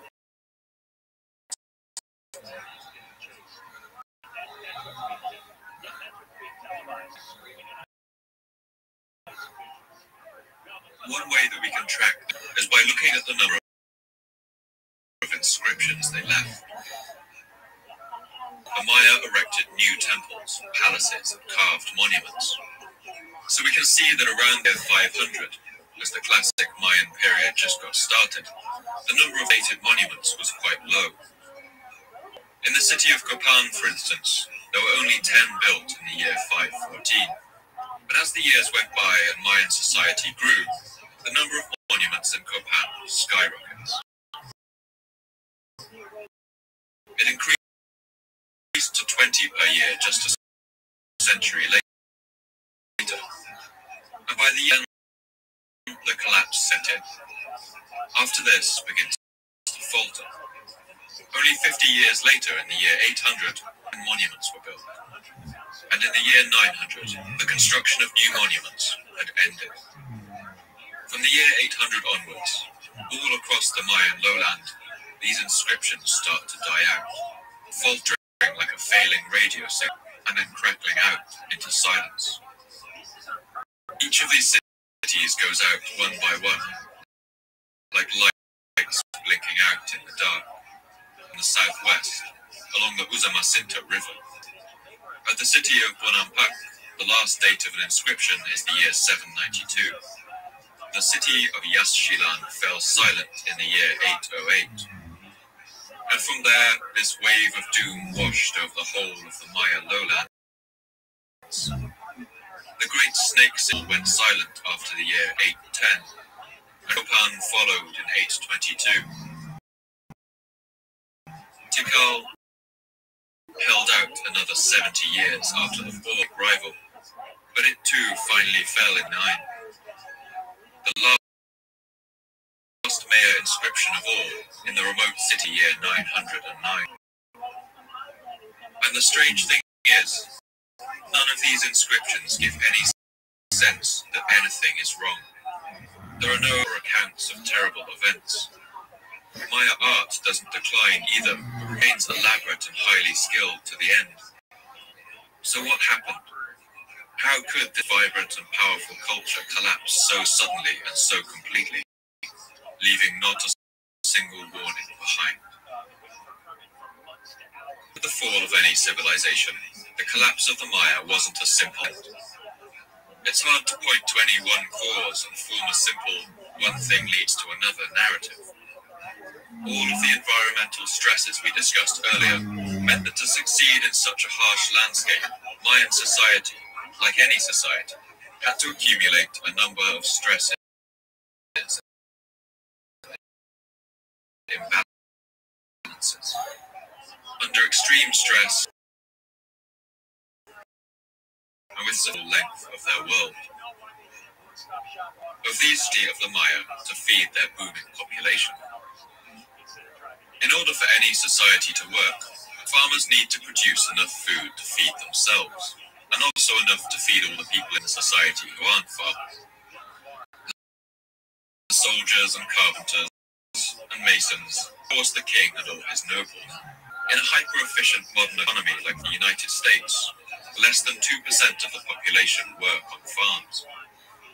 Each farmer in America feeds over 150 people as well as themselves, up a huge proportion of the population to do other things. But Maya, who used slash and burn agriculture and grew low-protein crops, each farmer could feed perhaps 5 other people. And as the end of the 8th century neared, the Mayan population was booming. In Tikal, for instance, the population in the city centre was 65,000, with a further 30,000 in the outskirts. There were perhaps as many as 800 people living per square kilometre, and they began living in hastily constructed wooden buildings piled on one another.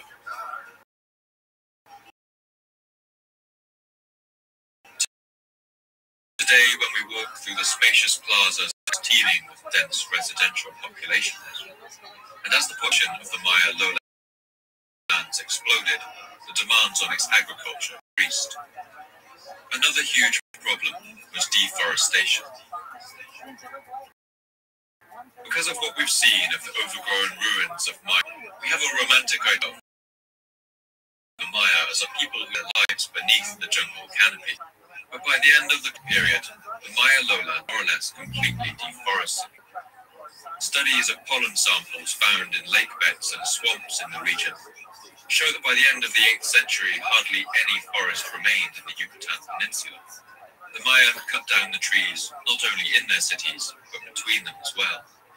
So if you stood on top of one of the great temples of Tikal or Calakmul around the year 800, you wouldn't see the thick forest canopy you see today. You would have seen houses and streets stretching out in every direction in the fields. We used some trees for construction, especially the extremely hard wood sapodilla, which is naturally resistant to termites. Burning.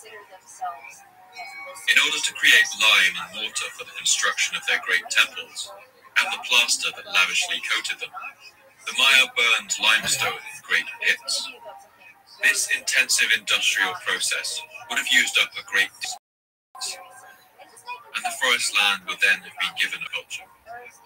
But you can't grow crops patch of soil endlessly. The nutrients and minerals that plants depend on soon get depleted unless the soil is given time to rest. The Maya, just like slash and burn farmers today, must have understood that the soil needs to be given long fallow periods between growing. The ground needs to return to nature to regain its nutrition. But as the demand for food from the population increased, it's easy to imagine that the farmers were placed under increasing pressure. With the population growing, farmers to grow crops on the same soil again, it's allowed. It would have been a short-sighted strategy, a courted disaster in exchange. But at this point, the Maya may have had little choice. Another huge factor is the role of drought. As we've discussed, the challenges the Maya faced were collection and storage of water. And the climate of the Yucatan is such that variations in annual rainfall can be enormous. Droughts were a common fact of life, and in fact a large part of Mayan infrastructure was designed around and mitigating their effects. But every system has its limits. Archaeologists who've looked at sediment in the region estimate that in the year 760, the Yucatan Peninsula suffered its worst drought in 7,000 years. This was caused, it seems, by something the Maya would have appreciated all too well: the awesome power of the sun. As the Maya knew, the sun, God, the radiation it gives out is not constant. It's subject to variation going through peaks and troughs. Ice cores taken in Greenland confirm that levels of solar radiation around this time reached lows that hadn't been seen for millennia. This caused harsh, dry cold to descend over the north. Global weather systems shifted northwards. All the rain that around the Mayan lowlands comes from the Atlantic on the trade wind that moves across the Atlantic Ocean, with a northward drought would descend on the Maya. This event coincides neatly with the Great Collapse. Archaeologist Betty Megas has combined physics and anthropology to propose a fascinating theory. She asks us to think about human societies as simple thermodynamic systems. For Megas, our societies are like machines or organisms. They require a single form of energy to flow through them, and she argues that this energy is what allows the increasingly complex forms. Increased complexity allows greater collection of energy, and so the society grows. But if the strong flow of energy is cut off to a system, that system then collapses to a level of organization that can be supported with the energy that remains. She's theory in simple terms. Or their control results in complexity. A decline in energy resources should result in a decline in cultural complexity. If the solar radiation theory is correct, it might be worth us putting Mega's theories to work. Mayan society was suddenly unable to maintain its complexity as a result of the sun's sudden drop in radiation, and it imploded. In some places, the collapse was so drastic that the entire area was abandoned. In the Chilam Balam, a surviving Mayan text from the post-contact era, you can almost hear the echoes of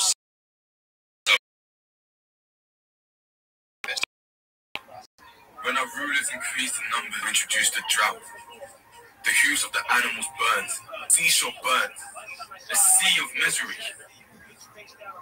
So it was said on high, that the face of the sun was eaten. Then the face of the sun darkened, then his face was extinguished. One site where we have a detailed understanding of exactly what happened during the collapse is the city of Copan, now in western Honduras. Copan Kopan was a small but densely populated city, sided river valley line forests.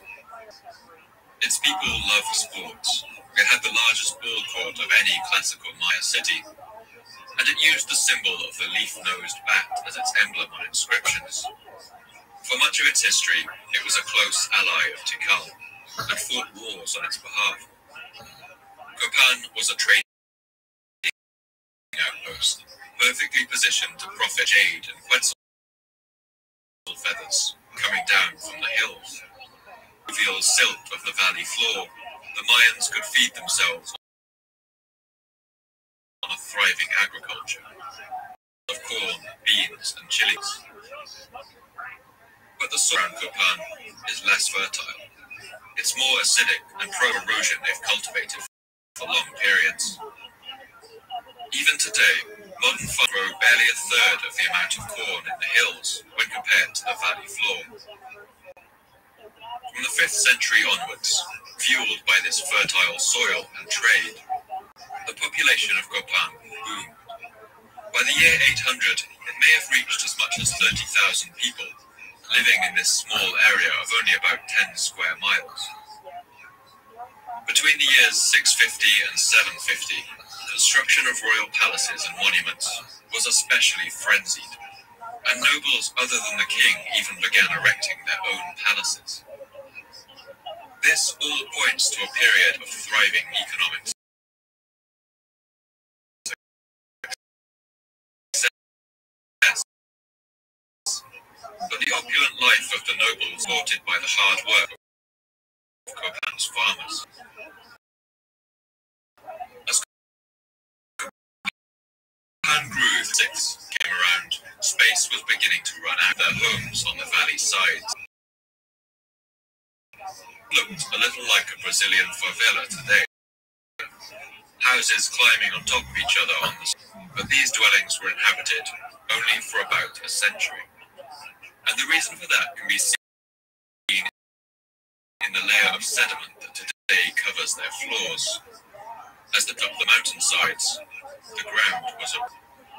Pollen samples taken around this time show that the pine forests once covered these hills had been gradually cut down.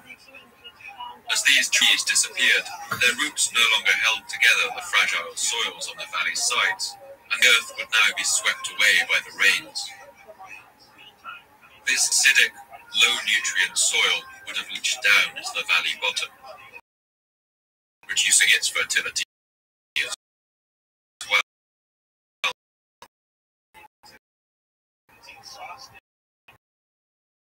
And as the hills were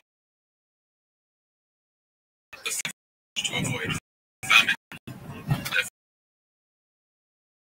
fertility even further, farmers would have likely fought the last remaining pocket. Analysis of skeletal remains from Kopan paints a chilling. From the year 650 onwards, signs of disease and nutrition among its residents increased, became porous and weak. Their teeth showed lines. And these signs of ill health showed up of rich nobles and kings too. This was much worse. And when times were hard in Kopan, it's likely that the common people would have blamed their rulers. In the Chilam Balam, one of the few surviving Maya texts, we can see this connection between the king and the natural world explicitly. This is the first question which will be asked of the chiefs. He shall ask them for his food. Bring the sun, said to the chiefs. Bring the sun, my son. Bear it on the palm of your hand to my plate.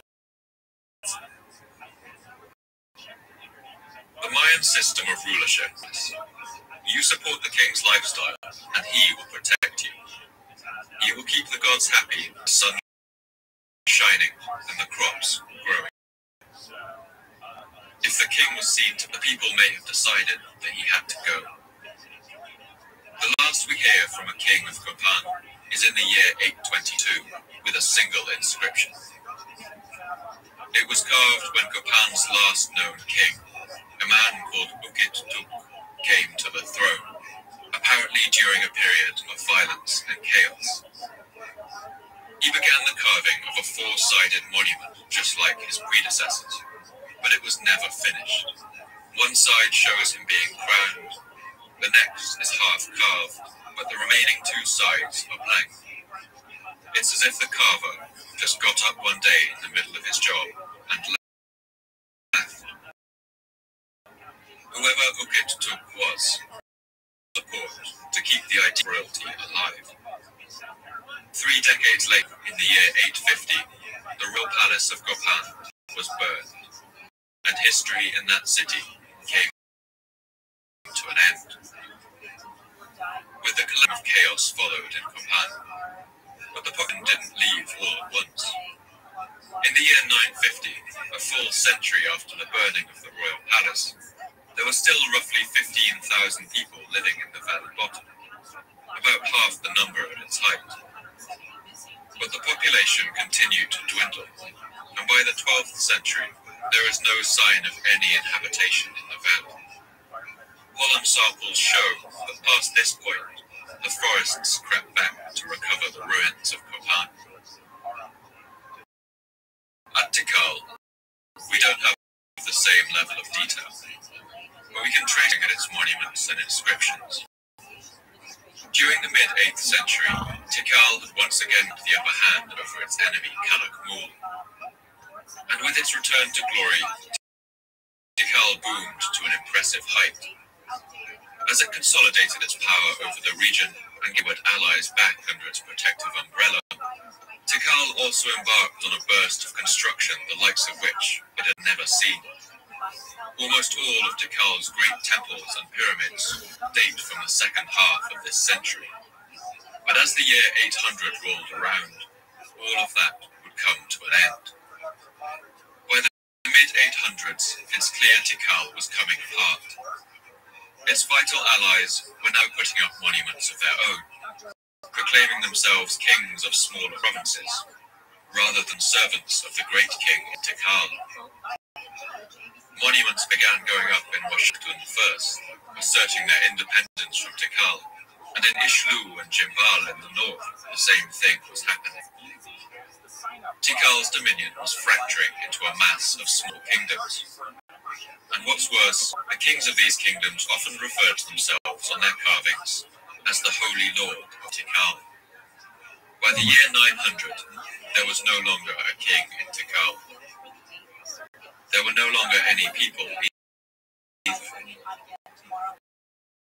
The city seems to have fallen into chaos, and the population drifted away. The temples of Tikal were abandoned.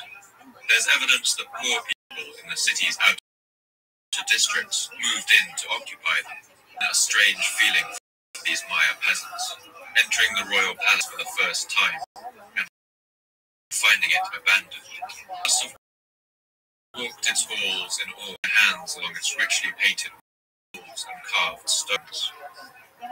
Common people seem to have squatted in the palaces for a century or more after the fall of Tikal. There are traces in a lot of what's called midden, scraps of broken pottery lie in the corridors of the once opulent halls. These common people also scratched graffiti into the plastered walls of these palaces, images of temples and animals, caricatures of people they knew. But the people who stayed here seem to have continued to revere the great temples of the city. They continued to worship the stone monuments of bygone kings, and even moved them at times to convenient places. But it seems they weren't able to what the inscriptions said. Some of the monuments they moved contained writing, and the people who moved them put them back into place down. This pattern was repeated around the Mayan lowlands. They made journeys to pay respects to the slumbering gods. One by one, all of the cities in the Mayan lowlands were abandoned. A sense of the scale of the catastrophe and the depth of the damage done to the environment, but no attempt was made at a single one of these cities to ever reoccupy them. The forests of the Maya lowland grew back, and it's thought that when the Spanish arrived at the end of the 15th century, the trees they saw covering land had only just recovered from that time. In all of this, a picture does begin to emerge of what happened during the classic Maya collapse. Damage to the environment and a period of climate change combined the cause of failure of agriculture, which led to people finally turned against their rulers, and the hierarchy of society collapsed. Chaotic and simple forms of life. Collapsed cities would have sent refugees fleeing to averting their own problems and causing a chain reaction that spread like a fire across the whole region. Perhaps if the Maya had ever formed a unified government, crises could have been averted. But as the large empires of Tikal and Akmul atomized and came apart, each city became its own. And with agriculture failing everywhere, the only way for some of these kingdoms to survive was to take what they needed from their neighbors. Against a backdrop of drought and famine, 100 bitter wars over scarce resources began. At the site of Piedras Negras, archaeologists have found evidence of buildings being burned during this time and monuments vandalized. At Yaxchilan, the central part of the city was hastily fortified with rough stone walls. Built using stones taken from the surrounding temples and palaces, it was a large defense. Javelin heads have also been found here, littering the ground in great numbers, pointing to a violence. It seems that as the fabric of Mayan society came apart, its people turned against one another, and a violence for survival turned the Mayan lowlands into a bloodbath. Today, the crumbling pyramids and cities of the Maya are being uncovered. In 2015, a geographical feature in Tonina that was near a hill turned out to be a Mayan pyramid. And recent measurements have shown it to be one of the largest. At 70 meters tall, it rivals the Pyramid of the Sun in Teotihuacan to be the tallest pre-Columbian building in the Americas. And the ongoing battle to decipher the Mayan inscriptions continues. Today we understand a great deal of what we read on the stones of the Mayan temples, but so much more remains untranslated. One thing I find particularly moving is to read the texts of the post-contact Maya, who had been invaded and ravaged by European settlers, whose lands were language and history erased. In the time after the Spanish arrival, Mayan people tried to hold together some were secret, and some texts survive to this day. But it's a strange kind of survival. Their complex webs of reference, mythology, and symbolism. All the associations referred to are forgotten, once carried, have been lost. And so these texts, much as the crumbling stone pyramid, they stand as a silent loss of the whole world that will never again return. I want to end the episode by listening to an extract from one of those texts, called The Ritual of the Bacchus. It's an incantation written down by a Mayan shaman after being passed down through the ages from the golden age of his civilization.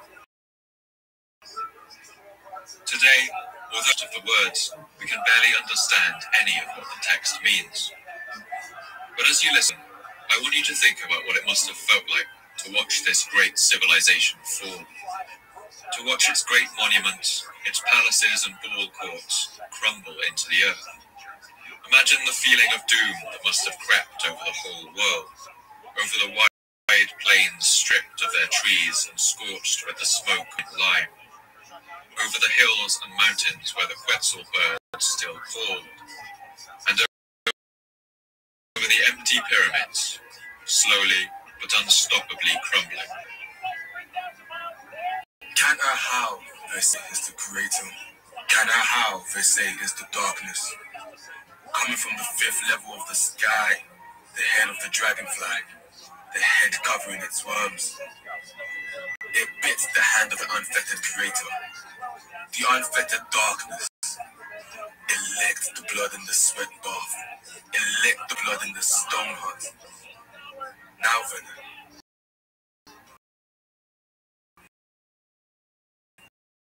throw it to the demented creator, to the demented darkness. I've been Paul Cooper. I'd love to hear your thoughts and responses on so please come and tell me what you thought. You can follow me at Paul NM Cooper. Updates about the podcast, announcements about new episodes, as well as images, maps, and to see behind the scenes. You can follow the podcast at Fall of Sieves scores separating the words. This podcast can only keep going with the support of generous subscribers on Patreon. You keep running, let me cover my costs, and you also let me dedicate more time to researching to get the episodes out to you faster and bring as much life and detail to them as possible. I want to thank all my subscribers for making this possible. If you think you can spare anything, please do head over to Patreon and support the podcast today. For now, all the best, and thanks for listening.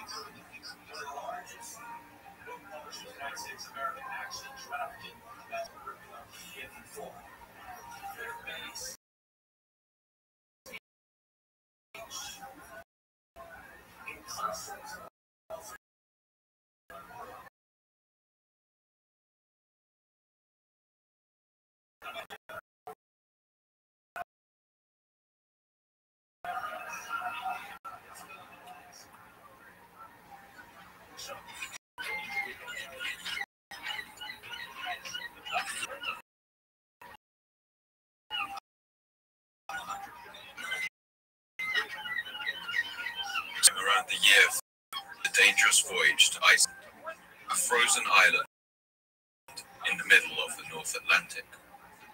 It was a notoriously dangerous voyage, and when they saw dark storm clouds begin to brew on the horizon, they were in trouble. Their boat was lashed by wind and rain and tossed around like a cork on the towering waves.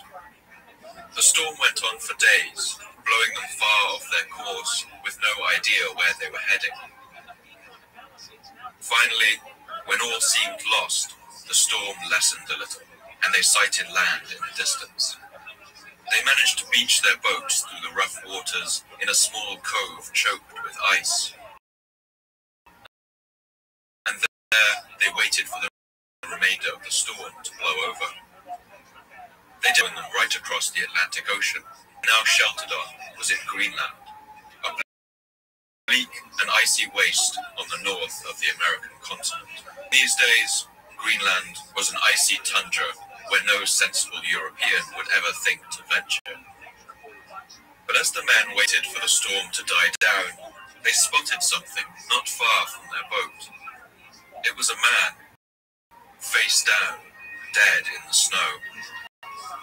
They saw his clothes from seal skins and the fur in his hood, and they thought he must be an Inuit, one of the indigenous inhabitants of Greenland. But as they approached, something didn't look right. They turned the man over and saw with surprise that he had red hair and pale skin. He was a Norseman, just like them, but he was dressed in the clothes of an Inuit hunter. On his head was a hood, well made.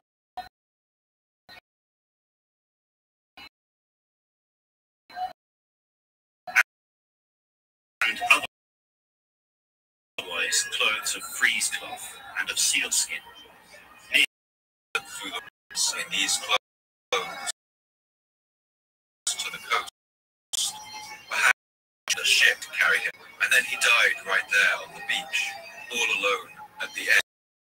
To this man, the sailors took his knife, cleared, and they set sail to Iceland. They took the knife with them. They must have rolled it around in their hands and wondered, who was this Norse man? Why was he dressed in the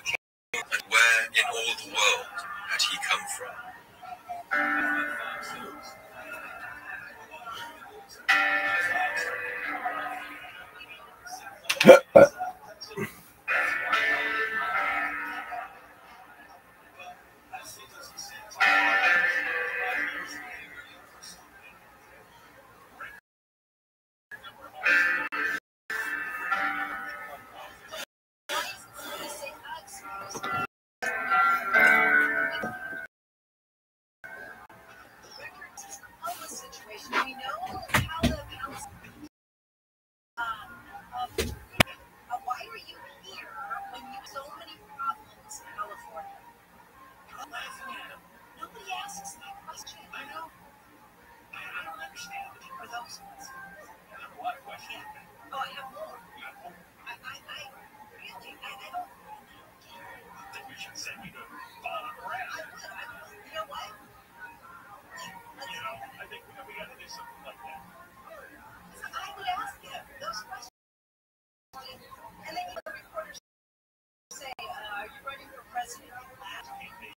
Yeah, of course. We all know that. Don't insult our intelligence. Honestly, he doesn't discuss the record homeless. He doesn't discuss the record poverty. We have disastrous school systems. In LA, fight 75% of the kids graduate, and they can't. No, his platform is, I'm the anti-Trump. He becomes president, he'll run against Trump. He'll be there. Only Vance, but Vance is not Trump. Vance is. They have the same platform as Trump. Yeah, but not the Trump baggage and personality. True. All the things that make people got out. We got a couple of words.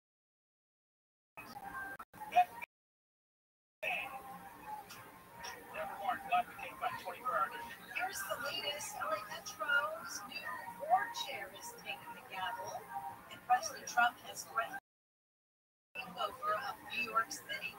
Lower from the Odoo.com Weather Center. Odoo is software you need hot-end to use the triple digits. This report brought to you by Lowe's Fresh by Griffin Park.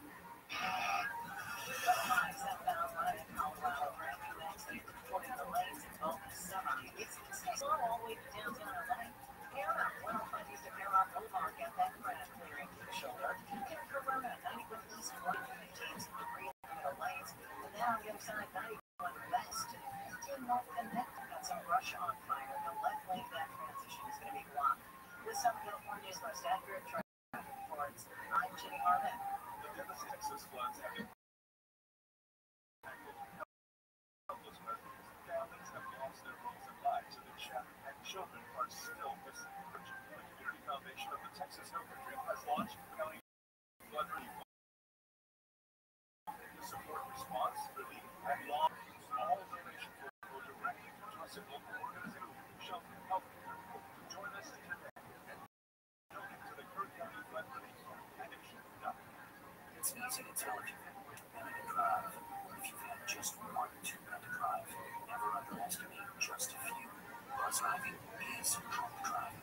Public service announcement brought to you by the U.S. Department of Transportation, the Ad Council, and the station. The free iHeartRadio app is #1 for music, radio, and podcasts all in one. Discover a new podcast from our library and hundreds of thousands of titles. Here's an iHeartRadio podcast preview.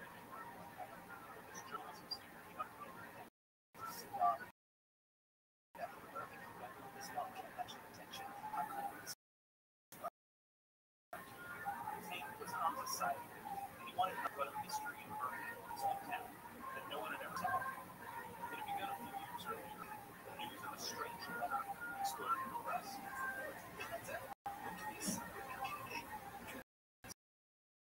On the instructions, in the ultimate job, Operation Georgia.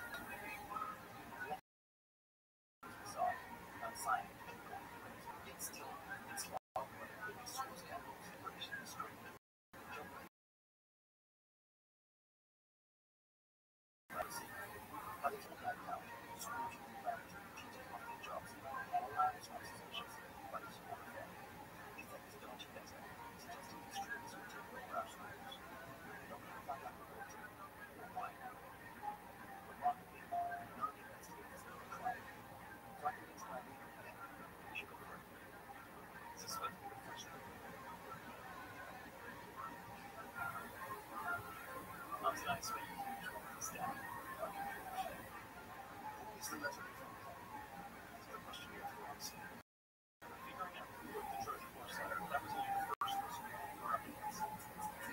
Starting to see official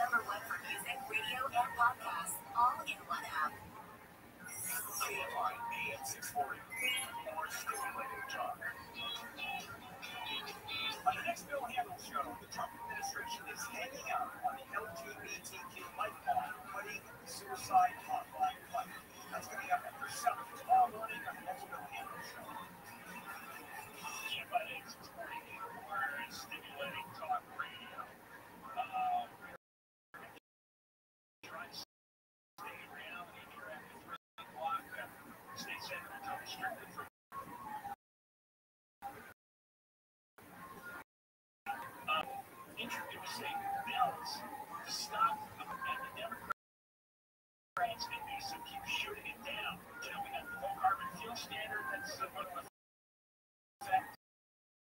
That would be a 65-cent per gallon gas increase. We've got two oil refineries closed down. One here in Los Angeles, one in Valero. For the next year and a half, that gets in prices to $8 a gallon. And then, as we reported a couple of weeks ago, the oil companies were telling Minnesota that they have so little oil that the pipeline been shut down. But we wouldn't know it from listening to Newsom in South Carolina, where he started his presidential campaign yesterday. Kershaw County, South Carolina, 65,000 people, where gas goes from $2.80 a gallon, and they don't have any homeless people. And they don't have a fire that burned down a big section of the county. And here he is, how diverse California is. Diversity, the world's most diverse. It's interesting, 27% of Californians are for it. 27% think that you can join the city. We have more diversity in our message. We celebrate.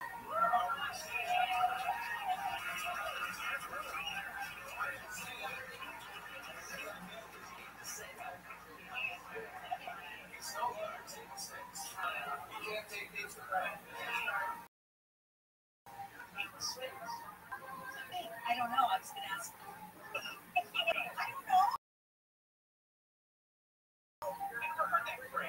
Maybe you have. Table stakes. Some of these things. Ribeye steaks, I know.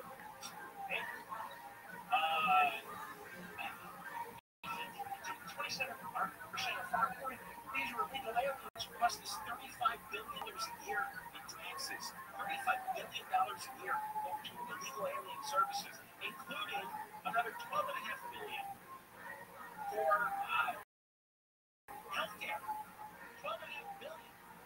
Of course, he's talking about that. Now, he ended up with a just exactly matched calling on illegal alien healthcare. What's it? You know, it's somebody. It's probably home ownership, and a lot of it's going to be through self-deportation.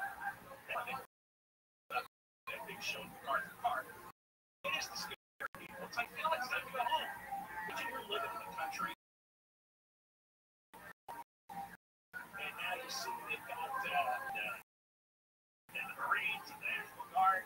You're thinking, you know what? I just pushed it as far as it can go. I'm here illegally. They don't want to put up with it anymore. A lot of people are going to go home. And that tax money, that ought to be given back to us as a rebate. Why are we spending $35 billion? $35 billion is more than 10% of the budget. We should get 10% of our tax money back. Instead, he's bragging about it in South Carolina and calling it diversity. What the F? Who asked for diversity that we got to pay $35 billion? $35 billion. You go look it up. Federation's American Immigration Reform. It was studied a couple of years ago. At the time, it was about $22 billion. This was before illegal alien out there, which added another $12.5 billion. So it's about $35 billion. That's a real number. That's more than 10% of our budget.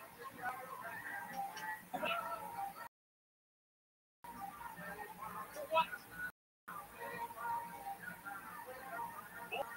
Alright, so he was talking about book banning a few years ago, and now he's talking about interracial marriage, which is not a controversial topic anymore.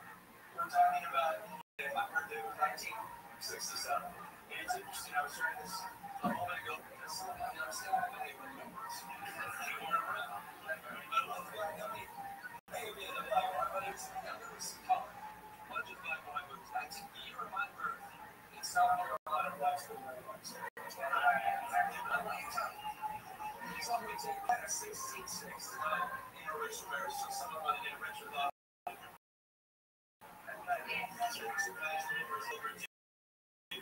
What had occurred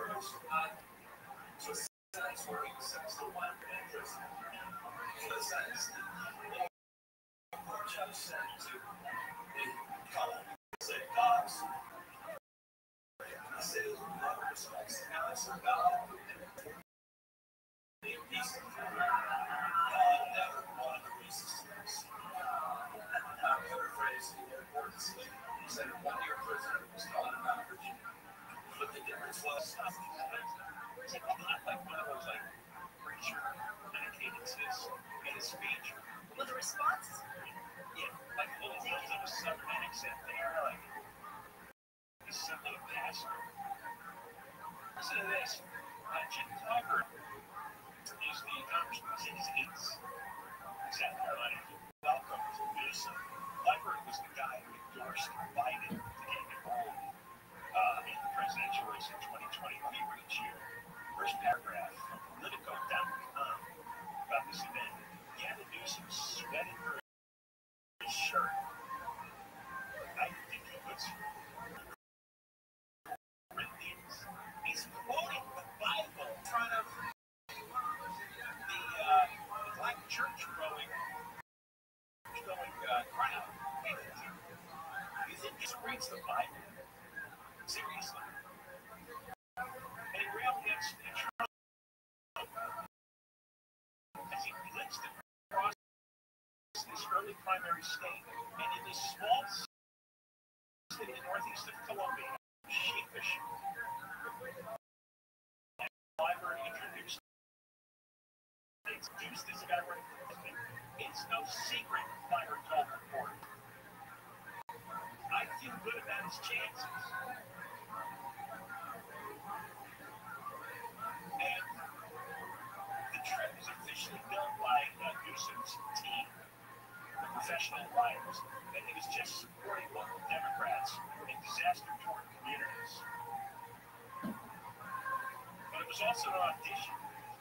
Some Democratic Party activists came to see him follow Newsom from stop to stop. One guy wants to be an intern. He was asking about intern. Oh, we're excited, said the Democratic Party chairman. He's on the national stage fighting against Trump all the time. But I think folks here appreciate that.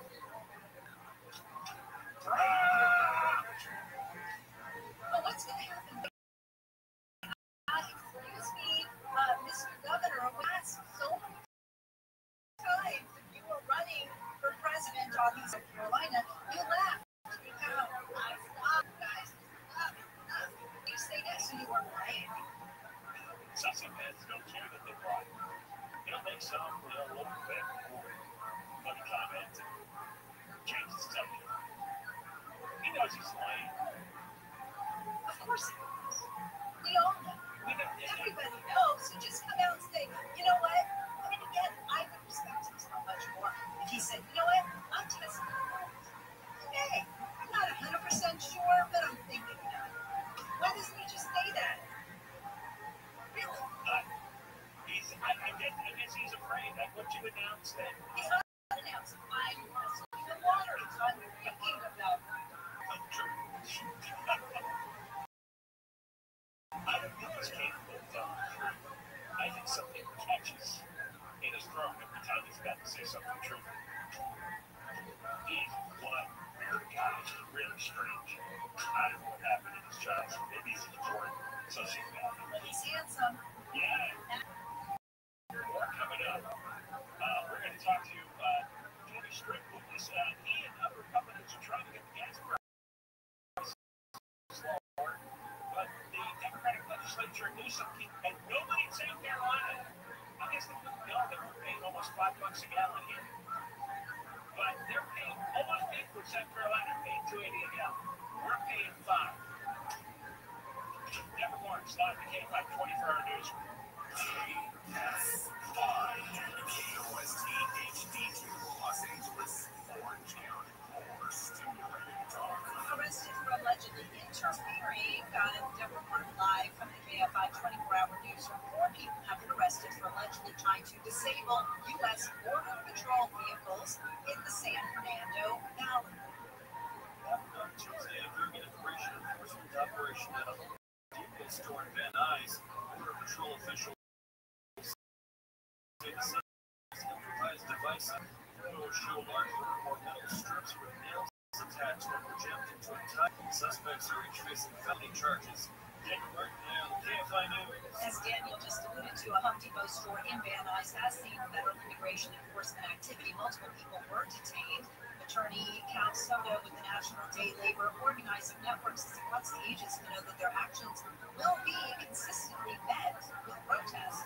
Stop running over the rights of our neighbors and ourselves, and to understand that we're going to respond every single time you violate these rights, and it doesn't end today or tomorrow. This is an ongoing battle to assert these constitutional rights. Home Depot stores across Southern California have been targeted by federal immigration agents since enforcement efforts ramped up here in early June. The bishop of the Diocese of San Bernardino has told parishioners that they don't have to attend church.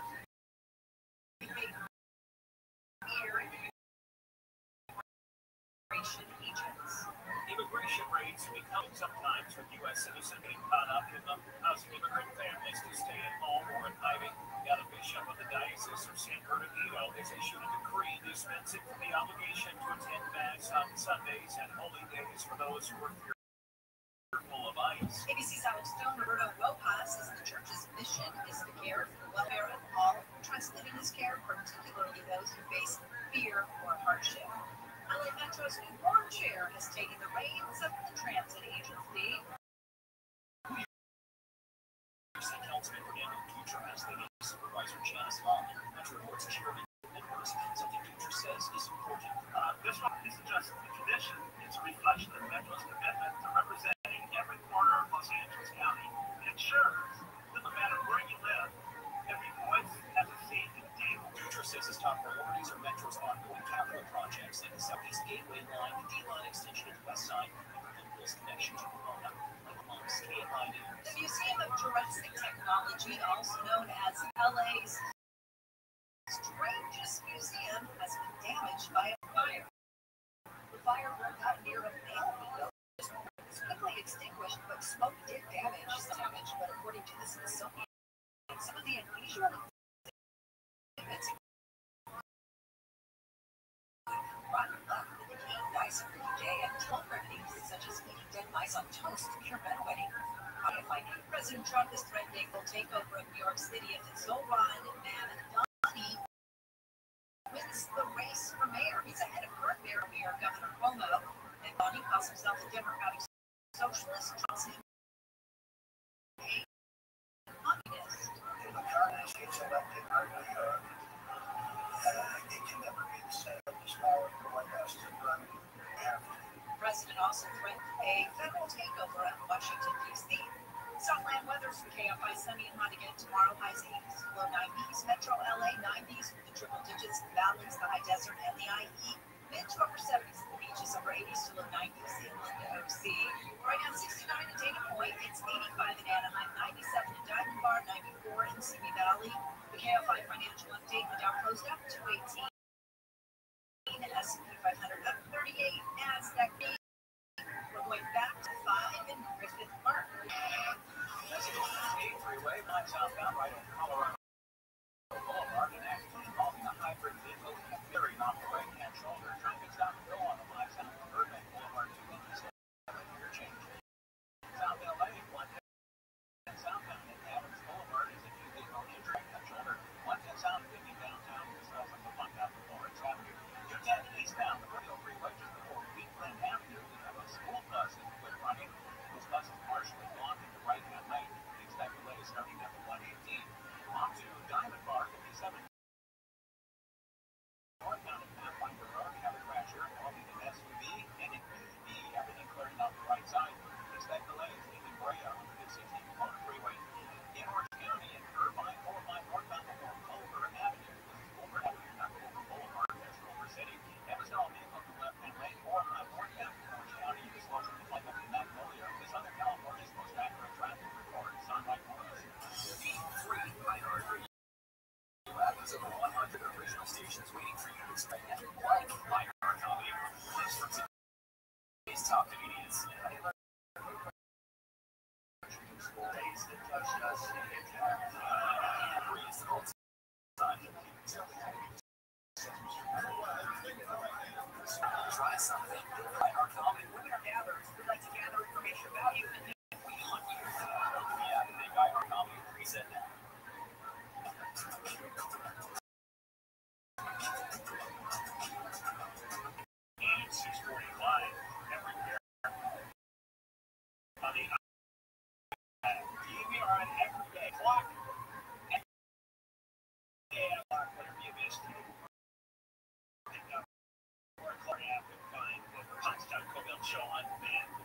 first hour.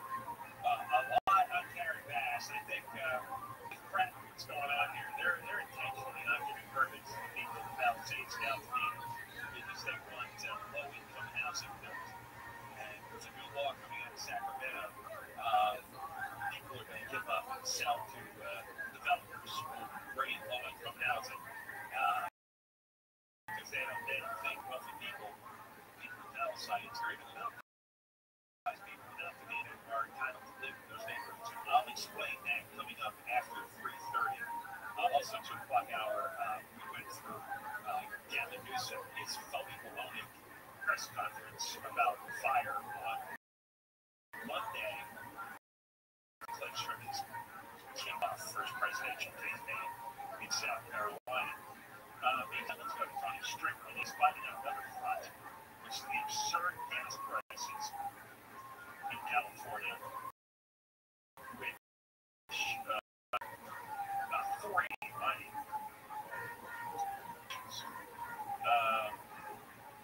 Like I said, in South Carolina, it's $2.80. Tony Strickland is trying to get gas prices lower because there's more increases coming. Republicans in the Assembly, State, and Senate have bills to lower the gas prices, to lower the taxes a bit. And Democratic legislature says no. Newsom says no. Let's get Tony Strickland on to see what he's trying to do. Tony, how are you? I'm good. How are you doing, Don? Do you think Newsom speak to the head when he drives around South Carolina specifically? Yeah, I'm hearing really go around for president of the day. You look at the guys from California, you are that. You know, he's up. He just played about 5 places of work. And how interracial marriage used to be. And that means you can't have any question. By the way, Oklahoma got $2 a day.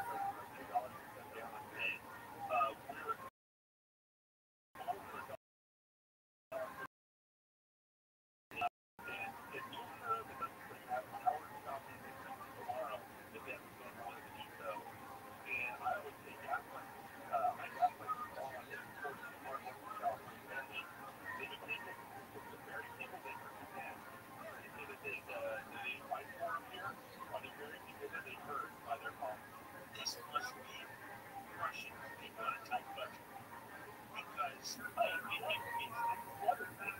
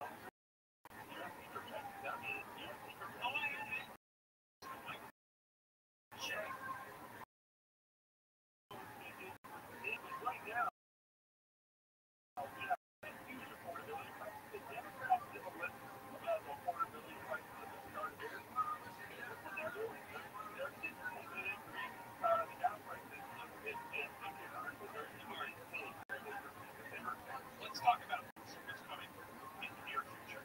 The carbon fuel standard. California Air Resources Board is ordering this be implemented. So they're going to have to move away to refine the gas. We're going to add 65 cents a gallon. The other side has tried to rescind regulation to stop the price increase. And they will not address this next. No, we put it up.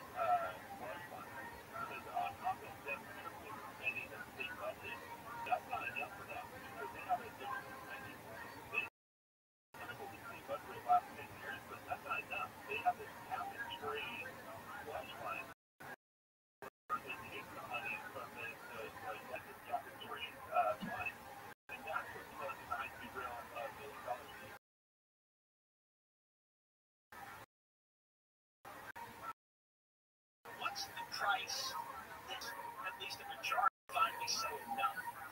That there's some kind of revolt. Like we're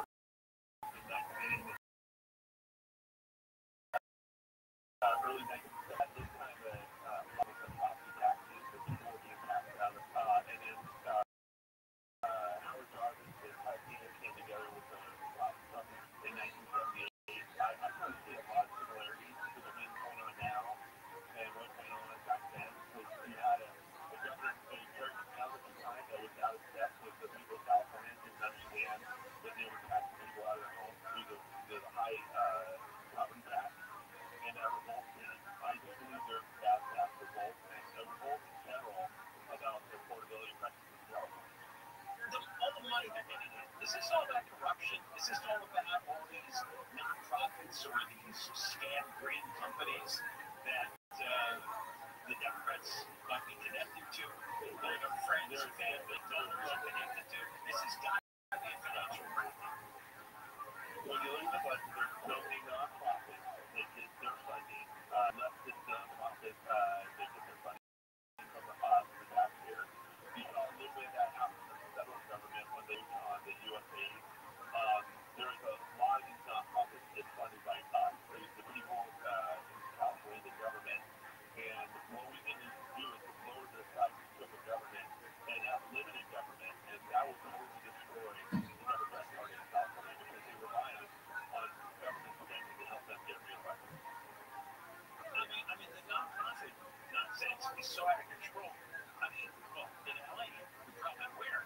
Turns out we spent $34 million on CHRLA, which is a leading organization for illegal alien rights, and they're funding the riot that we just had. Absolutely. And that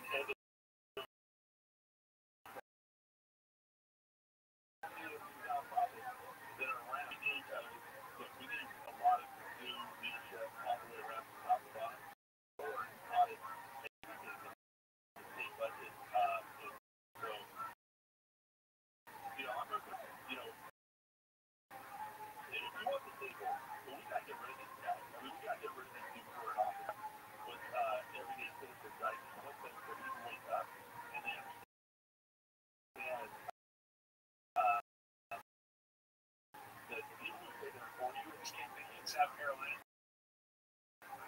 I would say you could check out for money. Like, I serve with 5 different governors. I've never seen a governor that is less involved in what's going on in Sacramento. We don't have a governor. We have a guy who says he's governor, but every morning he wakes up and looks at the mirror and thinks he's the president of the United States. He really wants to be president, but he's not.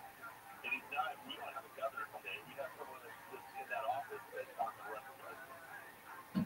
How's he going to run if the gas is $8 again?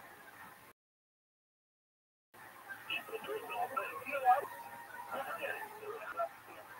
Campbell was there to be the lieutenant governor in California, the governor. Usually, you have to do a good job to move up in the political. Only in politics can you do a terrible job and try to like someone else. That's what he's trying to do now. He's had 3 or 4 years of COVID after the state budget. He's trying to blame the whole Trump. And the homeless situation has been trying to blame the whole local government instead of looking there and say, he lacks the leadership defensively. $7 billion for Bob Geldof. Thank you very much, Tony Strickland. And let's go. Keep trying to crack this. We'll help you find it, Doug. All right, Tony Strickland is the state senator out of Huntington Beach, Republican. He introduced bills to lower the gas prices. We're paying, $1.50, $2 more than anybody else in the country. And I mean, Newsom's in the state for selling gas for $2.80 right now. $2.80. What this?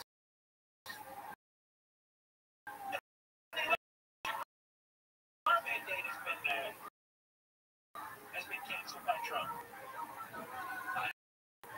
They're not going to force us into electric cars. They'll never go now. Nobody wants them, and now nobody has them yet. They can't buy 24-hour news.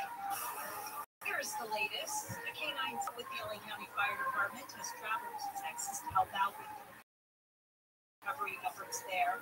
And former President Doctor has pleaded the fifth. A lot more at the bottom of the hour from the ODB, the only business operating need. Out again tomorrow, subways to the triple digits. This report to buy mom's meals from the 7th California Toyota dealer traffic Wednesday morning. Toyota's full-line Caltrans on PCH Dana Point. Crews are going to be working another 45 minutes, give or take, in Dana Point on the northbound side of Pacific Coast Highway, where the left-hand lane is shut down for repairs at Dominion Park Road. Expect delays on the northbound side of Highway 1. Hollywood Freeway, 101 northbound before Melrose. The car in the big rig angle is crashed and blocked from 2 right-hand lanes. North 101 for stop and go from the East LA interchange. 210 eastbound before a school bus cleared from the right lane. The Southern California's most accurate traffic reports are free. Your app has over 100 original stations waiting for you to explore right now. Like iHeartComedy, clips from today's top comedians. I learned about country in school. I learned about Tennessee. I learned about the states that touched us and they stay intact. And the greatest of all time. I won't even tell you what this is.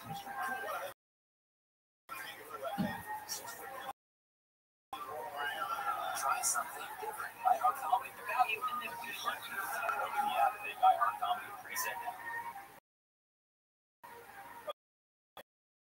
Princess of South comes a romantic comedy podcast starring Harvey Ian and Christian Navarro.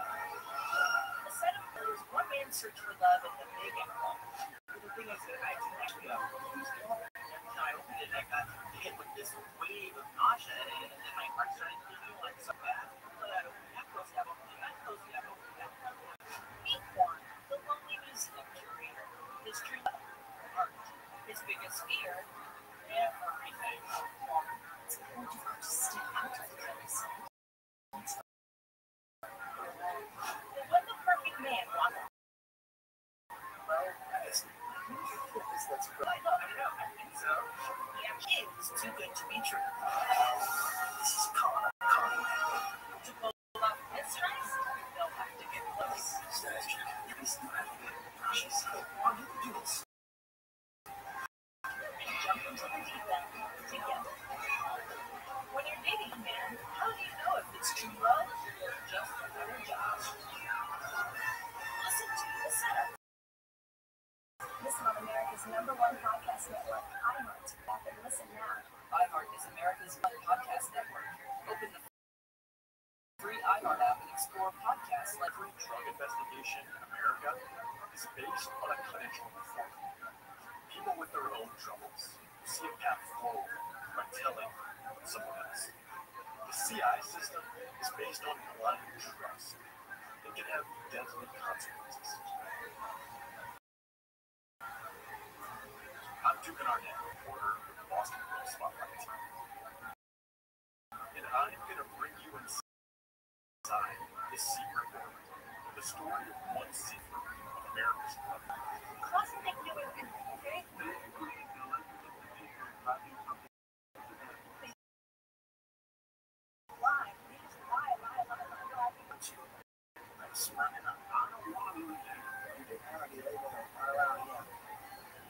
This is Spotlight, Snitch City, an investigative series from the Boston Globe. Listen on America's #1 podcast network, iHeart. Open your free iHeart app and listen now. AM 640, more stimulating talk. On the next Will Kelly Show, California's ambitious bullet train will be slower than molasses, costing more than $4. So why is the state fighting so hard to make this boondoggle out of nowhere a reality? Look at the real story with me, Israel, this evening starting at 7 on the Will Kelly Show. $1,000 you're giving away. Your chance to win $1,000. Just enter this nationwide keyword on our website. Bills. That's Bills. BILLS. Enter it now at KFIAM640.com/cash. Powered by Sweet James Accident Attorneys. Accident. Winning is everything. Call the winning attorneys at Sweet James. That's 1-800-9-million or sweetjames.com. What did he say? Bills! You did. The word bills at KFIA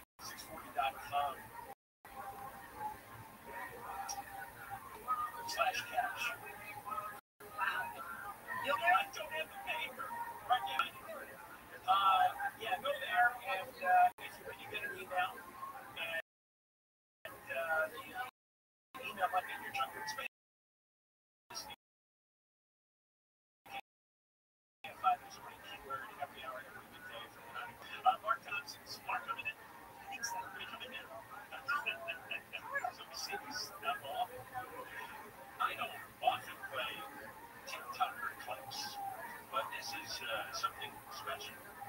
There is a gun. I mean, I can't imagine how many hundreds of thousands of internet podcasts there are, video podcasts, audio podcasts, TikTok, little clips.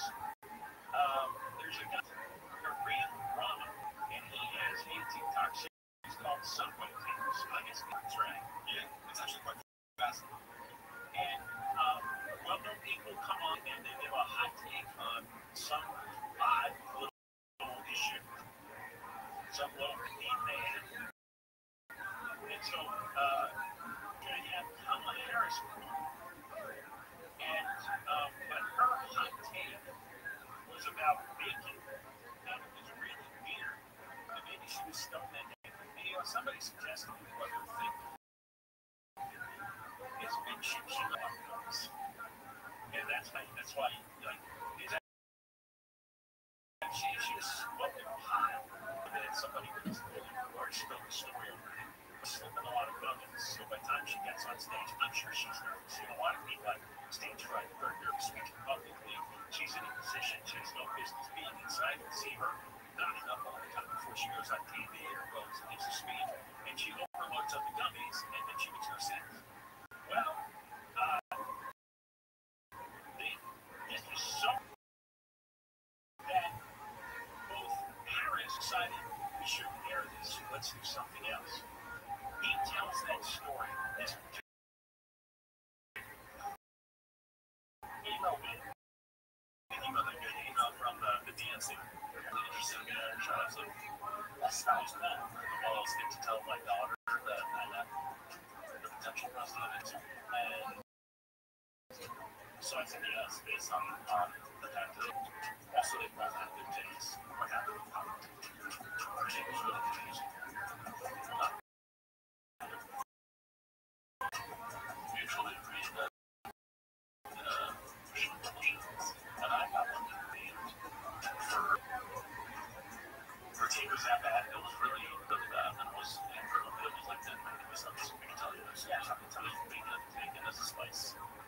Bacon as a spice. Bacon as a spice. Bacon was her opinion. She got a research group trying to figure some research out because originally the take that I was pitched was written. And it was that she does not like to choose.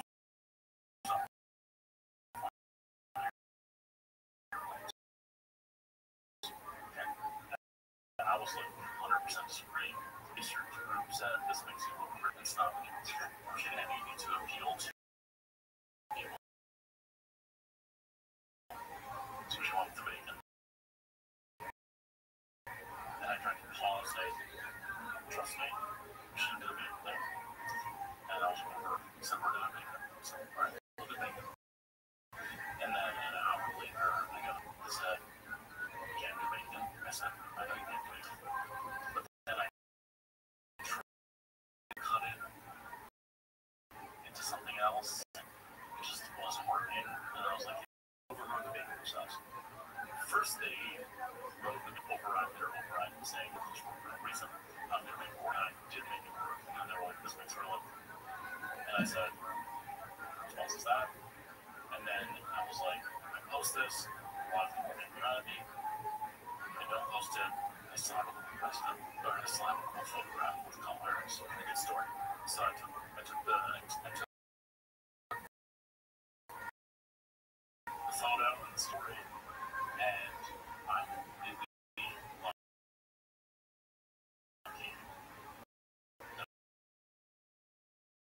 understand. I want to talk about how bacon is a spice. That was the original. She changed her mind and said bacon is a spice. Now, I read that Mama is awesome, doesn't even work. And so he was really into discussing bacon. Harris apparently told him, think about it. It's a pure flavor. And she explained how bits of cooked bacon could be used to enhance a meal like a season. Use beef or turkey instead. Then asked if we could do the other set if she was off on her airplane. Then she wanted to do a topic about how much she loves anchovies on pizza.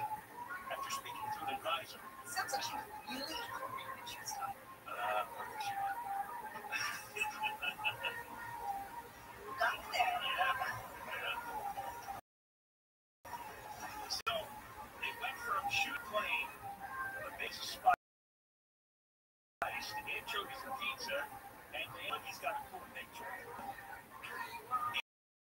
He says, that's it. You get money? Doing this on the kind of following where he's money? Yeah, his stuff gets hundreds of thousands of views. Well, okay, we need to go on. Let's talk about bacon and shoes. We'll go on about shoes. Sure. Go on and on about hamburgers. Yeah, I love hamburgers. I don't like bacon.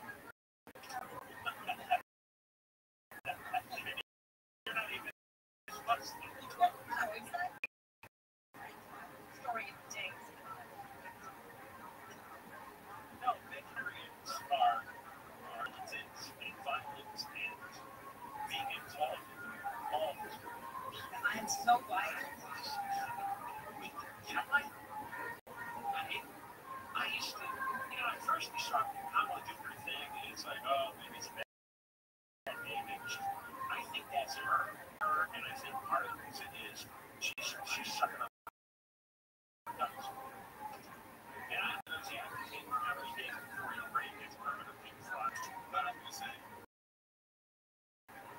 gummies sometimes it doesn't have the desired effect anymore, right? You become tolerant to the gummies after a while. Yes.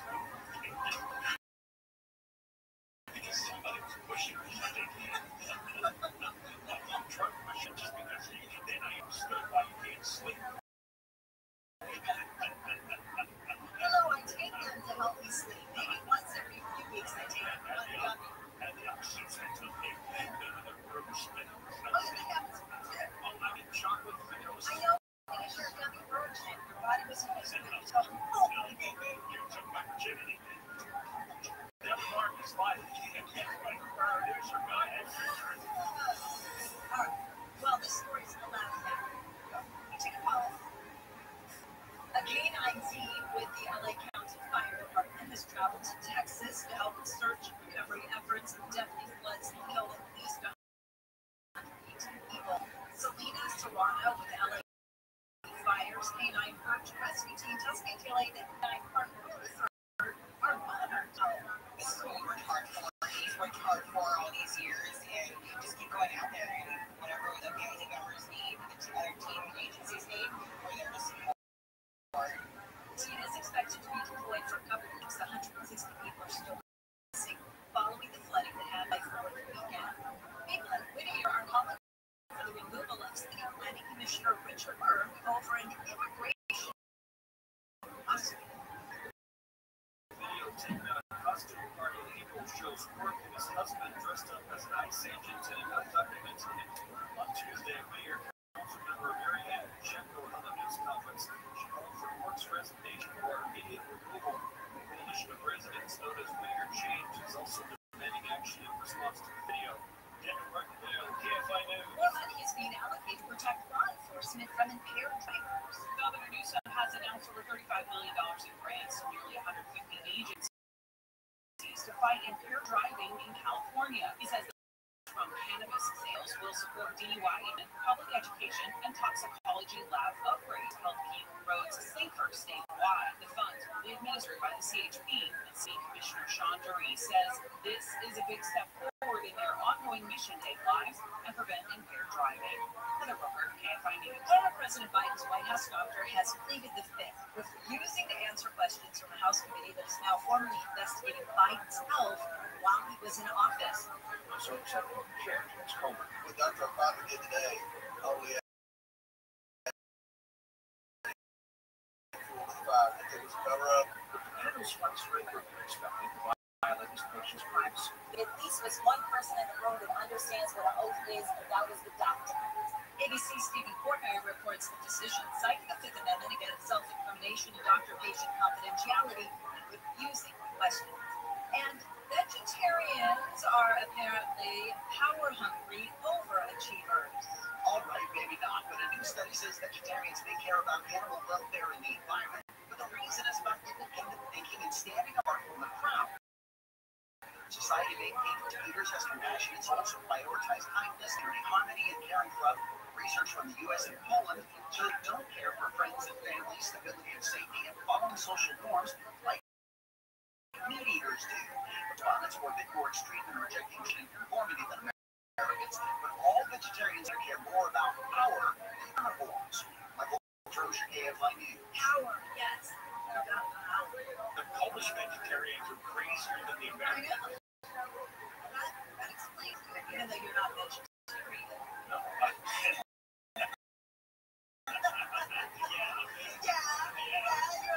Here's crazy.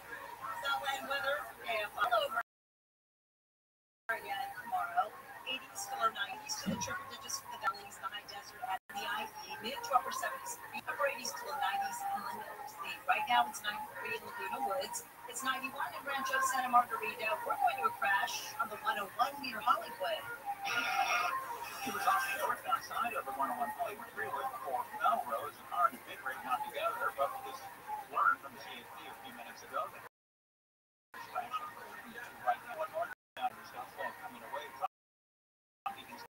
LA interchange heading to Hollywood. Southbound side of the 101 is now having a better time connecting to Kingside interchange. Right near the interchange on the 5 Bell or Soda Street is a two-way correction. With Southern California's most accurate traffic reports. I'm Mike Morris. Free iHeartRadio app is over 100 or more right now. Like iHeart Comedy. Let's talk comedians.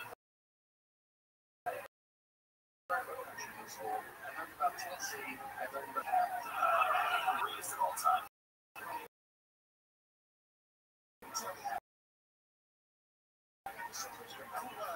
iHeart Comedy. We're going to gather information value and then we hunt you.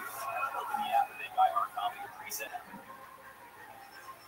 Taking them on the first real roller coaster. Get ready, come on over.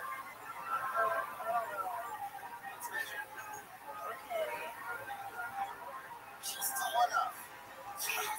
Getting back to the moments we miss starts with getting informed. Get the latest info about COVID-19 vaccines at GetVaccineAnswers.org.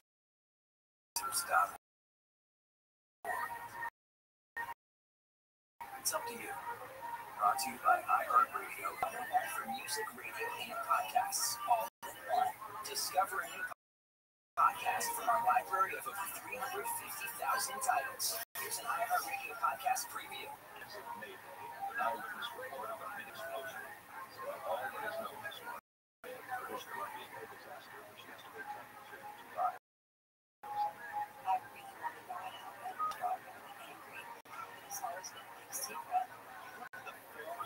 Suspects. Gamble unemployed insured for $125,000.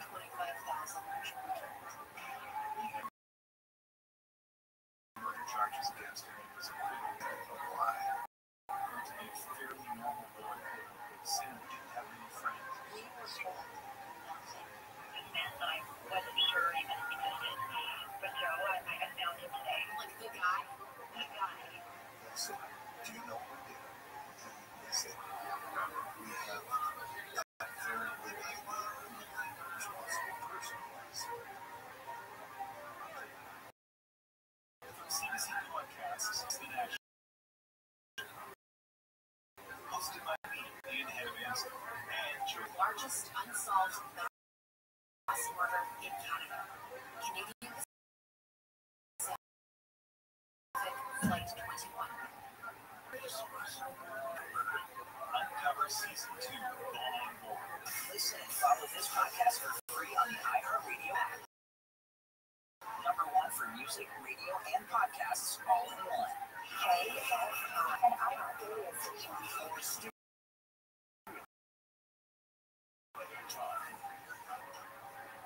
Recorded live everywhere on the iHeartRadio app. We are on demand from 1 to 4 o'clock and every day after 4 o'clock. John's Hold Up Show on demand. We've got the podcast. If you miss any part of the show, that's where you go after 4 o'clock and catch up with all the good stuff today about Bass and her lack of interest in rebuilding the Palisades.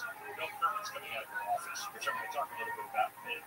And also, extensive coverage of Gavin Newsom's first campaign appearance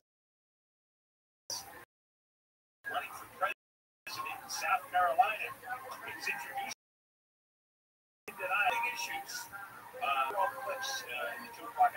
last was book burning and interracial marriage in the 1960s. Those were the president. There was no discussion, let's see, having the highest income tax in the country, the highest gas tax in the country, the highest sales tax in the country, the homeless population in the country, the highest welfare case load in the country, the most money blown on unemployment insurance during COVID, the most money on homelessness, the money blown on high-speed rail. That didn't come up in the discussion in South Carolina. Not that even that. I go on for like 12 more issues. None of that's discussed. Instead, he talks about book burning and interracial marriage in the 1960s. And they were laughing at blood in it. Woke up one morning, I'm thinking, maybe I'm imagining things. Maybe that gummy did me.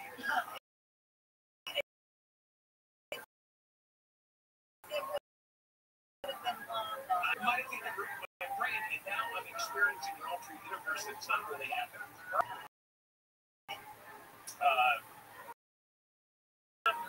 This is what I woke up with. Newsom devoted $101 billion to rebuilding the Palisades, except it's low housing for residents.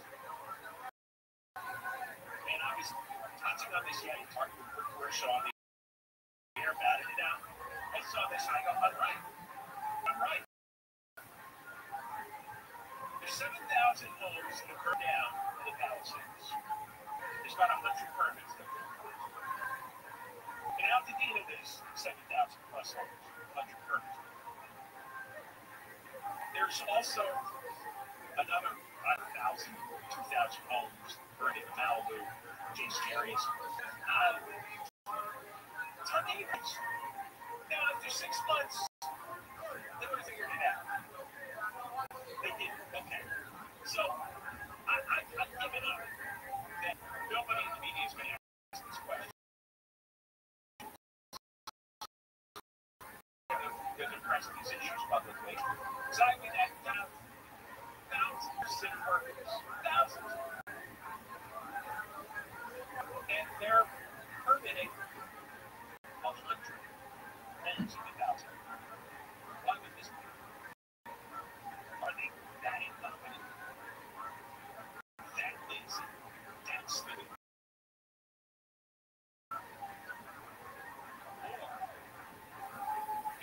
This caravan is not there, and she has said, hey, don't worry about it, don't bother. Because here's the second piece of the puzzle. Three. First piece is Naz doesn't care. She's not bothering anybody to press the permits, or she's told them slow walk. And you're saying why? Well, piece number two. Scott Wiener has been expression hard. It's Senate Bill 79. You know, look this up. There'll be a lot of suburban neighborhoods, local zoning, will be done.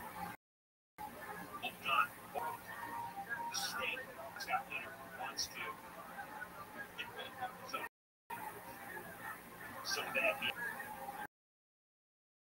neighbor sells your lot, the developer can build an apartment building for low income. Right in the middle of your beautiful residential neighborhood. You don't believe me? Go look it up. Senate Bill 79. Go read it. It's on CaliforniaLocal.com. We tried this a couple of years ago. Got feedback. Let's try again. That's puzzle piece number two. Puzzle piece number three. We got Newsom Street. $101 million to rebuild affordable housing in Pasadena. I'm sorry, in Altadena and in the Palisades. Affordable housing in the Palisades. They're worth no affordable housing. There's no need for it there. They were told by everyone, we're going to rebuild the Palisades exactly the way it was. But that's not on the religious agenda of these fanatics. Like Wiener and Newsom and Bass, they want worse affordable housing into affluent neighborhoods. So the people with the multi-billion-dollar homes Palisades, you're being told to suck up. You don't get to rebuild the Palisades the way it used to be. Is already money. The developers who have tried to drive in and drive the legislature to start building affordable housing for the poor. That's too busy frustrating everyone. You can't build permits. You can't get permits to rebuild. So if you can't get your insurance money, permits, eventually you're going to have to help. You're going to disperse. There's more Palisades. Palisades will be taken over by the owners. We're going to get these sweet deals like those for $100 million. And there you go. Apartment buildings everywhere, filled with poor people and homeless people, because why should they have beautiful Palisades like the other people who enjoyed all these years? It's amazing. It's not their age. But isn't Houston Yeah, he is. And he was seriously on a $200,000 salary. Katie Grimes wrote another piece about that in the California Globe. It's really complicated, but there's some kind of shenanigans going on with LLCs, shell companies, that own his home, passed his home from one entity to the other. Something's going on. We'll produce. Let me just tell you this. If you're in the Palisades, you're in Malibu, you're in Altadena, and Altadena is much more middle class. It doesn't matter. They don't care about the middle class. Otherwise, the gas would be $5 again. What they want is get money from developers. The insurance system is all corrupt, so you're not getting insurance money anytime soon. You're not getting permits. Give up the developers affordable housing for the poor and homeless despise their religious belief that we should not have people living comfortably. It's your basic socialism, communism, religious, and that is mass abuse. That's what you voted for, and now here comes a once in a lifetime, once in a century opportunity for Venice, Newsom, and Weiner to implement their dream. They're not going to let Palisades out to get it away from them. They're going to put up these Soviet-style blocks, apartment towers, and super refuse to ever do closing Palisades. You're not going to get a permit post either. It'll take 10 years. Love a heart attack. You're not going to get money from the insurance company anytime soon. You're not going to get a permit. You're not going to get a judge to help you out. You're not going to get anything. You're going to sell to the developer. You see Bass and Weiner win. You lose. Did you vote? That's what's happening. No other explanation for why.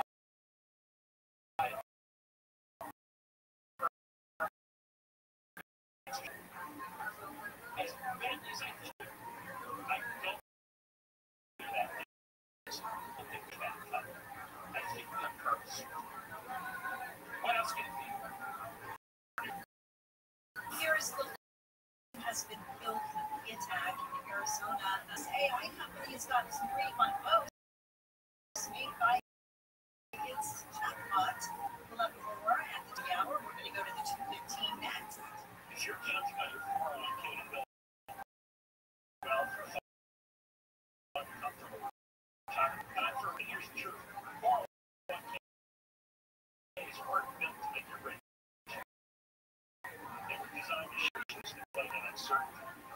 And Americans claim control with real assets like gold investments that help thousands protect their future, converting part of their retirement savings into physical wealth, so they can stop stressing about the market and start sleeping better. Talk to Noble Gold today. Learn how to roll over your 401k into a tax advantage wealth without penalties or added. But Noble Gold is step-by-step guide to get started. It's NobleGoldInvestments.com. Your money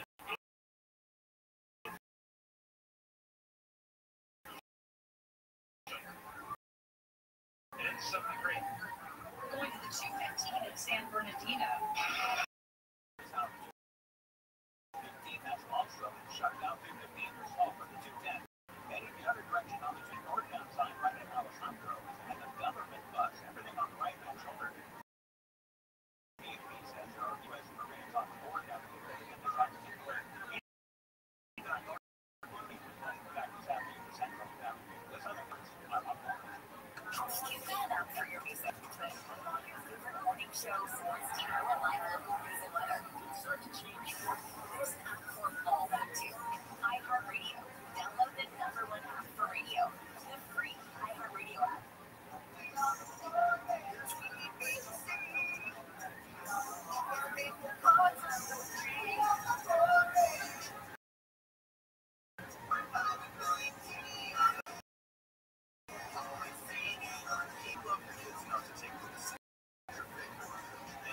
Love them enough to make sure they're buckled up with the show we love.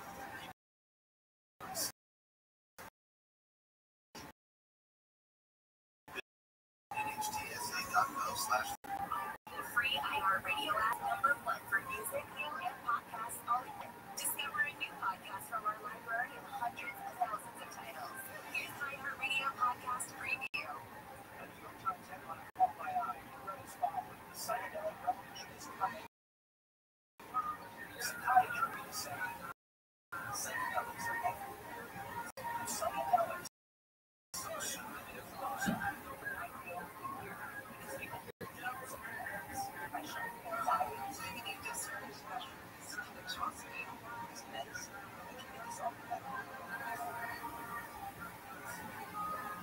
But there's a dark side. So, what is this? Right. I just want people to see what I see.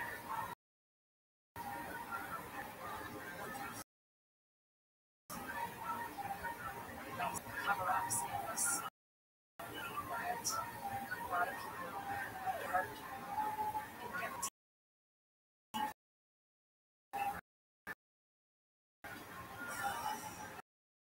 I'm Io to Season 1, Power Trip.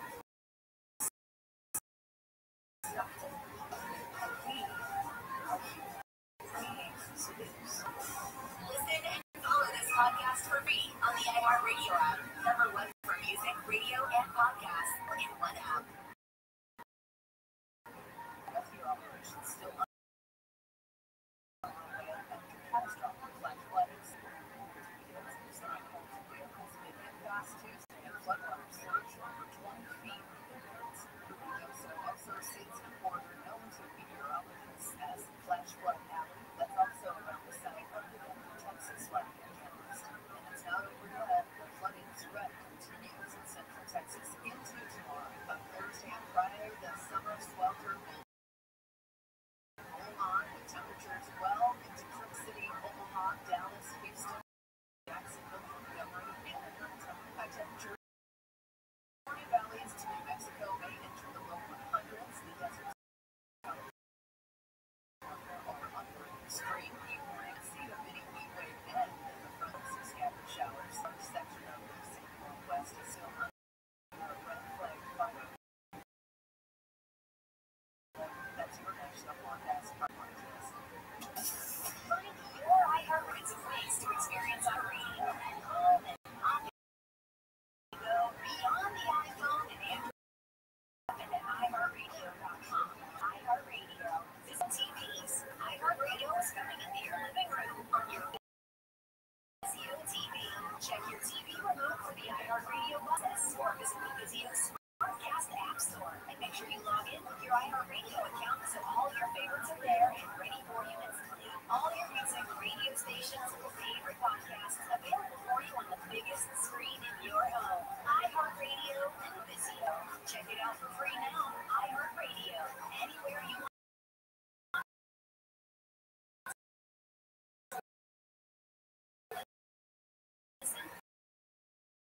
iHeartRadio is there.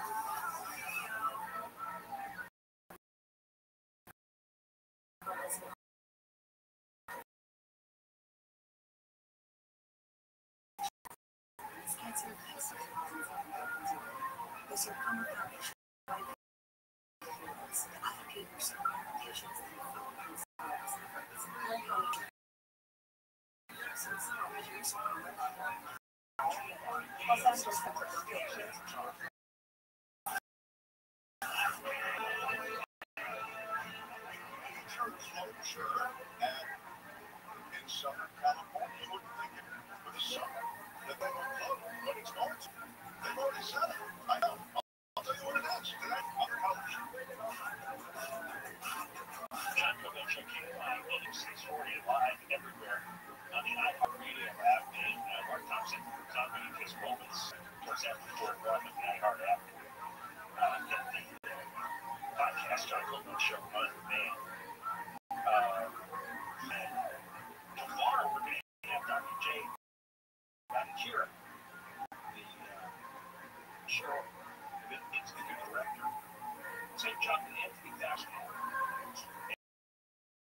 And Dr. Banachira was critical of the COVID policies during the early years of the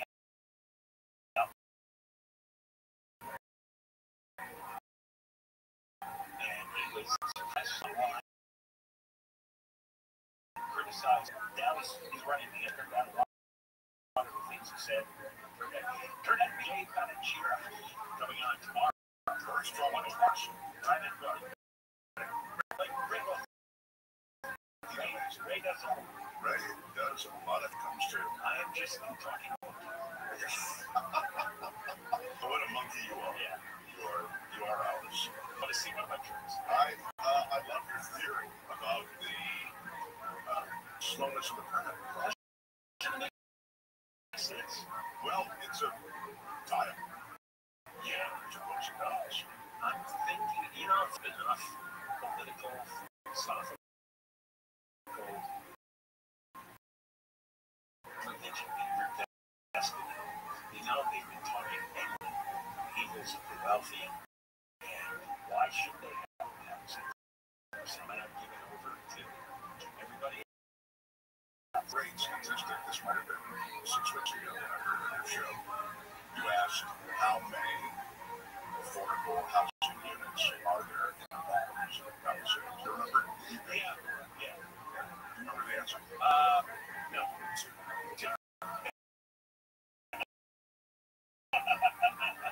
And you could do that. Expensive neighborhood to live in. What am I supposed to do? I don't know. I lived in lower middle class until this, and I was a factory worker. And occasionally on a Sunday after church, he would take us to go see where rich people. Well, let's go see where big shots are. That's what he'd say. Wow. So we'd go up to the Upper Saddle River, New Jersey, with Richard Nixon. I used to see Richard Nixon's house like twice a year. Back when he'd go past his house. Because my dad would go see where big shots were. Just like to look at all the but he admired it. He was angry or resentful. Well, it worked on you, didn't it? He said, I'm going to live on that place. I like that. Nixon's house. I'm going to make it up. I mean, it was the attitude. It's the immigrant population in that era. It's like, oh, that's cool. Like, maybe I'm back, but, maybe my kids can get it. Yeah. And now everything is resentment. I mean, the problem for us now is that we've just swelled from a population standpoint, too. There's no place to put everybody. And they're looking for affordable places to put so many people. There are a lot of societal things that are rushing together to sort of enable what you're talking about. Yeah. Yeah, well, we're not adjusting to a changing world. Right. We're living in an age where one guy in a garage invented Amazon and made hundreds of millions of dollars, and everybody gets upset with it. It's like, so how much stuff did you got on Amazon this year? They all got that, right? 27 orders. Yeah. Okay. What's the problem? What's he supposed to do? Not take your money? You're sending him your money, so he's taking it. He's buying a yacht, marrying Lauren Sanchez. And what do you do? So Merry Christmas tonight in the garage and get to order. All right, so we've got a follow-up on that big. Tom's going to join us in Ricky the show. He's playing a professional football game. He's getting his stuff stolen in Jack. So Alex will be here like that. Can Donald Trump really take over New York City and Washington, D.C.? Other things today. And LA be next. Yeah, well, I'd like to think maybe first.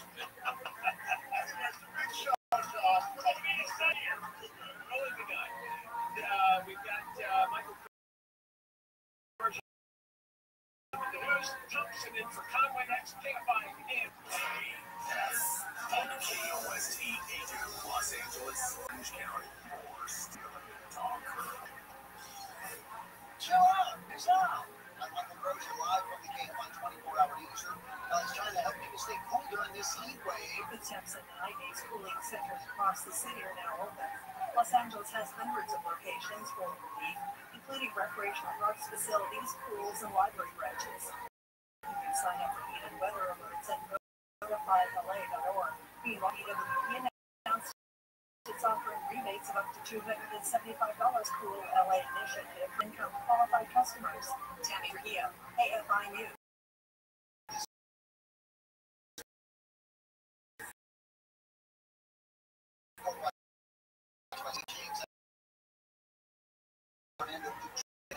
Projects underway and they need to be delivered on budget. That's the foundation of the trust. Standard arrival spent. Principle of it.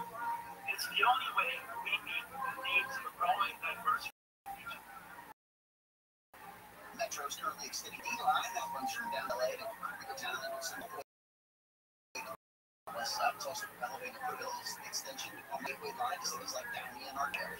K9 teams, the LA County Fire Department, and our this team for the house with helping with the search and recovery efforts with deadly flood to the people in 2017 to Texas, and now this deployment to assist in the largest search and recovery effort in Texas history. Flooding occurred on the 4th of July weekend in central Texas, included inland bridges, 27 campers and houses. That person's being killed, two others hurt in a beat attack in Arizona. Scottsdale Fire Deputy Chief Anthony Diane says the men reported on the road at Independent Living Center Monday when they were stoned. They were ready to get off the lift that they were working on and to get inside, but they were stung multiple times. The expert says living swarms of bees generally don't have danger to humans, but get too close to an active hive does. President Trump has publicly expressed his irritation with Russian President Putin negotiated an end to the war in Ukraine using his relationship with the Russian leader, but says it's becoming less and less likely. Very nice. Over time, it turns out to be meaningless. Trump's efforts to broker peace still have come up short as Russia steps up with the task on Ukraine. And initial intelligence chat known as Grok has had many of its posts deleted after making derogatory, anti-Semitic, Nazi-like remarks. Mike Dubusky says Grok's a product of Musk's social media platform. Grok called itself Mecca Hitler and praised Nazi leader. XAI, the artificial intelligence firm that created Grok, said it's working to remove the inappropriate posts. It comes after having an update to Grok over the weekend that has since been rolled back. CEO Elon Musk last month said the company could chatbot more politically incorrect.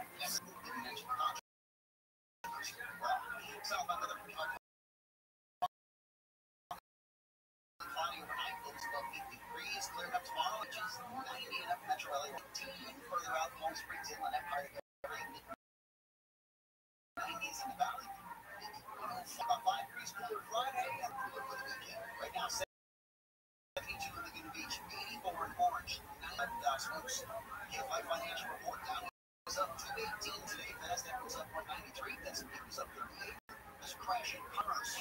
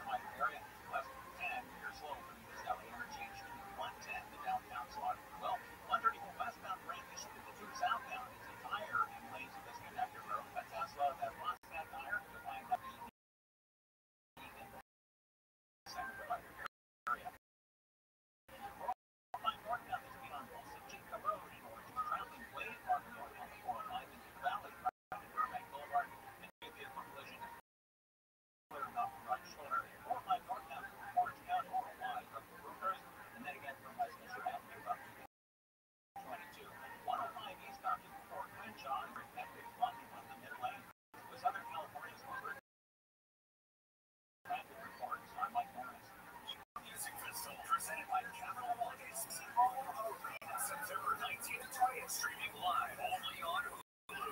15 artists. Tonight's on stage. Kids at AXS.com. This is a poolside paradise at MGM Resorts and Lodges. Sit on a refreshing cocktail lounge in a luxury cabana. Or a non-stop fun with MGM Rewards. Book a sizzling summer escape today. Visit MGMRewards.com for details.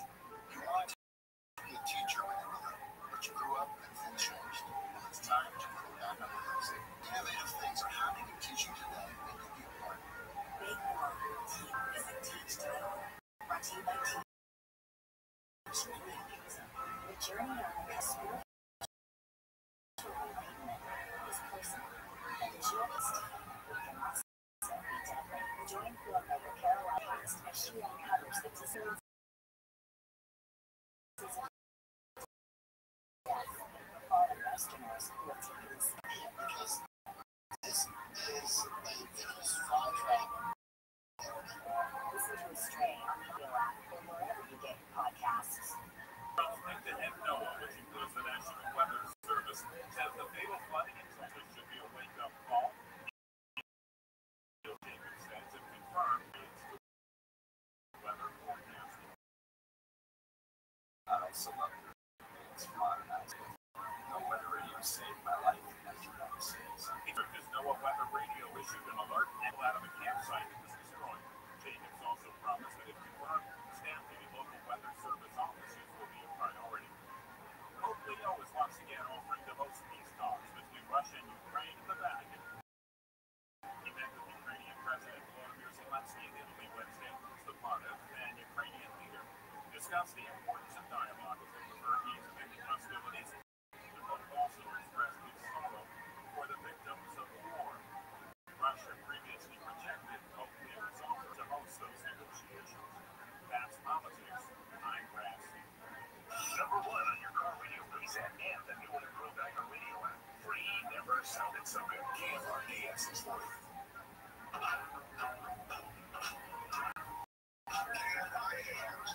Live everywhere on the iHeart Radio app. I'm here for Tim Conway Jr. We will get right into it. Lots going on today. And we will check in. First, I like to check in with ABC's Don. He's always on something interesting. He's always on something relevant. He's always on something. I didn't mean it that way. No, he's on it. He's clear-headed, but always on the story. Alex, it was long ago in a galaxy far away that the burglary of an Ohio home involved the quarterback Joe Burrow from the Cincinnati Bengals. Where was he during that time? Yes, he was on the road in Dallas, and there's been so many burglaries that it's almost daily in the LA area with all the celebrities and Brad Pitt about a week and a half ago. West, Richard Sherman, a number of Mariners, and as a baseball team, people out on boats. Kelsey and Mahomes on all over, but we are hearing now for the first time from Joe Burrow, his own words, talking about the burglary last year, and cameras and Netflix show quarterback. Season 1 was popular, and then it came out on many, but they were with them as this whole thing was going down, and the impact that it had on her. About how, look, your home, no matter how rich you are, your home is your sanctuary, then you really feel like that some innocence has been taken away from somebody who's been in your home, in your car as well, but really in your home, and then it just doesn't, and then the dad was ripped away from him, and he said this. I was very public, and with the job, but a certain part of the house is one of those. And his girlfriend was at home at the time. Her mom was one who made the 911 call.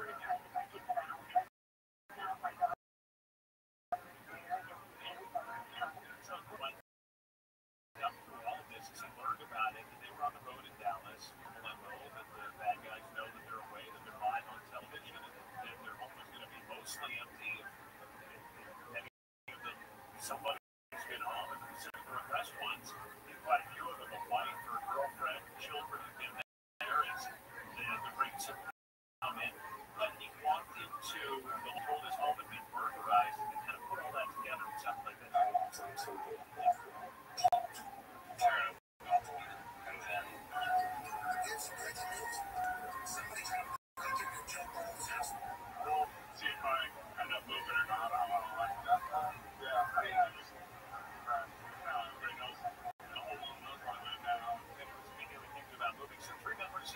South American athletes were tracked down by police. They were pulled over. One of them wearing a Bengals beanie. They were pulled over. They had photos for photos of $300,000 for about. They allegedly stole. There is word they're working on a plea deal right now. But the one change that they is that he decided not to spend this on the exact working replica of a Batmobile. It was every bit that Batmobile had been driving around. I didn't end up getting the Batmobile because I just had other things I wanted to do with at that point. So anyway, there are a lot of other celebrities and athletes out there. I mean, it's almost a daily thing now in LA. A lot of them do come back from South America and tourist burglary rings, fly in and fly out on ESTA visas, and the visa's called ESTA, that is easy to get. And Chile is one unique part of that because of the lack of background checks. And they are the one country that, in a deal with the U.S., that the Biden administration and the last word the Trump administration did not close out the wall where they can easily come in and victimize and then leave. Not all of them in that. So, sure, that was a local young man on their arrest going on to the South American that brings maybe up there too. But, and they're operating in Southern California nonstop in Orange County and everywhere, including Medellin. That's wild. Just that you mentioned as an aside that the new administration now, 6 months or whatever, hasn't closed that immigration. I mean, that one, and they seem to be focused on the big values of immigration. And I'm surprised that be a bold choice, especially but in Orange County and a number of them said, look, this is something that needs to be taken. All of these efforts are operating out of Chile. It wasn't that long ago, maybe 6 months ago, a year ago, that essentially car rental business in Santa Clarita was shut down, where these members of these rings would land and then go there to get a high-end car that would give it to them. It would be a Beamer or a Mercedes or, an Aston Martin, something that would fit in with these neighborhoods that they're going to go into and victimize. So they would stand out and then they would return to a whole fencing operation to hand over the goods. They get paid for that amount. The numbers on how much all the stuff that they got was worth around $300 that's probably not a ton of money. But a lot of it was symbolic rings and different things that he won over the years. But this was more about, of course. And as you sort of suggest, the machine involves, they know things away, they know pretty much across me how close they are on getting away. And unless there's some sort of special provision made for protecting the house, it's wide open. Typically wide open. Now, the caveat to that is in LA, the LAPD has told us over and over again that because LA is such a target-rich environment, they're not only sure that the same thing is going on in LA, that it seems a little more random and just by the numbers game that if you're hitting $15 million homes, that they're probably celebrities or athletes. And some of them may be specifically targeted, but they're more targeting the high-end neighborhood and the homes that are in the neighborhood. But if you're in the Kansas City or in the Cincinnati area, you know who you're going after because it's not like LA where the homes are absolutely. But again, we got in the Jennifer Aniston member with the stalker thing. We've had a number of LAPD detectives that are not going to say it officially behind the scenes that all of these celebrities need to have police level security, whether they're there or not, because no matter where you live, they're not going to be there instantaneously. You call 911, if you're there to stop somebody from yet again, that she did. That may have saved Jennifer Aniston potentially when that guy got in and was trying to get into her a number of weeks ago. That her team, that they weren't just some security guards sitting in line in the car. These are guys who are trained law enforcement with the weapons and with the tactics and cameras and everything else. They jumped in action and stopped that guy.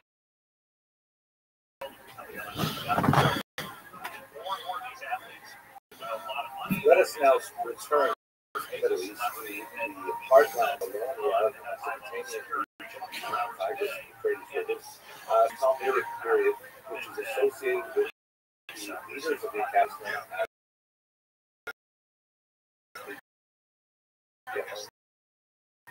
The term Jamon is derived from the way in which it's used, like to say, very arrogant. But in this context, it means like the pride in. There's a great map from the Barnabi Atlas that shows, you can see on the right there, there's a huge circle which has Baghdad right. That's where the centers of population shifted during the Islamic invasion and conquest of the region. They were located further south, Surah, Medina, and so on, and Baghdad eventually became the major administrative center of the entire Islamic Empire and also of the Islamic Empire, which mirrors much of it. What I really like about this particular map is it has the sort of like arrows that are reaching out in three directions. So it gives you a sense of their relative cultural and intellectually their political interests as well. But they also have that ground circle with Jerusalem at the center there, influence of the traditional center of Talmudic learning. There were, of course, two Talmuds written. One Babylon Talmud, the other one, not quite as obvious, primarily in Talmud, sometimes called the Indian Talmud, and the relative expositors of those two Talmuds, they dealt with each other, had a lot of communication with each other, began to change as we get past the Islamic conquest of the region. And Jerusalem definitely declined as an authority. Babylon, Baghdad in particular, ascends. Now, but we should understand that all of this stuff is happening largely as a consequence of the Islamic expansion across the coast of North Africa, into Spain, further east all the way out to.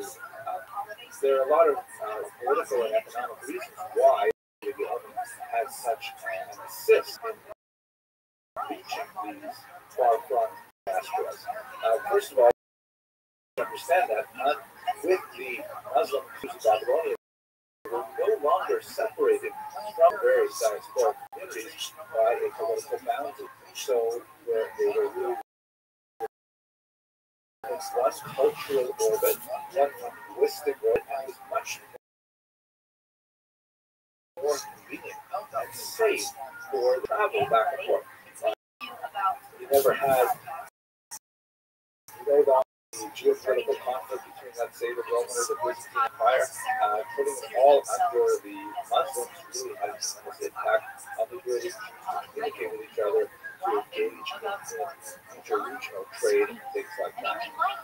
Another very important thing that happens is that there is a symbiosis that develops between these communities in the as far away as Spain, say, and the center in Baghdad.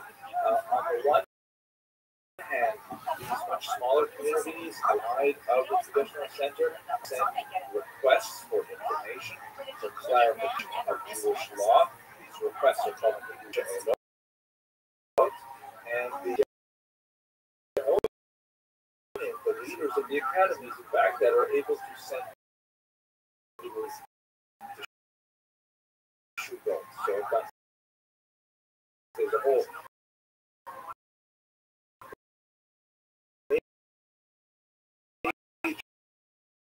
genre of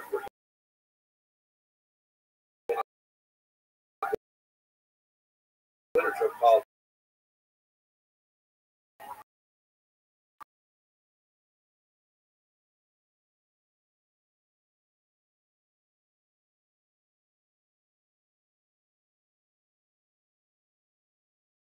Grateful Elon Musk to trust her with the responsibility of protecting free speech, turning the company its running. Exactly, a free speech. around and transferring when everything happened, by the way, none of which happened. No reason was given for the departure, but the exodus was for over a week. Both Scott and I thought it wasn't a home since the day. And also, both Scott and I thought it wasn't a home since the day she took the job. She was a CEO, being only a sign out. I guess. I think it worked for Elon Musk in this regard. I mean, he's in charge the whole time. And I think one of the things about work is it's his couple times they hired John Lemon, which was a really great effort, like an interview. All these claims of free speech, of course, are ridiculous. Advertisers to advertise, they are using threat lawsuits, and also platform a bunch of really heinous people.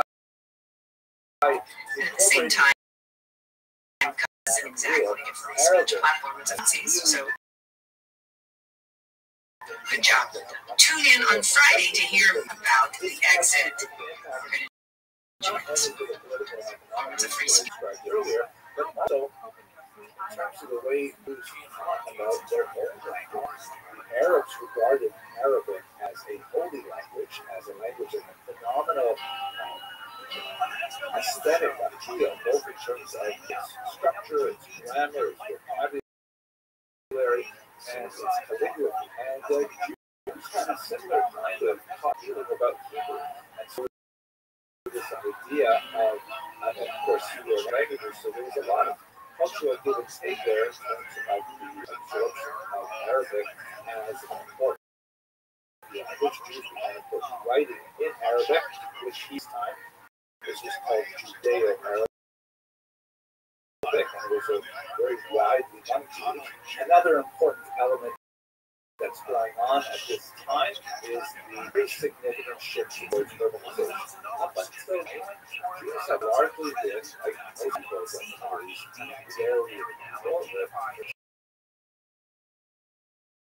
their economy was associated with the were always elites who were active in culture and in commerce and so on in these small cities of the time.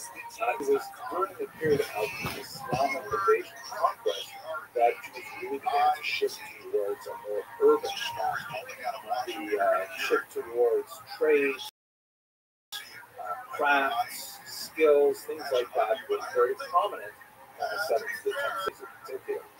One of the reasons for this is the way in which Muslims tax the Jewish population and their general tax.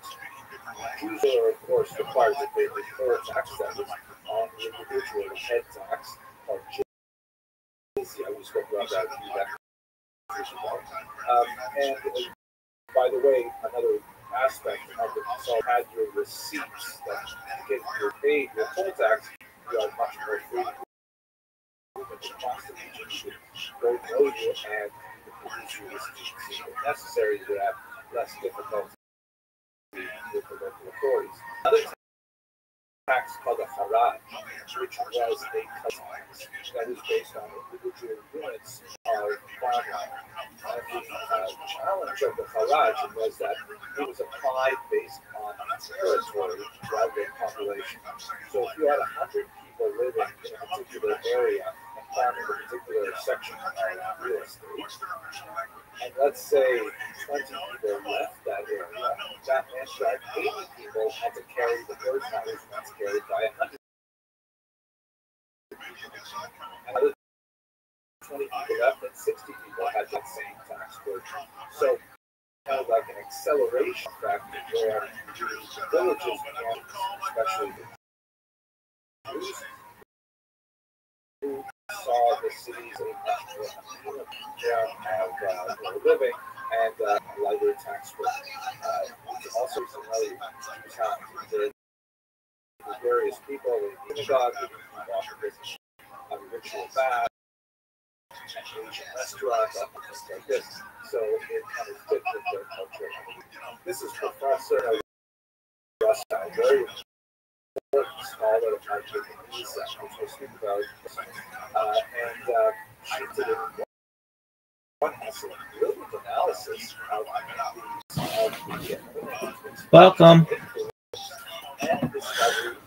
Oh, what's up, Rabbi? You're back. Absolutely. How you living, pimp? Good. I came to check in on you. I would say. Yeah, went outside, touched grass for a little. How about you? I just got off work not so long ago. So. What's good in your neck of the woods?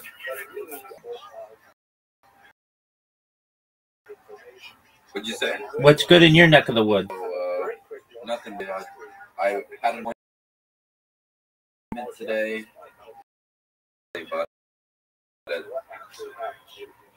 What kind of appointment? Did you go? Yeah. Oh. It was good. Yeah, it was a little boring.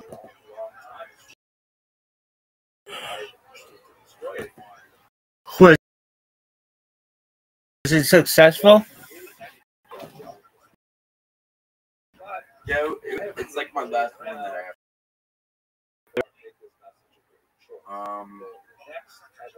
Work, and then I work tomorrow and Friday, and then I have the weekend off. Very well. Remind me what you do again? I work on Humvees and Hummers. Oh, very cool. For the military or? No, retired daily drive Hummers and Humvees. Oh, very cool. Well, that's an interesting job. What do you think of the Humvee? The Humvee is a reliable vehicle. I don't think. I mean, it's made for what it's for, you know. Right. Problem, but isn't that not being a daily driver for like a vet? Yeah. It shouldn't be usually, but a lot of vets in my area daily drive them. Right. It's caused even more problems. Right. Don't they break down a lot? Yeah, they have a lot of transmission issues. Wow. All right. Well, that keeps you employed, right? Yeah. Very well. What are your hobbies? Art. And what kind of art do you like?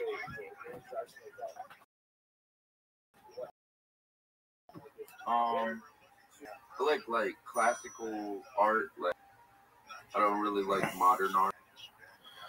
I like real art pieces that have like a story behind them. Okay, what kind of classic?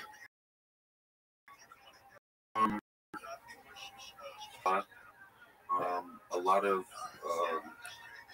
Italian art that I'm really into. Okay, what are your favorite facts about the Mona Lisa?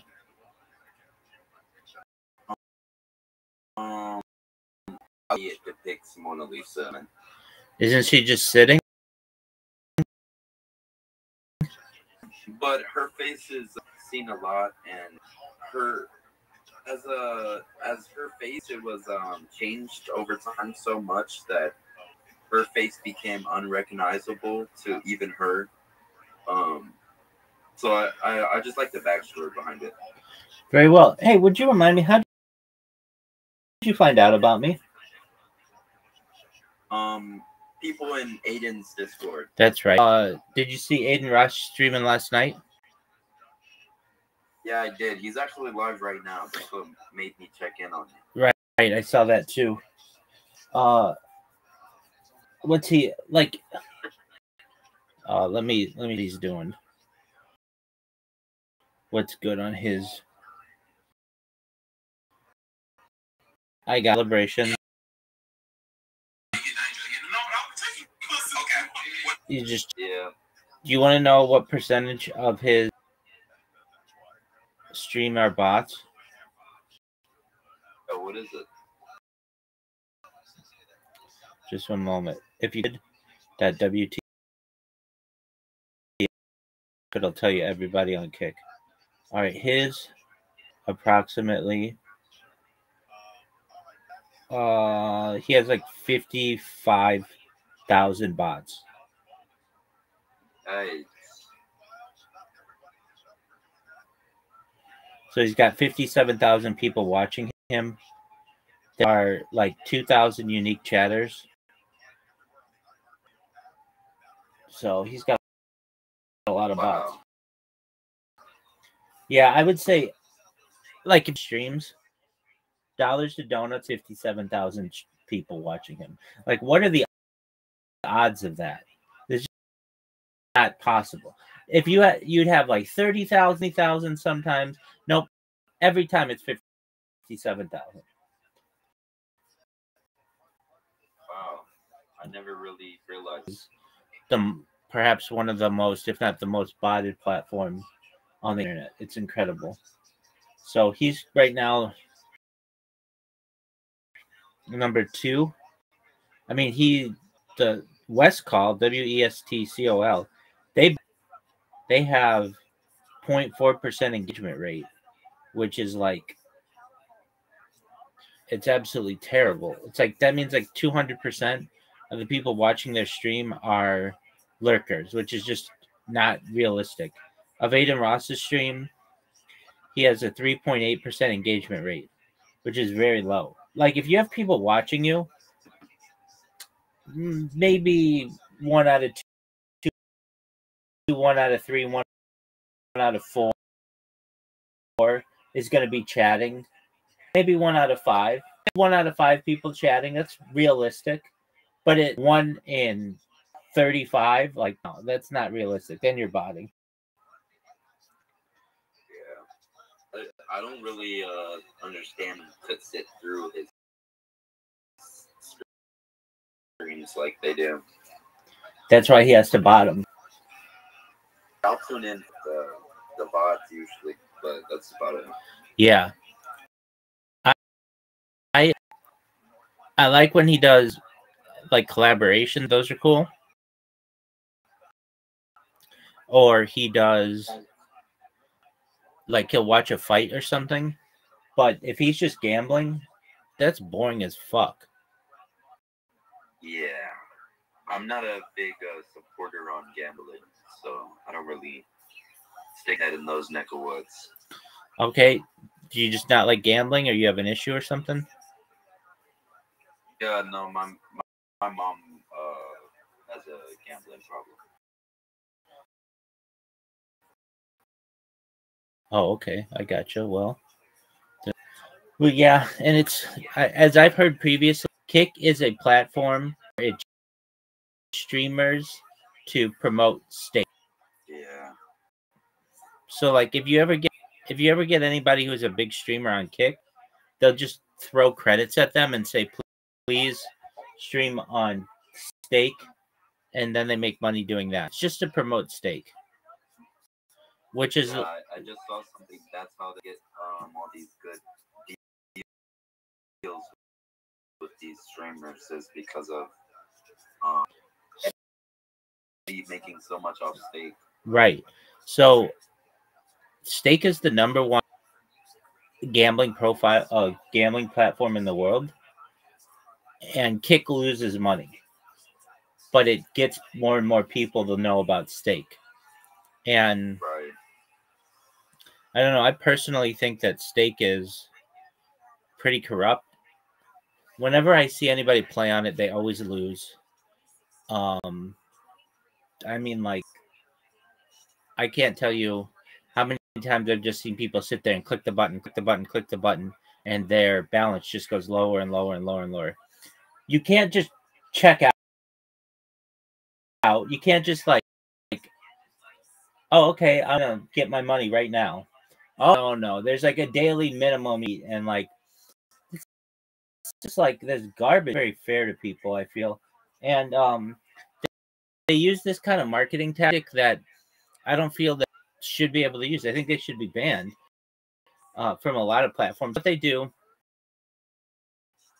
let's say you've got this really great of whatever, somebody doing a backflip. What stake will do is they'll take that clip, not give you any money. They'll put their advertising in the corner, and then they'll have that tweeted or posted on Instagram or something. So it's free advertising for them. And what these platforms normally should do because they're not allowed a lot of times to promote gambling, is they should ban the account that's posting it. But they don't. They'll just put a warning on it. And so it's like, okay, whatever. They're going to put a warning on it. People are still going to see our shit. And it's just, to me, kind of immoral. But I get it. That's just how it works. It's not my cup of tea, though, as they say. And say that the way, I mean, I'm not a fan of Kick, and here's why. I mean, I used to be, but I would stream on it. Okay, my history with Kick was this. People would tell me, hey, you stream everywhere. You're on Twitch, YouTube, and Rumble, and all these places. Why don't you do Kick? It's basically like Twitch. I'm like, all right, I get on it. This is like 2.5 years ago, and it says in the corner, Kick beta. Now, normally when something's in beta, it means like, you know, their shit's not working. That was 2.5 years ago, and it's still in beta. I mean, usually a company gets out of beta, but it's like their thing. So I started streaming on there, and I just was like a one person in this ocean, and I wouldn't get a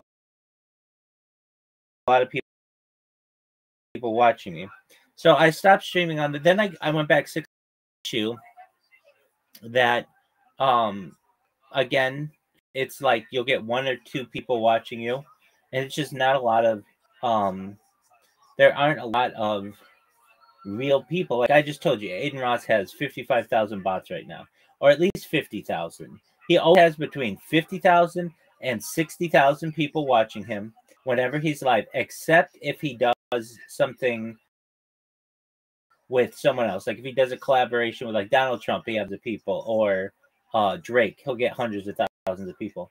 But if it's not any, if it's just a normal Aiden Ross stream, between 50 and every single time, just watch it.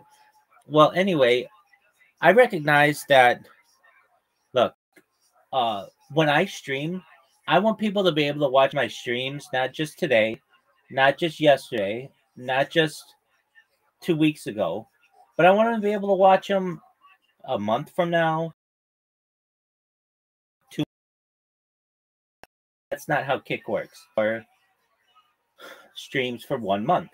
And I understand it's expensive to make it like you, but Rumble can do it, so I don't understand can't do it. So then I realized that, like, okay, if this is how it's going to be, I'm just going to create bots, and I'll just let them. And so for like 8 months, I just bot out of that website and just had spam bots, basically, so that everybody knows who I am. At least, I mean, like your big people. Amaranth knows who I am. Aiden Ross has been in my stream. Neon knows who I am. I've done interviews with Sam Bond, and like I have friends on there like Savage. Like I bet I like became like really well known. What did Aiden think you? He was fascinated. I live streamed my life, and I didn't really know who he was, so I think that kind of offended him. But I mean, there are a lot of people on the internet, and I focus on myself, so it's not like I'm not gonna fucking suck your dick. I don't know who you are, dude. And honestly, if you're not into gambling or like Twitch, like you wouldn't know who Aiden Ross is. He didn't really do anything newsworthy until he did the Donald Trump interview, and even still, that was not that big. It's not like he's a pro athlete or anything like that. Like he's a gamer, and like if you're not really into gaming, especially more than a year ago, you just wouldn't necessarily know who he was. His community alone was very niche as well. Like, I mean, he gained a lot of people when he like left the 2K community, but if you knew him during the 2K community, it was literally like the smallest group of people. Exactly. Okay. Perfect example. Guess what? If you're looking to play a pro sports game, 2K isn't the one to play. It's Madden. It's like it was niche. Like and I get that 2K is a big game, but It's not really, like, in comparison to Madden or some of the other, like, I don't know. It's like there are a bunch. He was just like not really a blip on my radar. Well, anyway, he came into my Discord. I shouldn't say my Discord, into my YouTube stream, and then they just did. They're like, you know, like, you're really live all the time. I'm like, yeah. You want to see my driver's license? They're like, yeah. I show my driver's license. They're like, I'm like, you want to see my passport? Yeah. Show my passport. I'm like, I'm out there. My whole life is online. I'll find someone as doxed as I am, perhaps. And they're like, show us your credit card. I'm like, fine. So I show them my debit card. I'm like, dude, I'm like, as out there as you can be. I mean, as you see, I'm always streaming. And so I think that blew his mind, like, wow, this person is really streaming all the time. So then I started streaming in his Discord, and I think we had this conversation, perhaps we didn't, but like, he used to have a lot of people in his Discord, and then they started cutting it off, like, and like making everything compartmentalized, and now no one's in there except I'm in there. Okay, so then what happened? So I created bots to just inundate everybody on Kick so that everybody knew about me. So basically December of this year, of last year. And then I thought, okay, I've spammed people enough. Oh, and I also did an interview with one of their creators, Ori, and Kick sign-up process that were errors. They were glitches. And so we took that video and we sent it to Craven's. Like, he saw it, and he and I became friends on Discord. So yeah, so Eddie and I are friends. So then I was like, okay, well, they're cool. They're like I'm gonna stop spamming them. And so I stopped spamming them for 6 months. Well, one of their creators came in here and was like, you know, Rabbi, what you did wasn't that bad. I mean, it's not like you hacked our information. It's not like you made the site go down. You didn't do anything like that. You just literally, like, bots that would follow you and spam and create clips. Like, that's, well, annoying deal. It's not like someone on camera, like you know, pull the gun on someone, like they have people do. They ban their accounts for, like, you know, a month, or, you know, if they have people who pull guns on people or shoot people on camera, and they get their accounts who try to again. So I'm like, okay, well, it's not a bad idea. So I start streaming again, like, I don't know, within the last month. Stream for 24 hours and then ban evasion. So I connect with their customer support, and I'm like, hey, what's going on? They're like, you were banned because of ban evasion. I'm like, look, I get that, but it's been 6 months. I haven't done anything wrong. Like, how long am I banned? They're like, indefinitely. I'm like, okay, well, indefinitely isn't really specific. Does that mean, like, for my whole life? They're like, it means indefinitely. I'm like, I get that. I know what the word indefinitely means. Like, I'm not stupid. Does that mean it's a lifetime ban? They're like, it means indefinitely. I come back to them. Does that mean it's a lifetime ban? Back to them. Does that mean it's a lifetime ban? They say, yeah, it's a lifetime ban. I said, okay, so you mean to tell me if Kick is still somehow a website in 50 years, and I'm still alive in 50 years, in the year 2075, you guys will not let me stream anymore? And they're like, that's correct. And I'm like, okay, yeah, whatever. This is just like their customer service team. I could reach out to Eddie and write him a really nice letter and be like, hey, dude, can you please let me back, yada, yada, yada. But I'm not doing that. It's because Kick's never because it doesn't save my streams. My thing is that you can go back to one of my days 3 years ago and know exactly what I did. But with Kick, you can't do that. And I'd like to create like a time capsule of human society. I don't like just this, get a whole bunch of bots and online kind of mentality that they have on Kick. So what I did, I'm like, okay, fine, you want to ban me, that's great. I'm going to create more bots, keep doing my thing if that's what you want to do. Like basically telling me there is no road to peace with you. And if that's how it is, well then that means war. And so what I did, I've created a Kick bot that has been very successful actually. Just created it like 2 days ago. And okay, do you have the Kick app right now? No. Oh, okay. Do you have the Kick? Okay, so you do. I use the website. Okay, so you use the website. Okay, so let me see how I do this on the website. Okay, go to kick.com and let me know when you're on kick.com.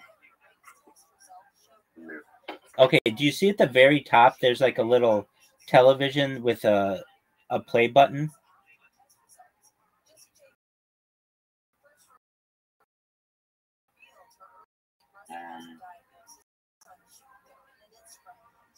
Hold on.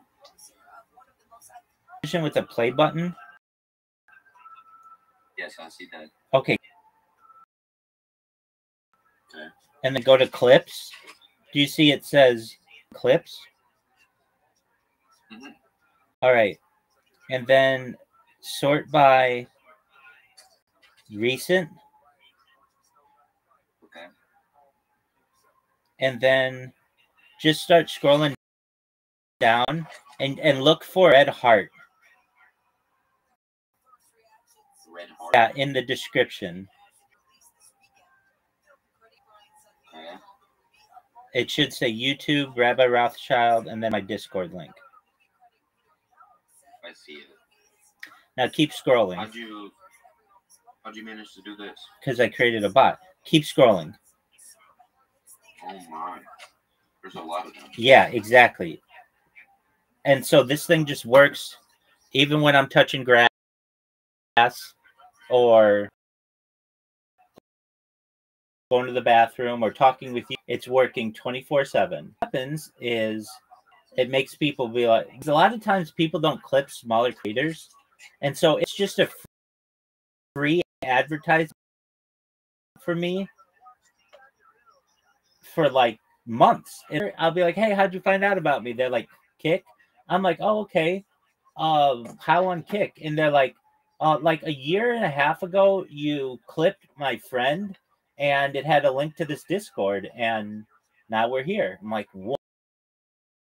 whoa. Basically, it just stays there. Even if they don't, which they occasionally do, the clip stays. It's very important because that means these things don't go away. Right. So that's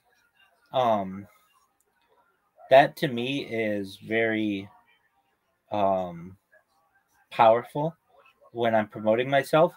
I mean, normally on a given day with the type of promotions that I do, I'll get 1 or 2 new people in here.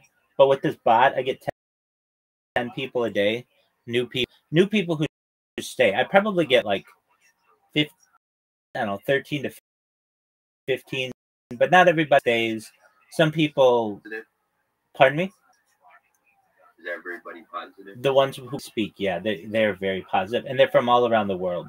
So they're from Turkey and India and Canada and Australia. And when I have a chance to speak with them, they're very positive. And a lot of, or Mexico or some, and I have translators that I use. Like I have these automatic translators that allow me to be able to communicate with people in any language. So then when they see that I'm making the extra effort to be able to speak with them, I do get people in here who want to troll me back, which is fine. So like they'll wait till I'm asleep and they'll play like, like a sideboard or whatever, and that's fine. I mean, I understand people are going to do that, especially if I'm the one who clip them, but generally they're very positive. Does it wake you up? Yeah, sometimes. Which becomes entertaining to people, which I get. And that's my own fault. I mean, if I want to sleep for the longest time, all I have to do is just mute the computer and sleeping. But sometimes I forget to do that, and when I forget, then it's occasionally that they awake me. But I kind of think it's funny. It's like, got me. That's cool. And then, but I can mute them or do whatever I need to do. But do you live by yourself? Live with other people. About the whole situation. Yeah, they're from all over the world. I would say that we get people who, some University of California, Irvine. The people who generally like live on the floor with me, like one's like a taxi driver. He doesn't really pay attention. There's a couple that, like a taxi driver from the Philippines. Another guy who's like a at-home nurse from the Philippines. They don't really. I don't stream out. I mean, I stream outside, but I don't generally stream my roommates because I just don't think that's very kind. And so we all kind of do our own thing. The biggest issue, like I've left phone room, because sometimes I'll like take in the shower and I'll sing in the shower or do something like that just to create content. And when I do something like that, they just have to knock on my door and give me my phone back. Aside from that, though, very understanding. The people who own the house, they've just they didn't really know I did the live streaming thing. I mean, I showed them, but they're like from Iran, so they don't necessarily, it's not like a normal thing. It's not a normal thing for anyone, but especially someone coming from Iran. And I had fans who came and visited me, and yeah. And so I think that's when they realized, like, hey, this could be really big. But we don't necessarily want our house becoming like a tourist attraction. So at least if people who want to visit me, generally, like before I would, and we'd go on picnics and like and all kinds of stuff like that. But I've just been telling them recently, just, we go viral, we'll do that. But just for the sake of my own housemates and such, just watch from afar and enjoy. But yeah, I haven't directly asked any of them to be on the stream. They've just kind of been on the stream intermittently. So do you have moderators for yourself? No. Or do you all do it? Do you do it yourself? I do it myself. So when it comes to my streams, well, I should say, like, I do have some friends who are moderators in here, but they're not in here 24/7. It's not a big enough platform to for me to have 24/7 moderation. So they will like mute people or ban people, but I really ask them not to ban people. But yeah, I do have some moderators. I shouldn't say I don't have any, but there are people who know how I operate, which means like you can basically say whatever you want, but if you play loud sounds, I don't like that. Like if you're in here, like I get people who play chainsaws in here, and like that's super loud and super annoying, and nobody wants to hear that. But for the most part, people are pretty respectful. Now, in my YouTube streams, I don't have any moderators, so people can say whatever they want in there. And chances are, how many viewers do you average? I don't even know. I mean, like in a given 12 hours, maybe a dozen or so. It's really hard to be seen on Twitch because so many people on Twitch, and I'm on like 20 different Twitch streams. So it's like 20 times 12 is 240. So it's like 240 people, but they're spread across a bunch of different platforms. That's the same as YouTube. Like I'm live right now. Is it hard to keep track of your chat when you're live on so many? Everybody to come to the Discord. The issue arises where I've got like 12 different streaming me. Or so 11 different devices stream, but you see me on in Discord and all those. But like just the different devices that I have. And how many devices is all together, including the Discord calls and the various streams? 33. 33 devices? Correct. Oh my gosh. You are a legend. Thank you. I mean, just like you can't even see, but I have one here. I have one here. I have one behind you. One here. I have another two here. I have another one here. I have two more here.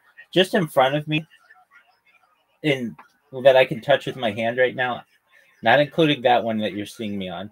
1, 2, 3, 4, 5, 6, 7. I have 7 devices right here. Like behind me, I've got one, and then I've got another right here. 6, 7. I've got like 7.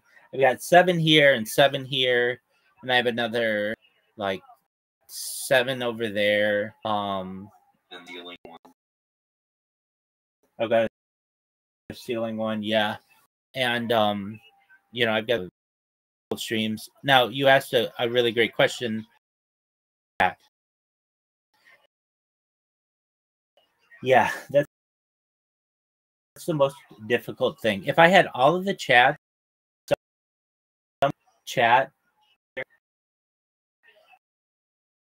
it's not like a streamer.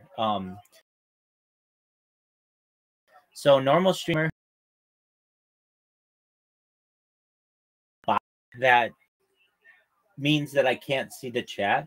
Them to join the Discord. Exactly. Right? And if you want to talk with me, I'd rather talk with people in person. They can say whatever they want to me. I used to let people chat in here. The only reason why I don't is because I'll get one bad egg or bad apple or whatever you want to call them, and they will spam. I mean, this just happened one time. It happened. It was like, I can't do this. Oh, well, I would get people who would put all kinds of stuff like Nazi stuff and Hitler stuff. And I get that. If that's your thing, that's cool. That's not very mature. Put a really gory GIF of someone's like, oh, I don't want that. It was very bloody. And they put it in literally every single place they could put it in this Discord, which is like 5 different chats. So it took me like, I don't know, to get rid of them all. And then I realized, okay, we're not going to do that. And then I did allow people to say whatever they want in a couple of chats, which was fine. But then I learned that like, there are people who can be malicious, and what they'll do in order to get rid of people they don't like is they will go to someone's chat, they'll put their address, and then they'll go on another account and report it for doxing, and they'll take down your whole Discord. And so when I realized that people start to do that, I was just like, look, I'll let people in the future say whatever they want when I have 24/7 months. Of right now, I don't have time, and I don't have the ability to monitor like that's just for people to come in and just spam shit. So basically, if people want to say anything, just say whatever you want. You can say it verbally, and if you want to type something, that's fine. I don't really have people right in there, and ability to have it all moderated, I would, but I don't want to pay moderators to just basically sit here and do nothing. That's something that I can do. And then the only time that when I'm asleep, and usually people don't want to just sit in a Discord and just where there's nothing going on, and then while someone's sleeping, and then basically just wait until somebody posts something. Now there are moderation bots that are pretty good that I think I'll be able to utilize in the future. But again, if you have something to say to me, I do give people away. If you have something you want to say, 2 sections on the left side. One says like cricket. So if there's something that you need, your friend got banned, or you to do something, you can send it there. Or ask Rabbi. And really, I get a lot of people who ask me law questions, or they'll ask me questions when I'm asleep, and I just don't have the ability to be able to wake to them, or they'll just want to communicate to me, and they can do it that way. So there are ways that they can type to me if they want to. They can always send me a direct message too. I mean, my direct messages are open. I get a good question. Go for it. When the device dies, stealing one specifically, like, does that one stay charging? Oh, there's a long cord that's connected to a computer. Oh, that's very genius. Thank you. Yeah. Are all of the phones that you have plugged in currently, or do you kind of just plug them in when you need it? Oh no, I have to keep them plugged in. It would drive me bonkers to go around and recharge them all the time. I see. Yeah, so they're all on like either extension cords or some type of have to be able for them to change. And even then it gets annoying, like just from app crashes. Like, okay, you may think like, well, my apps don't crash that often. If they do, it's like what, once, maybe, like for any of your apps, maybe once every month or once every couple weeks. But you're not using the apps 24 hours a day. And then take that and say you've got 33 different devices. So that means every day on average, I might get 2 or 3 or 4 apps that crash that I have to just restart. Usually it's Discord, because Discord's so heavy. And then I've learned like the different platforms to use and what works best.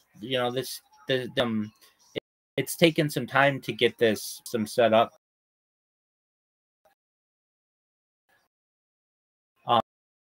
I would have, like when I first started, I would just stream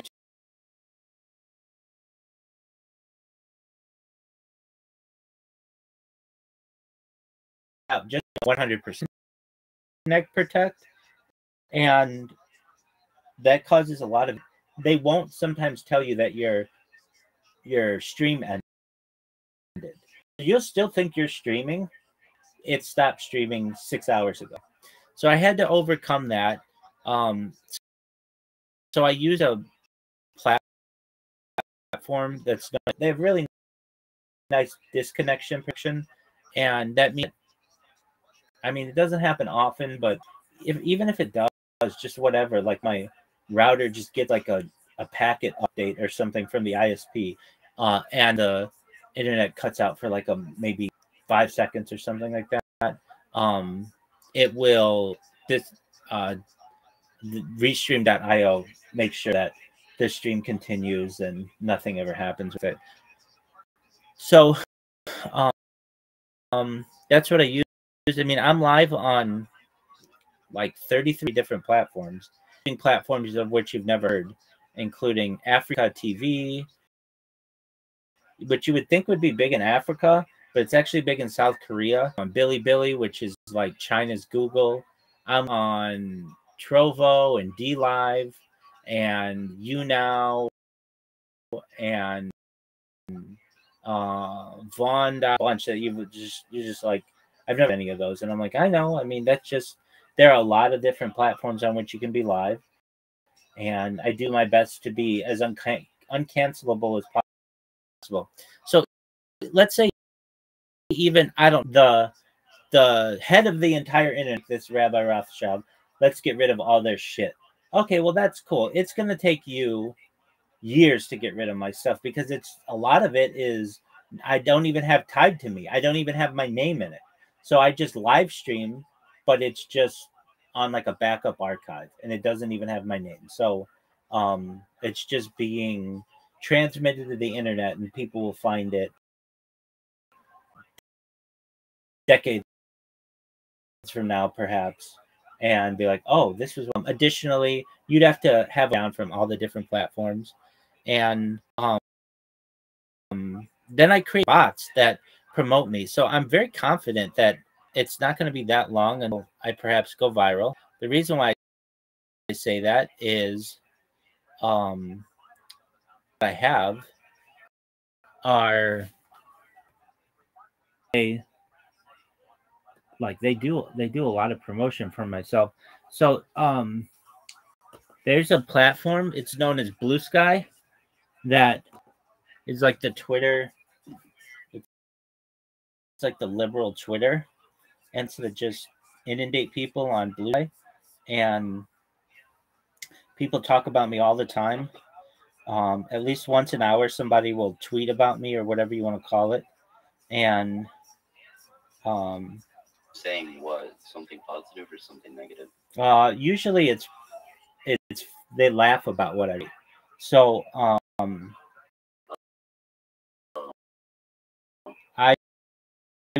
will. I like name. At first, I started naming the bots like one or two people a day tweeting about me.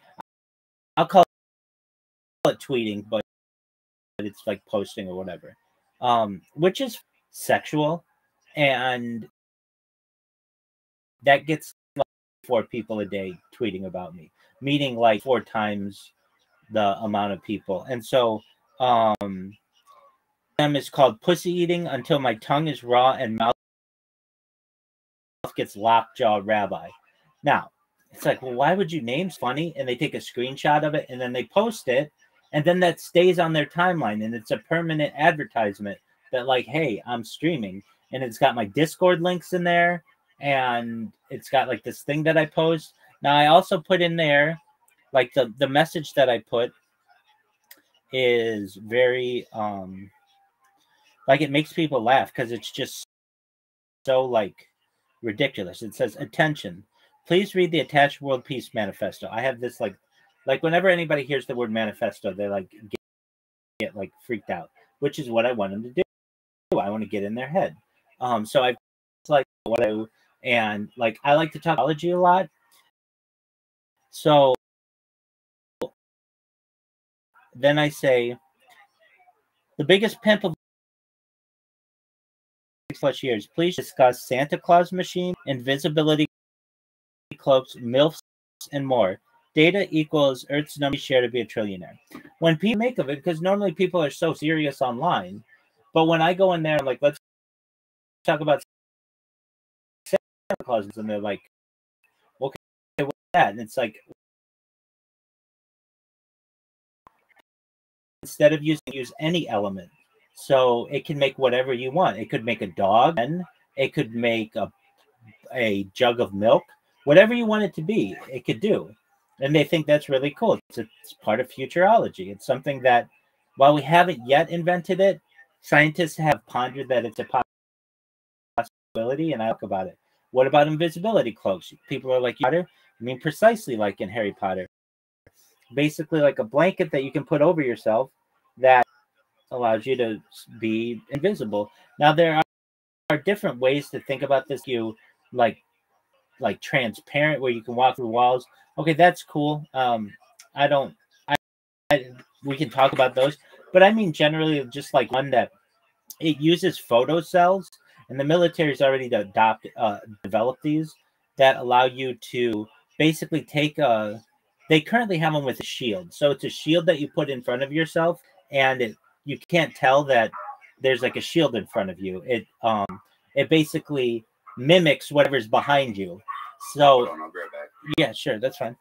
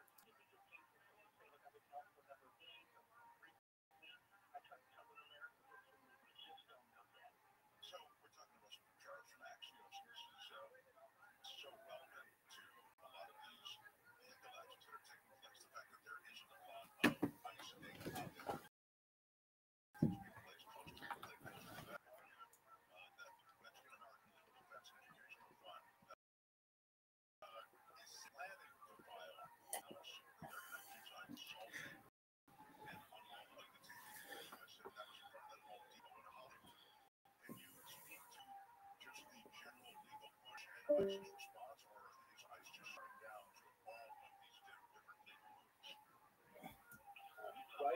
on throughout the meaning, if you learn as an adult, like in your 40s or 50s, something like that,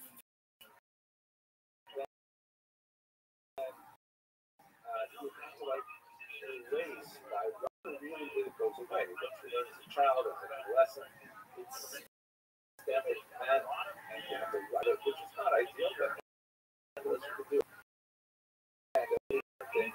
When you're a child, that has much amazing writing a fresh parchment, nice and fresh, high contrast. So, anyways, this is parchment, chocolate parchment in a big way. Another big development, again, in the ancient world was papyrus, which is a plant product. This was producing papyrus is in Egypt, where they use a lot of the Nile River.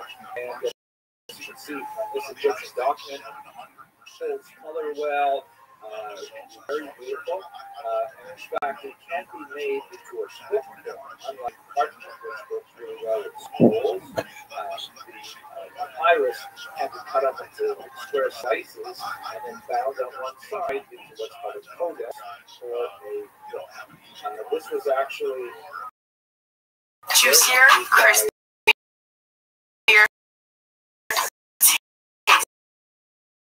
Yo, dog, what is this? I don't know one knows what this.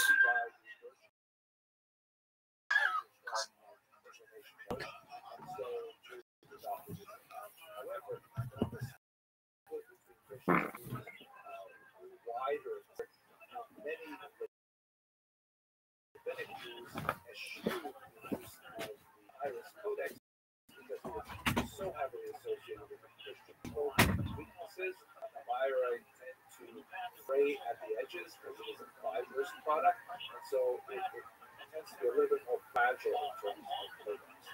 The next one we mention, which is where we are in our Babylonian period, is of course paper. Paper had been around for several hundred years. The Chinese had developed it independently, but it was only in the period of the Islamic conquest in the Middle East where the Babylonians began to see the great value of paper and to use it extensively. Paper is cheaper than papyrus. It can be locally produced. It's much more durable than papyrus, and of course paper is an extremely long time. And so in the rapid use of paper as a mode of communication, Jews, entire diaspora in the world, represented an opportunity for the government to really explore correspondences, I think, back and forth, both and also economic and personal. Writings are being produced and copied out. Because, think about it, in order to book that might take 3 years, much more efficient to ship them off to various places. So this is a period of expansion and consolidation of a more unified viewpoint about how to interpret the Torah that you only really are able to capitalize on with the communication methods made possible by paper. At this moment, you don't want to take on personal meditation and think about how this affected my life, but as a regular person. I have to say that when I was preparing this lecture, I had one of those lectures of momentary inspiration where I sensed in my biography the art of history. I felt like I was riding a big wave. I'll share this with you. So have a look at this picture here. This is a photograph I took a few years ago of one of my sons walking just outside my hometown in northern Canada. And this is a place where I used to hike out in, sit and think about life at the university. Labeled a couple of places. On the left, on the Abitibi River, is the paper mill sustained this. It was established at the beginning of the 20th century, and there was no one here at this point. This is actually part of the north part of Canada, but they took advantage of the old growth forest and the river network to create a paper mill that would serve the burgeoning interest on newspapers. A town gathered over this paper mill, which included a grandfather, Rabbi Rothschild, who had Lithuania least into the 1905 Russo-Japanese War and fought living as a farmer the frozen at the area. This usually bad choice for mother. So after trying that, he said, well, that's it. Become Yiddish shmata dealer. And he established, you can see on the right, Alex Abramson's building, is a smaller one right back there, was the ancestral home of children, father who is the son of the son, and of course then mother and I were in the apartment top restored it. So just for a second here, I thought about how the Babylonians expanded the use of paper to popularize the town. Paper just got more and more popular over the 1,000 years. So my own life, in which paper mill declined precipitously, people use papers. So the demand for paper has dropped so much. Other Oliver Shalom was this way that I'm sure the falls was looking again because it was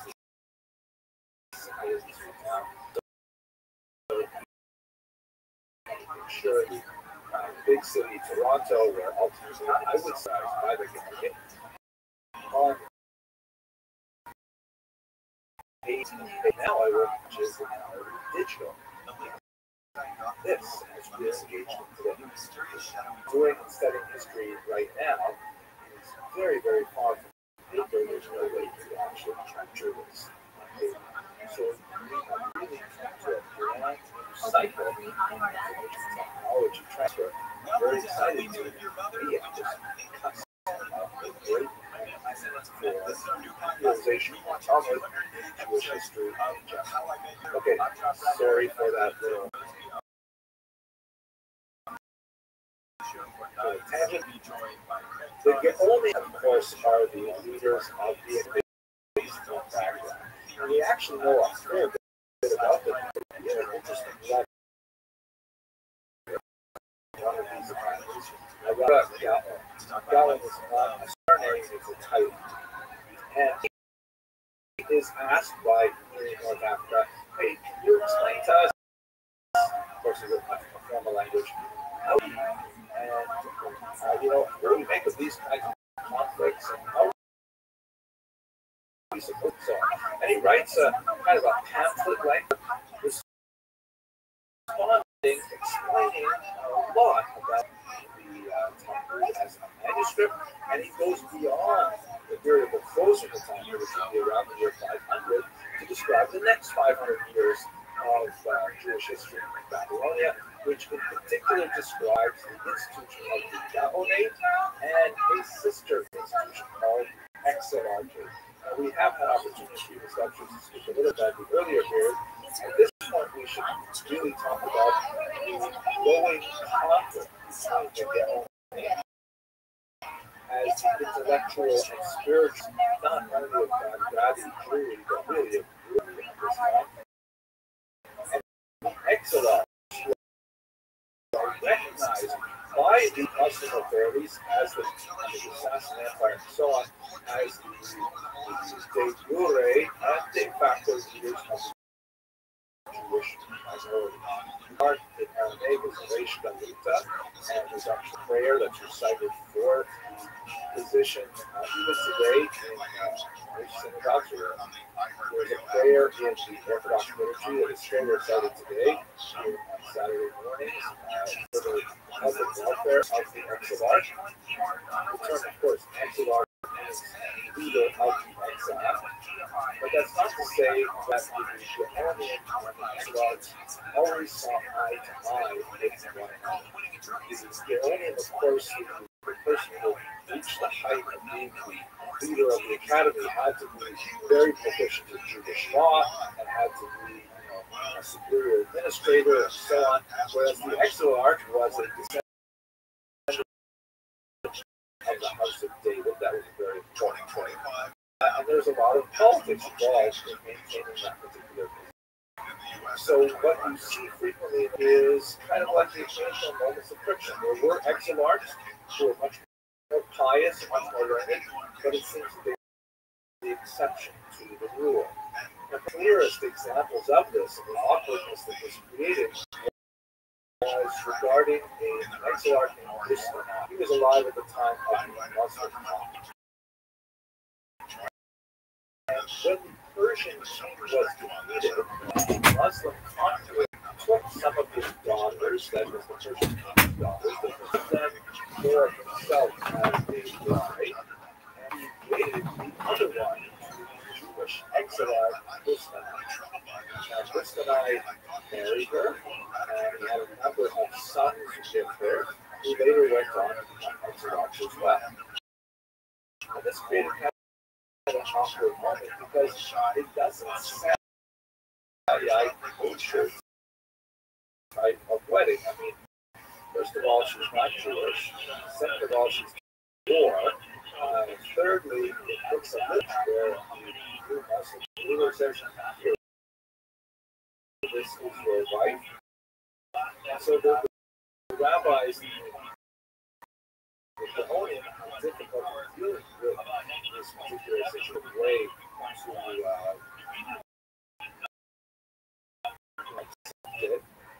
specifically argue that although we don't these would not have this converted, and so she converted to Judaism, and so that kind of like assuaged concerns, but there was always kind of like a real point out that he says that even though I am also descended from exarchs, I'm not from the Muslimite exarch part of the family. And there's kind of an arm's-length relationship to it. So you frequently see conflict between the Aryan and the exarchs over a whole host of activities. In this context, we have to mention one of the most important of the Kohanim ever is very unusual creative figure about Saadia Gaon, who was a brilliant scholar, wrote very linguistics with a commentary on the Torah, he engaged in very heavy polemic we'll discuss in just a moment, and he actually was not afraid of picking a fight with his interpretation of the Torah. One of the most significant elements was a conflict he had with the leaders of Jerusalem who disagreed on something as important as the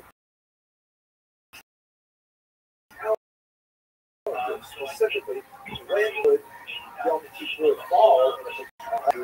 Ultimately, he actually won that particular debate, and that he demonstrated the primacy of Babylonia over Jerusalem.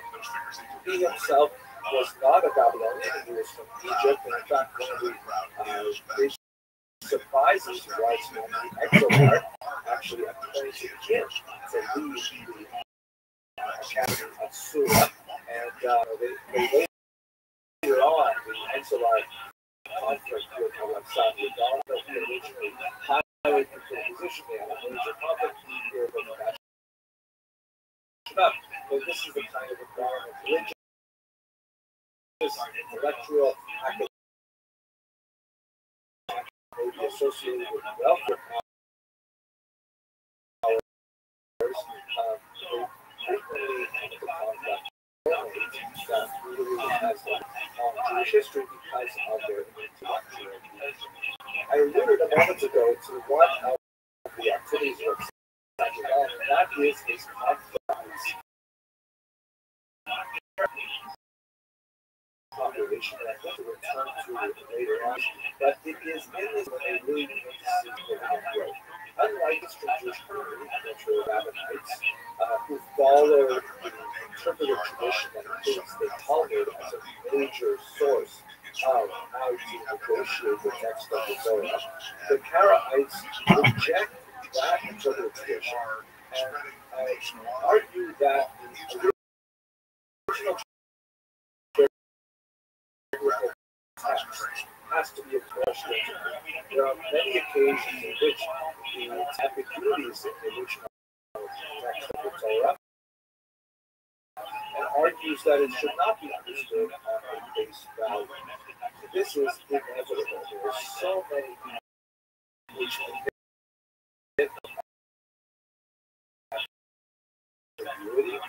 Sometimes there are Torah which appear to be the only way to negotiate. So a figure in the 8th century named David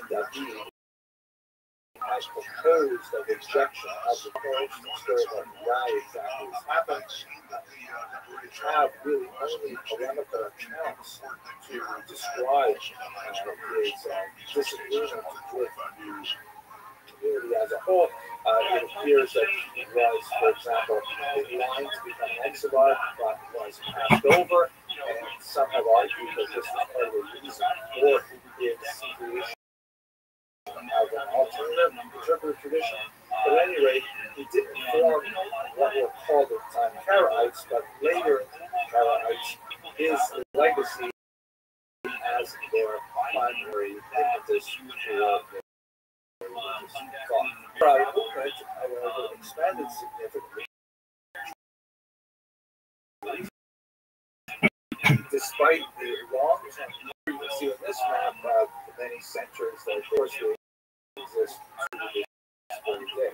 Now, when you look at Kerry for hundreds of years, historians have been forced to kind of evaluate within the context of the heavy political religious literature that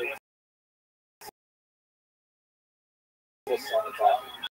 That is, Rabbi Rothschild criticizing and Karaites had their own on this. So it's very difficult how Karaitism is actually lived in life. The Geniza, however, offers us a brand new picture of what it must have been like. Geniza is basically this massive trove of documents which would have been thrown away except for an unusual habit that the Jews in Cairo had of preserving everything with characters. And so not just books or prayer books or Torah scrolls and like that, bills of sale, marriage contracts, personal correspondence, children's doodles, all kinds of amazing things are recorded in this massive trove, which only became available to study in the 19th century and in fact is still being deciphered to this very day. At any rate, when you look at the Geniza documents, which give us a really good picture of hundreds of years of Jewish civilization, as it was lived in the 19th century, Rabbinic Jews and Karaite Jews together really well. We're not talking about the religious elite that have strong antipathy towards one another, but you'll most see that Rabbinite Jews and Karaite Jews live side by side without too much difficulty. You have the examples of Jews who belong to both communities, Jews who marry between the communities, certainly affect contracts with one another, do business with one another, celebrate their celebrations with another, and by and large, the Geniza portrait of Jewish communities indicate that Rabbinite Karaite Jews are a lot better than we would think they would. We were only looking at polemical literature, religious texts. So we probably have to come back to this again as we go further. But for the time being, we're going to review some of the religious, social, economic, and technological aspects of the 7th through 11th century.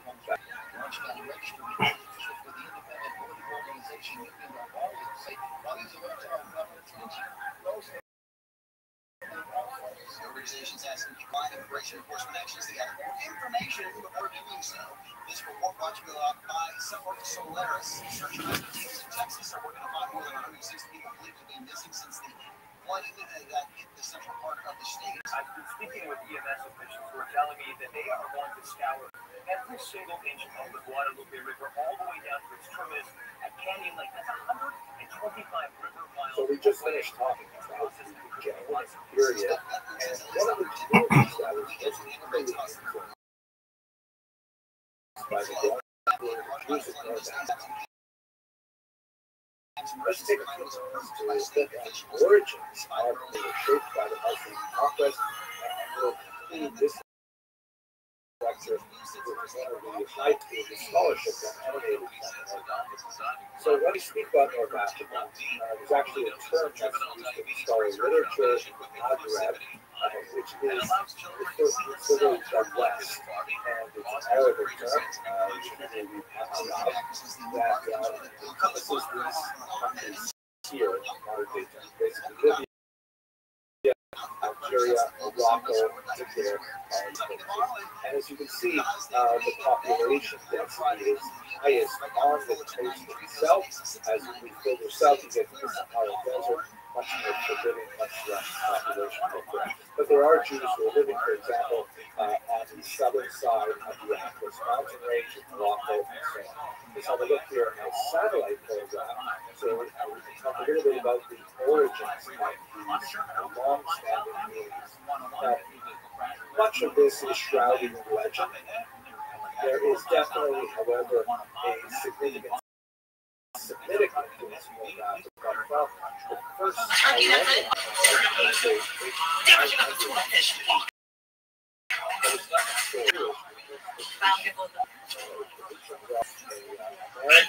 civilization that's take one of these spread out. I like that inside. Instead of bread. I like both kind of shit. I'm not weird, but I just eat sandwiches just a minute. Okay. So that is